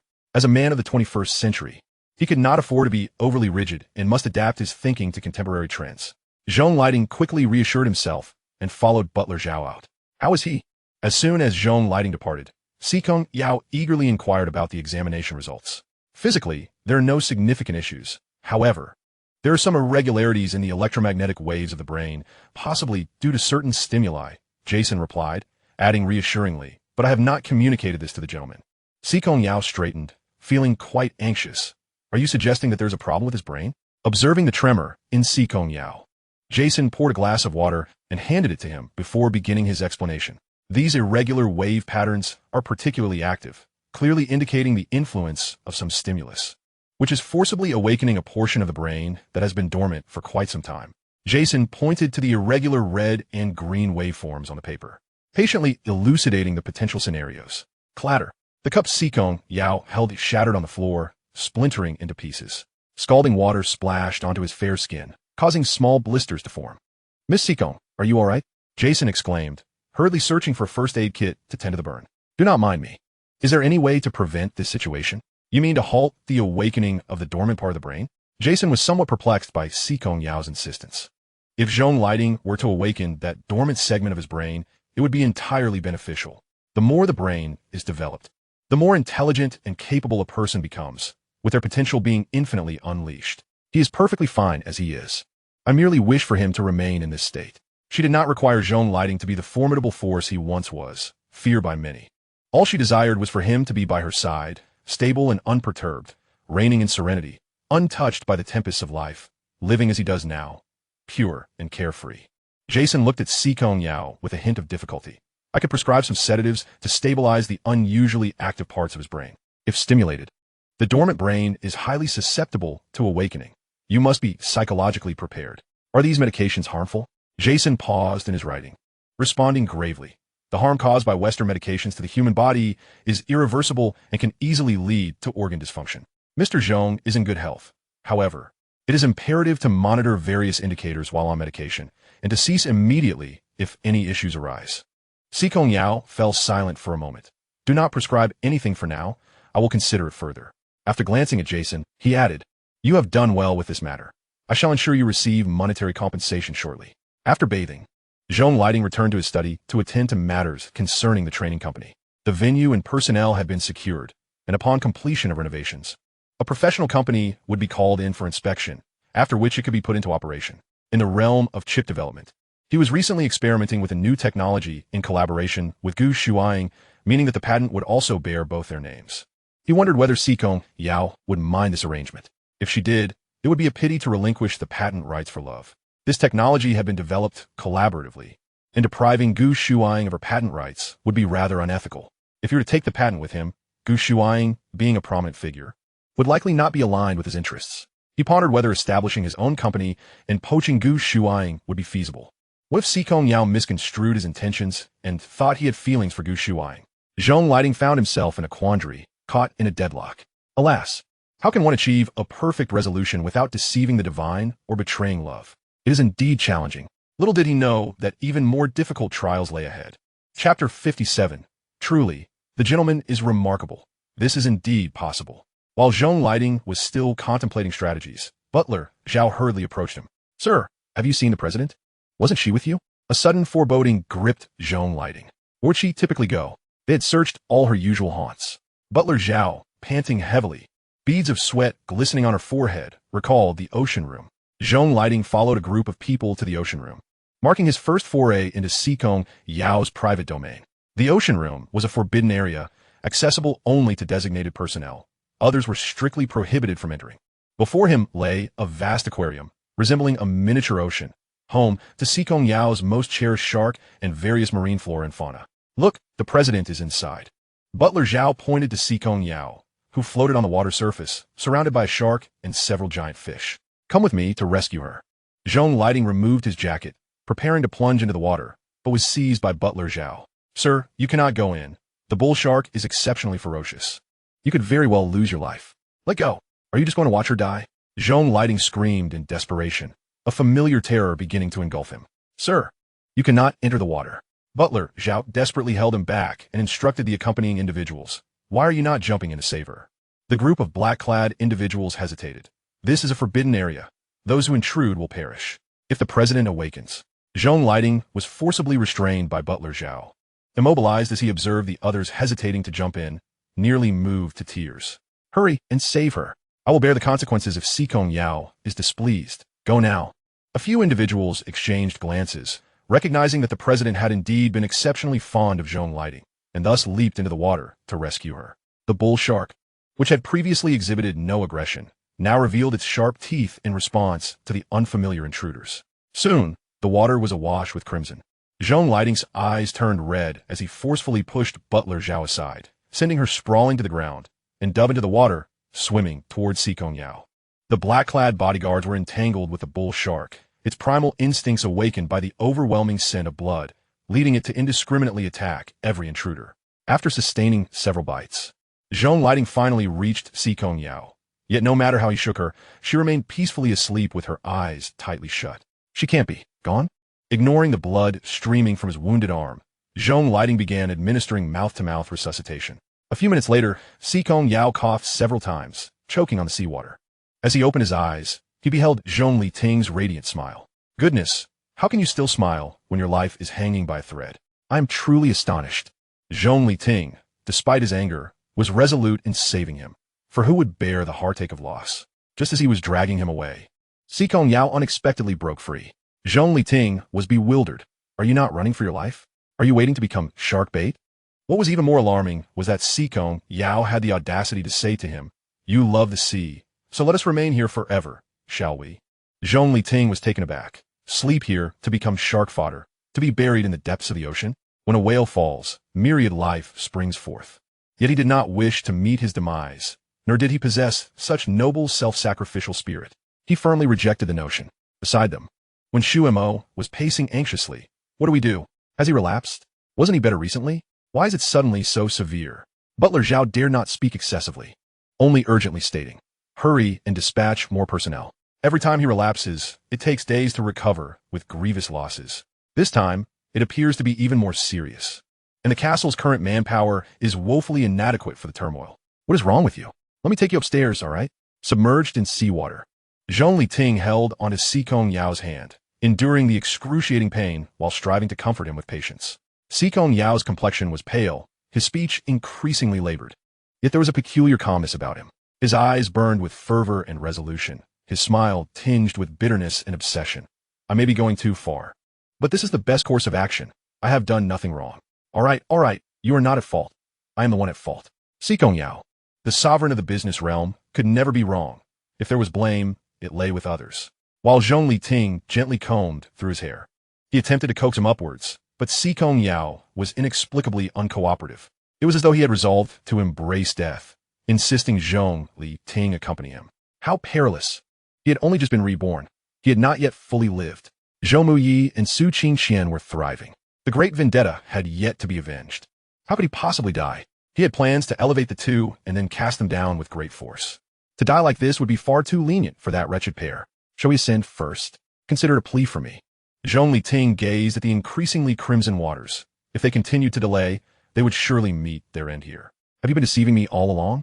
Si Kongyao lost all composure, his eyes crimson, the gaze he cast upon Zhong Liting exceptionally chilling. The bodyguards could no longer restrain the rampaging bull shark, and a few ferocious ones were already charging toward them. Not moving was he, then he would go on his own. At the very moment Zhong Liting released his grip and turned, tears streamed from the corners of Si Kongyao's eyes, his shattered heart scattering like shards of glass upon the ground. Each fragment glimmered with a cold light, akin to sharp blades, piercing deep into the soul. Every breath brought forth a wave of agony. Had she once again pushed him away with her own hands? She truly felt utterly useless, incapable of accomplishing anything. Just as despair threatened to close her eyes, Zhong Liting suddenly turned, his voice fierce. Yes, I've been deceiving you all along. Once you are gone, I will take your wealth and marry Gu Shuang and Su Qingqian.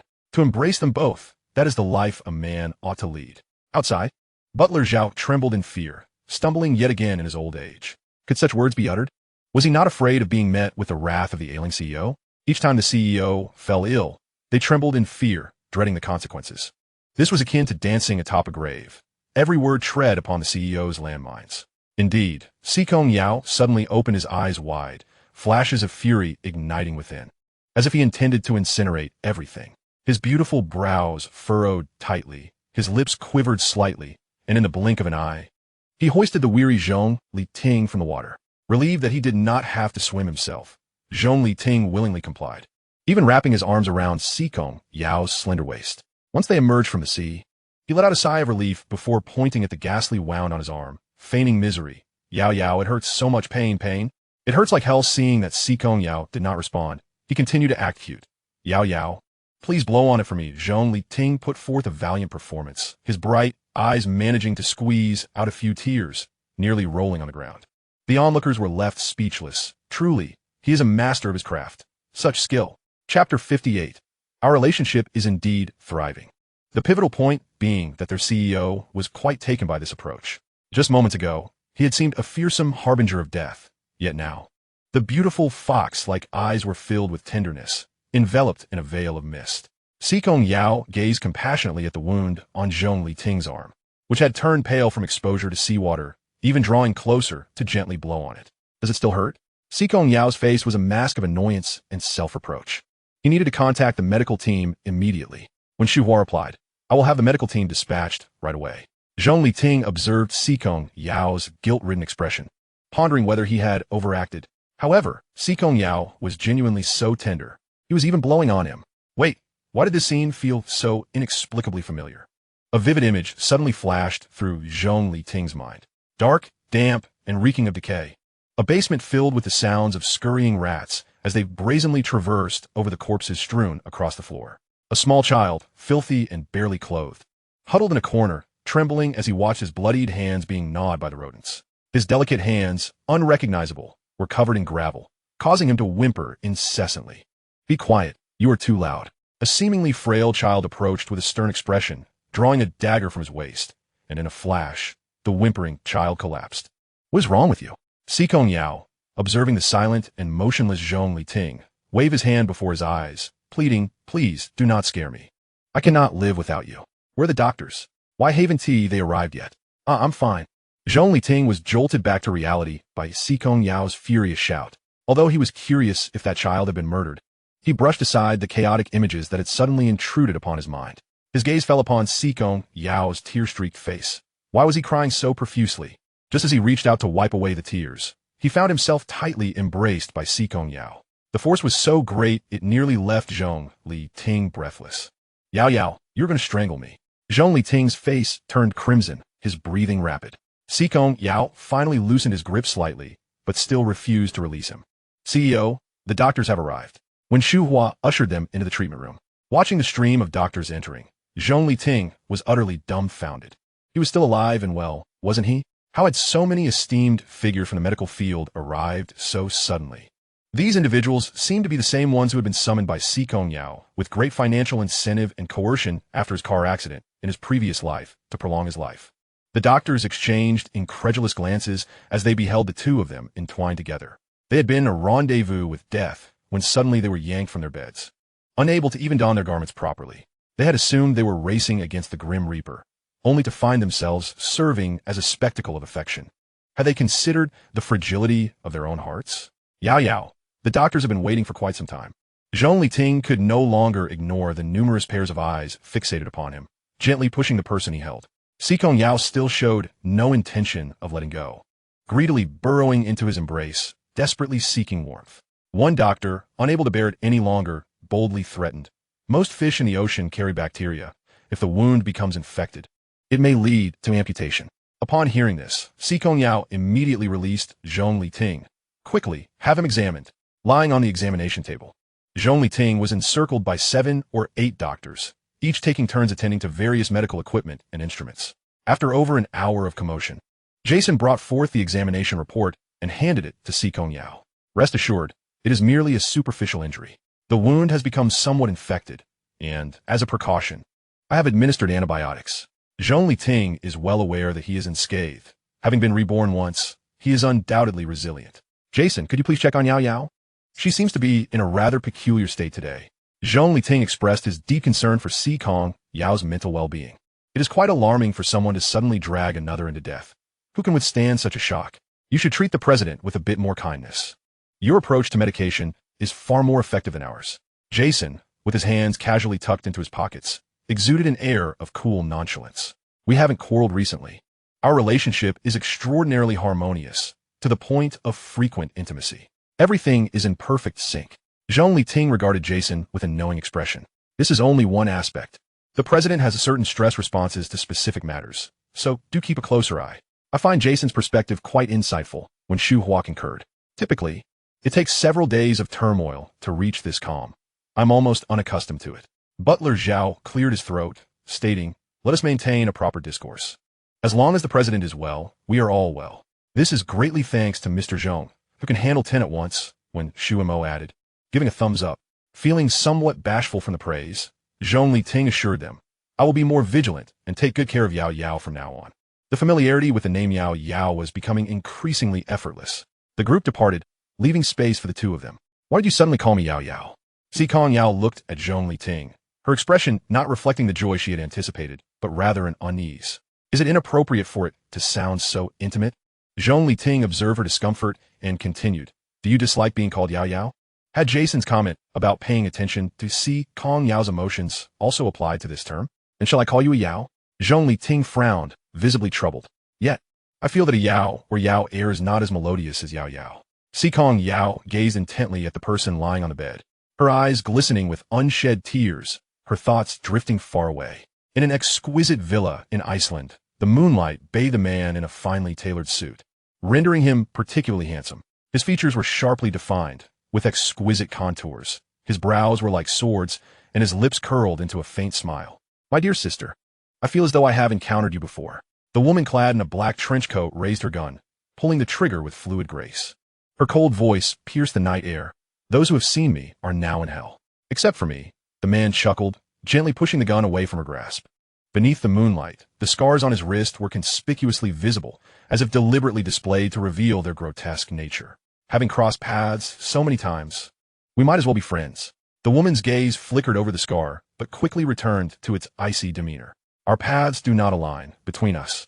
It is either your demise or mine. I can turn away from darkness and offer you the item, thereby aligning our interests. But you must divulge your name. This transaction is quite advantageous." The handsome man raised what he held, as if enticing her. The woman lowered her eyes, remaining silent. Those like them, who failed to complete their tasks, could only find themselves in a fate of desperate survival. Unexpectedly, the handsome man tossed the item to her.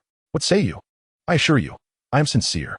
"Si Kongyao," she replied curtly after verifying the item, unwilling to utter another word. "Si Kongyao, the carriage is far and the horse is swift. Remembering you is unforgettable." The handsome man teased, "Since we are so familiar now, I shall call you Yao Yao from this moment on." Si Kongyao's pace faltered slightly, but she quickly regained her composure. In the distance, accompanied by the sound of the wind, his melodious voice carried once more, "I am Xieting. Xieting, where the scenery brings sorrow with each farewell." Chapter 59, Under the Lamp, Gazing at Beauty. The room was illuminated only by a dim orange lamp, casting a glow the size of an orange that resembled a firefly in a vast space. Si Kongyao sat by the bed, half of her jade-like face enveloped in the shadows, with a few playful strands of damp hair clinging to her skin, adding an alluring touch of spring's essence. Her lips were as red as spring blossoms, her beauty reminiscent of summer flowers, her eyes shimmering like autumn waters, and her complexion surpassed the purity of winter snow. The hint of blush at the corners of her eyes was captivating, nearly blinding. Even though Zhong Liting had grown accustomed to her striking beauty from their time together, he still found himself momentarily breathless. Observing her under the lamp's glow rendered her even more enchanting than usual. Zhong Liting swallowed hard, his ears inexplicably heating up. How fortunate he was that Si Kongyao belonged to him. It was indeed a stroke of great fortune. "What did you just say?" Si Kongyao snapped back to reality, regarding the murmuring figure before her. "The carriage is far and the horse is swift. Remembering you is unforgettable." The name Yao Yao was laden with deep longing. If you do not favor it, you need not use it. Zhong Liting, with good humor, reiterated. Butler Zhao mentioned that Yu Fei, after being cast aside by Si Kongming, has become irreconcilable with him. Yet, I believe she still harbors feelings for him. Otherwise, why would she name her daughter Si Kongyao?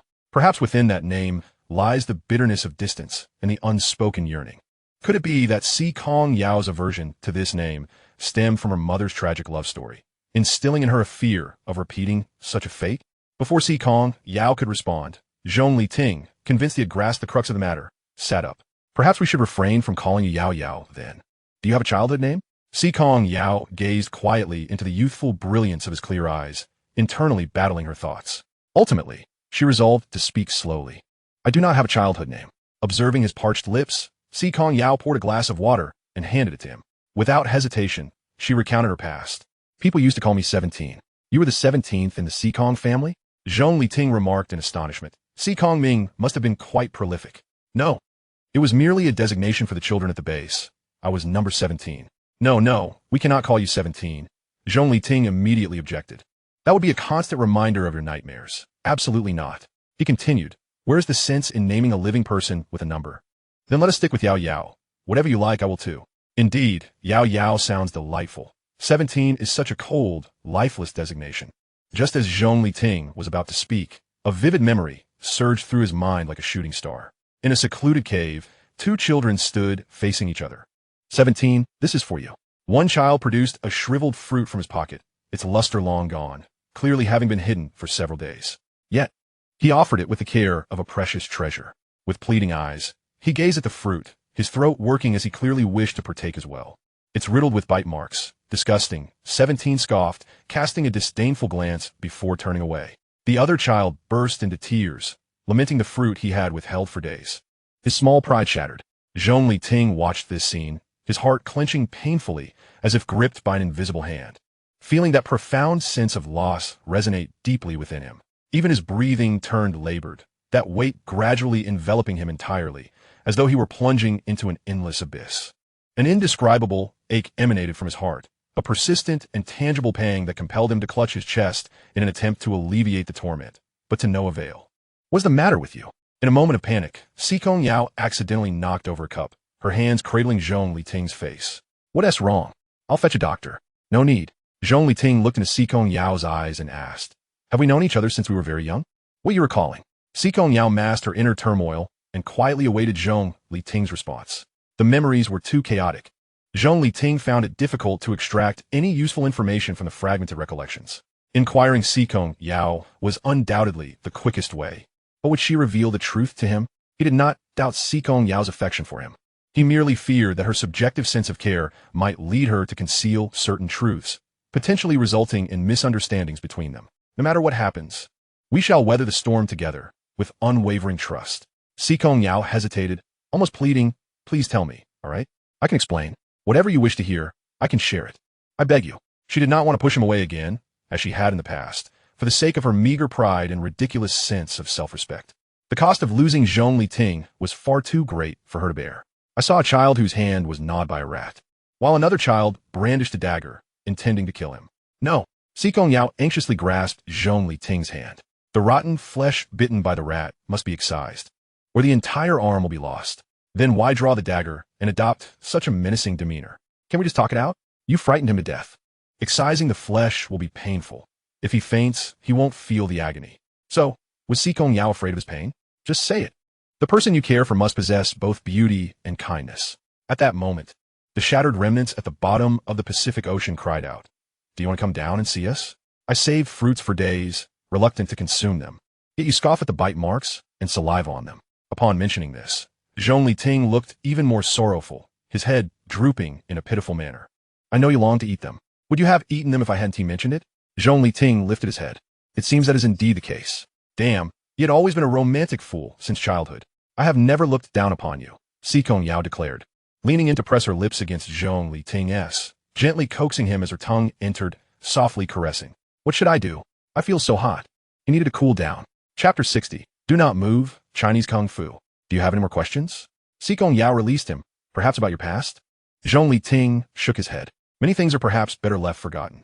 I trust that your reasons for not telling me are valid. If I need to know, the time will come when I will. He felt no urgency. His life was currently fulfilling.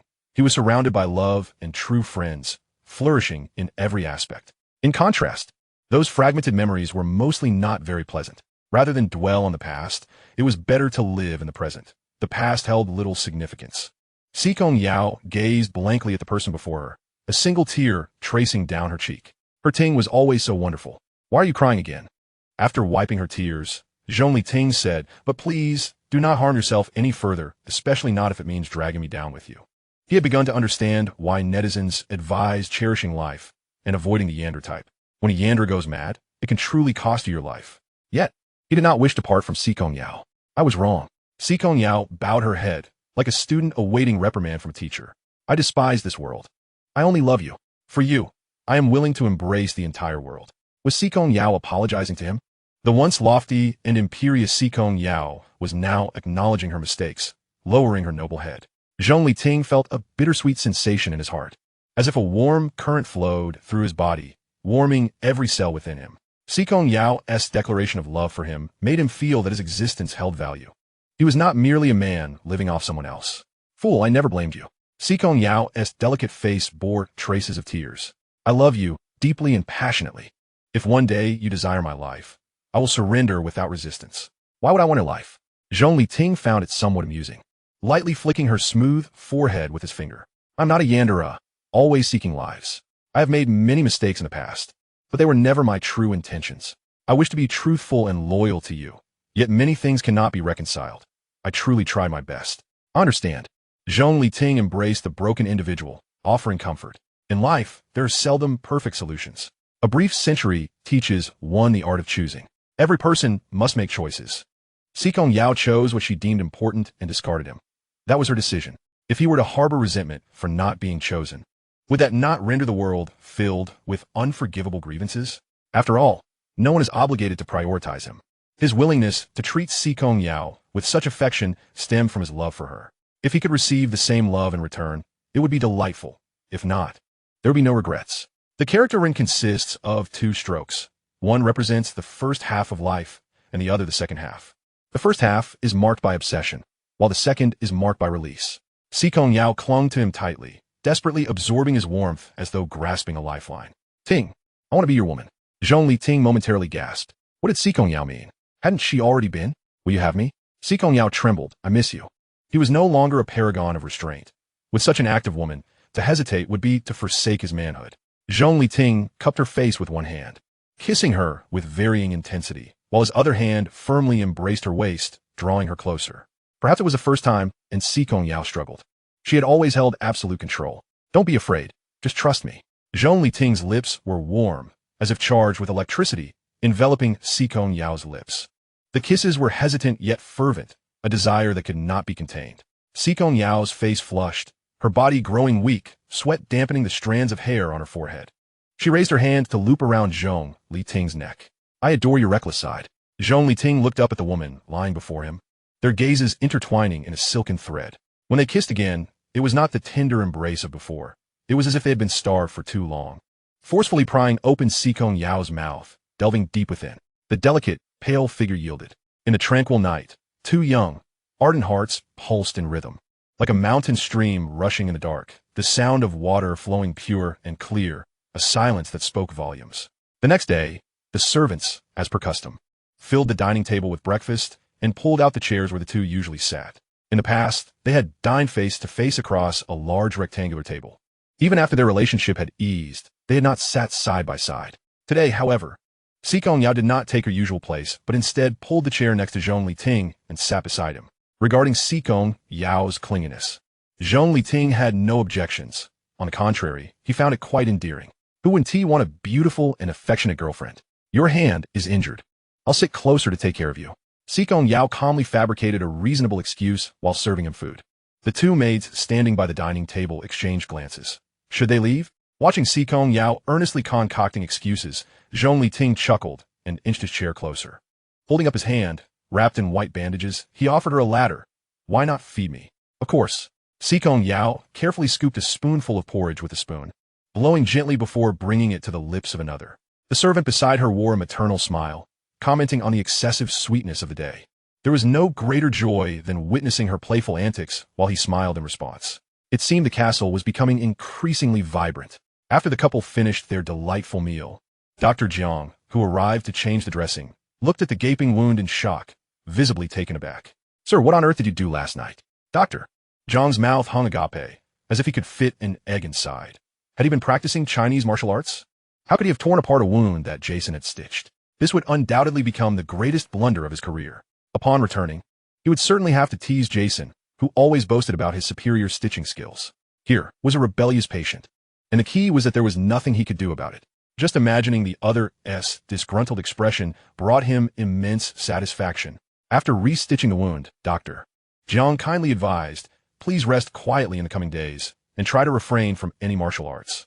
Zhong Liting's face flushed crimson, resembling a boiled lobster, as he cast a mournful gaze at Si Kongyao. Even Si Kongyao, for once, bore a hint of rosy color on her cheeks. Clearing her throat, she replied, "Well, we understand." Dr. Jiang, perplexed, inquired, "Why is everyone blushing?" Chapter 61. Yao Yao, do you no longer love me? Aren't you going to the company today? I arranged for Butler Zhao to accompany when Shu Mo, so it's the same. You are injured, and I shall stay to care for you. Si Kongyao held a fruit platter, offering a slice of apple to him. Even with Butler Zhao accompanying when Shu Mo, many matters would likely be difficult to convince the subordinates. Just as Zhong Liting finished speaking, when Shu Hua approached with a phone in hand, Butler Zhao's call. "You answer," Si Kongyao replied, still holding the fruit platter. When Shu Hua put the call on speaker, and Butler Zhao's voice came through the line. "President, the board does not approve your bidding plan for the Changhua Phase 3 project and has refused to sign and allocate funds." Butler Zhao's tone was somewhat resigned, clearly having done his utmost, but the board was unyielding. Si Kongyao fed him a strawberry, saying, "If they disagree, then let it be. We can discuss it again in a few days." She wished only to remain with Zhong Liting, pushing all other matters to the back burner. Before Butler Zhao could respond, when Shu Mo's voice chimed in, "This project must be secured early. A daily investment of several million is no trivial sum. Delaying it will lead to excessive costs and adversely affect future benefits." Zhong Liting exclaimed, "What?" He was exhausted from working hard, yet had not earned millions, while Si Kongyao was willing to waste several million daily. "Absolutely not," he refused. "Yao Yao, I'm fine now. You should go to work." On the other end, when Shu Mo sounded as if he had found a savior, "Sir, please persuade the president to come over quickly. I'll hold off the board for now." Si Kongyao looked at Zhong Liting's arm and the wound on his thigh, her eyes moistening. "With so many injuries, how can you say you are fine? Yao Yao, do you no longer love me?" Si Kongyao hugged him close. "You are my greatest love. The only thing I care for is you. Isn't it just a few million? I'm never short of money." Spending a few million to spend an extra day with Zhong Liting was, for her, an exceedingly worthwhile investment. "Then listen to me. Hurry to work, and I will wait for you at home." Si Kongyao glanced at Zhong Liting on the couch, arching an eyebrow. "Is it that you do not want me with you, and are urging me to leave?" "Yao Yao, of course, I cannot bear to part with you. But I also do not want to delay your work because of me." Si Kongyao fell silent. "I have already been living off your kindness. If I were to become a burden, everyone would look down upon me even more. You have never been a burden, and no one would ever look down upon you." Si Kongyao's gaze was resolute. "You are worthy of admiration from all, including me." Zhong Liting embraced her and planted a gentle kiss. "You are now the one who draws the gaze of the masses. You bear a heavy burden. Every step must be taken with caution, and you cannot let anyone down. All right, I will go to the company. You stay at home and be good. Call me if you miss me." After Si Kongyao departed, Zhong Liting requested when Shu Hua to bring him a computer, setting up a small table beside the couch. He began to devise his fortune-making plan. When Shu Hua observed as Zhong Liting marked out numerous villages outside Kyoto, assuming he intended to establish training centers in those areas. "Sir, these locations are quite remote and not suitable for training." "I know. Then why mark so many?" Zhong Liting gazed at the areas he had circled in red, writing a large character for demolition atop it. "Demolition?" Enlightenment struck when Shu Hua. "Are you suggesting these areas will face government demolition in the future, intending to make an investment?" "Indeed, dealing with intelligent individuals is quite refreshing." Zhong Liting handed over the marked map. "Since you have nothing to do in the castle, why not help me acquire these lands?" When Shu Hua received the map, roughly calculating the area, which exceeded tens of thousands of acres. "Isn't it too risky to buy so much without caution? What if the government does not demolish them in the future?" When Shu Hua expressed concern, Zhong Liting, sensing her apprehension, replied, "Do you believe in fortune-telling? I can calculate it." When Shu Hua shook her head, then nodded.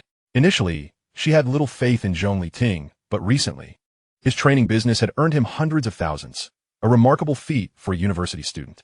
Just teasing you, Zhong Liting resumed a serious demeanor, pointing at the urban layout of Kyoto for detailed analysis. You see, the population in the city center Kyoto is gradually reaching saturation. Inevitably, some industries will shift outward. Since industries will move, there will be a need for land to build factories. The outward migration of industries will also lead to a population overflow, prompting government departments to construct transportation routes for the sake of public welfare. Building roads will necessitate land acquisition, and these railways will likely pass through these villages. The migration of industries and population will undeniably spur economic development in the region, and then supporting commercial facilities can be established to build shopping centers and accompanying entertainment facilities. Won't land be required? After hearing this, Wen Shuhua was left in awe. How do you know so much, sir? Zhong Liting touched his nose. Unflustered, it's a natural talent. He recalled in his previous life that the government had spent 50 billion to purchase land from the villagers for the construction of rail transit, and, subsequently, various factories had invested substantial sums to acquire land for their establishments. If memory served, Si Kongyao Esquijong Group had fiercely competed with several other major families to secure a few plots, with local residents demanding exorbitant prices. After much negotiation, they ultimately acquired the land for 80 billion, along with a house for each person. He could not allow his wife to suffer losses. Acquiring the land at a low cost was paramount. After all, Si Kongyao's wealth was his wealth, and no matter how affluent they were, he could not be wasteful. Please estimate how much it would cost to acquire these lands at the current market price. Zhong Liting considered that if the black card was insufficient, he could ask Wen Shuhua to retrieve some emergency funds from the castle. After all, Si Kongyao had previously stated that the money in the castle was for his unrestricted use. If that were still inadequate, he might have to mortgage a car from the garage. He wondered if Si Kongyao would be upset, considering it was a gift from her. Wen Shuhua tapped away at the keyboard, and a few minutes later, she provided an approximate figure. It would require about 200 million in funds. Are you certain it's only 200 million? Zhong Liting was astonished. Wen Shuhua handed him the summary. The suburban land is inexpensive, and the population there is sparse. Most of it consists of wasteland. In my previous life, the government and Si Kongyao spent 13 billion on these plots, not accounting for smaller developers with millions or billions. Now, all it takes is 200 million. What a stroke of luck. With a flourish, Zhong Liting produced his black card, striving to maintain a calm demeanor, procure it with utmost haste, and ensure no one is alerted. Chapter 62. How did the promised Tycoon become a pampered wife? When Shuhua accepted the black card, the shortfall, isn't there a reserve fund at the castle? Use that. Understood, sir. After departing, Wen Shuhua placed a call to Butler Zhao. Hello, is the president occupied? He's in a meeting. I will pass the call to him. Si Kongyao answered. What is it? Wen Shuhua. Sir has suddenly decided to make some purchases and requires access to the castle's reserve funds. Just go and retrieve it. Such matters need not be conveyed to me henceforth. He and I are equals and possess the right to make decisions. After a few days of recuperation, Zhong Liting returned to the office. Upon entering, he encountered Fu Shun and Zhang Ning, who appeared to have been waiting for him for quite some time. Zhong Liting, halt. Zhang Ning declared, hands on hips, blocking the passage. Did your mother not teach you to not obstruct the path? Zhong Liting was in a hurry to attend to matters at the company, and being obstructed early in the morning by a dog was truly unfortunate. How dare you speak like that? Lu Yanchuan admonished, visibly displeased. Do you not understand the concept of respect? Zhong Liting found it amusing. You mentioned respect. However, the question is, are you even worthy of being called human? Why are you cursing so early in the day? Jiang Shan interjected. Can't you speak civilly? Zhong Liting regarded them with utmost seriousness. I never curse, unless I am addressing those unworthy of the title human. You, what do you mean? Should you stutter, seek medical attention? He urged impatiently. If you have something to say, speak quickly. Do not waste my time. Zhou Muyi had sought assistance from friends to help Qian and the others. And now you are blaming me, suggesting I kept them detained longer. What audacity to place all blame upon me. Zhong Liting, upon hearing this, chuckled in anger. When one faces adversity, one should reflect upon oneself. Lacking connections and competence, yet you choose to blame others. How shameless can you be? Rather than lamenting, you will be better off digging your own grave. You are merely afraid that our group will triumph over yours, thus sending Qian to the police station and causing Zhou Muyi to be hospitalized. Jiang Shan, with an expression of disbelief, remarked, I never expected you to be such a cunning villain. Indeed, employing underhanded tactics to win does not make one a hero. Lu Yanchuan stepped forward, launching a probing inquiry. Zhong Liting, You're merely relying on Si Kongyao's backing. What makes you so arrogant? Without Si Kongyao, you're nothing. Is that so? Are you envious, resentful, and filled with hatred? Zhong Liting smiled innocently. If you had the capability, perhaps Si Kongyao would dote on you as well. Why bark like a dog in front of me?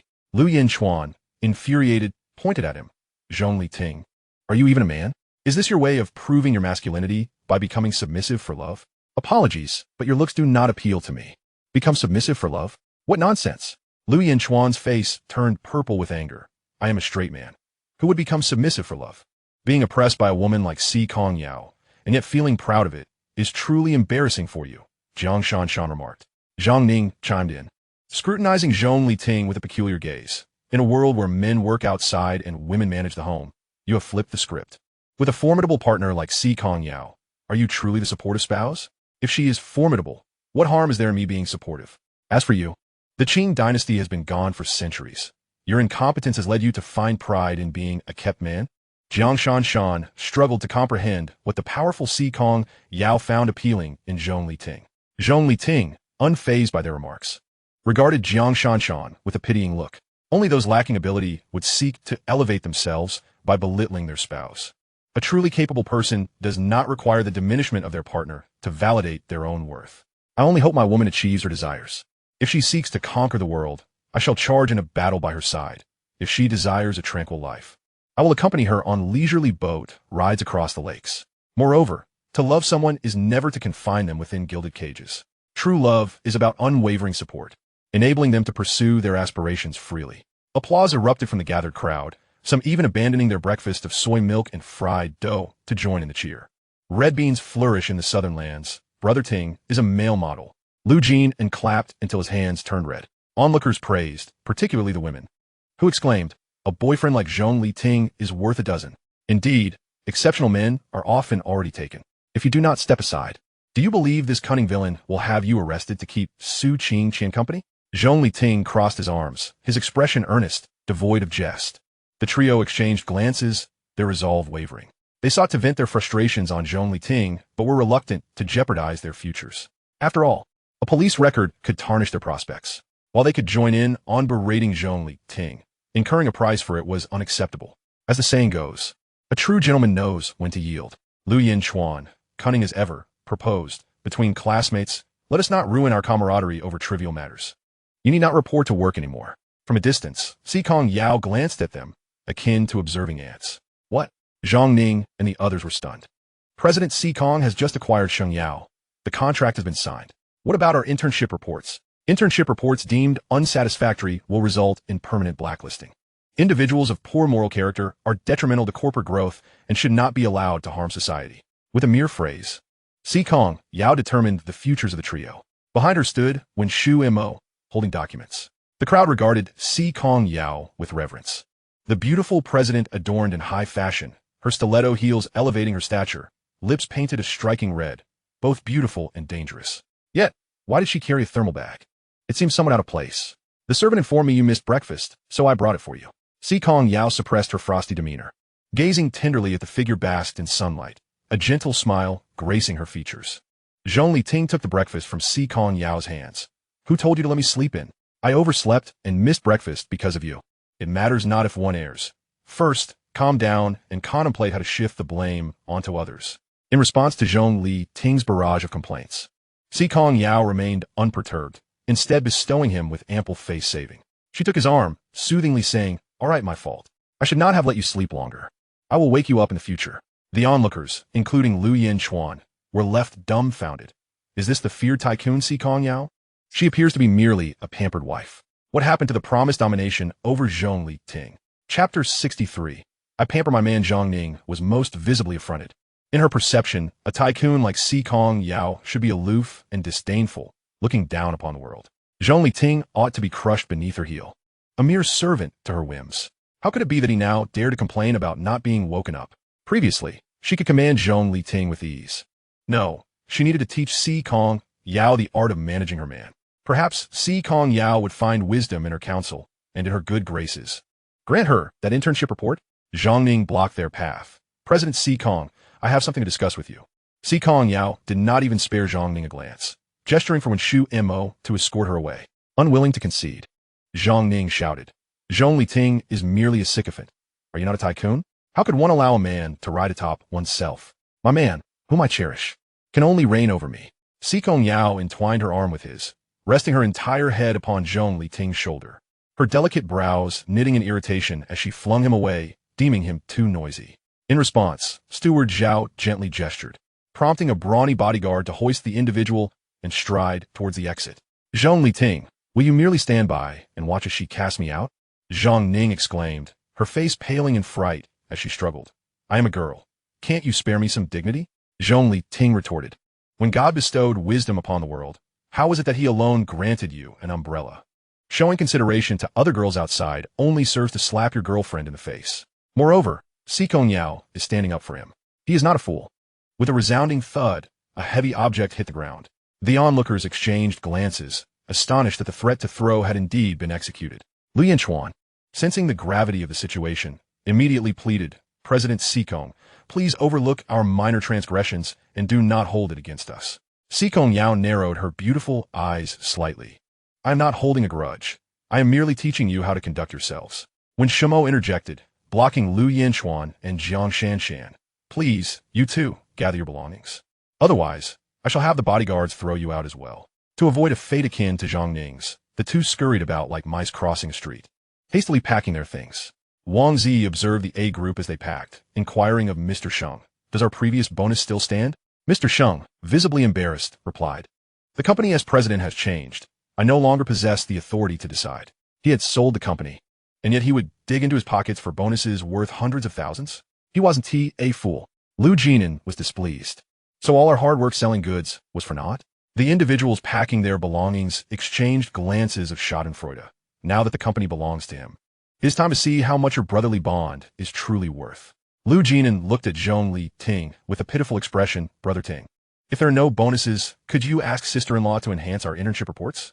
Zhong Liting contemplated discussing with Si Kongyao that evening whether the bonuses could indeed be distributed, as everyone had put in their effort. To deny them outright would inevitably lead to a significant psychological disparity. Si Kongyao inquired of Liu Jinan and Wang Zi, what is the bonus amount? Wang Zi replied, 50,000, doubled. That would be 100,000. When Shimo took out his phone, opened the payment QR code. I will scan it. Liu Jinan stared dumbfounded at the 100,000 that had been credited. It is a total of 100,000 for 3 individuals, not for each person. Wang Zi, equally anxious, added, sister-in-law, I meant to say that the 100,000 is to be divided among the 3 of us, which would be 33,000 each. The sudden 100,000 was utterly overwhelming. Si Kongyao remarked, you may use the surplus to purchase things you like. Brother Ting, isn't this a bit excessive? Zhong Liting replied, if Yao Yao has offered it to you, then accept it. Do not feel it is too much. Even our household staff earns over 100,000 a month. The crowd of onlookers gasped, what kind of family is this? That even their servants earn over 100,000 a month? Are you in need of help? We wish to join. When Shimo regarded the president, whose face radiated joy. The president is in high spirits today. If you truly feel guilty, consider it a compensation for the 2 of you. Liu Jinan stopped Liu Yanchuan, waving his phone displaying the record of the 100,000 transfer. Did you see that? 100,000. You do not have this. He estimated he would need to work for a year after graduation to earn that amount. Liu Jinan mused. Didn't T's sister-in-law just say that he was being blacklisted by the entire industry? Is he not merely adept at flattering people? What is it to be so proud of?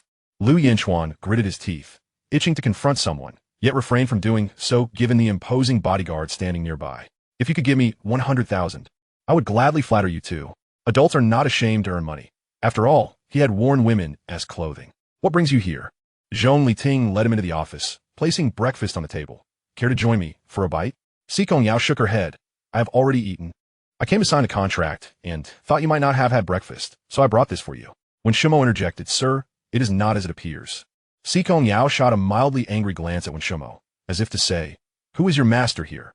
Zhong Liting picked up a piece of sea cucumber and offered it to Si Kongyao, signaling Wen Shimo to continue. The president received a call from the servant informing him that the sir had not had breakfast, which prompted him to send breakfast over himself. Signing the contract was merely incidental. As soon as Wen Shimo finished speaking, he promptly stood behind Zhong Liting, believing that with the sir present, the president would not act rashly. Yao Yao, I wish to discuss something with you. You consistently treat me well without uttering a word. I fear my own ignorance may cause me to miss much of your kindness. Zhong Liting even questioned whether many misunderstandings between them had arisen due to one remaining silent while the other did not inquire. Both were too proud to bow their heads. How could they nurture a relationship effectively? One is given a mouth to speak and to argue. If nothing is expressed, how can the other understand you? Endless speculation is the most tormenting. Over time, it inevitably breeds conflicts and misunderstandings. Steward Zhao wholeheartedly concurred. What the sir says is absolutely correct. The president possesses such a temperament. Even after accomplishing 100 tasks, he would not admit to a single one. Si Kongyao hung her head, acutely aware of Zhong Liting's earnest efforts to cultivate their relationship, making significant changes in both character and other aspects. Having finally secured this relationship, she was unwilling to let it fade into nothingness. Very well, I shall amend my ways. Zhong Liting wiped the crumbs of butterfly pastry from her mouth with a tissue and glanced at Wenshumo. You need not change. Let Wenshumo speak on your behalf. Wenshumo remarked. So from now on, her responsibilities have increased? Or salary be raised? At the hospital, upon receiving a call from Lu Yanchuan, Zhomai was so enraged that he smashed his phone. Old Master Zhou looked at Si Kongming, who was seated by the hospital bed. Are you truly allowing a woman to trample over you? Si Kongming replied. The people I dispatched have all been thrown into the Pacific to feed the sharks. Is this all the Si Kong family is capable of? Old Master Zhou snorted contemptuously. It is no wonder you are being dominated by a woman. Si Kongming felt unsettled, but could not express his frustration, for he knew it was the truth. I have uncovered her secret. Chapter 64, not as vivid as she in my eyes. Old Master Zhou leaned in closer, his gaze revealing a sense of anticipation and desire. Si Kongyao had brought him great humiliation. If he did not retaliate, he could hardly call himself a man. The loss would not only disgrace the Zhou family, but also undermine his dignity as a man. Just as Si Kongming was about to speak, the steward glanced subtly towards the inner room. Thinking of the Zhou family's inept second-generation heir, Si Kongming swallowed his words. Until there was more clarity, it was best not to speak prematurely. This was a trump card that should not be used lightly unless absolutely necessary. You are not afraid of a woman like Si Kongyao, are you? Old Master Zhou bellowed, nearly pointing his finger at him in outrage. She has killed 5 or 6 of your offspring, and you will not take revenge? Why are you shouting? Si Kongming had a strong aversion to the Zhou family's brutish demeanor. My son was nearly beaten into a state of paralysis. And you dare tell me it is not yet necessary? Are you waiting for Si Kongyao to dispose of us one by one before you deem it necessary? What is your hurry? The matter has not yet been clarified.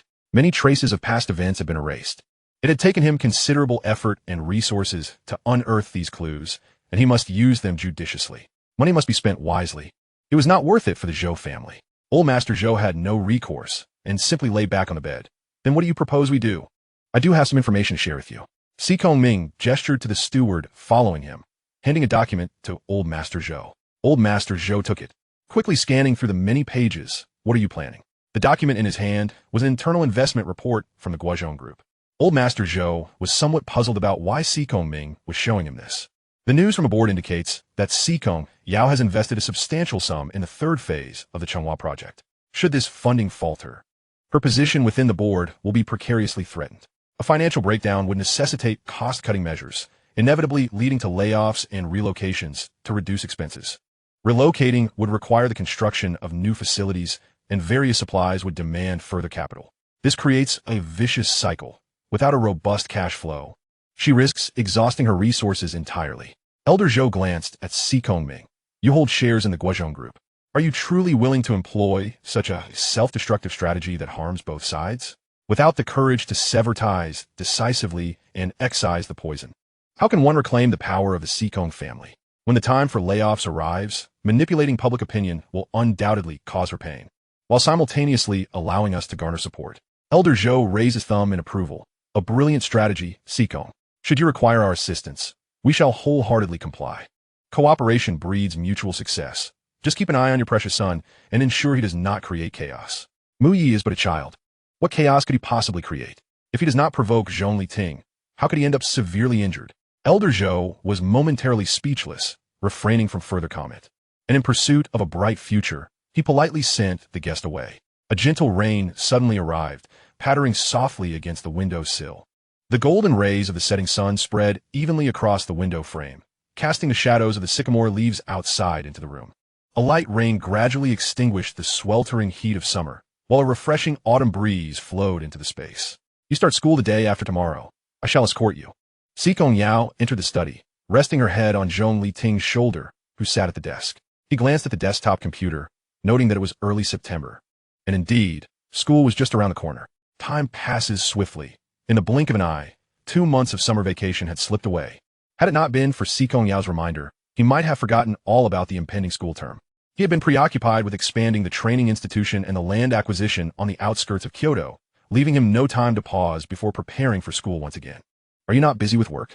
Zhong Liting mused, considering that as the president of the Guozhong group, Si Kongyao must have countless matters to attend to. Was it not somewhat extravagant for her to personally take him to school? Moreover, he was an adult now, no longer a child. Needing an escort to school seemed overly sentimental. What? Do you not wish for me to accompany you?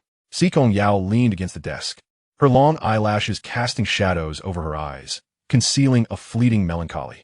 Is my age and status making it difficult for you to voice your thoughts? You're only 3 years my senior. Should I have achieved what you have at your age, it would surely be a miracle. Zhong Liting pulled out a chair and gestured for her to sit on his lap.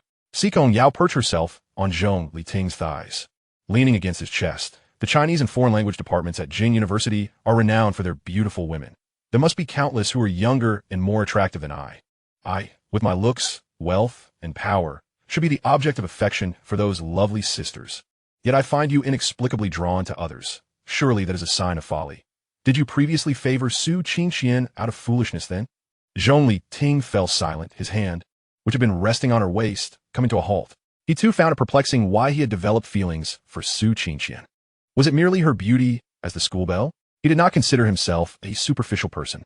Faced with Si Kongyao, Zhong Liting did not wish to deceive her, so he could only respond vaguely. Perhaps I am unsure myself. Thus, was her desire to escort him to school merely a proclamation of her affection? The realization dawned on Zhong Liting that he might not have provided her with sufficient reassurance. Do you truly lack confidence in me and in yourself? Were it not for hearing it firsthand, he would scarcely believe such self-deprecating words could come from Si Kongyao's lips. Love truly has the power to make one feel as humble as a flower blooming from dust. Si Kongyao embraced him softly, her voice barely above a whisper. I often feel inadequate, fearing that if someone else treats you well one day, you might no longer need me.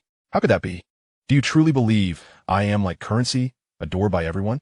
Meeting Si Kongyao's earnest gaze, Zhong Liting set aside his playful demeanor and promised, even amidst the dazzling lights and overwhelming splendor, nothing compares to you in my arms at this moment. Recalling the company's ribbon-cutting ceremony the following day, he took her hand, squeezing gently as he inquired, Tomorrow is Friday. If you are free, I shall take you out for some fun. I have a meeting in the morning, but it should conclude around 4 in the afternoon. Then I shall come to your office at 3 to pick you up. For now, let us return home so you can rest and gather your energy for tomorrow's adventure. The next morning, after breakfast, Si Kongyao went to work while Zhong Liting busied himself in the study. When Shuhua brought the finalized contracts for the acquisitions to Zhong Liting, contracts with several villages in the western and eastern suburbs had been signed, with each household set to receive around 3 million. At current housing prices, 3 million would suffice to purchase an apartment in the city. Anyone with sense would naturally opt to sell their land for a chance to live in high-rise buildings. Chapter 65. I am looking for Si Kongyao. All right, please be swift. In his previous life, the government was set to commence demolitions within 2 to 3 months, followed by major developers purchasing land for investment. He needed to discreetly finalize all matters before then. When Shuhua observed the person packing up and asked, It is only 10 o'clock. If you head to the office this early, you may have to wait a while. I'm not going to the office. I have some matters to attend to outside. If you wish to accompany me, feel free, but do not file a report. Zhong Liting drove to the Millennium Villa, where Wang Ji and Lu Jin had already arrived and were overseeing the staff in preparing the venue. Brother Ting, over here. Lu Jin waved, urging him to come and see the freshly airlifted volcanic roses, still glistening with dew. Zhong Liting handed the keys to the security to park and followed Lu Jin and to assist with the setup. The entrance of the villa was adorned with volcanic roses, creating a pathway flanked by blossoms in full bloom. The white petals tinged with the hues of molten lava were strikingly beautiful. Ice was placed beneath the roses on either side of the floral path, preserving their freshness while emitting a gentle, cool mist, transforming the entire setting into a dreamlike paradise. The estate was a well-known private villa in Kyoto, frequently hosting commercial banquets, making it easy to arrange such decor.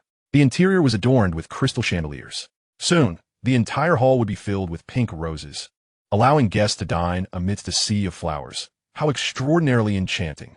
Lu Jin and showcased the design renderings on his iPad, eagerly anticipating how moved his sister-in-law would be upon seeing it. How about the drone backdrop? Wang Ji adjusted the remote control. We just tested it twice. The image is clear and the positioning accurate. I assure you there are no issues. What do you think of this background display? Should we change it? Zhong Liting's long fingers glided across the screen as the drone would first dance in the air before assembling into a closing message. No need to change. This one is quite satisfactory. Zhong Liting spent over an hour meticulously inspecting every detail before leaving, ensuring there were no mistakes. At the Dior bespoke store, Zhong Liting selected a white dress accented with pale pink flowers and asked the sales associate to wrap it up. Why not use your black gold card, sir? When Shuan inquired, the gown cost over 100,000, and throughout the summer vacation, Zhong Liting had earned just about 20,000. This purchase would consume half of that. This is my first gift for Yao Yao, and to use her money feels rather inconsiderate. The villa rental, the airlifted roses, and the decor were all funded by Si Kongyao. If he were to charge this dress to her card, it would be quite undignified for him as a man. He must at least make some gesture of his own. Regardless, it matters not. As long as you two are happy, that is what counts. At 3 in the afternoon, Zhong Liting arrived punctually at the Guozhong group. Gazing up at the towering skyscraper with over 100 floors, he felt a wave of emotions wash over him. How many graduates have endured years of arduous study, battling through numerous challenges, only to enter a prestigious institution and become one among the hundreds of thousands of employees at Si Kongyao? Yet he stands apart, having directly secured his place as Si Kongyao's confidant. Reflecting on this, it seems he has outmaneuvered tens of thousands. Quite an impressive feat. Zhong Liting approached the reception desk, where the attendant greeted him politely. Hello, how may I assist you? Likely due to his striking appearance, the receptionist amiably offered him a glass of water. The president's office is on the 123rd floor. You may take the elevator over there. Thank you. Zhong Liting gazed at the elevator, which appeared to ascend over 100 floors, pondering that it would take a good 10 minutes to reach the 123rd level. No wonder Si Kongyao arrived at work so early each day. However, upon pressing the button, the swiftly flashing numbers left him astounded. 10 minutes? 3 minutes sufficed. Upon reaching the 123rd floor, he stood by the window, gazing down at the entirety of Kyoto, taking in the breathtaking scenery. It was no wonder affluent companies favored high-rise offices. The sensation of having everything beneath one's feet was exhilarating. The receptionist, noticing a stranger, approached with courtesy. Sir, how may I assist you? Zhong Liting seated himself on the sofa near the window. I'm awaiting someone. Please continue with your duties and do not mind me. The receptionist, noticing his unfamiliarity, inquired, May I ask which director you are waiting for? The president is in a meeting with several directors today. The 123rd floor solely housed the president's office, and the young ladies working there were either single or already attached. This gentleman seemed quite out of place. I'm waiting for Si Kongyao. She should be in a meeting now. The receptionist asked, Are you here to discuss business with the president? Do you have an appointment? Discuss business? What could he possibly discuss with Si Kongyao? Well, there was indeed a multi-million project to discuss tonight. But could he say that? Zhong Liting initially intended to say he had no appointment, yet he had mentioned to Si Kongyao the night before that he would come to pick her up, which could be considered an appointment. I have an appointment. The receptionist checked her iPad and, smiling politely, responded, Sir, the president has no scheduled appointments after her meeting this afternoon. Are you sure you have the right time? I told Yao Yao last night that I would come to the company at 3. Yao Yao. The receptionist looked at Zhong Liting skeptically while dialing when Shu Mo, Manager 1. There's a gentleman at the front desk claiming to have an appointment, but I cannot find any record of it. When Shu Mo, glancing at the time, recognized it was Zhong Liting and instructed the receptionist, quickly bring him in. I will wait for you in the conference room. Sir, please this way. Upon seeing Zhong Liting, when Shu Mo smiled. You've arrived, sir. The president is in a meeting. I'll take you inside. The receptionist thought, who on earth is this? The president is in a meeting, yet manager one is bringing him in directly. What could their connection be? Zhong Liting settled on the sofa outside. I will wait here. It will be inappropriate to disturb the meeting. Very well. I will inform the president. If you need anything, please inform the receptionist. As Si Kongyao exited the conference room, she noticed Zhong Liting patiently sitting on the sofa in the reception area, resembling an obedient student. He was not on his phone, but quietly waiting for her. The moment she appeared at the door, she could see his eyes brighten like the most brilliant star in the night sky, a radiant smile unconsciously gracing his lips. Zhong Liting approached, taking her hand. Are you tired? If so, rest a moment before we leave. The directors gradually emerging from the conference room noticed this scene and paused to gawk. So handsome. Finally, I see the legendary figure. He looks like the male lead from a Korean drama. If it were me, I would spoil him too. Hey, why are you pulling me? Let me have another look at the handsome guy. One person complained, trying to sneak a peek while another tugged at their sleeve. When Shu Mo kindly reminded them, let's hurry. If the president sees you, it won't be just a warning. Manager 1, pretend you haven't seen me.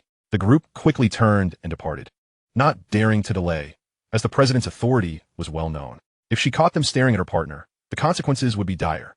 With that thought, they quickened their pace, silently praying not to be discovered.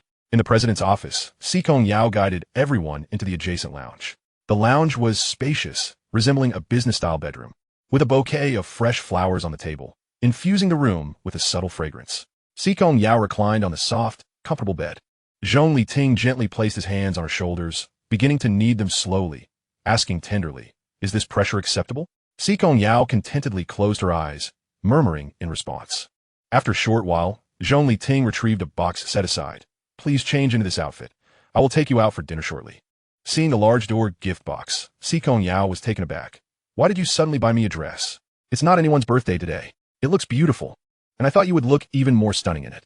Si Kongyao opened the gift box to reveal a short white dress, adorned with layers of pink roses from the shoulders to the hem, a charming and exquisite princess-style gown. Even someone as formidable as Si Kongyao felt her eyes moisten at that moment. Having traversed countless storms alone over the years, everyone regarded her as an omnipotent queen. She had grown accustomed to facing all challenges by herself, needing no one's sympathy or pity. Yet, often, she longed for someone to lean on, to be cherished like a little princess. But you don't like it? The silence from Si Kongyao chilled the air significantly. Zhong Liting felt a wave of guilt. I apologize. Have I been too patriarchal? I should have asked if you liked it first. Si Kongyao, the queen of the capital, likely wouldn't favor such a princess-style dress. Furthermore, he had never seen her have anything of a similar style in her wardrobe.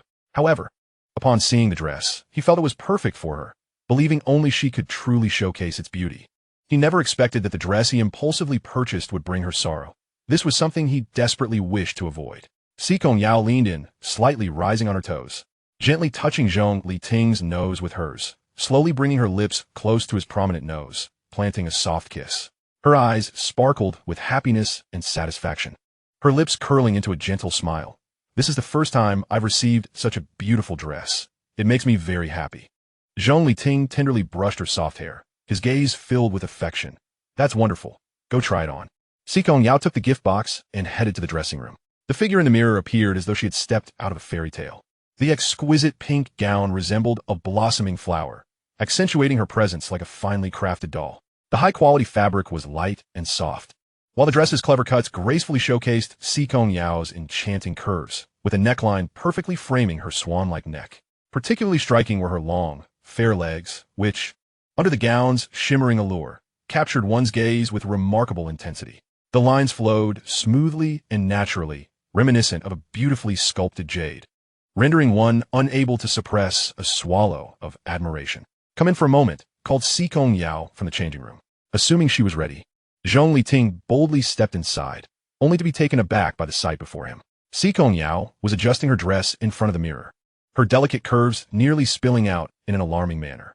Zhong Liting's eyes widened, and his heart raced as he realized his grave error, quickly turning away. I'm so sorry. I had no idea you weren't finished changing. His face flushed crimson, embarrassment making him wish he could vanish into the ground. Surely, Si Kongyao wouldn't think him a lecher, which would be a most unjust accusation. Who could have anticipated that she would call him in before she was ready? To his surprise, Si Kongyao did not seem angry. Instead, she approached him, her eyes veiled with a thin mist, as if they held the weight of a half-century's worth of rain. Could you help me with the zipper at the back and tie the straps? Zhong Liting made a concerted effort to keep his gaze steady, his hands gentle as he slowly pulled the zipper up to its apex and meticulously tied the straps behind her. Observing the flustered figure before her, Si Kongyao couldn't help but chuckle lightly, teasingly inquiring, is there any part of me that you haven't seen or touched?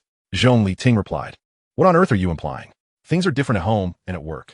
This is a company, after all. It would be quite inappropriate if someone were to walk in. When Shumo is standing guard outside, he won't let anyone in if he knows you're here. Zhong Liting was at a loss for words. Was he now implying that their relationship could transcend time, place, and circumstance? It certainly seemed that way. By the way, why is there a bedroom in your office? He asked, incredulous. What is the purpose of having a room that resembles a bedroom in such a well-appointed office? I used to have trouble sleeping, So I created a space to rest during lunch breaks, Si Kongyao explained. You have trouble sleeping? Zhong Liting pondered, realizing he had been woefully inattentive to her needs. Si Kongyao, with her captivating fox-like eyes, locked her gaze on him. Do you wish to be the first man to sleep on this bed? Her words jolted Zhong Liting from his reverie. Embracing her gently, he felt deeply moved by her unwavering consideration for his pride. As Su Qingqian had remarked, a woman like Si Kongyao could easily summon any man she desired to her side to alleviate his concerns. She assured him that no other man had ever graced this bed. Such tender devotion and protection of his dignity were truly rare, especially for someone like Si Kongyao, who had the power to control life and death with a mere thought.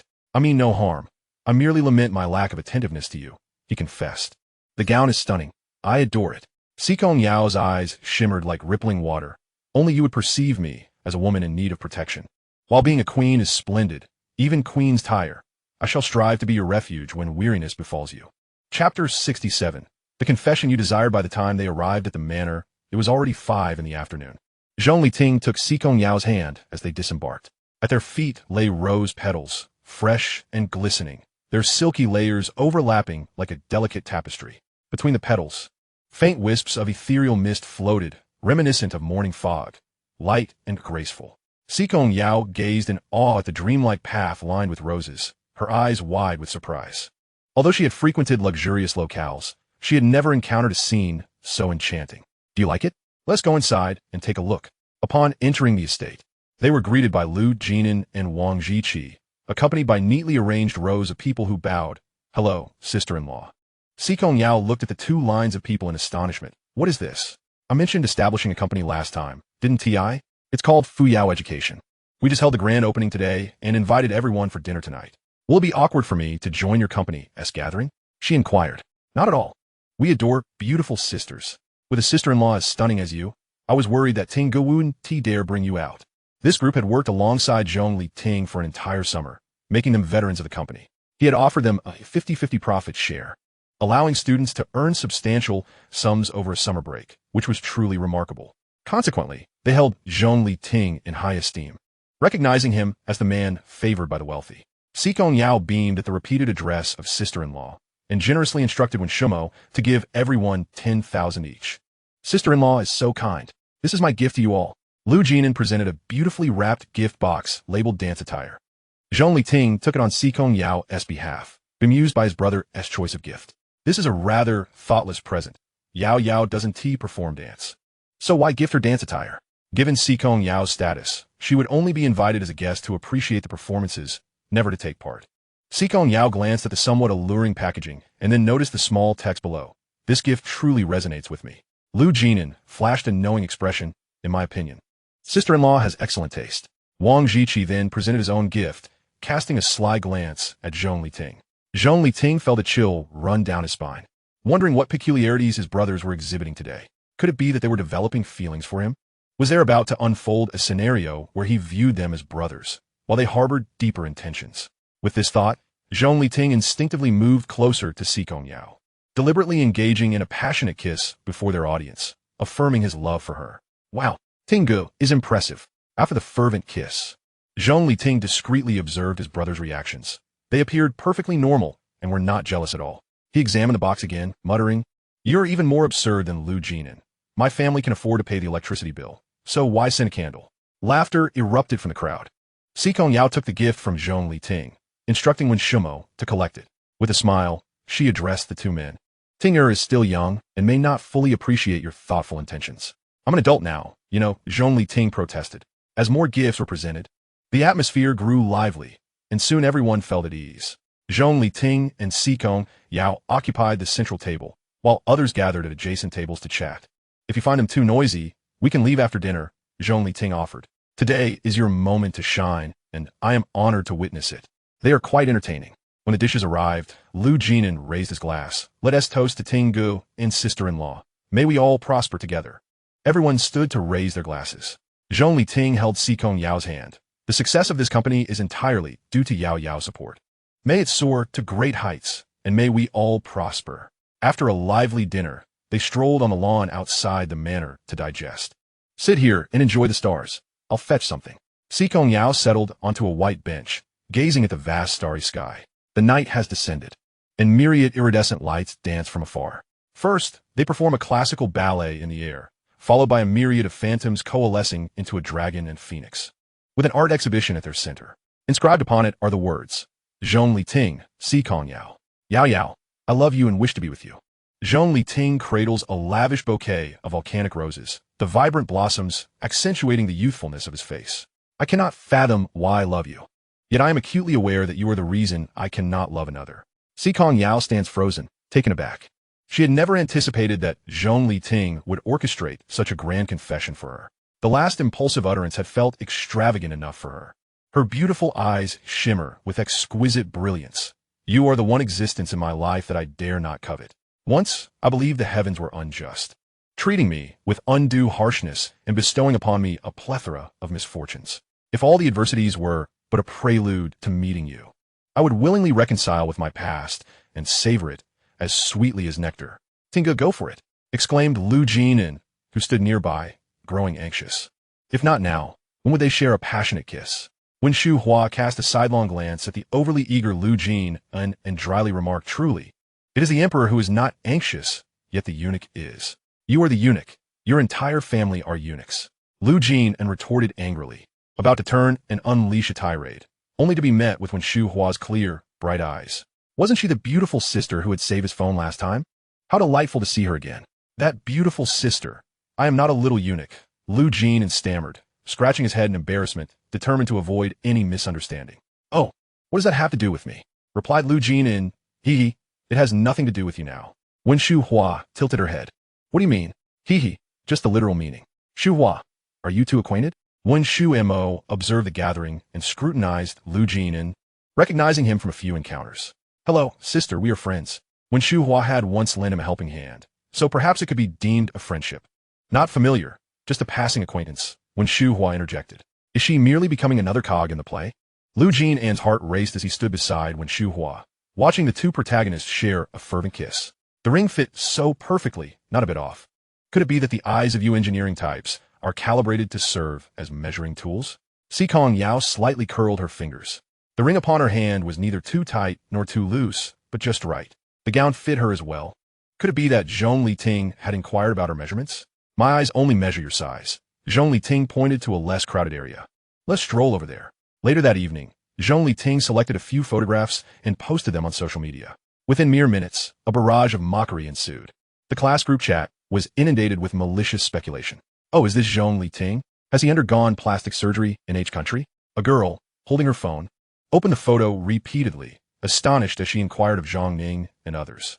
Her fingers incessantly swiped across the screen, her gaze fixated on the image, zooming in repeatedly, attempting to uncover answers.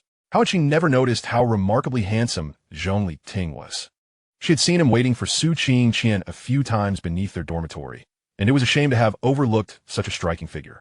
Had she known, she would have seized the opportunity to win him over. Such a handsome youth had been lost to her. Heartache. That girl is rather beautiful. Do you know her? Qingqian? Isn't Zhong Liting always pursuing you? How has he officially announced his relationship with someone else after just one summer? In the 6-person dormitory at Jing University, the other girls gathered around, chattering excitedly, each contributing to the discussion. Faced with the relentless inquiries from her roommates, Su Qingqian felt as if her head would explode. The more she looked at them, the more they resembled a cacophony of chattering sparrows, driving her to the brink of irritation, wishing to slap a few of them. Qingqian, Zhong Liting is so handsome. Why aren't you the one with him? Oh, please stop asking. My head is killing me. Su Qingqian rubbed her temples, trying to escape the incessant clamor. However, her roommates were undeterred, growing even more animated. Qingqian, do tell us. Indeed, we are your good friends. You cannot keep secrets from us. Could you all be quiet for a moment? Su Qingqian finally snapped in exasperation. The sudden outburst startled her roommates into silence. Yet, their eyes sparkled with amused mischief, clearly reveling in her discomfort. Su Qingqian felt utterly helpless. She had just been escorted into the precincts by Si Kongyao and had only just been released the previous day. Before she could even acclimate, Zhong Liting had made his announcement. She hadn't even had the chance to ask Zhang Ning what was going on. The shots kept coming one after another. Zhang Ning and Jiang Shanshan pulled the fuming Su Qingqian outside, reminding her not to gossip endlessly about trivial matters. In a secluded corner of the garden, Zhang Ning recounted the recent events to Su Qingqian. That Zhong Liting appears to be spineless. His relationship with Si Kongyao is merely a pursuit of wealth. Such a man is not worth our time. Jiang Shan chimed in, indeed. You should have seen him strutting about, truly a disgrace to manhood. I feel embarrassed for him. She finished with a look of disdain, as if she had encountered something utterly repugnant. Yet, I find myself in love with him. I cannot bear to be without him. Su Qingqian sobbed, covering her face. During her time in the precinct, she had reflected deeply on their shared memories, suddenly realizing how indispensable Zhong Liting had become to her. Yet this was Si Kongyao. With just a flick of her finger, she could render them all powerless. Zhang Ning felt torn. They had all been directly ostracized by Si Kongyao, making job hunting after graduation a daunting prospect. Si Kongyao is merely wealthy. She is not my equal in youth. Su Qingqian wiped her tears. When I am prosperous, Zhong Liting will surely return to my side. I believe what Qingqian says holds merit. Our years of shared experiences cannot simply be overshadowed by wealth. Qingqian, whatever path you choose, we will support you. They both expressed their support for Su Qingqian, asserting that Si Kongyao and Zhong Liting were clearly mismatched. After showering, Zhong Liting picked up his phone only to find a flurry of messages overwhelming the WeChat chat. The class group chat was flooded with 99 notifications, and both Wang Ji and Lu Jin and had sent numerous messages. Lu Jin and Tinga, don't check the group messages. It's bad luck. Wang, a bunch of fools. Just leave the group. We have already exited. After reading their messages, Zhong Liting, unable to resist, clicked into the group chat for a brief glance. It was nothing but Zhang Ning and her friends stirring the pot, claiming he was merely a gold digger living off a wealthy woman, bringing shame to Jing University students. They further mocked him for sacrificing his dignity to accompany an older woman. There were even comments suggesting Si Kongyao was at least 40 or 50, her face marred by the marks of time and technology. These individuals truly spread rumors with abandon. Had he not experienced a rebirth, he might have considered confronting them. However, he had no interest in dispelling their lies now. As the saying goes, rumors cease with the wise, but most people are both foolish and pitiable. Speaking ill behind one's back is merely a reflection of envy and jealousy. Engaging in discourse with these simpletons would only squander his precious time. After all, one cannot discuss ice with summer insects, nor can a frog in a well comprehend the vastness of the sea. He realized he should never have wasted time entering the chat. Indeed, one should heed advice. Are you upset? Si Kongyao had been standing there for a while, having seen most of the messages in the group. Zhong Liting's choice to be with her would likely invite even more rumors in the future. And if she lacked resilience, she feared whether Zhong Liting could endure the trials ahead. Even with her remarkable abilities, she could not shield him from every storm. The media's greatest power lies in its ability to weave tales from mere whispers. A single misaligned photograph can conjure an absurd narrative, and the public's appetite for such fabrications is insatiable. Only when Zhong Liting has grown and they can trust each other unreservedly can they support one another and continue on their journey together. I am not angry. I simply dislike how they speak of you, when you are clearly youthful, beautiful, and capable. Si Kongyao settled onto Zhong Liting's lap. Do not fret over the opinions of outsiders. Living our lives well is of utmost importance. Shall we continue with the affairs of the manor? Zhong Liting held the person quietly, his somewhat restless hand slipping into the loose robe of his companion. In the darkness, Si Kongyao's delicate arm entwined around Zhong Liting's neck as they sat face to face, her fair, slender leg wrapped around his waist. Why not continue? I have yet to be satisfied. When Zhong Liting confessed, their kiss was fervent, surrounded by the raucous cheer of many. Si Kongyao, softened by the kiss, felt herself growing weak, fearing a loss of composure, which prompted her to urge Zhong Liting to carry her home. Ah, the spring night is fleeting. Let us partake in the joys of the world together. Zhong Liting's hand glided along the bare skin of her back, tracing down her spine, his voice husky and seductive, laced with temptation. They fell onto the bed, creating a soft indentation in the center. Zhong Liting, supporting her slender waist, gradually sought more than mere superficiality. One hand gently pinched her earlobe, while his lips hovered around her neck and collarbone. The stirrings of his heart made restraint difficult, leading to some reckless actions. Her luscious, crimson lips were soft and sweet, rendering him addicted. Si Kongyao's fair skin blossomed with vivid red marks under his teasing bites. Her body instinctively recoiled, her waist beginning to tense and stiffen. Do not shy away. Be good and obey. Zhong Liting turned to face her, both hands dominantly bracing against her sides, binding her in place. He possessed a demon, while she had a hell. Locking the demon within hell, they ascended together to paradise. Chapter 69. The The principal opens the car door for him the next morning upon waking. Zhong Liting felt a pang of tenderness at Si Kongyao's sleepy eyes. You should sleep a little longer today. I can go to school by myself. If you're worried, you can have Wen Shu Mo and Butler Zhao accompany me. Wen Shu Mo was Si Kongyao's right-hand man, always addressed with respect wherever he went. If he needed support, Wen Shu Mo and Butler Zhao were sufficient. You are my man. Only I can accompany you. Si Kongyao sat up, stretching lazily, her voice soft. Come here and massage my back. It aches a bit. Zhong Liting lifted her from the bed, cradling her gently as he massaged her. Now you feel back pain. Do you realize your mistake? Last night, someone insisted it wasn't tea enough. Si Kongyao reclined comfortably, her mouth still as stubborn as the previous night. I don't know. She merely pushed the boundaries a little, employing some provocation to get Zhong Liting to indulge her whims, which was quite out of character.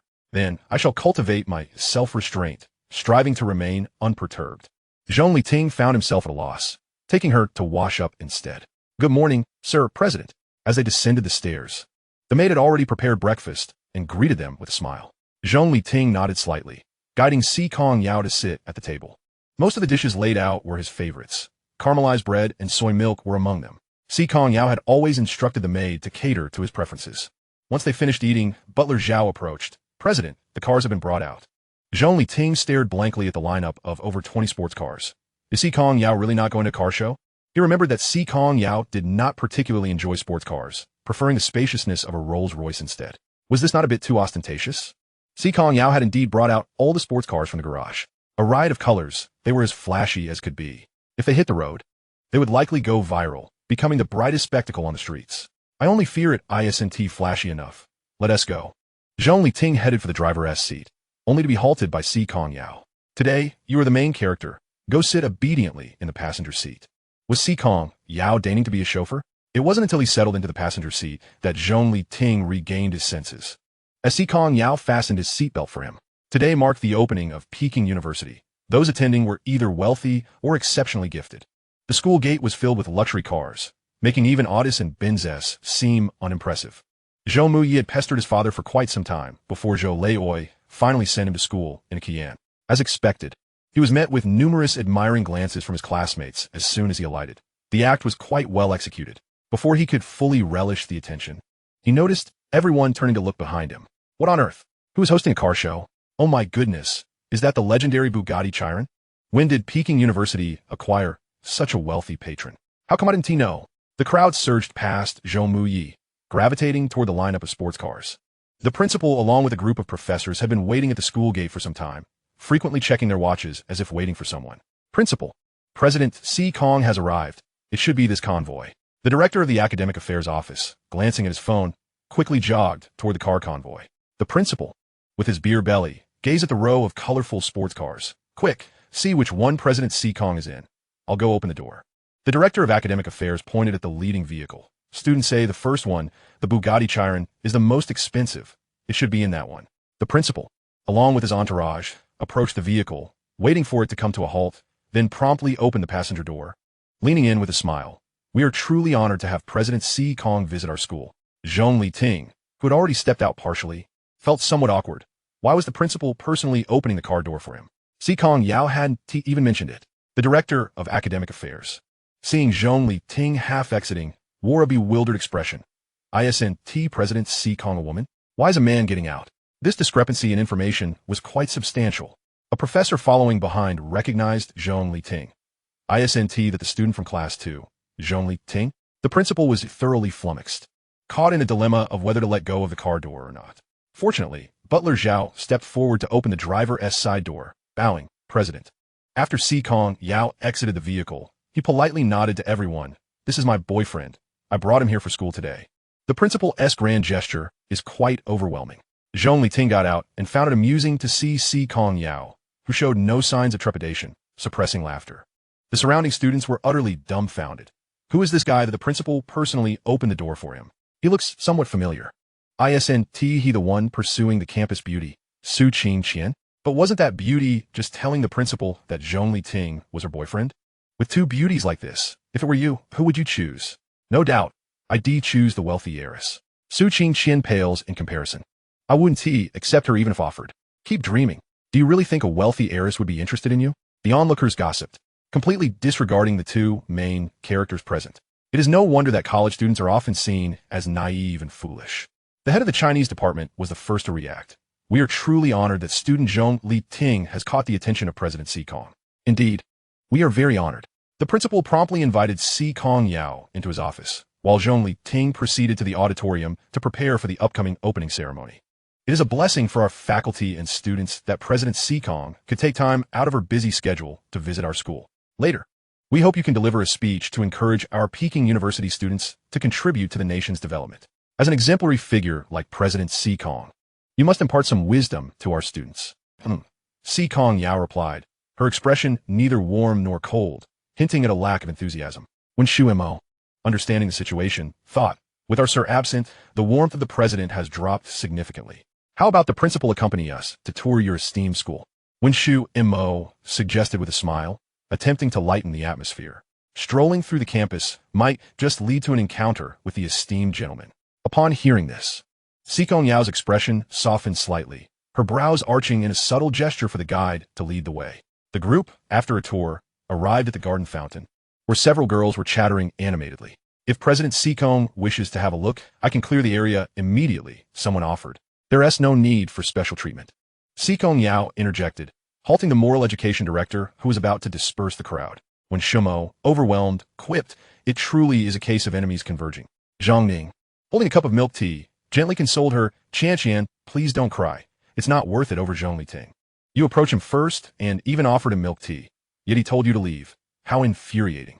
But I can't help but like him, Su Qingqian replied, poking her straw into the cup, blissfully unaware that the principal, accompanied by a cadre of professors and Si Kongyao, stood just behind her. Si Kongyao's expression darkened suddenly, an icy aura emanating from her as she surveyed the surroundings.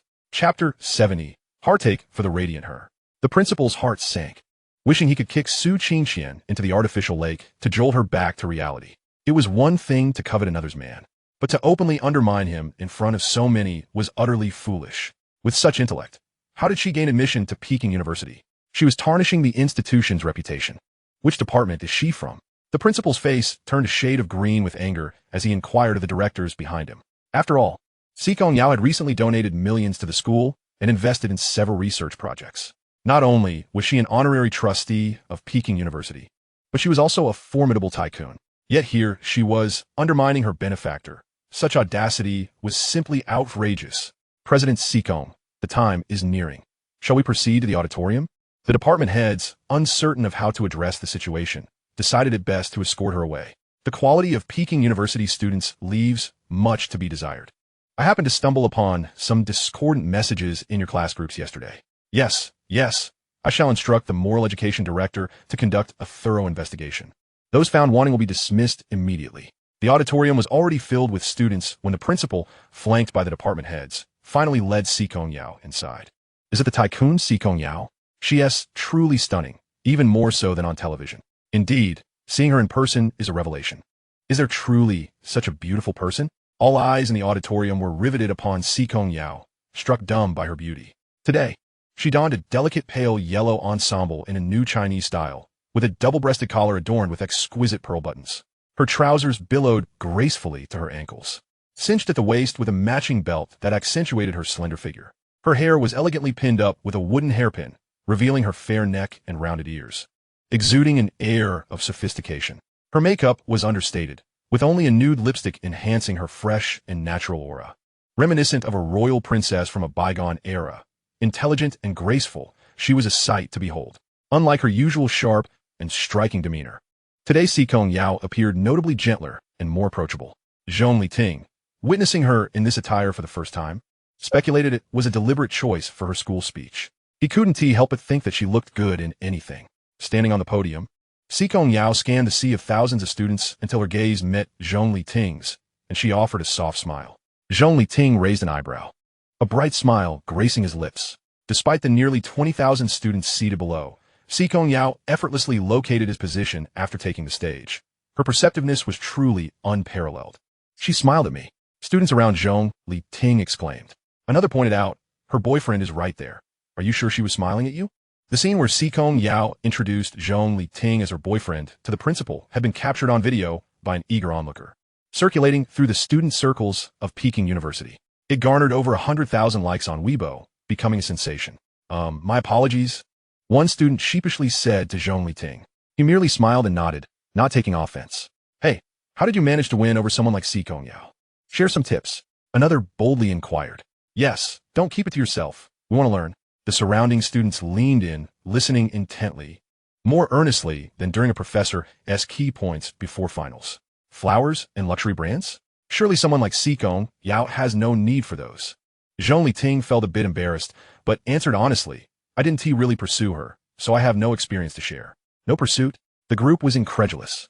Wait, are you saying Si Kongyao pursued you? Zhong Liting remained silent. Based on his limited memories, it seemed that once Si Kongyao brought him home, she had been rather insistent.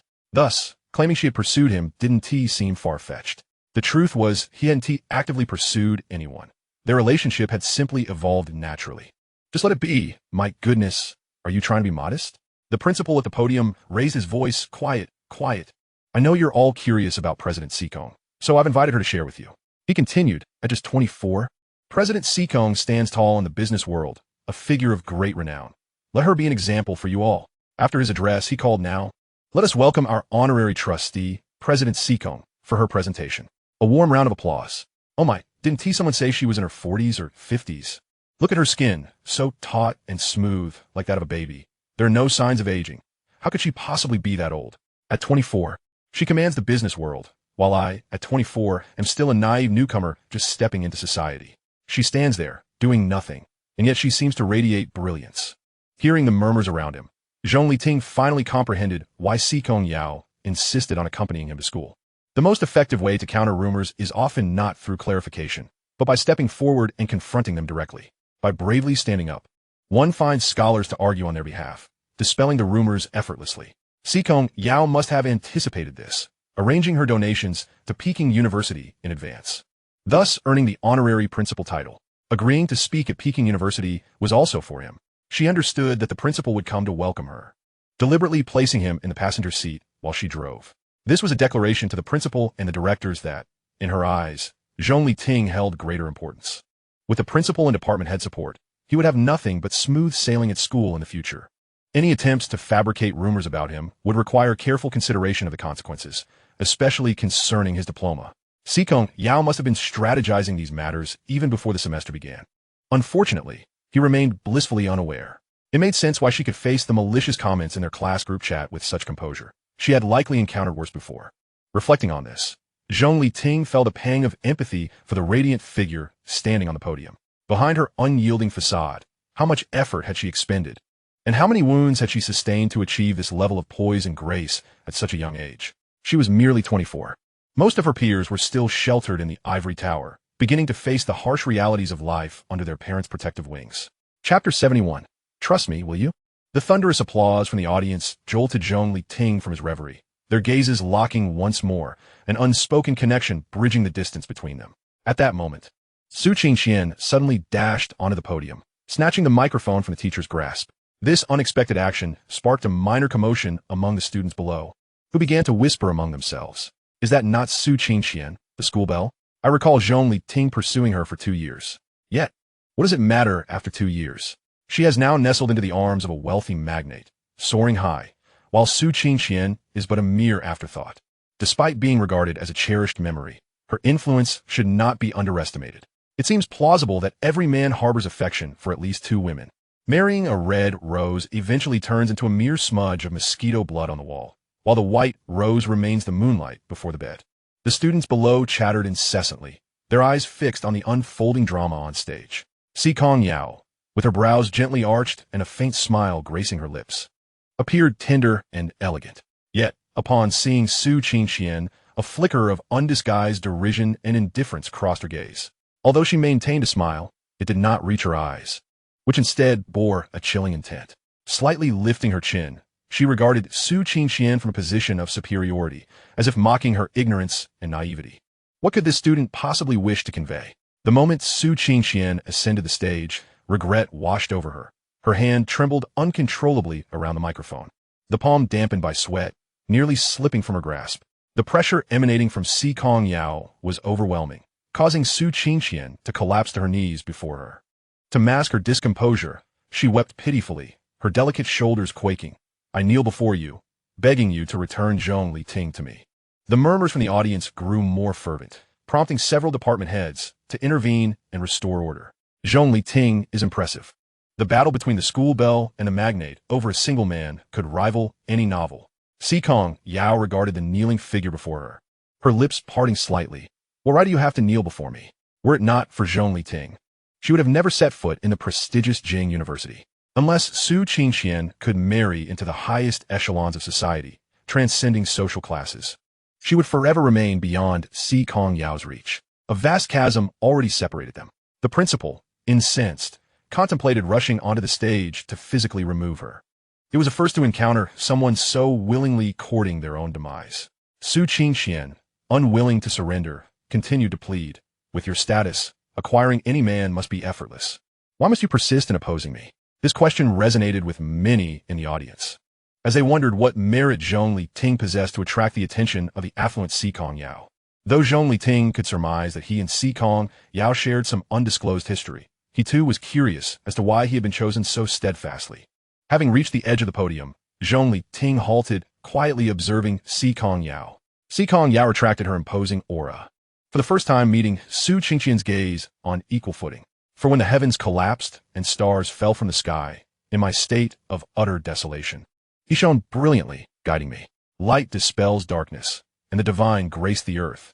He appeared in my world, becoming my eternal salvation. Perhaps the heavens do not favor, and the stars are dim. Yet as long as he remains, light and redemption shall persist. As long as he is present, I shall cherish this world. I need not oppose you. He has always belonged to me entirely." Su Qingqian, in despair, cried out, "Everyone knows he pursued me for 2 years. Can this be fabricated? This is merely a playful secret between Yao Yao and me. I hold no feelings for you, nor will I in the future." Thus, the affluent young husband of the magnate throws a tantrum, pursuing the school belle to provoke jealousy in his wife, only to be fiercely adored by her in return. Lu Jinan was left speechless. It is no wonder they call him Tingu. He truly is one to make a stunning entrance after a prolonged silence. After 2 years of enduring quietly, he finally reaps the rewards of his patience. The perspiring principal hurriedly stepped forward to apologize, instructing for Su Qingqian to be removed. "President Si Kong, you have been startled. Students who disregard school regulations will be expelled from Jing University without exception. An expelled student from Jing University would find no other institution willing to accept them." Si Kongyao was somewhat satisfied with this resolution. For some, enduring a fate worse than death is a far more torturous punishment than outright demise. With President Si Kong's proclamation, Jing University students would surely rally together to achieve greatness once more. Expelled? Su Qingqian was left in shock. She merely sought to reclaim her love, yet she faced expulsion? Having been in trouble with the law and now expelled from Jing University, her life seemed irrevocably shattered. Struggling against her fate, she sought an explanation, only to have her mouth forcibly covered. Who now would dare to allow her to speak? Fu Shun, despite his sorrow, consoled Su Qingqian. "Do not fear. I will find a way to save you.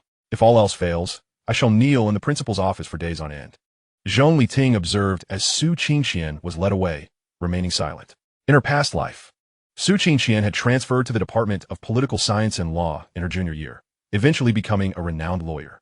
Her marriage to Zhou Mai was partly due to her need to settle a debt of 10 million, and partly because the Zhou family recognized her exceptional professional capabilities.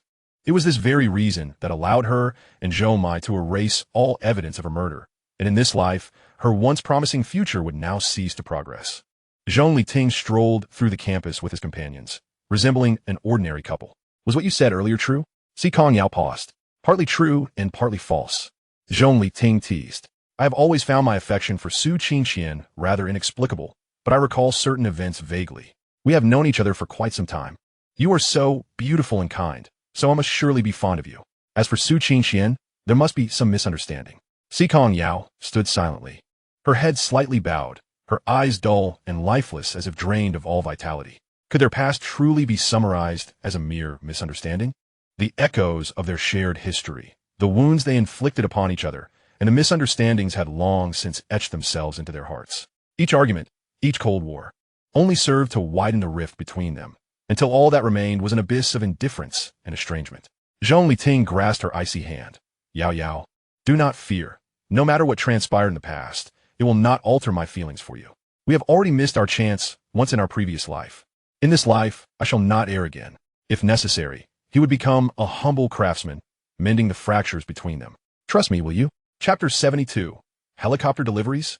The gentle autumn breeze caressed the air, the green leaves tinged with yellow, and the fragrance of osmanthus lingered. In the classroom, Zhong Liting organized his belongings, contemplating whether to pay a visit to the company when an old acquaintance approached him. Zhong Liting, you have caused both trouble for Qingqian. I have not seen her in nearly 2 months. Fu Shan wailed, tears streaming down his face, appearing utterly haggard.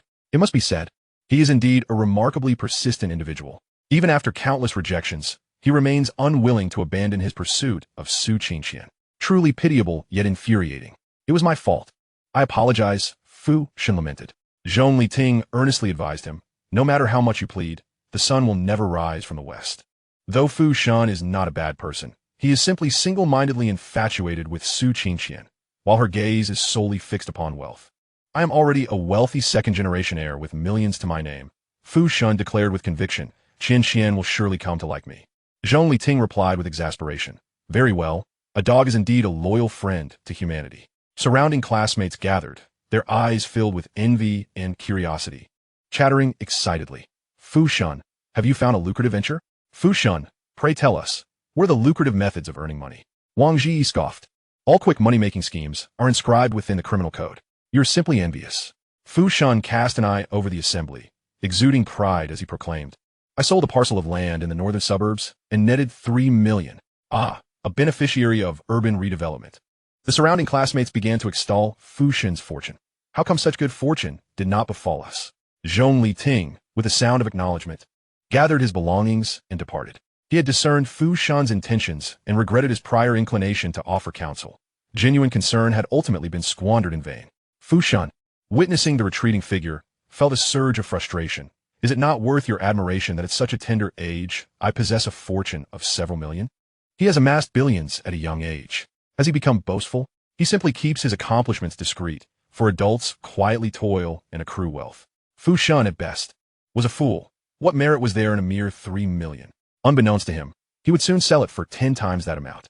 Zhong Liting, preferring to ignore the situation, decided it was better to return home and keep Si Kongyao company. Lu Jin and inquired, can 3 million procure a seat in a Bugatti Chiron? The classmates erupted in laughter.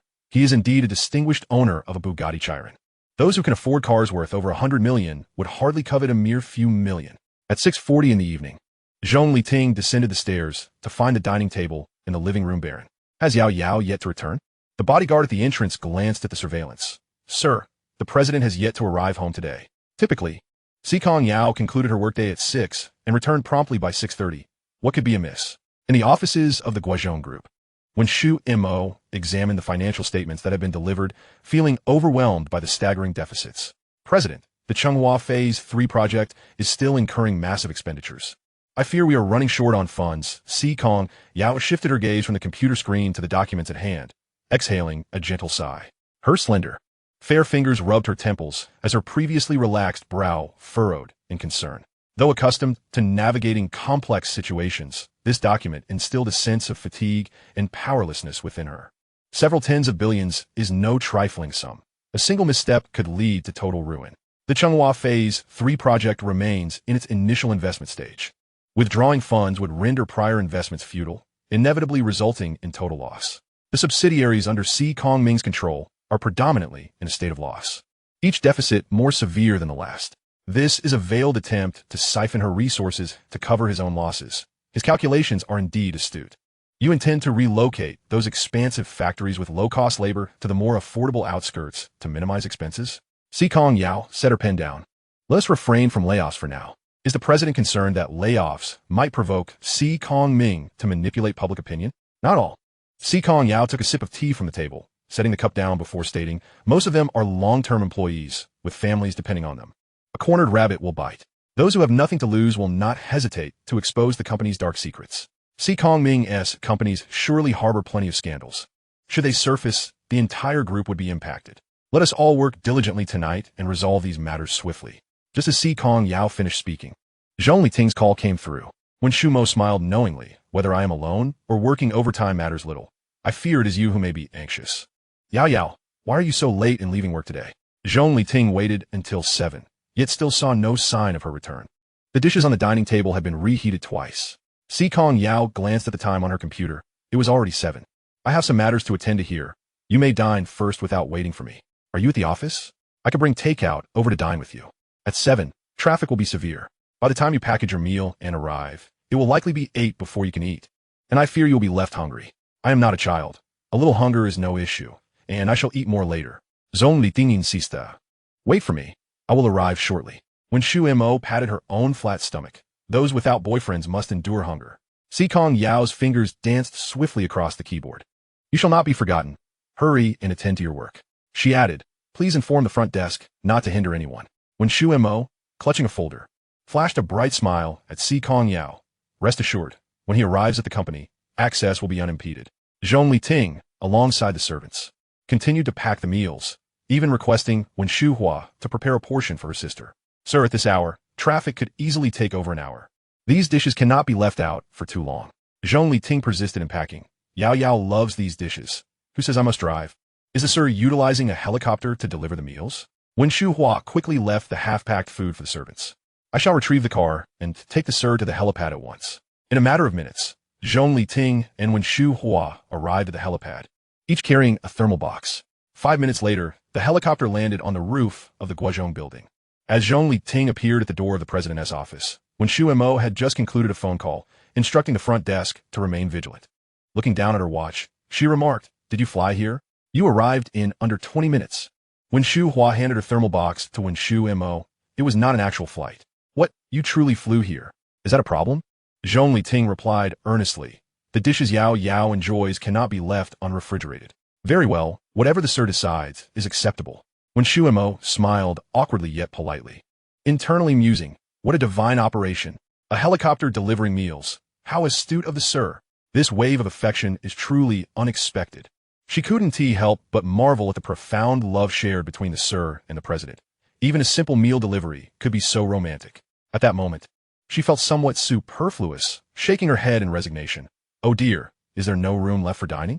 Chapter 73. Zhong Liting arranged the meals. Is the company facing some troubles? Just a minor issue. Do not fret. Si Kongyao took a few bites of her meal before abruptly putting down her chopsticks.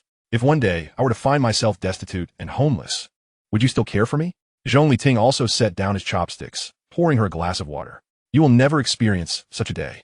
Do you possess such unwavering faith in me? Si Kongyao felt a smile tugging at her lips. To those around her, she seemed omnipotent. Yet she was merely an ordinary person. I have confidence in you and in myself. Regardless of what transpires, simply forge ahead boldly. I shall always stand behind you. Just days prior, government funds had been disbursed, amounting to a staggering 55 billion, 5 billion more than the previous time. Additionally, several other parcels of land were fervently contested by developers, with prices soaring. They could potentially sell for 100 billion. With this sum, even if they chose to do nothing, they could maintain their current standard of living. Si Kongyao basked in accolades and admiration, while he quietly remained by her side.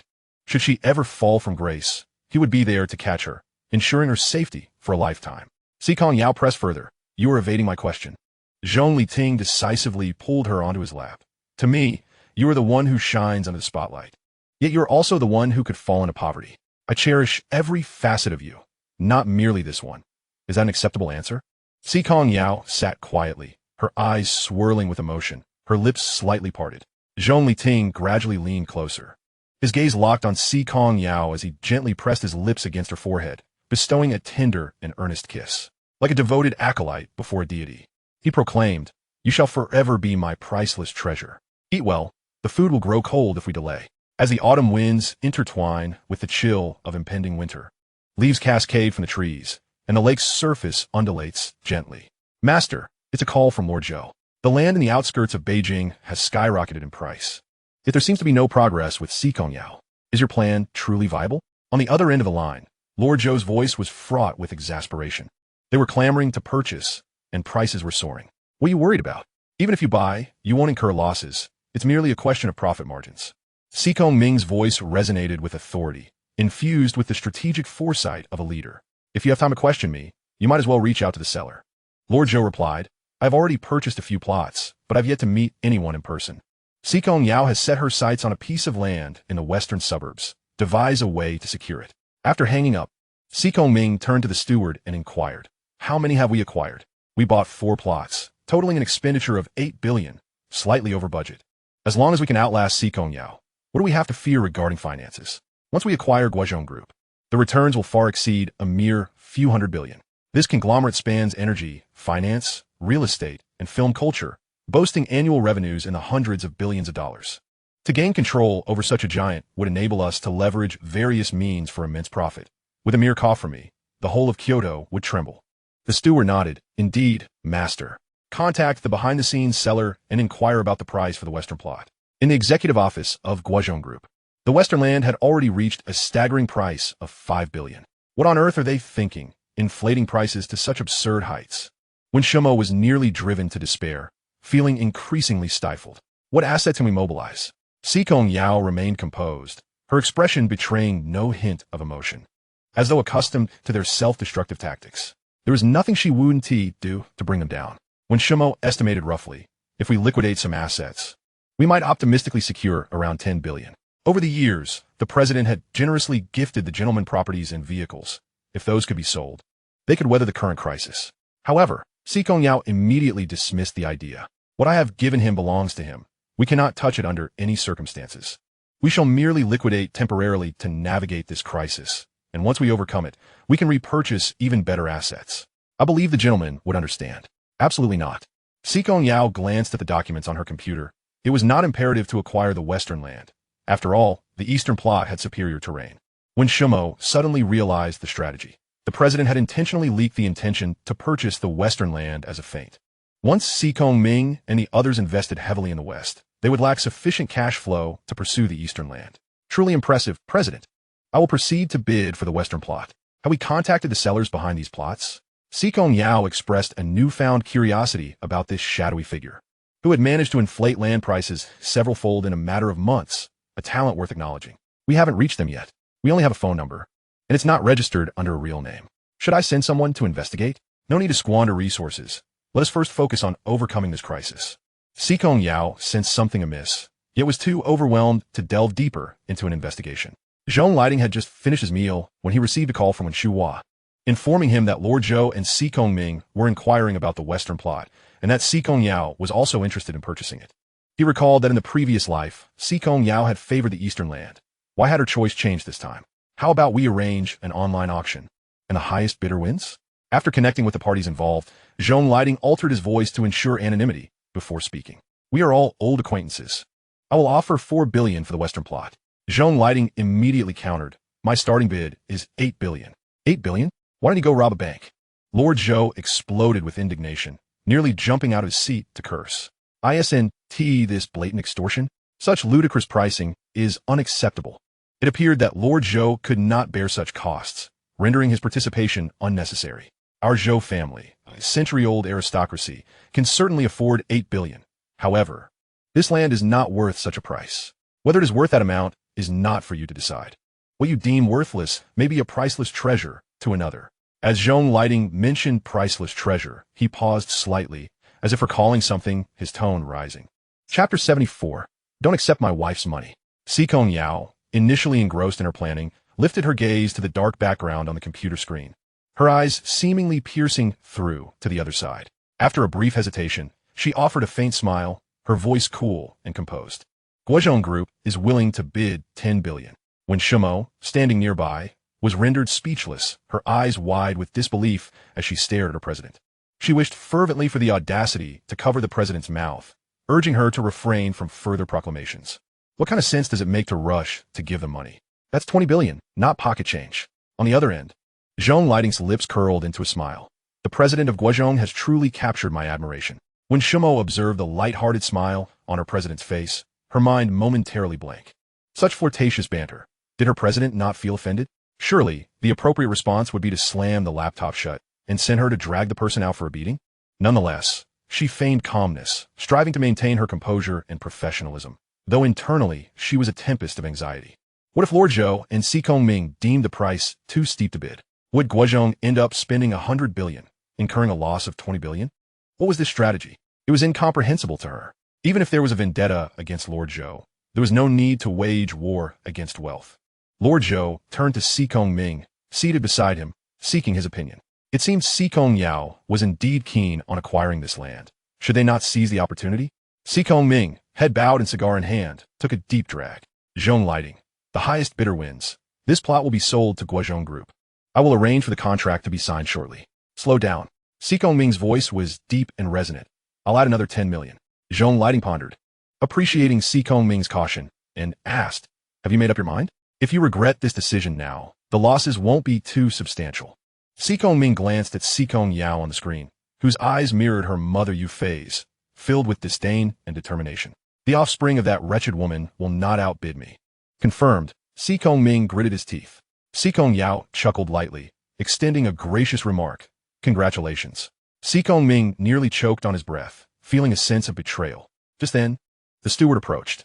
Master, our cash flow may be insufficient. How can it be that we lack 100 billion? Si Kongyao was incredulous that the vast Si Kong family could not muster such an amount. Several young masters have incurred heavy gambling debts, leaving us only able to gather 80 billion. Then we shall liquidate some antiques, artworks, vehicles, and properties. Understood. The steward set forth to mortgage assets, removing valuable antiques and artworks from the ancestral home. Within days, the estate was significantly depleted. 3 days later, Zhong Liting received the funds, yet felt no stirring of emotion. Was it true that when earning money becomes too effortless, one loses the sense of achievement in doing so? In his previous life, he had toiled for over a decade to earn a mere 10 million. In this life, by aligning with Si Kongyao, he effortlessly amassed over 100 billion. This was the chasm of disparity. While personal effort is undoubtedly significant, aligning oneself with the right individuals is paramount.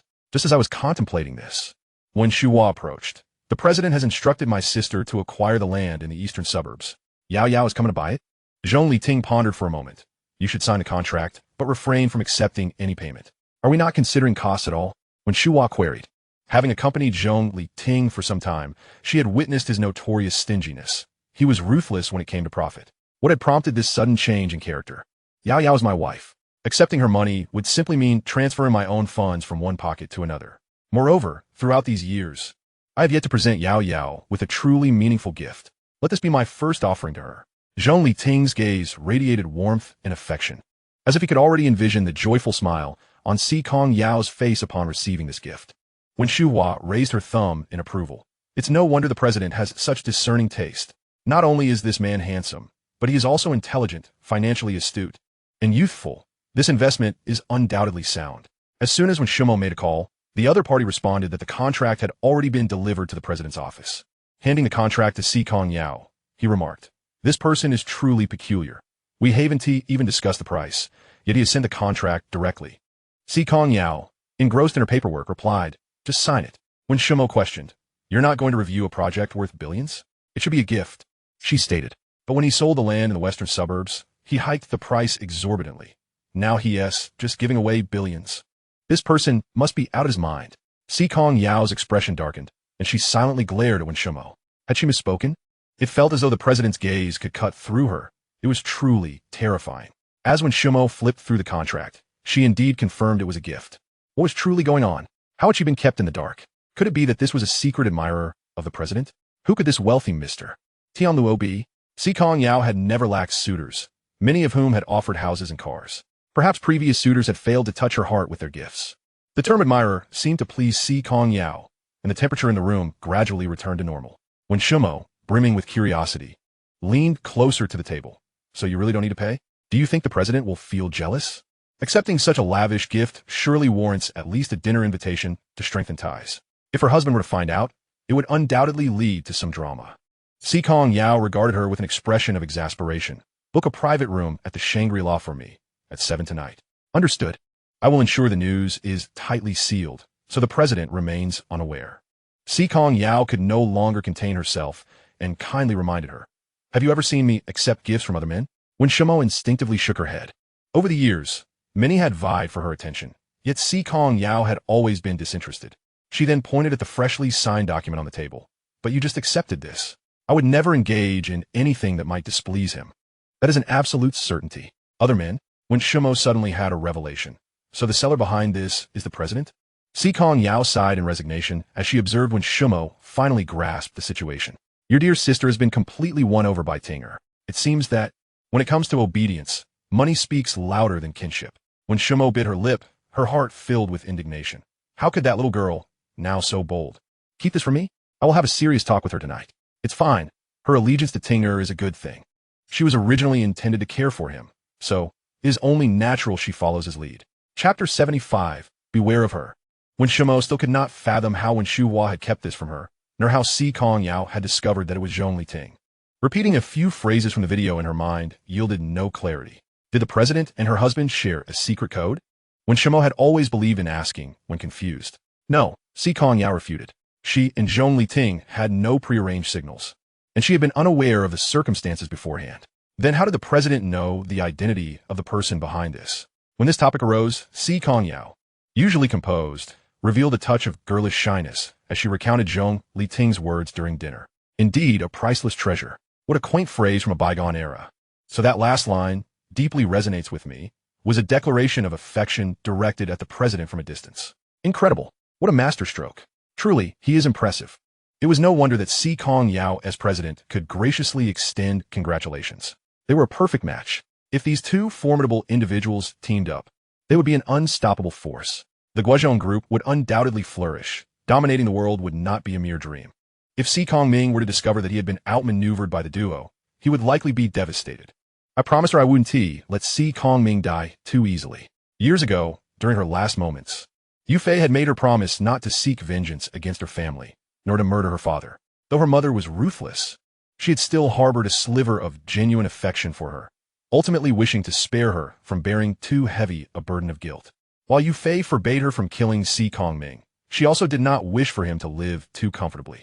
Hence, she instructed her to reclaim everything, ensuring that Si Kongming would perish in loneliness and despair. She had eliminated several of Si Kongming's boisterous offspring, leaving only a few feeble-minded ones in the ancestral home, who were only versed in gambling and empty talk, incapable of shouldering the Si Kong family legacy.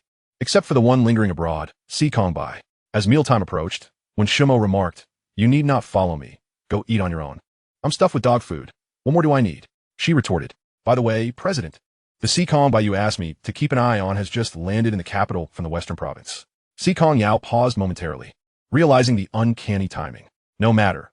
I shall inevitably face him one day, and it will be intriguing to witness what skills he has acquired during his time abroad. At the university, Zhong Liting tidied his belongings and patiently awaited his companion at the school gate. Si Kongyao had just called him, saying she would drive over to take him out for dinner. Surely, she was pleased with the gift he had presented, which was why she had come personally to whisk him away for a romantic evening. It had been some time since he had been close to Yao Yao, and he found himself yearning for her company. Leaning against an old tree, Zhong Liting gazed into the distance. "Excuse me, could we exchange WeChat?" A man of similar age approached, dressed in a black shirt, tall and elegantly striding in the glow of the evening sun. Zhong Liting scrutinized him, finding his smile somewhat unsettling. The gold-framed glasses lent an air of sophistication, yet they concealed a more predatory nature. He was clearly no upstanding individual. No. The rejection was firm, decisive, leaving no room for negotiation. Si Kongbai appeared slightly taken aback. After all, his looks typically captivated both men and women alike. It was his first encounter with someone seemingly indifferent to his charm. Interesting. No wonder my sister has taken a liking to him. However, he was not one to concede easily. With eyes resembling glistening grapes, he watched Zhong Liting, his posture exuding an alluring magnetism and undeniable sexual tension. "I've just returned to the country and am unfamiliar with my surroundings. Your appearance aligns perfectly with my aesthetic. Shall we explore further?" Zhong Liting, observing the slender man's exaggerated mannerisms, fought back the urge to vomit. Am I encountering a gay man? What the hell is this? He recalled reading on web novels about certain individuals waiting under trees or on park benches, hoping for a bold approach from potential suitors.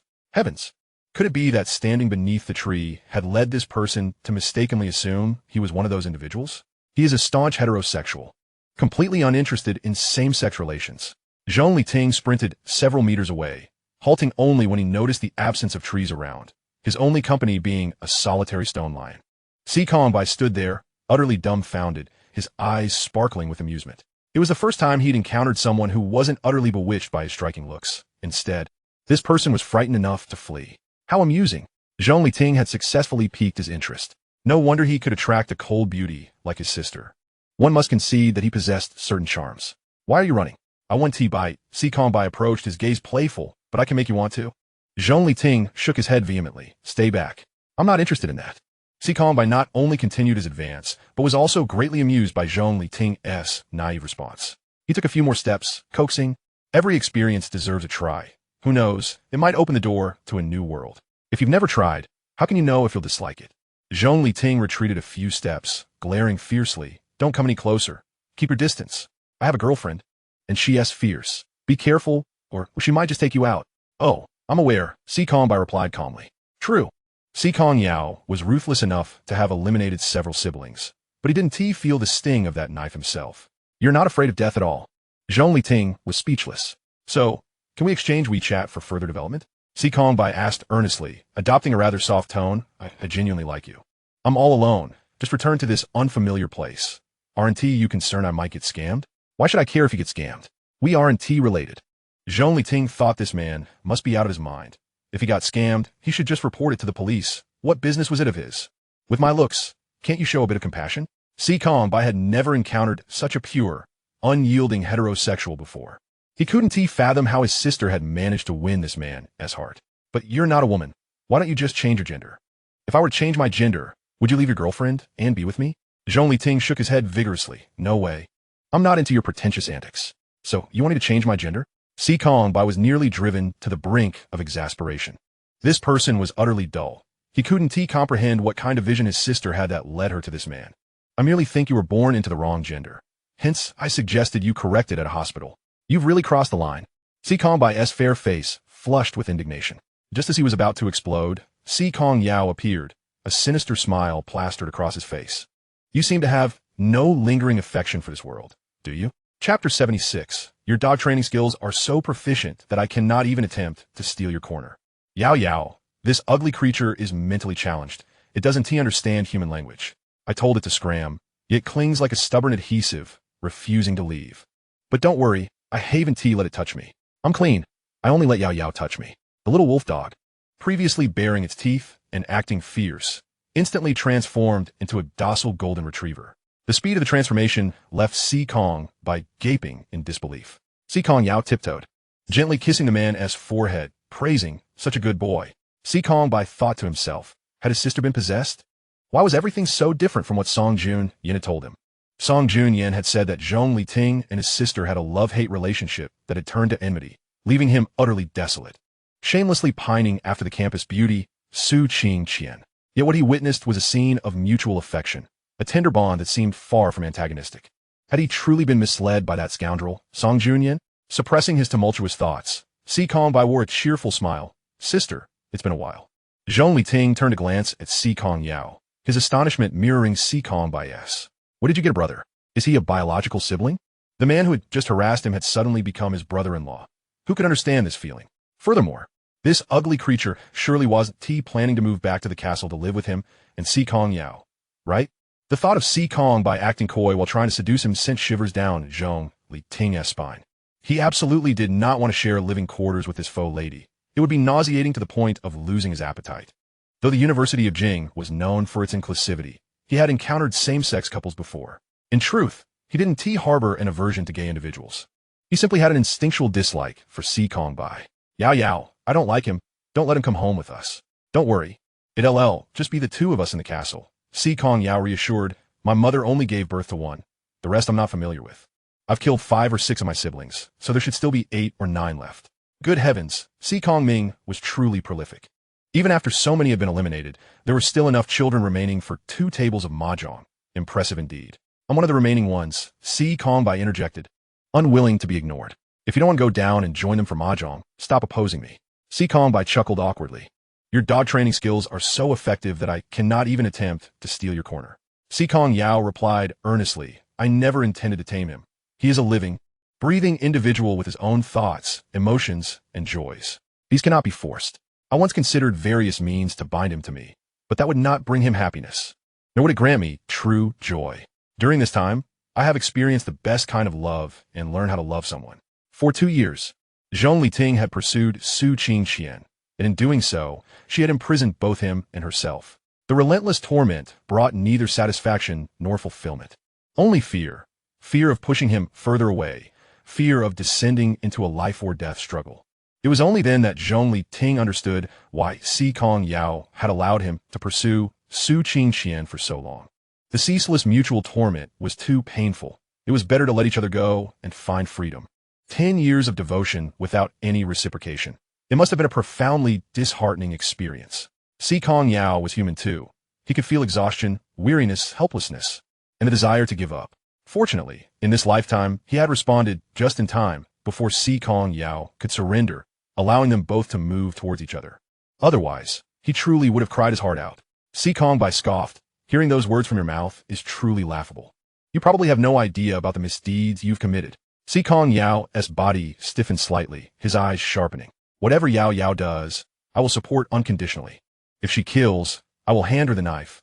If she buries, I will dig the grave." After saying this, he disregarded Si Kongyao reaction and playfully tugged at Si Kongyao's hand. "Yao Yao, I'm hungry." It was already past 7. If he didn't eat soon, Si Kongyao would likely suffer from stomach pains again in the middle of the night. Si Kongyao had come only to be a nuisance. Every word he uttered was a disregard for life. Watching the car disappear into the distance, Si Kongyao took out his phone and made a call. On the other end, a deep, magnetic voice answered, clearly displeased at being woken. "If you're disturbing my dreams at this hour, it better be important." "Oh, I apologize. I forgot about the time difference. However, after hearing this, I doubt you will sleep again." With no sincerity in his apology, Si Kongyao continued, "Zhong Liting, the one you referred to as Siet Ting and Si Kongyao are deeply affectionate. It certainly doesn't seem like they are at odds. Impossible. Siet Ting should hate Si Kongyao. After all, it was he who had personally handed that drink to Siet Ting, and he had witnessed Siet Ting consume it. That's impossible. Siet Ting could never possibly harbor feelings for Si Kongyao." On the other end of the line, Song Junyin sat up, his gaze fixed on the curtains swaying in the wind.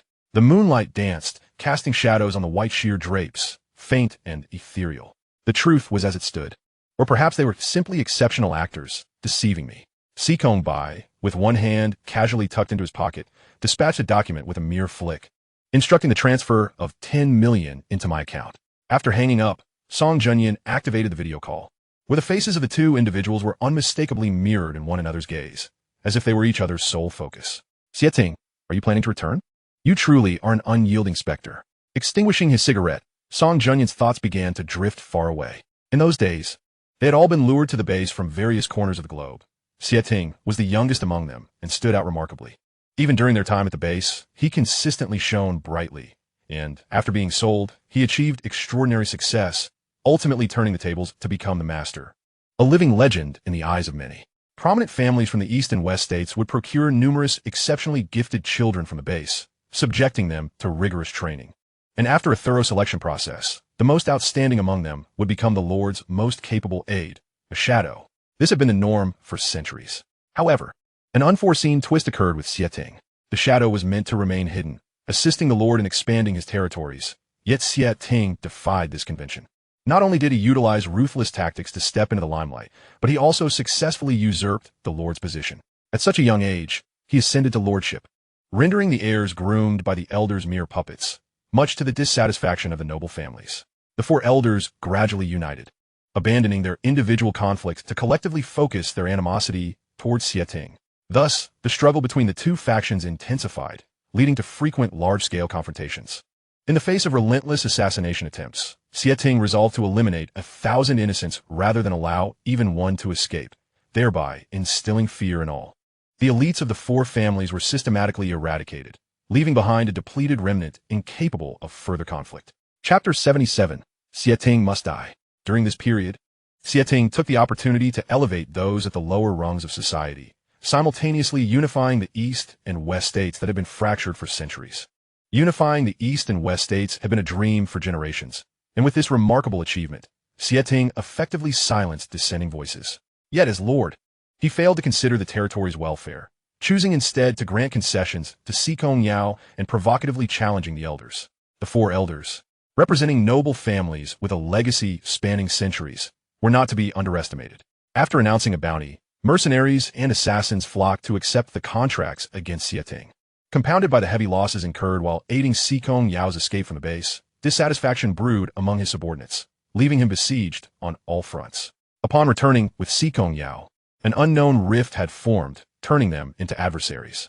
Consequently, Xie found himself isolated and betrayed by his own men, ultimately choosing to leap into the Pacific Ocean in a fit of rage. Reports circulated that witnesses had seen him jump from a helicopter, transforming into a pool of blood.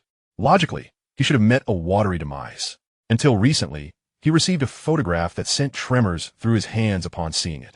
It unmistakably bore Xie visage, a face he knew all too well. The terror of being outdone once more surged through him. Despite their similarities, Xie had always managed to stand out. During their training at the base, the most beautiful Si Kongyao had always subtly defended him, with many girls often sharing their food with him. They had finally escaped the confines of the base, believing they could start anew in a foreign environment. With relentless dedication, he trained tirelessly, aspiring to surpass Xie. However, Xie effortlessly gained the Lord's favor, becoming the shadow. Just when it seemed that Xie moment of glory had arrived, he shattered all expectations by killing the Lord and taking his place. The only oversight in Xie otherwise astute judgment was misjudging the loyalty of those who had fought alongside him, those who harbored the deepest desire for his downfall. In the end, it was he who outmaneuvered Xie. What did it matter if Xie pioneered a path to lordship? He was merely sewing the fabric for another's aspirations. Even with the title of Lord, as long as Xie lived, he represented a latent and formidable threat. The sole solace was that Xie had consumed the water he had provided. Xie must die. Dialing the number once more. The funds have been transferred. I demand his life. Si Kongyao observed with satisfaction as the balance in his bank account reflected the transfer. At the pinnacle of Shangri-La, Zhong Liting was enjoying a candlelit dinner with Si Kongyao, the table adorned with exquisitely plated steak, red wine, and an assortment of delicacies. Bright roses graced the surroundings, while tall candles flickered, casting a warm, intimate glow. Piercing a piece of steak still oozing with blood, Zhong Liting steeled himself, took a bite, and could no longer suppress the urge to expel it. What's wrong? Si Kongyao asked. Concern etched on her face as she poured him a glass of water to rinse his mouth. After gulping down a few sips, Zhong Liting felt a semblance of relief, but upon sampling the appetizers, he found them equally inedible. The corn kernels paled in comparison to the ones from the last McDonald's he visited. How was it possible that they could charge such an exorbitant price of $588 for such a dish? He had just glanced at the menu. The Australian steak was priced at $3,888, but was tough and chewy. The fruit salad, priced at $288, consisted of a few strawberries and blueberries, predominantly filled with cheap mangoes and cantaloupes. The cheese corn was so old, it was nearly inedible. Yet they still had the audacity to charge $588. Most amusing of all was the red wine, which, given its taste, was shockingly priced at $8,999 a bottle. He suspected the owner had procured it for mere pennies on a discount website, perhaps even a buy-one-get-one-free deal. How could they serve such unpalatable dishes? Is it truly that bad? Si Kongyao inquired, recalling that the restaurant had served delectable meals during her previous visit years ago. Zhong Liting stared at her in disbelief. You actually enjoy this flavor? Surely not. Have you been spoiled by my culinary skills? Reluctantly, he tried another mouthful of corn, but remained stubbornly unchewable. Yao, are you certain you're not playing trick on me? How could a restaurant serve such atrocious food? Si Kongyao remarked, taking the spoon from Zhong Liting's hand, which still held remnants of corn. No, please, don't use what I just tasted. Scoop from the bowl again, he implored, not daring to let her consume what he had already tasted. Hastily, he grabbed a clean spoon and served her another helping. Si Kongyao shot him a reproachful glance, but continued to eat from Zhong Liting's portion. However, the moment it touched her lips, her brow furrowed in discontent. Zhong Liting quickly offered a plate. Stop eating, hurry, and spit it out. Your stomach is delicate. These indigestible dishes will surely cause discomfort. After rinsing her mouth, Si Kongyao called for the waiter. Bring your manager to me. The waiter glanced at them, noting that patrons of their establishment were either affluent or influential, and did not mention any request for the manager. Were these two intending to cause a scene? Zhong Liting had initially considered letting it go, opting to dine elsewhere to avoid spoiling their mood, until he noticed a curled hair floating in his soup. This bowl of soup costs $3,000, and this is the hygiene standard you maintain? The waiter, with a sense of indignation, removed the hair with a spoon, declaring, it's just one stray hair. Why make a fuss? It won't kill you. Then why don't you eat it? Zhong Liting retorted. The waiter, displaying surprising bravado, took a spoonful and gulped it down, then presented the spoon to them. See? I told you it's fine to eat. You're just overreacting. Our manager isn't here today. A person of his stature is not someone you can just summon. Si Kongyao remained silent. Instead, dialing a number, "Bring Si Kongyao to me." The waiter trembled at the mere mention of Si Kongyao name.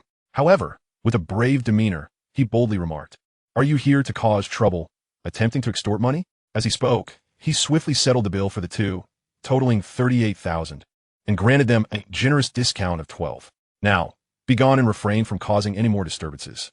Zhong Liting accepted the bill, glanced at it, and promptly paid without hesitation. The waiter, noticing that the two were not leaving, grew anxious and shouted, "I've already given you a 12 discount, saving you several thousand. Don't be ungrateful." Si Kongyao, with deliberate slowness, rose from her seat and sent a bowl of soup flying from the table, landing directly atop the head of the man, completely covering him. The scalding broth poured down, leaving the individual unable to utter a sound from the shock of the heat. "You are far too noisy." Chapter 78. Fool, it's merely a trivial matter.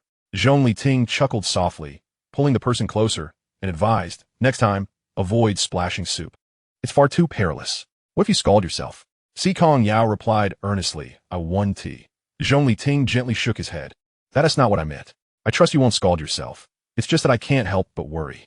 Upon hearing this, Si Kongyao felt a warmth in her heart. She gazed tenderly at him and softly said, "All right, I will heed your words. I apologize." Si Kongyao concealed the flicker of guilt in her eyes. Just moments prior, Zhong Liting had inquired if her choice of this restaurant was a deliberate ploy to toy with him, suggesting he had sensed her ulterior motives for being there. She had no intention of toying with Zhong Liting. However, her choice of venue indeed harbored a different purpose. Her invitation for dinner was merely a pretext. The true aim was to rattle him. Such was her nature, each step calculated and riddled with deception, perhaps forever incapable of purity. Would Zhong Liting grow weary or even loathe her as he once had? She recalled a cruise ship many years ago, where amidst a torrential downpour, Si Ting had desperately questioned her, "Why does your so-called love always intertwine with schemes? I only desire pure affection." Si Kongyao couldn't help but smile wryly. How could people like them ever be pure? Zhong Liting, noticing Si Kongyao's sudden melancholy, understood she must have recalled something troubling. He reassured her, "It's not a significant matter. Why apologize? Once we resolve this situation, I shall compensate you." Zhong Liting assumed Si Kongyao felt guilty for inviting him to dinner, having chosen an unsuitable location that led to this unpleasantness. He reached out to gently stroke her soft hair. "Fool, it's a trivial matter. Besides, it is not your fault." The commotion attracted the attention of the lobby manager, who approached, eyes narrowing at the composed duo. "Do you have any idea who the owner of this establishment is?" Seeing their silence, he continued with a sense of pride. "Let me inform you, it is directly managed by the Guozhong Group headquarters. Is your general manager Si Kongyao or that useless Si Kongyao?" Before he could finish his tirade, two hefty bodies plummeted from above, crashing heavily into the center of the room. "Ugh, so heavy. I wonder what they've been eating to become so fat," when Shu Mo complained, twisting his arm, spotting the unsightly sight on the floor. Zhong Liting swiftly covered Si Kongyao's eyes. "Don't look, it's too ugly. You'll get styes." He then expressed his dissatisfaction to Wen Shu Mo. "Could you not have them wear clothes while you apprehended them? It's inappropriate for Yao Yao to see." When Shu Mo shrugged, "The president demands items to be delivered within 10 minutes. It took me 7 minutes just to carry them up. There was no time for clothing." Glancing at the two bodies on the floor, now reveling in their predicament, he added, "Looking at them, they wouldn't have worn clothes anyway." Si Kongyao and a completely naked man were entangled together, having fallen heavily, yet they seemed oblivious to pain. Instead, they continued to revel, their shouts growing louder and more exuberant. "Ah, I haven't felt this good in ages." Si Kongyao's corpulent form squirmed like a silkworm, agile despite his size, exclaiming, "Why do I feel like I'm on a roller coaster?" The man beneath him bore a ghastly pallor, lost in a sea of desire, murmuring to the onlookers, "Why are there so many little kittens surrounding us?" The lobby manager appeared unfazed by the scene, grabbing a tablecloth to drape over their exposed bodies. "General manager, wake up. Someone is looking for you." Si Kongyao looked down at the sprawled figures and coldly ordered, "Administer an injection to him. He needs to be properly awakened." A bodyguard retrieved a massive veterinary syringe from a box and plunged it into the man's rear, pushing the entire contents in one go. "Ah, it hurts, it hurts." The agonizing screams echoed, piercing the eardrums of those nearby. Zhong Liting covered his ears, his brow furrowed as he observed the mound of flesh on the ground. As Si Kongyao regained some clarity, he recognized Si Kongyao and bellowed, "You venomous woman, what brings you to my Shangri-La again? You wouldn't be having second thoughts, would you? You were the one who said if Shangri-La didn't incur losses, you would never reclaim it. Although Si Kongyao was the president of the Guozhong Group, many lucrative brands were beyond her control, Shangri-La being one of them. Bring forth Shangri-La's profit figures. When Shu Mo, holding an iPad, displayed the financial records of Shangri-La for the past few years. Indeed, there had been no losses, but there were also no profits. It was worth noting that Shangri-La had once been an A-class profitable brand for the Guozhong Group, with annual revenues exceeding tens of millions of dollars. Yet now, it barely managed to sustain itself. Shangri-La's glory days boasted annual revenues of $80 million, but in recent years, this had dwindled to a mere $2 million, just sufficient for operational costs. You Haven Tea incurred losses, but You Haven Tea made a single penny either. The deteriorating reputation cannot merely be measured in monetary terms. It seems you've come here with the intent to stir up trouble. Si Kong, too, now frantic, scrambled up from the ground.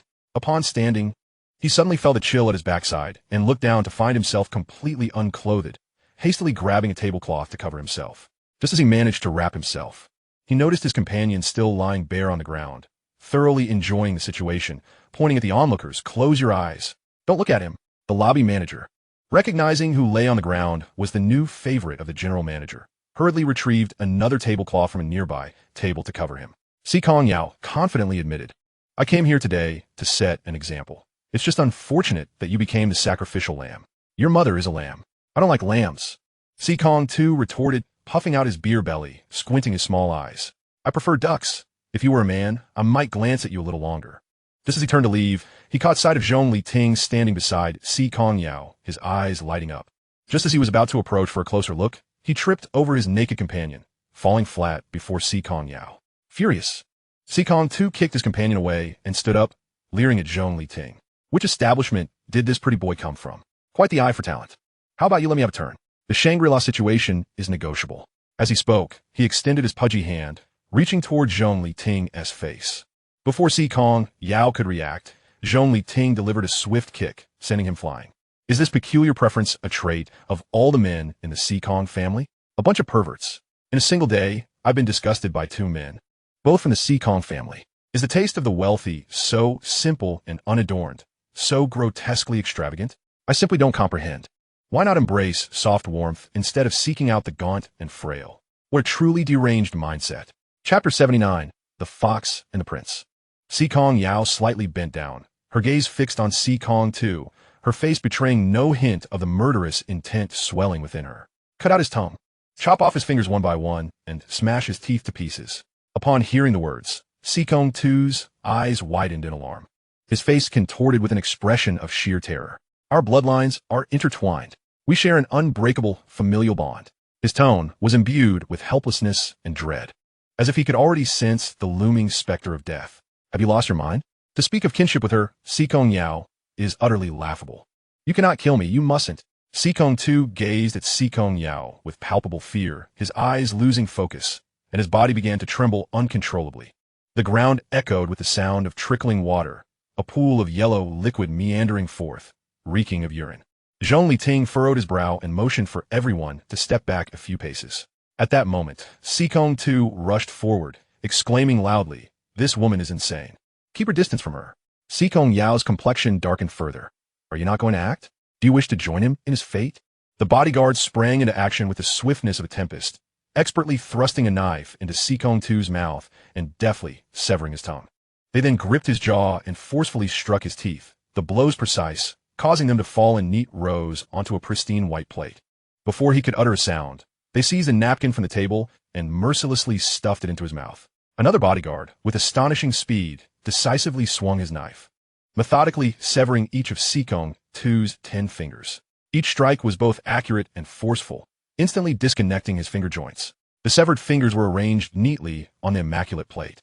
A gruesome sight that nevertheless possessed a disturbing aesthetic beauty. After completing this grim task, the bodyguards regarded the writhing, moaning Si Kong, too, with impassive expressions, devoid of any compassion.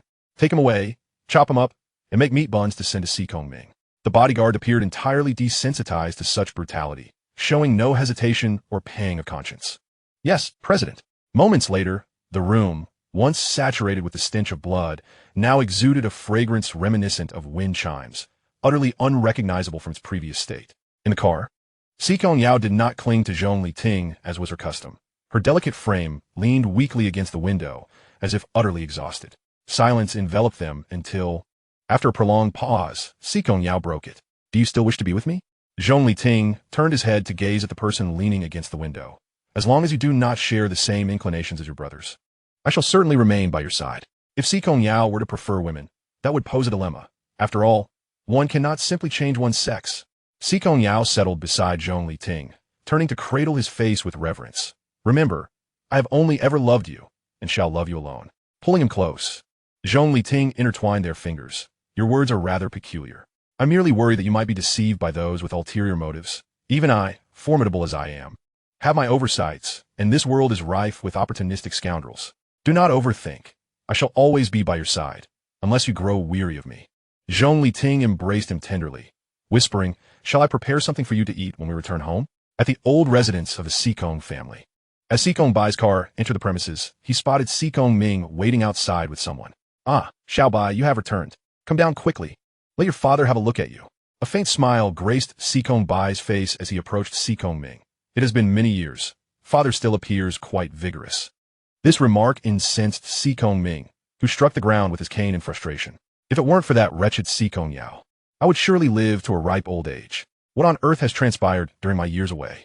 Si Kongbai feigned ignorance, waiting for Si Kongming to continue. 6 years ago, she suddenly returned to the country, slaughtering 6 of your siblings and seizing the position of president of the Guizhong group. Truly a heartless, ungrateful wretch. Just like her mother. As Si Kongbai entered the dining room, he noticed the somewhat bare walls and inquired, "Didn't this dining room once display 5 or 6 renowned masterpieces? Whatever happened to them?"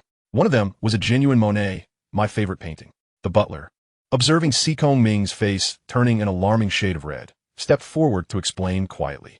"Recently, the master purchased several plots of land, spending over 10 billion. And nearly all the valuable items in the old residence have been pawned." Si Kongbai was well aware of this. And he also understood that Si Kongming had been duped by Si Kongyao and Xieting. Ever since Song Junyan acquired that photograph, he had thoroughly investigated the Si Kong family. Presumably, his naive father remained oblivious to the fact that the current Zhong Liting was no longer the person who had been struck by a car while trying to save Si Kongyao, harboring a deep-seated hatred for her. He had long since been replaced by Xieting, the former lord of Dongxizhou, known as the God of Death. He was indeed a formidable character, though unfortunate to have been outmaneuvered by Song Junyan, rendering him a mere shadow of his former self. It remained to be seen whether Zhong Liting would engage in a deadly struggle with his former ally, Song Junyan, upon discovering his true identity. Coupled with a yearning Si Kongyao, the three of them were bound to enact a dramatic tale of life and death. At that moment, he resolved to devise a means to assist Zhong Liting. It was high time to settle old scores and grievances. "A thief has invaded the house and stolen the vases from my room." Si Kongnan, disregarding the servant's attempts to restrain him, stormed before Si Kongming, lamenting fervently. "Not just the vases, the jade I had hidden is also missing. I intended to use it to gamble in Las Vegas. Which fool dared to invade my room and steal my belongings? Just wait until I catch him. I shall have him killed." Si Kongnan's tirade was relentless, causing Si Kongming to nearly topple over with rage, only to be steadied by the old butler. "You insufferable wretch. The items in your room were taken by me to be pawned." Si Kongming, seething with anger, felt an overwhelming urge to strike his foolish son with his cane. For how could one possess a human form, yet harbor such a pig's brain? "You sold them?" Si Kongnan, incredulous, pointed an accusatory finger at his own father. "How dare you steal from your own son's room?" The servants watched this absurd scene, stifling their laughter. Si Kongming, utterly humiliated, raised his cane and swung it towards Si Kongnan's head. "Is your brain merely for show?" After being struck, Si Kongnan rushed to Si Kongbai, exclaiming, "Brother, you must help me. Our father stole my things and hit me. Your father has been deceived by Zhong Liting. The one who truly robbed you is Zhong Liting." Si Kongbai gently rubbed the bump forming on his head. "You cannot blame father. He is only acting to reclaim the power and wealth of the Si Kong family from Si Kongyao." Si Kongnan appeared to grasp only part of this. Zhong Liting. He would remember that name. The one who had robbed him of his gambling funds and caused him to be struck by his own father. How detestable. How vile. Chapter 80. Does Si Kongyao truly love Zhong Liting? Observing the unabashed hatred etched upon Si Kongnan's face, a glimmer of amusement danced in Si Kongbai's eyes. His foolish younger brother was indeed easily manipulated. He had expected to expend considerable effort, yet with a mere hint of provocation, he had taken the bait. How fortuitous. Let him scout the waters and gauge Zhong Liting's depths. As the saying goes, know thyself and know thy enemy, and you shall win every battle. Si Kongyao surveyed the simple home-cooked dishes on the table, pulled out a chair, and called everyone present to gather and share a meal. Before long, several family members had arrived, and Si Kongyao looked at their listless expressions, a flicker of disdain and contempt flashing in his eyes. Yet he wore a facade of insincere cheerfulness, extending warm greetings. You've all come. Please take a seat. Now that everyone is here, I shall say a few words. All of Si Kongyao family's assets have been entangled, so let us be frugal in our future endeavors. Si Kongyao first declared his resignation, his gaunt face resembling that of a lean monkey. Ever since Si Kongyao's return, our lives have deteriorated day by day. After expressing his discontent, he pointed at the array of home-cooked dishes on the table, lamenting, "Look at what we have now. Chicken, duck, fish, meat, beef, sour and spicy shredded potatoes. Braised eggplant. These scraps are fit only for dogs." With that, he slammed his chopsticks onto the table and rose to leave, only to be halted by Si Kongyang's voice. "You insolent fool. Which ordinary family doesn't eat like this? You mentioned it yourself. We are an ordinary family, but are we truly the Si Kongyao family?" Si Kongyao raised his chin defiantly. "At present, I believe our Si Kongyao family is even inferior to the Zhou family, a mere affluent clan." Si Kongyao then looked at his father in disbelief, a flicker of disdain crossing his features. Unable to restrain himself, he retorted, "Father, can you not survive without a woman?" The butler sighed inwardly, musing that this father-son duo was truly eccentric. "Why not go and soften your stance with Si Kongyao? Apologize and invite her to the Si Kongyao family estate. If Si Kongyao acknowledges them, they wouldn't mind her becoming the head of the family, for she certainly holds more potential for wealth than our cheap father. That wretched son, do you even comprehend who she is? She is a venomous woman capable of slaying her own beloved." Si Kongyao trembled with rage, his cane striking the floor with a piercing sound. When Si Kongyao first returned to the country, he had contemplated using her as a pawn, much like he did with Yu Fei. Yet, Si Kongyao was so formidable that he found no weaknesses, or at least none he could locate. His daughter was cold and ruthless, discarding her beloved without a second thought. Si Kongyau's interest was piqued. Beloved? Is it the one named Zhong Liting by her side? A university student, if I recall. Si Kongyao smirked coldly, a derisive grunt escaping his lips, his tone frigid. Merely a substitute. The real Zhong Liting perished years ago, and all of this was orchestrated by her own hand. Si Kongyao keenly sensed something amiss and said to Si Kongyao, "Father, let us converse elsewhere." They moved to the study, where Si Kongyao recounted the past. Years ago, Yu Fei had been merciless and unyielding. She indeed elevated the Si Kongyao family to unprecedented heights, but all achieved through the exploitation of others. She manipulated the stock market, resulting in the ruin of numerous affluent families, Zhong Liting's being one of them. After his father committed suicide, Zhong Liting's mother moved them to a slum. Shortly after Si Kongyao returned to the country, she was involved in a car accident, and Zhong Liting's mother lost her life while attempting to save her. Perhaps seeking to atone, Si Kongyao took Zhong Liting into the castle, caring for her tenderly. Over time, their feelings blossomed, and Si Kongyao often brought Zhong Liting to various banquets, publicly declaring his affection. At that time, Si Kongyao's foundations were still unsteady, and Zhong Liting endured considerable hardship, frequently targeted for assassination. Si Kongyao scrutinized his father, attempting to decipher the convoluted expression on his face. But Si Kongyang's countenance was too complex. While he had some understanding of Si Kongyang's character, he could only remain cautiously skeptical, awaiting further evidence. Why would Si Kongyao kill Zhong Liting? Si Kongyang's lips curled into a mocking smile, his demeanor growing increasingly frigid. That is where she and her mother differ the most. Her mother retains some semblance of humanity. Si Kongyao, however, is willing to resort to any means to seize power, unhesitatingly slashing down her beloved. Si Kongyao stared at his father in exasperation, utterly disinterested in his romantic escapades. Redirecting the conversation, he asked, "So why did she kill Zhong Liting?" Seeing this, Si Kongyao ceased his rambling and began to speak earnestly. Our rivalry had reached a fever pitch, both sides intent on obliterating the other. I understood that Zhong Liting was significant to her, so I had him captured, intending to use him as leverage. To my astonishment, upon hearing the news, she merely called him worthless and ruthlessly took action, killing him without hesitation. Lacking any bargaining chips, I fell into a disadvantage, and she ascended to become the president of the nation. Si Kongyang's frustration was palpable. Had he known Si Kongyao was so callous, he would not have prematurely utilized Zhong Liting as a pawn. Retaining him might have allowed for further intelligence gathering, rather than finding himself in a solitary predicament. Are you certain Si Kongyao truly loved Zhong Liting? Si Kongyao was unconvinced. He surmised that Si Kongyao likely cared little for Zhong Liting's well-being and may have long wished to eliminate him. Yet, his father's unwavering conviction cast doubt upon his judgment. Indeed, Zhong Liting himself confirmed it. Moreover, the two were inseparable, even having set a wedding date. Zhong Liting belongs to my father? We merely reached an agreement. Si Kongyao is our mutual adversary. Thus, her mother's sacrifice to save Si Kongyao during the car accident was a self-staged act intended to approach Si Kongyao, gain her trust, and ultimately eliminate her. If that were the case, everything would make sense. Si Kongyao regarded his returning child with satisfaction.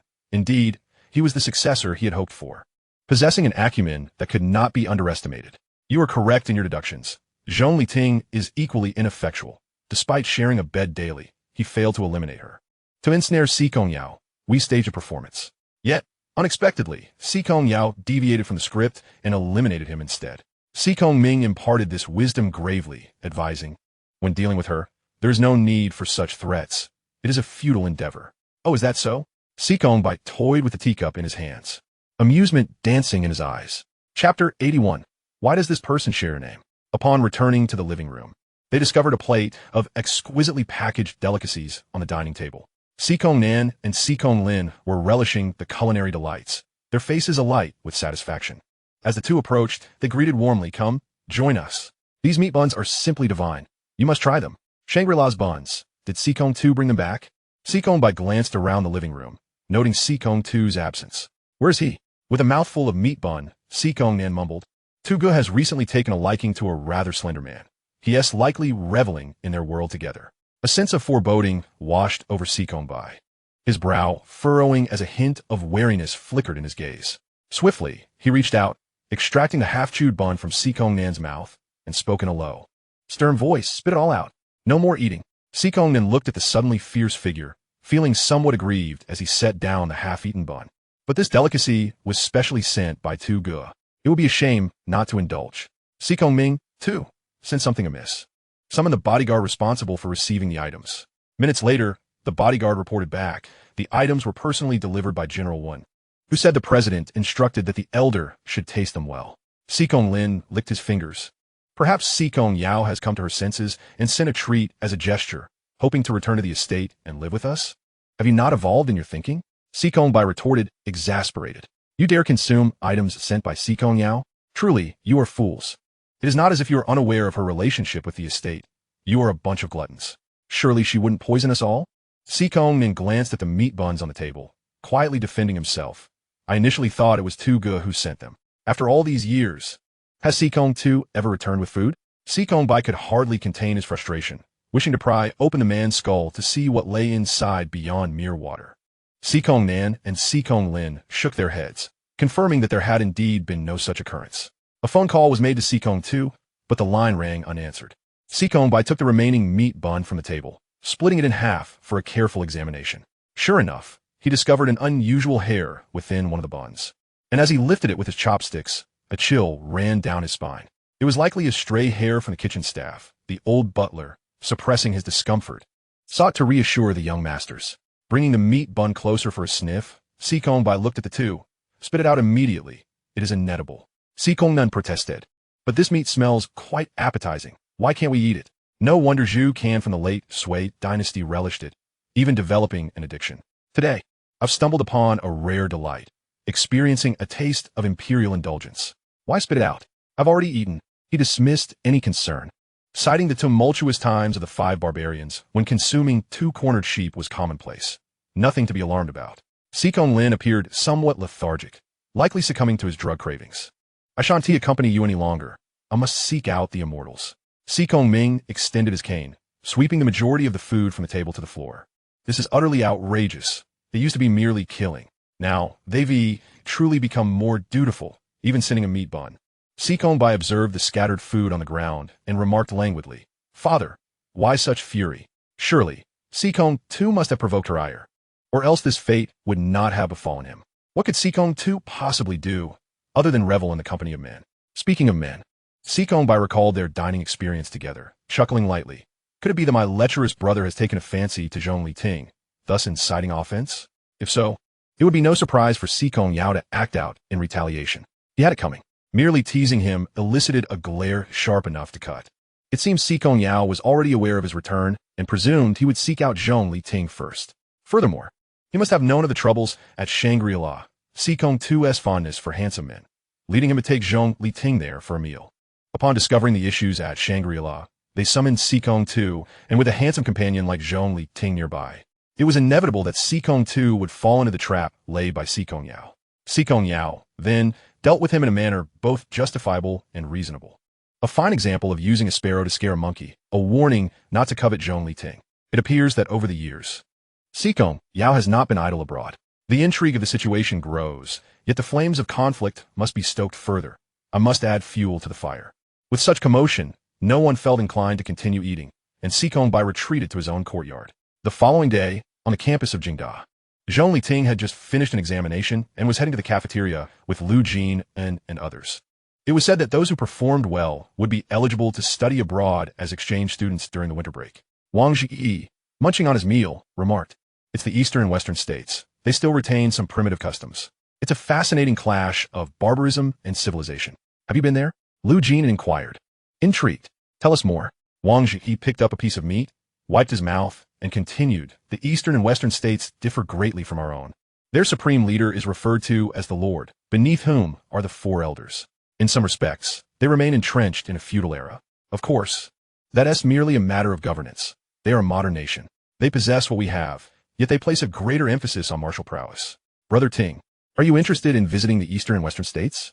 Zhong Liting looked up. "Not particularly. I always sense that place is unsafe."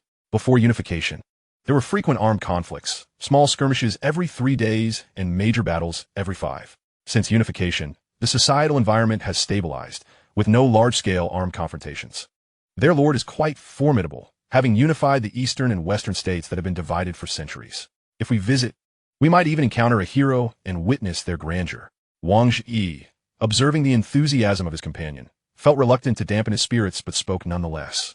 "You might not get the chance. That renowned lord, who unified the eastern and western states, tragically perished in the Pacific at young age. Our beauty is fleeting, and a hero's life is short."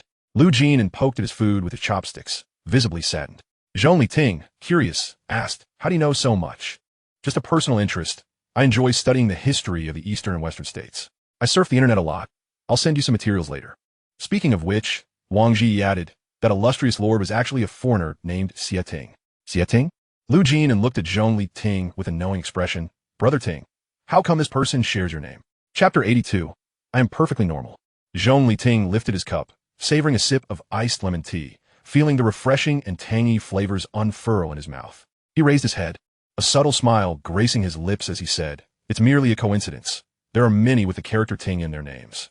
Just then, the phone resting on the table vibrated unexpectedly. Zhong Liting glanced at the screen. It was a message from an unfamiliar number. Continuing to eat? He casually opened the message. Upon seeing its contents, his heart momentarily skipped a beat. With a loud thud, the phone slipped from his grasp and crashed onto the table. The noise startled his companions, both of whom looked up at him. Wang Zhiyi, noticing his pale complexion, asked what happened. Lu Jin leaned closer. "Is everything all right?" "Brother Ting, what is going on?" Zhong Liting quickly shut his phone, suppressing his emotions with a forced smile. "It's nothing. You all continue eating. I need to attend to something." As he intended to seek out Si Kongyao, he opened the car door, but immediately sensed something was amiss. An instinctual alarm warned him that the occupants of the vehicle were dangerous. Just as he turned to leave, a forceful shove propelled him into the car. The door slammed shut, locked tight against his attempts to escape. Adopting a mindset of acceptance, Zhong Liting calmed himself and observed the driver through the rearview mirror. "Who sent you?" he inquired. He did not recognize the driver, and from the situation, it seemed that the previous occupant had likely been disposed of. First, a photo of Si Kongyao with an unfamiliar man was sent to him, and now he was being kidnapped. Was the target Si Kongyao? Such a grand show. What was their intention? Was it merely extortion for money, or did they covet the Guozhong group that Si Kongyao held? If it were simple blackmail, that would be manageable. However, if it involved the Guozhong group, that would implicate Si Kongyao. "How much has Si Kongyao paid you?" Zhong Liting attempted to negotiate. "I'll offer you double if you let me go." The driver's voice was raspy. "The entire convoy is ours. It's best you cooperate." Zhong Liting chuckled lightly. I'm quite compliant. No hostage could be more obedient than I. Not receiving a response, he shifted tactics. It's impossible to release me. So why not chat instead? A paid conversation. The driver remained silent. Sensing an opportunity, Zhong Liting asked, was it Si Kongyao who sent you to capture me? 1,000 yuan for a nod or a shake of the head. The driver shook his head. Is capturing me meant to lead to my demise? This time, the driver neither nodded nor shook his head. His orders were simply to capture. What happened next was beyond his knowledge. The car drove to a desolate mountain before halting, and Zhong Liting was shoved out. Upon exiting, he was met by a figure clad in trendy, studded hip-hop attire, scrutinizing him. Are you Zhong Liting? On the head of Si Kongyao, 5 colors, yellow, red, blue, green, and purple, were artfully blended, resembling a vibrant palette. Oh, right. I almost forgot to introduce myself. My name is Si Kongyao. Is it customary for a robber to announce their name? Zhong Liting found himself somewhat taken aback. One could only say that the Si Kongyao family was filled with peculiar individuals, each more eccentric than the last, having experienced harassment on 2 occasions. Zhong Liting instinctively took a step back to maintain his distance. Observing the retreating figure, Si Kongyao kindly reassured him, "Fear not. I have no interest in that sort of thing. My tastes are quite ordinary." Looking at the flamboyantly dressed individual who had dyed himself into a living canvas, Zhong Liting cleared his throat. Indeed, one must question the sanity of anyone who would transform themselves into a palette. Si Kongyao, delighted by the encounter, felt a kinship with Zhong Liting and intended to engage him in conversation. However, one of his subordinates, unable to watch the unfolding scene any longer, approached to whisper, "Young master, you are here for a serious matter." It was only then that Si Kongyao recalled his purpose, and with a serious demeanor, he stated, "I brought you here to give you a beating and then to extort some money. Rest assured, I won't take your life." Coincidentally, he was not lacking in funds. Moreover, it appeared that this naive lad was a novice. If he could just buy enough time, Si Kongyao would surely sense something amiss. "How much do you want?" Zhong Liting inquired, surveying his surroundings for an escape route. Si Kongyao and his companions fell into a brief silence, seemingly contemplating. After a moment of exchanged glances, Si Kongyao finally spoke, "What about 1 million? Upon hearing this figure, Zhong Liting was slightly astonished. "Am I only worth 1 million? I had thought I was worth at least 100 million. The bodyguards behind him looked somewhat embarrassed. They would never earn 1 million in their lifetimes, let alone 100 million. Realizing he might have set the ransom too low, Si Kongyao, who had little concept of money, asked his bodyguards, "Then how about 100 million? The bodyguards exchanged glances and nodded in agreement. More money was always welcome. Zhong Liting found it amusing to watch Si Kongyao negotiate with the bodyguards. He had to admit the foolish young man was rather entertaining. A robber who hadn't even determined a ransom amount. After settling on the price, Si Kongyao stepped forward with an air of authority and extended a finger. "Hand over your phone, and I will transfer 100 million immediately." Just as Si Kongyao was about to return the phone to Zhong Liting, he recalled Si Kongyau's words. "Wait, you have at least earned over 100 billion from my cheap father. After all the trouble I went through to capture you. Isn't 100 million a bit too little?" The bodyguards rejoiced, tears of joy welling in their eyes. Their young master had finally come to his senses. Zhong Liting, not particularly greedy, replied straightforwardly, "Just tell me how much you want. Adults don't make choices. I will take all your money." Si Kongyao felt as though a light bulb had suddenly illuminated in his mind. "All right." Zhong Liting extended his hand. "Give me the phone, and I will transfer it immediately." Just as Si Kongyao was about to hand over the phone, a gunshot rang out from a distance, shattering the device into pieces. The shock sent a jolt through Si Kongyau's hand, but fortunately, he reacted swiftly. Otherwise, he might have lost it. "Who dares to shoot at me from shadows? If you have the guts, come out."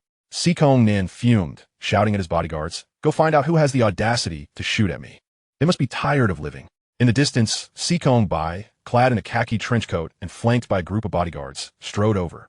Upon seeing Si Kongyao expressed his dissatisfaction. "Brother, why are you shooting at me from the shadows?" Si Kongyao, glancing at the colorful figure, raised the butt of his gun and knocked him unconscious. Chapter 83. You are a clever person. You know how to choose. He was too noisy. Keeping him around would only be a hindrance. Si Kongyao frowned, visibly displeased. After uttering that remark, a cold glint flashed in his eyes as he gestured for the bodyguards to take Si Kongyao away. With Si Kongyao gradually being led away, only the two of them remained at the scene. Zhong Liting, observing the events unfold, calmly inquired, "What exactly do you intend to do?" "I'm a good person, and all of this is to help you." "A good person? Helping him?" Zhong Liting scoffed, not bothering to conceal his scorn. How could this man brazenly utter such words? One could encounter all sorts of absurdities in life. After returning home, he sought trouble with him not once but twice. He would not believe that this person had no ill intentions. You need not harbor such animosity towards me. Si Kongyao approached a few steps closer and found a large rock to sit upon, as if preparing to share a drink. You mobilized such forces to bring me to this desolate place, and yet you asked me not to be hostile towards you? Have you not evolved beyond primitive society? I brought you here solely for a private conversation, free from interruptions. That is all. Had it not been for the bullet that shattered his phone, Zhong Liting might have believed him. But I have no desire to converse with you. It will be best for you to release me, for when Yao Yao arrives, you will be in trouble. Yao Yao. Si Kongyao chuckled lightly, addressing her rather affectionately. Zhong Liting understood that if Si Kongyao did not fully disclose his intentions, he would never be allowed to leave. Thus, he impatiently demanded, "What do you want?" To say it directly. No need for all this unnecessary fuss. Si Kongyao smiled faintly, unfazed by Zhong Liting's words. Instead, he replied in a calm and confident tone, "I merely wish to inform you of some truths that have been deliberately obscured, so you do not remain in the dark." Si Kongyao regarded the handsome young man standing in the sunlight before him. Recalling the photograph he had seen in Song Junyan's room, with a hint of nostalgia, he remarked, "Aside from this face that resembles Si Ting, you are devoid of any resemblance to him. Tell me, does Si Kongyao love Zhong Liting or Si Ting?" Before him, Si Ting radiated warmth, imbued with youthful exuberance and unrestrained spirit. In contrast, the former Si Ting exuded a chilling malevolence, and within his elegance lay a bloodthirsty coldness. Were it not for their identical visage, anyone would perceive them as entirely different individuals. What do you mean? Zhong Liting recalled fragmented memories from his childhood. He had indeed harbored doubts. Those incomplete recollections indicated that he had known Si Kongyao since childhood. Yet his clearest memories told him he was taken to the castle only after his mother's tragic accident in middle school. The familiar techniques he had used during their earlier fight, the instinctual familiarity when the gun fired, all gave rise to suspicion. He wished to remember more, but every time he tried, it felt as though someone were carving into his very bones with shards of glass. Si Kongyao seemed equally reticent about the past, unwilling to let anyone dwell on painful memories, never asking about them. Furthermore, one should live in the present. He was quite content with his current life and had no desire to relive past suffering. Yet, Si Kongyau's words implied that he should be called Si Ting. Si Kongyao's white moonlight was Zhong Liting, while he was merely an imposter. What a melodramatic tale of a substitute. Si Kongyao observed Zhong Liting, a hint of disdain flickering in his eyes. He knew Zhong Liting had fallen into the trap he had laid. Satisfied with Zhong Liting's reaction, he declared, "If you don't believe me, you can have someone investigate. Back in the day, Si Kongyao and Zhong Liting had even set a wedding date." So what if they set a date? They never got married. Are you not a man? How can you remain indifferent to your woman having had a marriage agreement with another man? Si Kongyao suddenly found it difficult to comprehend the person before him. Was it not said that men feared being cuckolded the most? I am undoubtedly a man. Do not presume everyone shares your peculiar tastes. Why would a good man choose to act like a woman? Si Kongyao lamented his misfortunes and expressed his ire at his complacency, pointing at him with palpable anguish. Look at your present state. What have you become? Where is the glorious figure who once swept across the eastern and western states? Power is the elixir that preserves a man's youth. Do you not yearn to reclaim all that is rightfully yours? Once you ascend to the lordship of the eastern and western states, women like Si Kongyao will be at your beck and call. Oh, Zhong Liting replied dismissively. Are you finished? Si Kongyao, realizing he was merely speaking to a wall, responded with a hint of frustration. Are you not even a little moved? Not in the slightest. I am utterly disinterested, Zhong Liting retorted. In your current cowardly state, you are akin to fish on a chopping block, awaiting slaughter. Si Kongyao chuckled softly, continuing, It's laughable that he expended $1 million to purchase your life. Who? Do I know them? The once feared lord of the eastern and western states had now fallen to such mediocrity. It was indeed a grand farce. One could only imagine the thoughts of those loyal subordinates who had vowed to follow him to the death. Si Kongyao, seemingly unsatisfied, added another jab. You, my dear friend, are but a joke. Is this why you instigated Si Kongyao to capture me? Had I sent someone to apprehend you, Si Kongyao would surely have been on high alert. Everything I do is for a mutual benefit. Zhong Liting remained silent. He was well aware of Si Kongyao's intense wariness towards Si Kongyao. So what will it be? Will you reflect on this? Si Kongyao press. You have gone to great lengths to share this with me, merely hoping I would reclaim the eastern and western states? Zhong Liting did not believe in the notion of free lunches. Aside from his parents and loved ones, no one truly wished for his well-being. I certainly have my own interests at heart. It is of no consequence to share that with you, Si Kongyao replied, adjusting his sleeves with a composed demeanor. Once you clarify everything, you will undoubtedly fall out with Si Kongyao. With your capabilities, dealing with her is trivial, whether it leads to life or death. It will be mutually destructive. At that point, I can effortlessly become the next president of the nation. It's a win-win situation you cannot afford to reject. And what if I refuse to engage? Si Kongyao laughed as if he had heard a jest. This game is not one you can simply opt out of. From a moment he spent money to purchase your life, you are already ensnared in the chessboard. If you do not resist, prepare to be slaughtered. To live or to perish, you are a wise man and know how to choose. Chapter 84. Just a substitute. Is it worth it? Zhong Liting remained silent, standing still in contemplation. His eyes conveyed a sense of confusion and helplessness, while one foot began to fidget restlessly, kicking at the small stones on the ground, as if seeking relief from his inner turmoil. At that moment, a bodyguard hurried over, casting a quick glance at Zhong Liting before lowering his voice. He leaned close to Si Kongyau's ear and whispered a few words.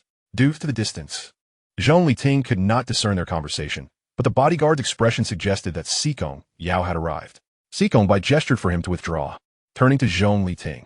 Has Si Kongyao planted surveillance on you? How could she arrive so swiftly? Without waiting for Zhong Liting's reaction, he boarded the helicopter and ascended into the sky. Si Kongyao, groggy and bewildered, rubbed the bump on his head and muttered, "How did I faint?" In the distance, a convoy of off-road vehicles approached, stirring up clouds of dust. Si Kongyao, donned in a sleek black turtleneck coat that accentuated her slender waist and tall stature, strode forward with military boots laced tightly, exuding an aura of decisiveness. She approached Zhong Liting, stopping before him with an expression of genuine concern, appraising him from head to toe to ensure his safety. Zhong Liting looked at the beautiful woman before him, feeling a wave of warmth and emotion. "I'm fine. No need to worry," he reassured softly. However, Si Kongyao seemed unconvinced, pressing further. "Are you truly unhurt?" Her tone revealed an undercurrent of anxiety. Zhong Liting met her gaze, sensing her sincerity, and softened his voice. "I assure you, I'm well." He then inquired, "What took you so long to arrive?"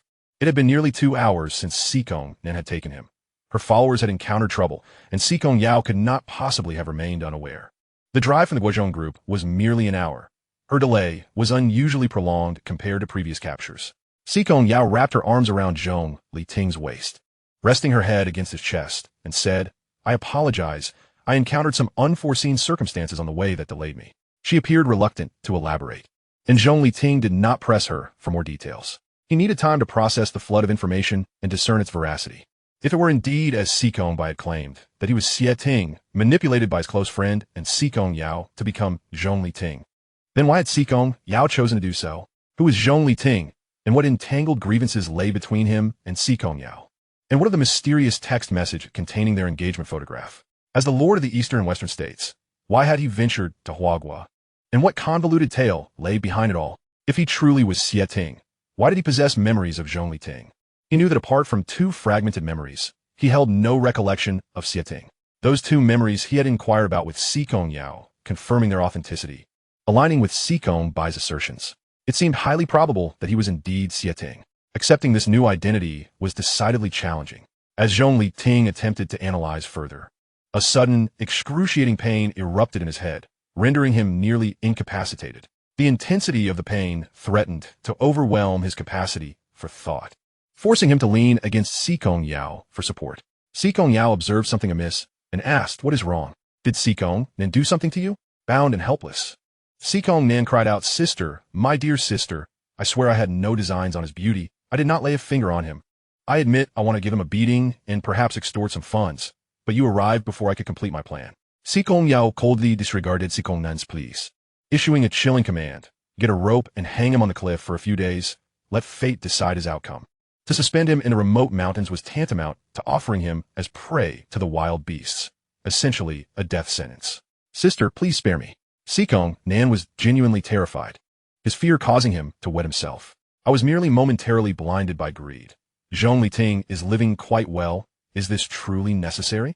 Is it too late to plead for mercy now? When you took him away, you should have anticipated the consequences." Si Kongyau's eyes were icy as she watched the man rolling on the ground, begging for mercy, devoid of any sympathy for Zhong Liting. "But father and Baigu told me he was merely a substitute you raised. If the substitute dies, can't you just find another?" Si Kongyao, oblivious to his impending doom, continued to cry out, "We share blood. We are kin." He had followed Si Kongyao and Si Kongyao to the study out of curiosity, eavesdropping on their secretive conversation. This had emboldened him to capture Zhong Liting and attempt extortion, but that very admission sealed his fate. "If you wish to join them, I shall grant your wish." Si Kongyao's countenance remained frigid as she prepared to cast him into the abyss. Several bodyguards seized him and hurled him over the cliff. This mountain, the highest in the outskirts of the capital, would likely lead to a grim fate if thrown from its height, with nightfall upon them and wolves prowling. It would not be long before his remains were devoured. Zhong Liting remained silent, quietly observing Si Kongyao as she engaged in her frantic actions. "Tinger, do not believe his words. You have never been anyone's substitute. The person I've always cherished, the one I love, is solely you. Please trust me." Si Kongyao implored, her eyes brimming with panic and unease, her voice trembling as if fear gripped her heart. Zhong Liting listened intently, his heart swelling with a tumult of emotions. He had never witnessed such vulnerability in Si Kongyao, the once proud and self-assured individual who now appeared so humbled. A pang of sorrow pierced through him. What could have transpired in the past to render the audacious Si Kongyao so reticent? They are all spouting nonsense. How can they possibly understand my suffering and helplessness when they have not walked the path I have trodden? Si Kongyao continued, her tone laden with profound guilt and regret. Her beautiful fox-like eyes shimmered with unshed tears, as if they were on the verge of spilling over. Zhong Liting gazed silently at Si Kongyao, his heart consumed by an ineffable emotion. Si Kongyao took a deep breath, striving to steady her tumultuous feelings. She lifted her gaze, her eyes filled with a desperate plea as they met Zhong Liting's, revealing boundless sorrow and despair. Her voice, low and hoarse, pleaded, "Please do not leave me.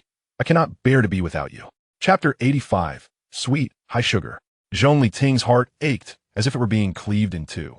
He reached out a hand to gently caress Si Kongyao's cheek, sensing her warmth and breath.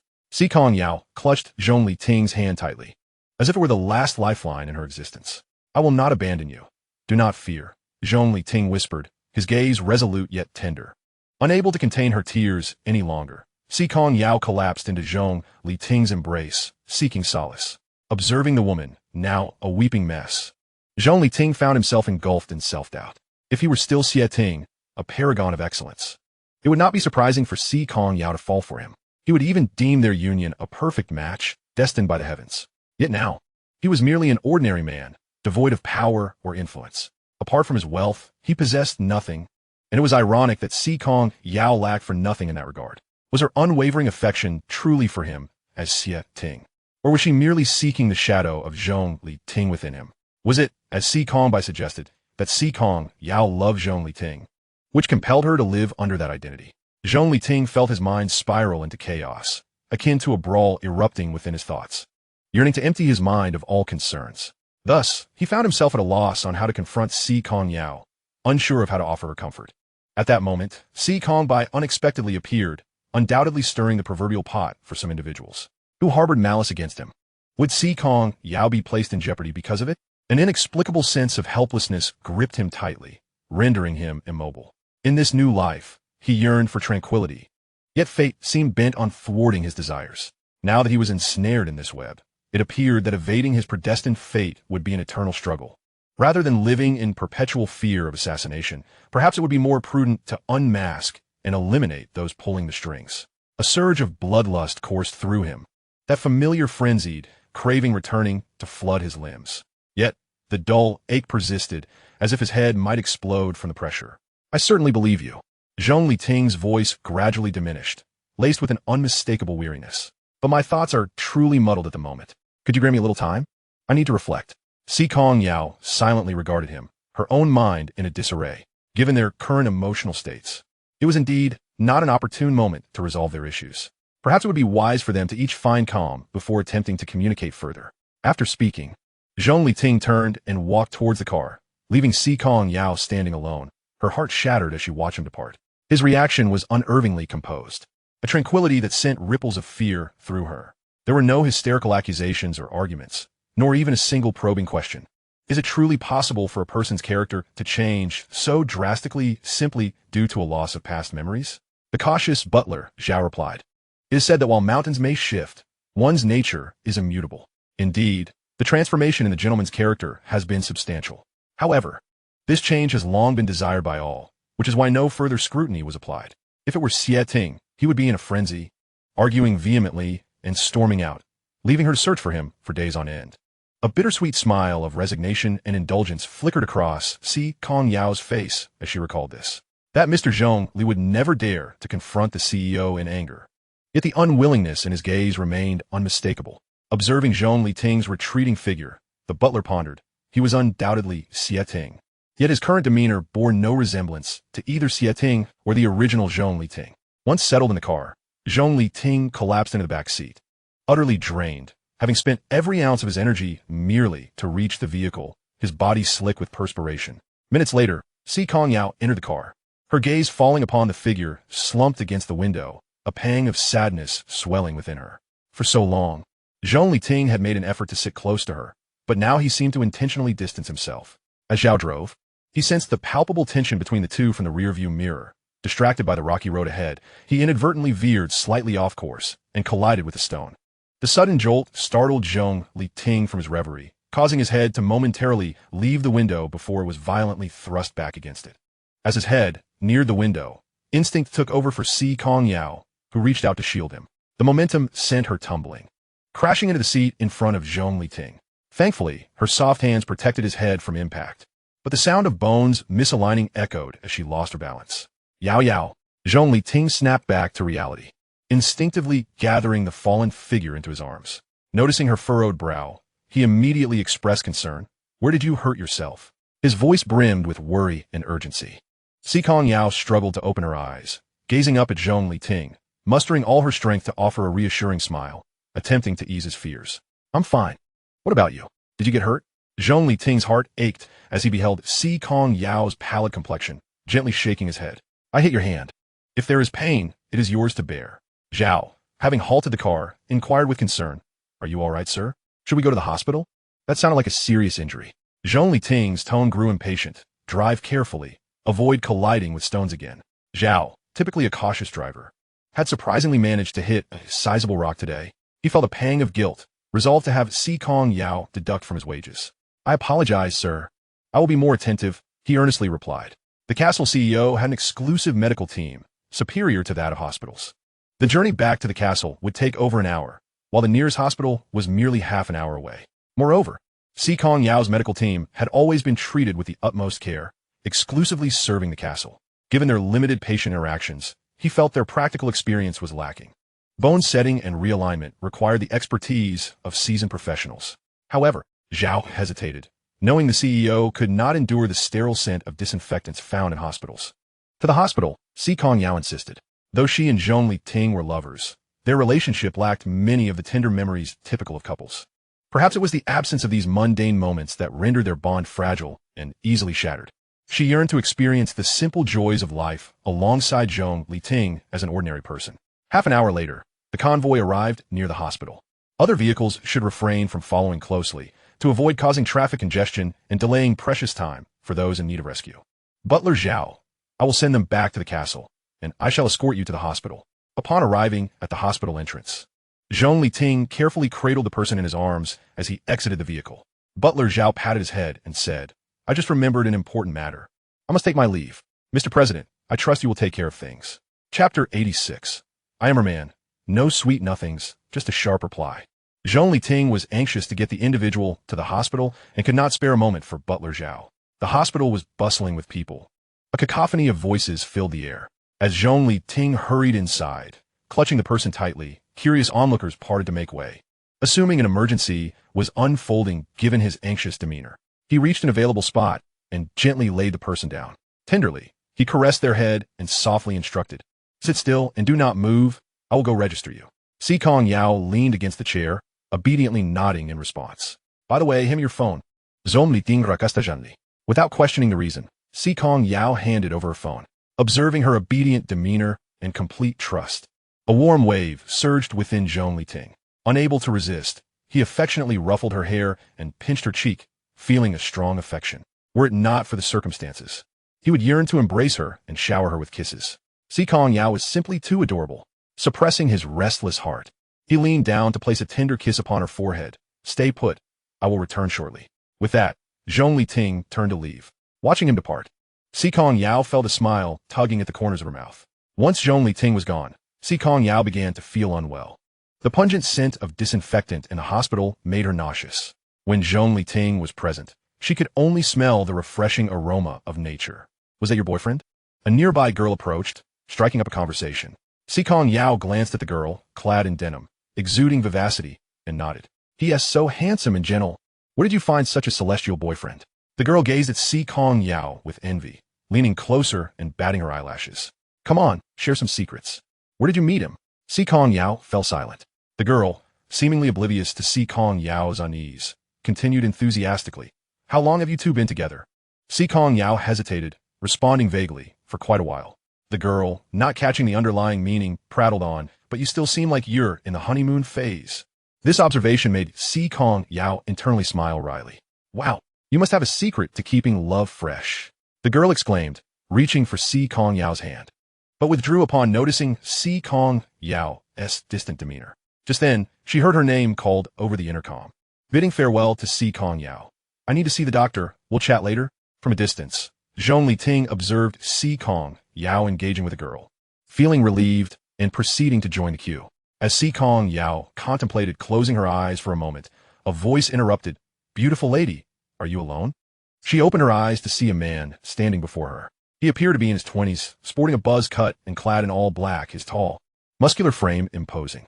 A thick gold chain adorned his neck, and a Paisho bracelet graced his left wrist, tattoos covering his arms, exuding an aura of intimidation.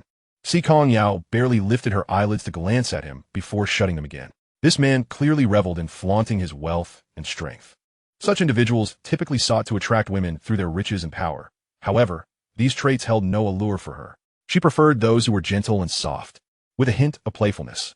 Perhaps for the first time, being so blatantly disregarded piqued the man's interest. He teased, how about being my woman?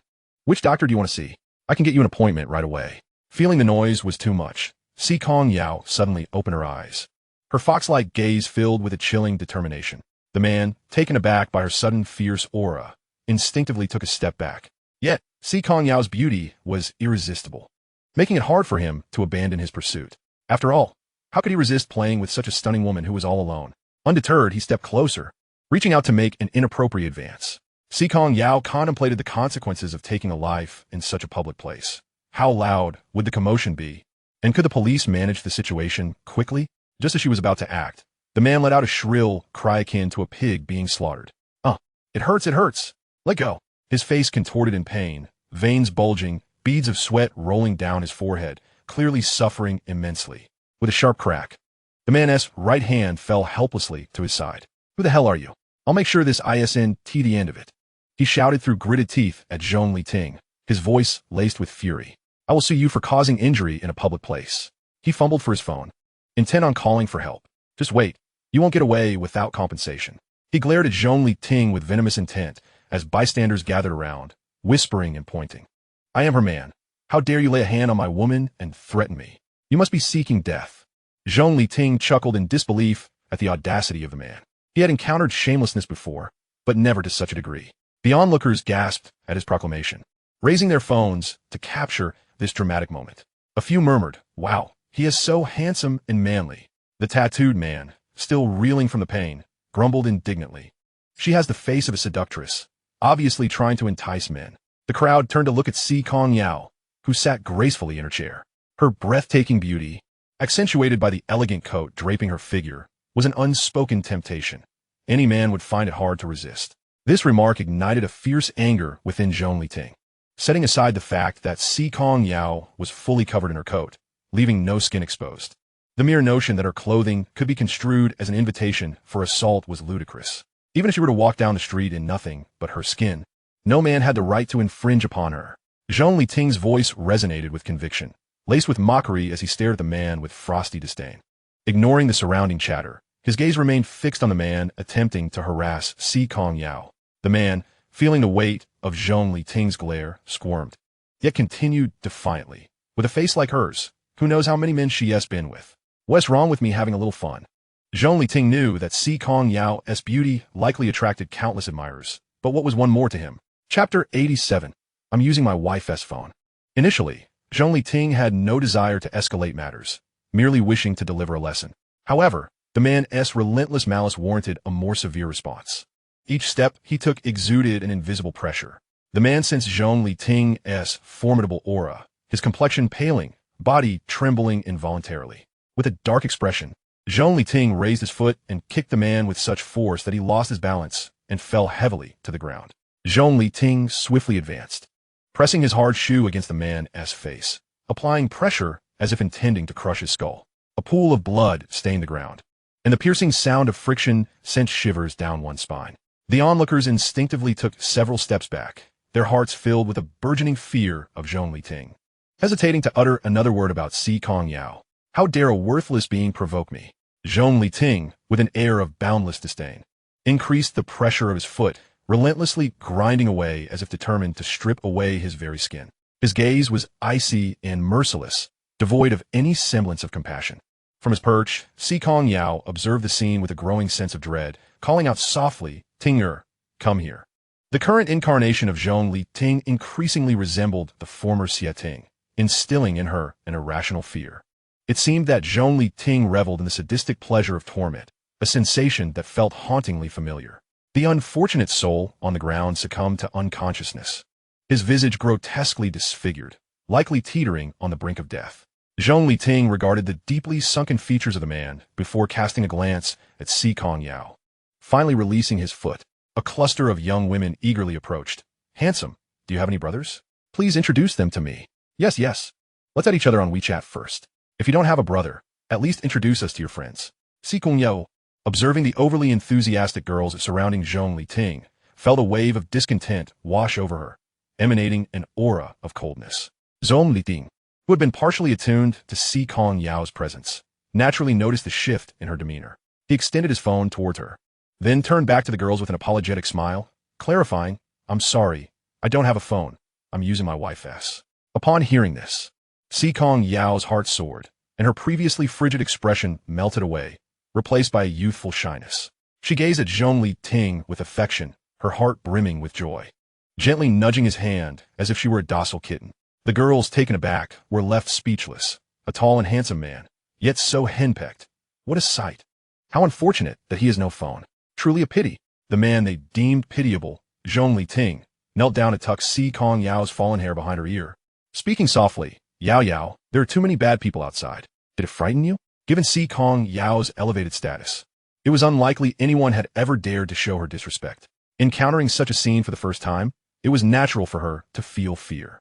In the distance, Wen Shu Mo and Wen Shu Hua exchanged glances, both rendered speechless. What kind of mindset must a man possess to utter such words that evoke universal outrage? Even the coffins of Si Kong Tu and Si Kong Nen could hardly contain their wrath. Moreover, was it not Zhong Liting himself who had just exhibited such brutal violence? Si Kongyao wrapped her arms around him, inhaling deeply to dispel the tempest of rage within her. A little, the group of girls exchanged looks of envy, pondering, which noble family's little princess is this? So innocently sheltered? How enviable. Come, I'll carry you to see the doctor. Zhong Liting lifted her and began to leave. A gang of youths rushed forward, blocking their path. "Coward! If you're a man, don't run. You've beaten his older brother, and now want to escape? Where's the fairness in that? Heaven has a path, yet you choose to tread in hell." Zhong Liting, with calculated precision, delivered a kick that sent one of them flying, crashing onto a stainless steel chair, knocking out several teeth. The resounding thuds of heavy impacts echoed painfully in the air. The group, initially intent on teaching Zhong Liting a lesson through sheer numbers, was caught off guard as they were effortlessly dispatched to the ground, grimacing in agony. Once Zhong Liting and Si Kongyao departed, Wen Shu Mo and Wen Shu Hua finally arrived, swiftly hauling away the fallen individuals. Should they feed them to wolves or sharks? It truly was a headache. In the treatment room, Zhong Liting placed the man on a chair and detailed the situation to the doctor. The doctor, young and handsome, glanced at Si Kongyao with a fleeting look of astonishment before expertly concealing it. While filling out the medical record, he inquired, "Married or unmarried?" "Unmarried." Zhong Liting rapidly. The doctor approached, reaching out to examine Si Kongyao's neck, but was intercepted by Zhong Liting. A frown crossed Zhong Liting's face. His eyes filled with wariness. "I merely wish to assess her injury. There is no need for alarm," the doctor explained. Yet, Zhong Liting remained resolute in blocking the doctor's hand. For reasons unknown, an unsettling discomfort churned within him. a sense of unease that he had never experienced during previous consultations with Jason for Si Kongyao. Could it be the events of the day that had rendered his nerves unusually sensitive? Please cooperate. I need to press and see where she is injured on her neck. Si Kongyao turned away, coldly stating, "Get a female doctor. I don't like you." Observing the awkward situation, a female doctor stepped forward. "Dr. Zhong, I'll attend to this patient." "That's fine," Zhong replied, handing a form to Zhong Liting. "Your girlfriend's condition seems somewhat severe. I estimate she will need to be hospitalized for a few days." Zhong Liting accepted the form in silence, awaiting the female doctor's examination. The doctor expertly realigned the misaligned bones, preparing to fit Si Kongyao with a neck brace, but she stubbornly refused, casting a pleading glance at Zhong Liting for assistance. Yao, please listen to the doctor," he urged. "It's too ugly," she countered. "If I had known I would have to wear such an eyesore, I wouldn't have come to the hospital. The medical team at the castle would never dare make me wear something so hideous." Zhong Liting took the neck brace from the doctor's hands. "Teach me how to put it on her." Si Kongyao remained defiant. "Wife is the most obedient. She won't make me look foolish, right?" Si Kongyao glanced at the group, realizing that she should not make it difficult for him, as a man's pride often outweighs all else. Zhong Liting successfully secured the brace, inquiring, "How many days will she need to stay in the hospital?" Zhong, after assessing the situation, replied, 3 days of observation. If all goes well, she can return home after that. Chapter 88. It's great to have a wife to shield you. In a luxurious VIP ward on the top floor of the hospital, Si Kongyao lay in bed while Zhong Liting sat beside her, peeling an apple. "Do you need me to help you with a leave of absence from school?" he asked. "No need. I've already informed my counselor." Zhong Liting handed her the apple, cut into small pieces. "With a wife to look out for me, taking a leave is a breeze. It is well known that the leave of absence policy at Jing University is notoriously strict. Yet when he called, the counselor had even inquired if 3 days would suffice. How considerate." Zhong Liting smiled with pride and happiness, completely forgetting Si Kongy's earlier words. He silently reveled in his serendipity, wondering how it was that Si Kongyao had come to fall for him, especially considering how well she treated him. Had he perhaps saved the galaxy in a past life? As these thoughts flooded his mind, a wave of sweetness washed over him, and an involuntary smile graced his lips. In the old residence of the Si Kong family, young Master Nan was no longer present. The old housekeeper wore a grave expression, his voice choked with emotion. "Sir, we have dispatched several teams to search the mountainside, yet we have found no trace of young Master. All we discovered were his clothes, torn to shreds, and his phone, shattered to pieces." As he spoke, the old housekeeper handed a plastic bag containing the broken phone to Si Kongyao. Trembling, Si Kongyao accepted the bag, and upon seeing the phone reduced to glass shards, tears streamed down his face uncontrollably. Si Kongyao had been his dearest child. How could fate have dealt such a cruel blow? All of this misfortune stemmed from that ungrateful girl. How could she be so heartless? Si Kongyang's heart swelled with grief and fury, vowing to make that ungrateful girl pay dearly. How had he ever gotten entangled with her? Young Master Nan had orchestrated the abduction of Zhong Liting, only to be cast down the cliff to be fed to wolves. How dare that ungrateful girl sacrifice both of his sons for the sake of a man? Si Kongyang's fury ignited, his anger causing his hair to bristle as he unleashed a torrent of invective. Veins bulged on his forehead, and his eyes burned with a fiery intensity, as if he were about to breathe flames. Trembling, he swept his hands violently, sending the vase atop the table crashing to the ground. With a sharp, crystalline shatter, the vase shattered into myriad fragments, scattering in all directions, dialing the Zhou family. He recalled that their company's newly developed ZY model chip had begun to infiltrate the market. Was the master intending for the Zhou family to cease their supply to the Guozhong group? A faint smirk curled at the corners of Si Kongyang's mouth, revealing a sense of triumphant satisfaction. This time, he was eager to witness the outcome of this contest. In recent months, the international landscape had grown increasingly fraught, with foreign entities imposing restrictions on chip exports. Consequently, Guozhong's demand for chips had to pivot significantly towards the domestic market, where Zhou's microchips stood as a paragon of the industry. Should the supply be severed, he was keen to see just how long Si Kongyao could persist. Upon connecting the call, Si Kongyao, unusually deferential, offered a brief greeting. Zhou, irritable, answered the call with a barrage of complaints. "You spoke of purchasing land, and I heeded your advice, yet they have freely bestowed the Dongjiao land upon Si Kongyao." Investigations revealed that the puppeteer behind the scenes was none other than Zhong Liting, meaning they were unwittingly nourishing their own adversaries with their own lifeblood. Si Kongyao distanced the phone from his ear, forcing himself to endure the tirade from the other end. Once Zhou had vented his frustrations, he inquired, "What now?" Severing the chip supply chain to Guizhong Group posed a dilemma. After all, it said that a skilled cook cannot prepare a meal without rice. He was curious to see how Si Kongyao would navigate this predicament. "You say to cut it off just like that?" Zhou erupted in fury. "Guizhong's annual trade volume is in the tens of millions. If I abruptly sever ties, how will I pay my employees? Furthermore, we are bound by a contract for several years, with half a year remaining until expiration. To unilaterally terminate the supply chain would incur substantial penalties for breach of contract.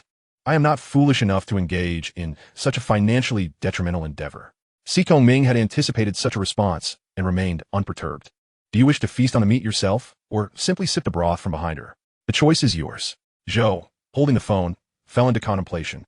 In the years before Si Kongyao's return, his rapport with Si Kongyao had been relatively amicable, yielding a profit margin of 5%. However, since Si Kongyao's reappearance, not only had product demands tightened, but prices had also been driven down, leaving him with a mere 3% profit margin.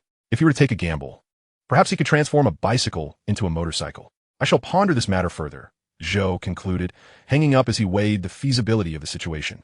Lin, observing the unfolding drama, felt a twinge of anxiety. Lowering his voice, he remarked to Zhou, "Sir, I suspect Si Kongyao wishes to wield you as a tool in his machinations." Zhou furrowed his brow, a flicker of displeasure crossing his gaze. Yet he maintained his composure without immediate response. Lin continued, "Sir, consider this. Si Kongyao has recently lost 2 sons, a blow that must weigh heavily upon him. By all accounts, he should act to safeguard his interests and reputation. However, should we fall into his trap, we might find ourselves embroiled in unnecessary troubles." Zhou rubbed the rim of his teacup, seemingly deep in thought. Lin's insights resonated. Making the right decision was crucial. After a moment of contemplation, Zhou spoke. "We must exercise caution. We cannot allow ourselves to be led by the nose. We must weigh the pros and cons, seeking a solution that satisfies Si Kongyang's demands without compromising our own interests." "So shall we breach the contract?" Lin queried. "We cannot be so reckless, but we can increase our prices." Zhou sipped his tea, noting that the current market favored sellers, allowing for a price hike. "Let Si Kongyao take it or leave it. This way, we do not technically breach the contract." Lin closed his notebook and gave a thumbs up. "Brilliant. I shall set this in motion immediately." Meanwhile, an urgent notification was dispatched by the hospital director, summoning all department heads, deputy chief physicians, and head nurses to an emergency meeting. Zhong Qingqian, serving as the deputy chief physician of orthopedics, promptly arrived at the meeting room. With the director yet to arrive, the attendees gathered in small clusters, gossiping. "Do you know why we are convening today?" The head nurse partially covered her mouth, revealing that a couple had assaulted a gang of thugs at the hospital yesterday. "I heard that a tattooed man provoked his wife, and in a fit of rage, he nearly beat him to death. I happened to be in the lobby. He was left with barely a breath, and they dragged him into a car.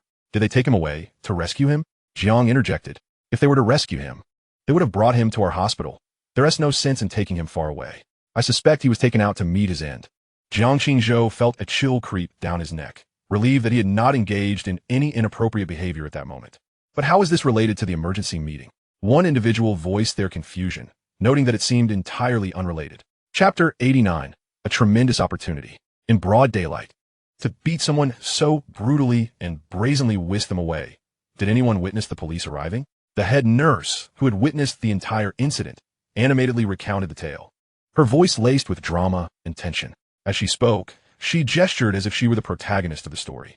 The audience murmured among themselves, captivated by the unfolding narrative. Sensing their intrigue, the head nurse felt a surge of satisfaction. "They have a strong background, don't they?" she queried. "Clever," she remarked, glancing at Zhong Qingzhou. "You are her attending physician. Surely you know her name?" "Si Kongyao, currently residing in our hospital's top-tier VIP treatment room." Zhang recalled the name on the treatment order. The president of Guizhong Group, Si Kongyao. Enlightenment dawned upon the gathered crowd, and they began to gossip. "Is she married? Is that her husband or boyfriend?" A female nurse inquired. Jiang Qingzhou felt a pang of discomfort, but replied nonetheless, "She is not married." "That is splendid news." Another male doctor exclaimed. "Such a splendid opportunity must not be missed." "Indeed, this is a monumental opportunity." Others chimed in, their faces alight with envy. "Dr. Jiang, you must seize this opportunity. Who knows, if she is pleased, she might shower you with gifts." "Yes, Dr. Jiang, you must grasp this rare chance to ascend." Another young female nurse joined in the chorus. Jiang Qingzhou listened to their words. aware that they were subtly suggesting he should leverage this opportunity to curry favor with Si Kongyao for greater benefits. Si Kongyao indeed embodied the ideal he admired. When she sat quietly beside Zhong Liting, she resembled an elegant orchid, cool, aloof, radiating an alluring aura. He remembered the faint scent of orchids that wafted from her hair as he approached her. That delicate fragrance was as captivating as she herself, refreshing and invigorating. Every smile and gesture exuded grace and poise, revealing an innate nobility. Such a beauty, unparalleled and independent, was truly irresistible. She has a boyfriend. I am merely her attending physician. Jiang Qingzhou collected his thoughts, adopting an expression of indifference. Do not weave fanciful connections. Dr. Jiang, you are the epitome of charm in our hospital, talented, handsome, and holding a doctorate. Such splendid qualifications. And she is unmarried. If you apply yourself, you might win the heart of a magnate. Just don't forget us. Exactly, broaden your horizons. Even if she marries, divorce is always an option. The lively chatter continued until the director, clad in a white coat, entered the meeting room. The midday gathering, encroaching upon their precious break time, was for a significant announcement. Yesterday afternoon, the president of Guozhong was admitted to our hospital, presenting an exceptional opportunity. Many of our medical devices and research projects rely on funding from Guozhong Group. Therefore, it is imperative that the entire hospital remains acutely aware and provides the utmost service. The department heads uniformly assured, rest assured, Dean, we will provide the highest quality of service. The head nurse proactively volunteered, we, the head nurses, will take turns serving. I guarantee there will be no mistakes. The dean expressed his satisfaction and turned to Jiang Qingzhou, advising, you are her attending physician. You must dedicate yourself wholeheartedly. Jiang Qingzhou rose, affirming, Dean, please rest assured, I will give my utmost effort. After the meeting, upon returning to his office, Jiang Qingzhou perused various fruit shops on Matewan via his phone. After browsing several stores, he found that a box of watermelon cost 20, and casually purchasing a few items would easily exceed 300, which was exorbitantly expensive. His monthly overtime pay barely amounted to 10,000 after accounting for living expenses, leaving him with only a modest surplus. Reluctant to miss out on a worthy investment, considering the immense wealth behind Si Kongyao, he gritted his teeth and spent over 300 on fruit, planning to personally deliver it when the takeout arrived. In the hospital room, Si Kongyao received news of the Zhou family's price increase, which was entirely expected. During his internship at Shengyao, he had collaborated with Gu Shuiying to develop a chip that should perform equally well as the one from the Zhou family. Zhong Liting finished replying to an email and sat down on the sofa beside the hospital bed. Si Kongyao patted the empty space beside her, saying, lie down here and keep me company. Zhong Liting glanced at the person with a neck brace and recalled the doctor's orders. No sudden movements. It would be impossible for him to lie down without moving. And, as a young man who had just tasted success, he believed he lacked the composure of someone like Lu Xiaohui. He fetched a chair and placed it beside the bed, gently squeezing her hand. You stay put. We wouldn't want both of us to be uncomfortable. Si Kongyao stared at the ceiling, her expression clearly displeased. How about I go to the National Institute for you? I could directly authorize the patent with Gu Shuiying for production, which would alleviate the pressure from the Zhou family. Si Kongyao was reluctant to part with him, but her current state was indeed unsuitable for a corporate appearance. All right, I'll have Shumo and Steward Zhao accompany you. Zhong Liting rose and walked to the door. As if recalling something, he turned back to the bed. Si Kongyao, watching him return, inquired, what is the matter? Zhong Liting leaned down, whispering near her lips, don't worry, I'll be back shortly. After finishing his duties for the day, Jiang Qingzhou changed out his white coat in the locker room. In an effort to leave a good impression on Si Kongyao, he took a special shower and donned his most favorite suit. He meticulously styled his hair in front of the mirror, ensuring everything was perfect before carrying the fruit to the top floor. On the way, the head nurse stifled a laugh. Dr. Jiang, you look quite dashing. Go for it. We believe in you. Jiang Qingzhou felt a bit shy, clearing his throat to mask his embarrassment. I'm just going to check on her condition. The dean instructed me to be attentive. On behalf of the hospital, I'd like to thank Dr. Jiang for his dedication, the head nurse said with a knowing look, seizing the moment as her boyfriend had just stepped out. Go for it. Jiang Qingzhou felt a surge of joy, thinking even fate was on his side. Si Kongyao, mistaking his arrival for Zhong Liting, felt delighted. Come in quickly. Although Zhong Liting had only just left a few hours prior, she already missed him dearly. Hearing her cheerful voice inside, Jiang Qingzhou felt buoyed, thinking, this is a promising start. He gently opened the door, asking, how is your condition today? Si Kongyao, disapproving of the hospital gown's appearance, wore the silk loungewear that Shumo had gifted her. The silk fabric, soft and smooth to the touch, lent her an air of classical elegance. Her naturally rosy lips and casually draped hair added a touch of effortless beauty, making her resemble a blooming orchid, exuding a delicate fragrance. For a moment, Zhong Qingqian found himself momentarily entranced. Yet, as soon as she saw him, Si Kongyao's smile vanished, replaced by a chilling coldness. After placing the fruit on the bedside table, Zhong Qingqian sat down, his heart racing uncontrollably. He struggled to maintain his composure, yet a trace of anxiety betrayed him. Taking a deep breath, he casually inquired, "Where's your boyfriend? Why isn't he here with you? It would be inconvenient if you need assistance." As he spoke, his gaze remained fixed on Si Kongyao, hoping to glean some insight from her expression and reactions while trying not to appear too obvious, lest he provoke her suspicion or disdain. "I sent him out to handle some matters." "Oh." Zhong Qingqian opened the plastic bag and retrieved the prepared fruit. He thoughtfully inserted a fruit fork into a piece of cantaloupe before offering it to her. Si Kongyao, however, did not accept it. "Don't you like cantaloupe?" he asked, replacing it with a box of sunlight rose grapes, his tone laced with a hint of supplication. "I just washed these. They're definitely clean." Si Kongyao remained silent, her fox-like eyes radiating a cold detachment. Zhong Qingqian seemed unfazed by the awkwardness, continuing to speak. "About what happened earlier, it seems your boyfriend has some misunderstandings about me." Noticing her lack of response, he pressed on, "I'd like to clarify things with you." With an indifferent gaze fixed on him, Si Kongyao calmly replied, "There's nothing to clarify." Zhong Qingqian felt a bit embarrassed. "Oh, is that so? I'm glad there's no misunderstanding." In her eyes, he was no different from a bag of trash, both equally capable of holding much. Who gave him the audacity to criticize the one she cherished right in front of her? Si Kongyao scoffed, mercilessly tearing away Zhong Qingqian's facade, a glimmer of disdain flashing in her eyes. His face flushed with embarrassment. No one had ever been so bluntly mocking towards him. Yet, it was this provocation that ignited a fervent desire to conquer within him, his gaze filled with a defiant light. Perhaps it was human nature to be drawn to challenges. Throughout his life, he had been accustomed to admiration due to his academic excellence and striking looks, leaving him uninterested in most women. This was the first time he encountered someone as fierce as Si Kongyao, akin to a fiery shot of liquor that only heightened his intoxication. From our perspective as doctors, there is no distinction between genders. Your boyfriend seems easily agitated. He looks younger than you. It must be exhausting to be with him. Zhong Qingqian composed himself, continuing to justify himself while taking a jab at Zhong Liting. Unexpectedly, Si Kongyao did not retaliate with equal sharpness. Instead, a smile graced her face. Indeed, seeing her align with his words, Zhong Qingqian felt a surge of hope. Before he could speak, Si Kongyao added, "In bed, we are both exhausted yet joyful." Zhong Qingqian almost choked, responding with a completely unrelated comment. "With your excellence, I wonder what kind of man deserves you." Just then, Zhong Liting returned, overhearing this exchange. "A man capable of being so teasing? A TR competition, is it? I must see who truly is the more skilled." Si Kongyao extended her hand towards Zhong Liting, playfully saying, "Darling, hug me." Zhong Qingqian, noticing Zhong Liting's arrival, quickly stood up, offering him the chair beside the bed. However, Zhong Liting bypassed the chair entirely, sitting directly on the bed's edge, effectively placing a barrier between Zhong Qingqian and Si Kongyao.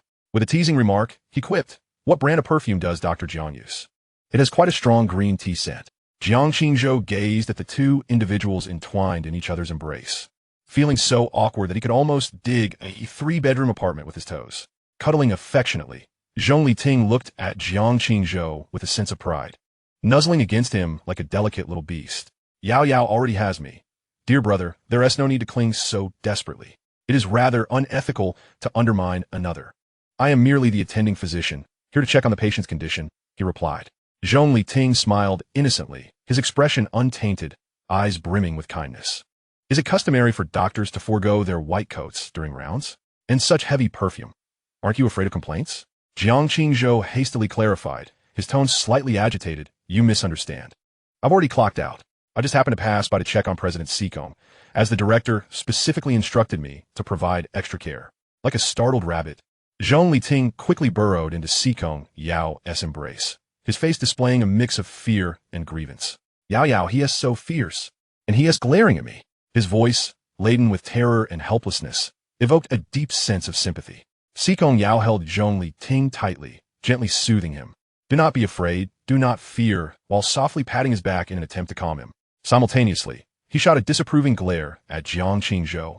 his eyes revealing unmistakable dissatisfaction and reproach.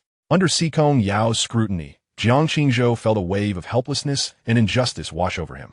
He had done nothing wrong. His tone had merely been a bit hasty due to his anxiety.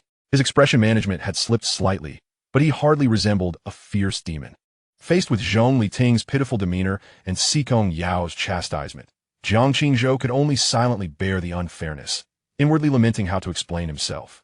"You've misunderstood. I was just a tad anxious." Zhong Qingqian stammered, his explanations becoming increasingly disordered. Zhong Liting, looking utterly forlorn, nestled in his embrace. "Yao Yao. Please do not blame Dr. Jiang. He certainly did not mean it. It's all my fault." With his fair skin and striking features, he displayed an appearance so woefully endearing that it did not seem effeminate, but rather evoked a sense of cherishing. One could not help but admit he was quite the performer, as if the essence of tea had seeped into his very bones. "Please do rest well, and eat plenty of fruit." Zhang Qingqian made a hasty retreat from the ward. "Yao Yao said she does not like you, so do not come again." He turned to look at Si Kongyao, "Right, sister?" Si Kongyao gazed at the person before her, an entirely different being, her eyes swirling with an indescribable longing. Remaining silent for a prolonged moment, Zhong Liting pouted. "Is it that my little puppy charm is worn thin on you, sister? Surely I must be too dull, which is why you sought out other brothers." After a pause, a flicker of panic crossed his eyes. "Does my sister now fancy Dr. Jiang's uniform allure? I might just change my major tomorrow." "Be quiet," Si Kongyao interjected, and Zhong Liting obediently covered his mouth, refraining from further speech. With a look of grievance, he fixed his moist eyes on Si Kongyao, exuding a pitiable charm. "Come here, kiss me." Chapter 91. Yao Yao, you cannot be like this. Zhong Liting obediently climbed onto the bed, carefully resting his head beside the one lying there. He gazed intently at the other, his eyes radiating a tenderness that could almost weep. Si Kongyao's lips were equally exquisite, rivaling her breathtaking visage. The contours of her lips were graceful, the peaks delicately defined. The lower lip full, its upwards curve perfectly proportioned. Any excess would be too bold, while any less would be too faint. The slight upturn of her mouth bore an elusive smile, captivating all who beheld it. Today, Si Kongyao wore no makeup, her lip color naturally soft and sweet, vibrant and alluring, reminding one of the peach blossoms blooming in March. The delicate peach hue appeared remarkably luscious, irresistibly so. Zhong Liting endeavored to suppress his excitement, yet his body betrayed him. His heart raced, breath quickened, and he unconsciously swallowed hard. His hands began to fidget nervously, as if seeking to alleviate the tension within. He and Si Kongyao had shared many kisses, yet this occasion filled him with unparalleled exhilaration and anticipation. Perhaps it was the uniqueness of their surroundings, the scent of antiseptic permeating the hospital, that rendered everything particularly thrilling. Or perhaps it was due to the deepening of his feelings for Si Kongyao, as every interaction with her brought forth new sensations. Zhong Liting cautiously leaned in, their lips meeting in a tender, lingering caress. As if cherishing a rare treasure, he approached with reverence, akin to a devoted acolyte kneeling in worship. Such feather-light caresses were insufficient for Si Kongyao, who, with mild dissatisfaction, gently nibbled on his lips. "Yao Yao, you cannot be like this." Zhong Liting's eyes brimmed with helplessness and affection. Si Kongyao blinked, a hint of confusion crossing her face, as though she could not comprehend his words. Her clear eyes sparkled like two transparent jewels, radiating an innocent light. "What I not do?" she teased, playfully curling her finger, taking delight in his flustered state. Zhong Liting, bemused by her provocation, could not help but feel a sense of exasperation. "Are you truly unaware of what you hold in your hands?" Si Kongyao, emboldened, pouted and leaned closer, almost pressing herself against him. "Yao Yao, the silk nightgown she wore was extraordinarily thin, sending electric shivers through him as they brushed together. Do not be excessive." Zhong Liting gently pushed her away, though he felt a pang of reluctance, his hand lingering on her waist. The slight distance brought forth an expression of grievance and longing in Si Kongyao's gaze. Every detail of her was exquisite, her subtle expressions enough to enchant, captivating without effort. Strangely, she seemed oblivious to her own allure. Her heartfelt gaze, paired with those innocent, large eyes, was simply irresistible. Yao Zhong Liting could no longer remain still, a restless energy bubbling within him. Si Kongyao noticed his shift, a playful smile gracing her lips. Though her tone was inquisitive, there was a certainty in her belief regarding his next move. Suppressing his restless heart, Zhong Liting took a deep breath, mustering his courage. "If you keep looking at me like that, I will kiss you forcefully." Si Kongyao felt as though she had struck a soft cushion after all her efforts. The outcome was merely a forceful kiss? Is that all? Zhong Liting, puzzled, responded, "What else did you expect? Did you think I would bind you and wield a whip?" The reality was simply a kiss, proving that he was still the same childlike Xieting from before. Even when furious, the former Xieting would never dare to harm her. Biting her lip in a fit of frustration had been the most extreme act he had committed. Yet, even in such moments, he would weep and plead for her forgiveness. Each time he stormed off, he would return, meekly seeking her out, confessing his wrongs. Despite having emerged from a tempestuous existence, he appeared as a vulnerable child lacking security in her presence. Xieting's love was pure and fervent, devoid of any impurities, unable to tolerate even the slightest flaw. She could assure herself that this part of her heart belonged solely to Xieting. Yet her life could not be limited to love alone. Occupying her position, there lay an insurmountable burden of unspoken anguish.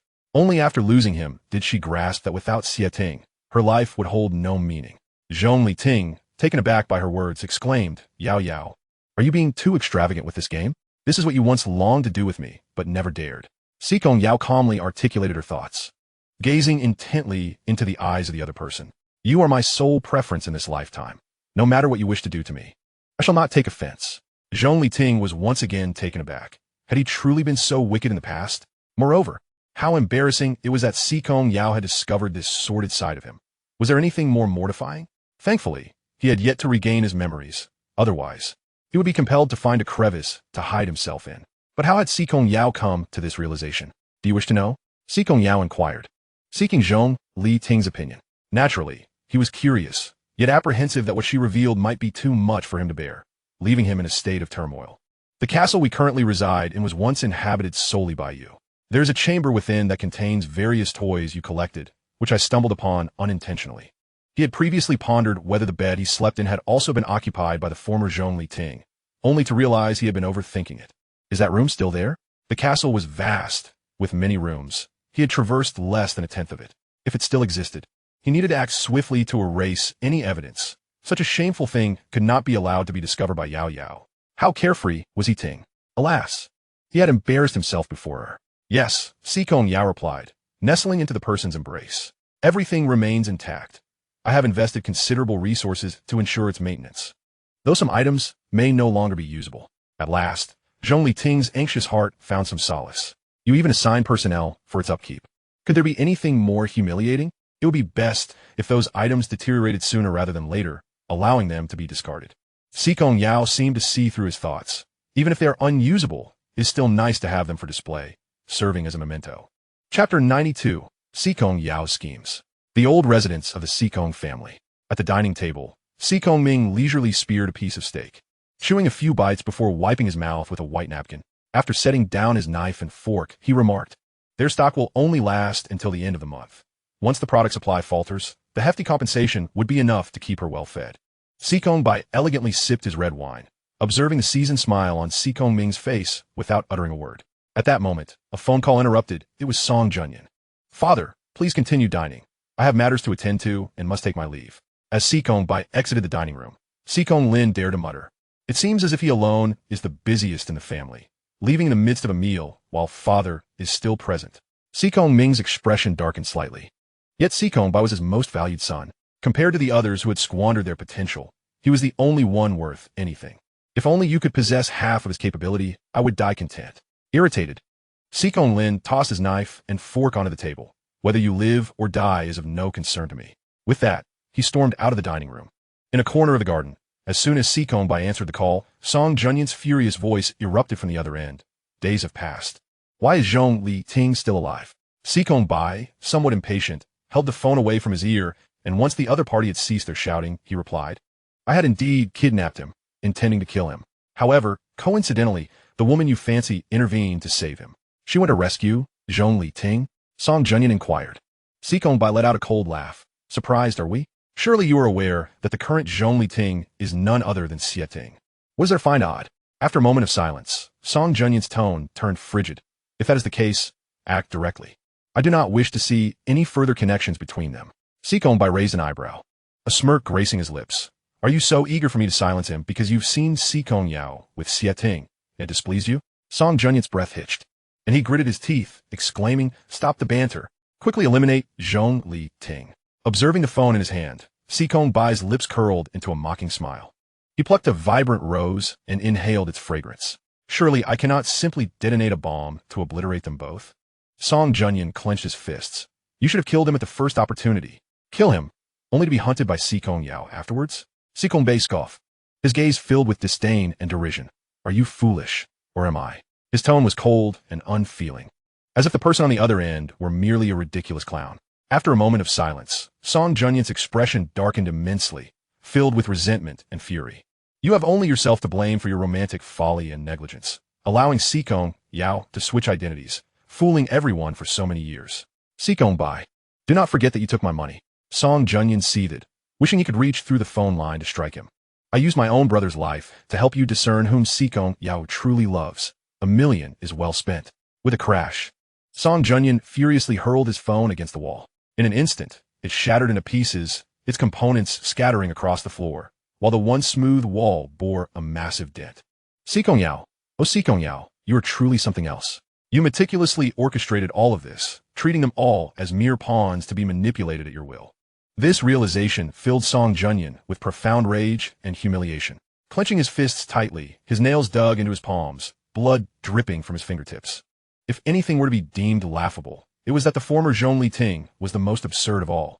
He had sacrificed his mother's life to draw near to Si Kongyao, believing that acquiring her love would lead to vengeance, only to discover it was an utterly elaborate ruse. Si Kongyao had long since seen through his intentions and had seamlessly played along, presenting a poignant performance that deceived everyone. In truth, he was merely a target designed to attract all manner of assassination attempts, safeguarding the Xieting she had carefully concealed. Song Junyan bitterly laughed, lamenting how he had remained entranced by Si Kongyao's words of admiration for his ambition all these years. Only now did he awaken to the truth. Si Kongyao's collaboration with him, assisting him in becoming the lord of the East and West states, was merely a matter of convenience, not genuine appreciation. To facilitate her smooth return to the country, Xieting had already become an outcast among allies. Returning to the East and West states would be akin to walking into a den of wolves, and it was far more expedient to clip his wings, keeping him confined at her side. Observing her allow Xieting to drink that glass of water without intervention was also to ensure that he severed ties with the past and began anew. In this light, Xieting's leap into the Pacific had indeed been a rescue by Si Kongyao. Furthermore, she had seamlessly given him a new identity, leading everyone to believe that Xieting had perished, successfully deceiving all. Si Kongyao had kept him hidden, which is why no one in Hua country had encountered Xieting. Suddenly, a figure named Zhong Liting appeared, identical in memory to the original, and everyone assumed that Si Kongyao was deeply in love, employing certain methods to find a perfect substitute. Truly, she had played everyone like a finely tuned instrument.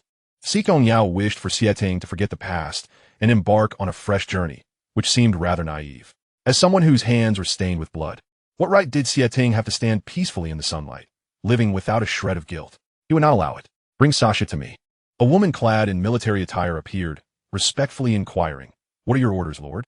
Si Kongyao handed her a photograph. "At all costs, eliminate this individual." Sasha glanced at the photo, her gaze momentarily pausing. "Understood. You shall depart tomorrow. First, find a way to approach him." Si Kongyao handed her an enrollment application form, stating, "Jing University has a partnership with us.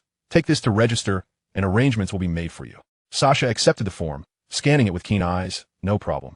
In a hospital cafeteria, Jiang Qingzhou had just prepared some meals when several colleagues from the office gathered around. "Dr. Jiang, how did it go? Were you successful?" Jiang Qingzhou recalled yesterday's experience and awkwardly scratched his head. "I really don't know how to explain it. Their relationship seems quite harmonious." At that moment, someone reminded him, "By the way, it seems she will be discharged tomorrow." Jiang Qingzhou let out a helpless sigh, inwardly lamenting. He understood that if he did not make any progress in the next couple of days, he would likely miss his chance. Determined, he resolved to make another attempt after work, hoping for some advancement. All right, there is still patience this afternoon. Let's hurry and have lunch." Jiang Qingzhou bowed his head and ate quietly, just as a few colleagues began to chat about other matters. "Why you look so glum all the time? Is your married life unsatisfactory?" This was an older, balding, middle-aged man who, by the looks of him, seemed to be lacking in that department. Having his sore spot exposed, he felt a bit embarrassed. With so many surgeries in a single day, where would I find the energy for anything else? Chapter 93. I love milk tea. Suddenly, A doctor mysteriously pulled out a box, glanced around, and handed it over. Try this. I guarantee she won't let you leave for work. The balding man took a look and asked, does this really work? The doctor replied, aren't you also acquainted with pharmacology? Check the ingredients. The balding man glanced at it and smiled knowingly. A young orthopedic doctor nearby chimed in, hey, I have energy, but nowhere to expend it. Got any suggestions? Haven't managed to win over the woman?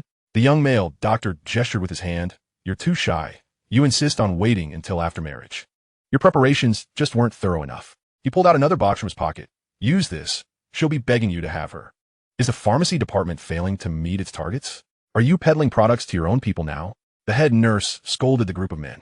The young male doctor took the medication and remarked, this doesn't seem to be from our hospital. It's produced by a friend's pharmaceutical company. I just want to make a little extra cash. I get it. Who wouldn't want to earn a bit more? Zhong Qingqian listened intently to their conversation and added the doctor who had just promoted the medication to his friend list. After obtaining the item, Zhong Qingqian tucked it into his pocket. Upon finishing with the last patient, he received a message from the head nurse, informing him that the person had just left. Feeling the medication in his pocket, Zhong Qingqian gritted his teeth, deciding to take a chance. As the saying goes, fortune favors the bold. Once Si Kongyao had experienced it, she would surely recognize his merits. Looking at Zhong Liting, who appeared quite youthful and naive, Zhong Qingqian mused that he lacked the capacity for affection. A woman like Si Kongyao deserved to be cherished and held close. As soon as Zhong Qingqian stepped out of the elevator, he encountered the head nurse. She had just sent Zhong Liting to the company for some errands and would likely be gone for a few hours. Zhong Qingqian thanked her with a smile, and upon receiving permission to enter, he found her sitting and reading. I didn't expect you to enjoy reading as well. Si Kongyao looked up and closed her book, saying, it's merely a way to pass the time. It appears I arrived just in time to alleviate your boredom. Placing the book on the bedside table, Si Kongyao surprisingly smiled. Then, thank you, Dr. Jiang. Zhong Qingqian was mesmerized by Si Kongyao's radiant smile, completely oblivious to the lurking danger. Those familiar with her knew that her sudden warmth was a sign that someone was in grave peril. Glancing at the book on the bedside table, Zhong Qingqian asked, do you enjoy this genre? Yes, I find the various bizarre murder methods quite intriguing. They are rather novel. Zhong Qingqian's hand in his pocket paused for a moment, and he felt a chill run down his spine. Wasn't this girl supposed to be frightened by such gruesome murder cases? Frightened? Si Kongyao retorted with a laugh. You don't think I've reached this position relying on gentleness, do you? Not at all. Zhong Qingqian complimented her. In online videos, you exude a heroic charm, rivaling any man. Today, Si Kongyao was exceptionally approachable. The two engaged in a lively conversation, and Zhong Qingqian found himself captivated. I'm a bit thirsty. Would you mind pouring me a glass of water, Dr. Jiang? Si Kongyao said, glancing at her phone. Of course. Zhong Qingqian's heart raced. He had just been contemplating how to get her to take the medication, but now she was asking for his help with water. After chatting for several hours, she was likely indeed thirsty. Even the heavens seemed to be on his side. How could things not go his way? Suppressing his excitement, Zhong Qingqian went to the outer room to pour water, quickly sprinkling the powder from the capsule into the cup and shaking it. Ensuring there was no visible problem, he returned with the cup of water to hand it to Si Kongyao. Just put on the bedside table. Si Kongyao continued to fiddle with her phone, showing no intention of drinking. This is warm water. If it cools down, it could irritate your stomach. Zhong Qingqian reminded her as he sat down. Si Kongyao glanced at him on the chair. Dr. Jiang, you truly are meticulous. After saying that, she drained the cup in one go. The water here just tastes different. Zhong Qingqian felt his heart leap to his throat and nervously inquired, isn't water supposed to be tasteless? Hospital water should be no different. He had tasted a bit. The medication was colorless and tasteless. Once mixed with water, even a professional like him couldn't detect it, let alone Si Kongyao. In any case, it tastes delightful. I really enjoy it. Zhong Qingqian grew increasingly suspicious, noting that Si Kongyao did not seem to have discovered anything. Her speech just felt rather peculiar. Meanwhile, Zhong Liting was conducting the final round of quality checks with Gu Shuaing in the quality inspection department when his phone in his pocket suddenly vibrated. He pulled it out to see a message from Si Kongyao. Honey, I ate something wrong, and I feel unwell. I'm sorry, you handle the rest. Yao Yao isn't feeling well. I need to rush back to the hospital. Zhong Liting quickly left after dropping that line. Gu Shuaing watched his retreating figure in silence. There was no need to be in such a rush when there were doctors looking after her in the hospital. At the hospital, Si Kongyao's vision began to blur, and after pinching herself a few times, she managed to regain some clarity. Are you okay? Is everything all right? Zhong Qingqian stepped closer, concerned as he looked at the slightly feverish person on the bed. Why is the effect of this medication so rapid? Si Kongyao's throat fell dry, and she struggled to swallow. Stay away from me. As Zhong Qingqian moved closer, Si Kongyao awkwardly shifted to the side. Although the masculine scent emanating from him was quite alluring, it was not familiar to her. She knew that Si Ting was extremely jealous. He would get angry and leave home even over a misaligned photo with another man. If he returned to find her with another man, it would certainly lead to a scene, and calming him down would be no easy feat. You seem a bit feverish. Let me help cool you down. The flushed cheeks of the person on the bed made Zhong Qingqian swallow hard, and he instinctively reached out to touch her skin. Si Kongyao grabbed the glass cup from the bedside table and hurled it at him. Zhong Qingqian was caught off guard, and blood was drawn from his forehead. Perhaps enraged, he discarded the pretense and ripped off his tie. What does it matter who sleeps with whom? That brat knows nothing compared to me. Only I can bring you true happiness. Chapter 94. Sir, one should not tread a narrow path. The glint of red began to emerge in Zhong Qingqian's eyes, as if a flame were igniting within. He felt his body growing increasingly warm, as though he were engulfed in a furnace. Simultaneously, the temperature in the room seemed to escalate, making it difficult to breathe. His breaths became rapid, each exhale carrying a scorching intensity that felt as if it could ignite the surrounding air. Meanwhile, the person opposite him was equally breathless, their face glistening with sweat, appearing utterly disheveled. The gazes of the two individuals intertwined, brimming with desire and struggle. He had merely sampled a sip, yet the reaction was so intense, indicative of the potent effects of the substance. However, Si Kongyao had consumed a copious amount, and now her discomfort was magnified tenfold. One could only say she was remarkably resilient. Surely, President Si Kong must be suffering greatly at this moment. Zhong Qingqian tore away his clothing, fixated on the breathless Si Kongyao with an obsession. Si Kongyao's brow furrowed, beads of sweat glistening on her forehead, her body trembling ever so slightly. Yet her eyes radiated a steadfast determination and defiance. Despite the unbearable agony, she clung to the last vestiges of her sanity, striving to resist the drug coursing through her veins. Witnessing Si Kongyao's extraordinary strength ignited an even fiercer resolve and unwillingness within Zhong Qingqian. To have engaged intimately with a woman like Si Kongyao would render his existence worthwhile. A sly smile crept upon his lips as he taunted President Si Kong. I can alleviate your suffering, you know?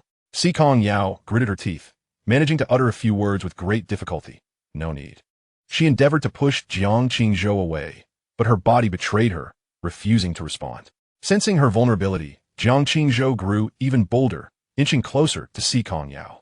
Her breaths became increasingly rapid, and a glimmer of despair flickered in her eyes. Infidelity was indeed exhilarating. Once experienced, one would understand, without the burden of guilt.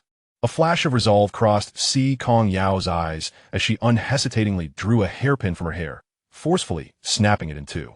Gripping the jagged pieces, she lunged towards Zhong Qingqian's eyes without a moment's hesitation. Zhong Qingqian's eyes widened in terror, but it was too late to retreat. An excruciating pain surged through him, as if his very soul were being torn apart. A piercing scream reverberated throughout the room, plunging everything into darkness. Instinctively, he reached to cover his eyes, only to feel a warm, wet substance on his hands. The metallic scent of blood filled the air, inducing a wave of nausea and fear, enveloping him in an abyss of darkness and suffering. Who gave you permission to gaze at me with such a vile expression? Zhong Qingqian descended into madness, oblivious to the pain in his eyes. Driven by instinct, he lunged towards Si Kongyao. Once you experience it, you will come to love it. What do you think I was imagining the first time I beheld your cherry lips? As he spoke, he rummaged for something. Si Kongyao, while evading the frenzied assaults of Zhong Qingqian, attempted to reach for the shards of glass scattered on the floor. Spotting a piece of glass of just the right size, she rolled away from Zhong Qingqian, leveraging her momentum to reach the ground. The moment Zhong Liting entered the room, he witnessed Si Kongyao tumble from the bed, shards of glass littering the floor. Yao Yao. It was not until he securely caught her that Zhong Liting regained his senses, his heart finally settling. Did you not see the glass on the floor? A fall like that could be excruciating. I'm sorry. Si Kongyao, like a fish long deprived of water, desperately drank in the sweetness of the moment. The person in her embrace was burning hot, searing to the touch. The bed was a chaotic mess, revealing Zhong Qingqian's true, beastly nature, utterly unsightly. What transpired was self-evident. Darling, let us go home. The bed in the room had been ravaged by Zhong Qingqian, and even if the linens were changed, it remained distasteful to him. All right, bear with it. As he attempted to pacify the person in his arms, Zhong Liting casually picked up the shard of glass Si Kongyao had aimed for. With all his might, he hurled it at the exposed, grotesque object. Ah! Jiang Qingzhou's voice cracked in agony, as if something had been violently severed from his body. Clutching the wound, he felt the smooth edge of the cut, devoid of any protrusion. My precious, my pride and size. Jiang Qingzhou could no longer bear the pain, sprawled on the bed, frantically searching for those two lost items. If he could recover them within 2 hours, they could be reattached, and he could still make use of them. His parents had only one child. He had yet to marry and bear offspring. He could not let his lineage end. The commotion roused a nurse making her rounds, who entered the room only to be met with a horrifying sight. Blood covered the bed and floor, far more gruesome than any accident scene. In the car, Si Kongyao's temples glistened with sweat as she clung to Zhong Liting's shoulder, slightly turning her head to gasp for air. Yao Yao, is that enough? Zhong Liting, filled with concern, urged the driver, Wen Shumo, to accelerate. Not enough. Her delicate arms wrapped around his lean waist. Si Kongyao gazed at Zhong Liting with clouded eyes, her crimson lips slightly parted, inviting him further. In the castle, Jason meticulously examined the individual who had succumbed to slumber on the bed. The president is fine, but sir, you seem unwell. Would you like me to prescribe something to invigorate you? Zhong Liting truly felt drained, his steps unsteady. Si Kongyao had been overwhelmingly intense this time, unprecedentedly so, nearly leaving him incapacitated. He still had significant matters to attend to. Will there be any side effect from taking it? The energy supplement merely replenishes energy quickly and sustains stamina. Besides, if it had side effects, I wouldn't dare offer it to you. Fine, give it to me. Zhong Liting accepted and drank it down. Jason observed the sleeping Si Kongyao. Isn't the president asleep? I intended for the energy supplement to be for you during your next moment of fatigue, not for immediate consumption. Now that the president is asleep, wouldn't it be better to embrace her and recuperate? What use is there for an energy supplement? I have other matters to attend to. Jason gasped in disbelief. You, sir, is secretly supporting a third party behind the president's back? My heavens. And you provided an energy supplement. Does that not make you an accomplice? If the president finds out, what will become of Zhong Liting? I do not know, but surely he would be fed to the sharks in the Pacific. Jason lamented, his heart heavy. Sir, this path cannot be taken lightly. Zhong Liting, perplexed, asked, what do you mean by that? Glancing at the sleeping figure, Jason pulled him aside and warned, if the president discovers this, we are both doomed. Would Si Kongyao murder herself for Jiang Qingzhou? Zhong Liting refused to believe it. Although the scene had been chaotic, Si Kongyao had persistently fought back, even willing to tumble onto the glass shards rather than allow anyone to touch her. A person like her could never resort to murder for someone like Jiang Qingzhou, an assailant who had violated her. While he was unaware of what Si Kongyao had done to Xie Ting, he had only felt her unreserved and profound affection in recent times. No matter whom Si Kongyao might kill, she would never harm him unless she wished for her own demise.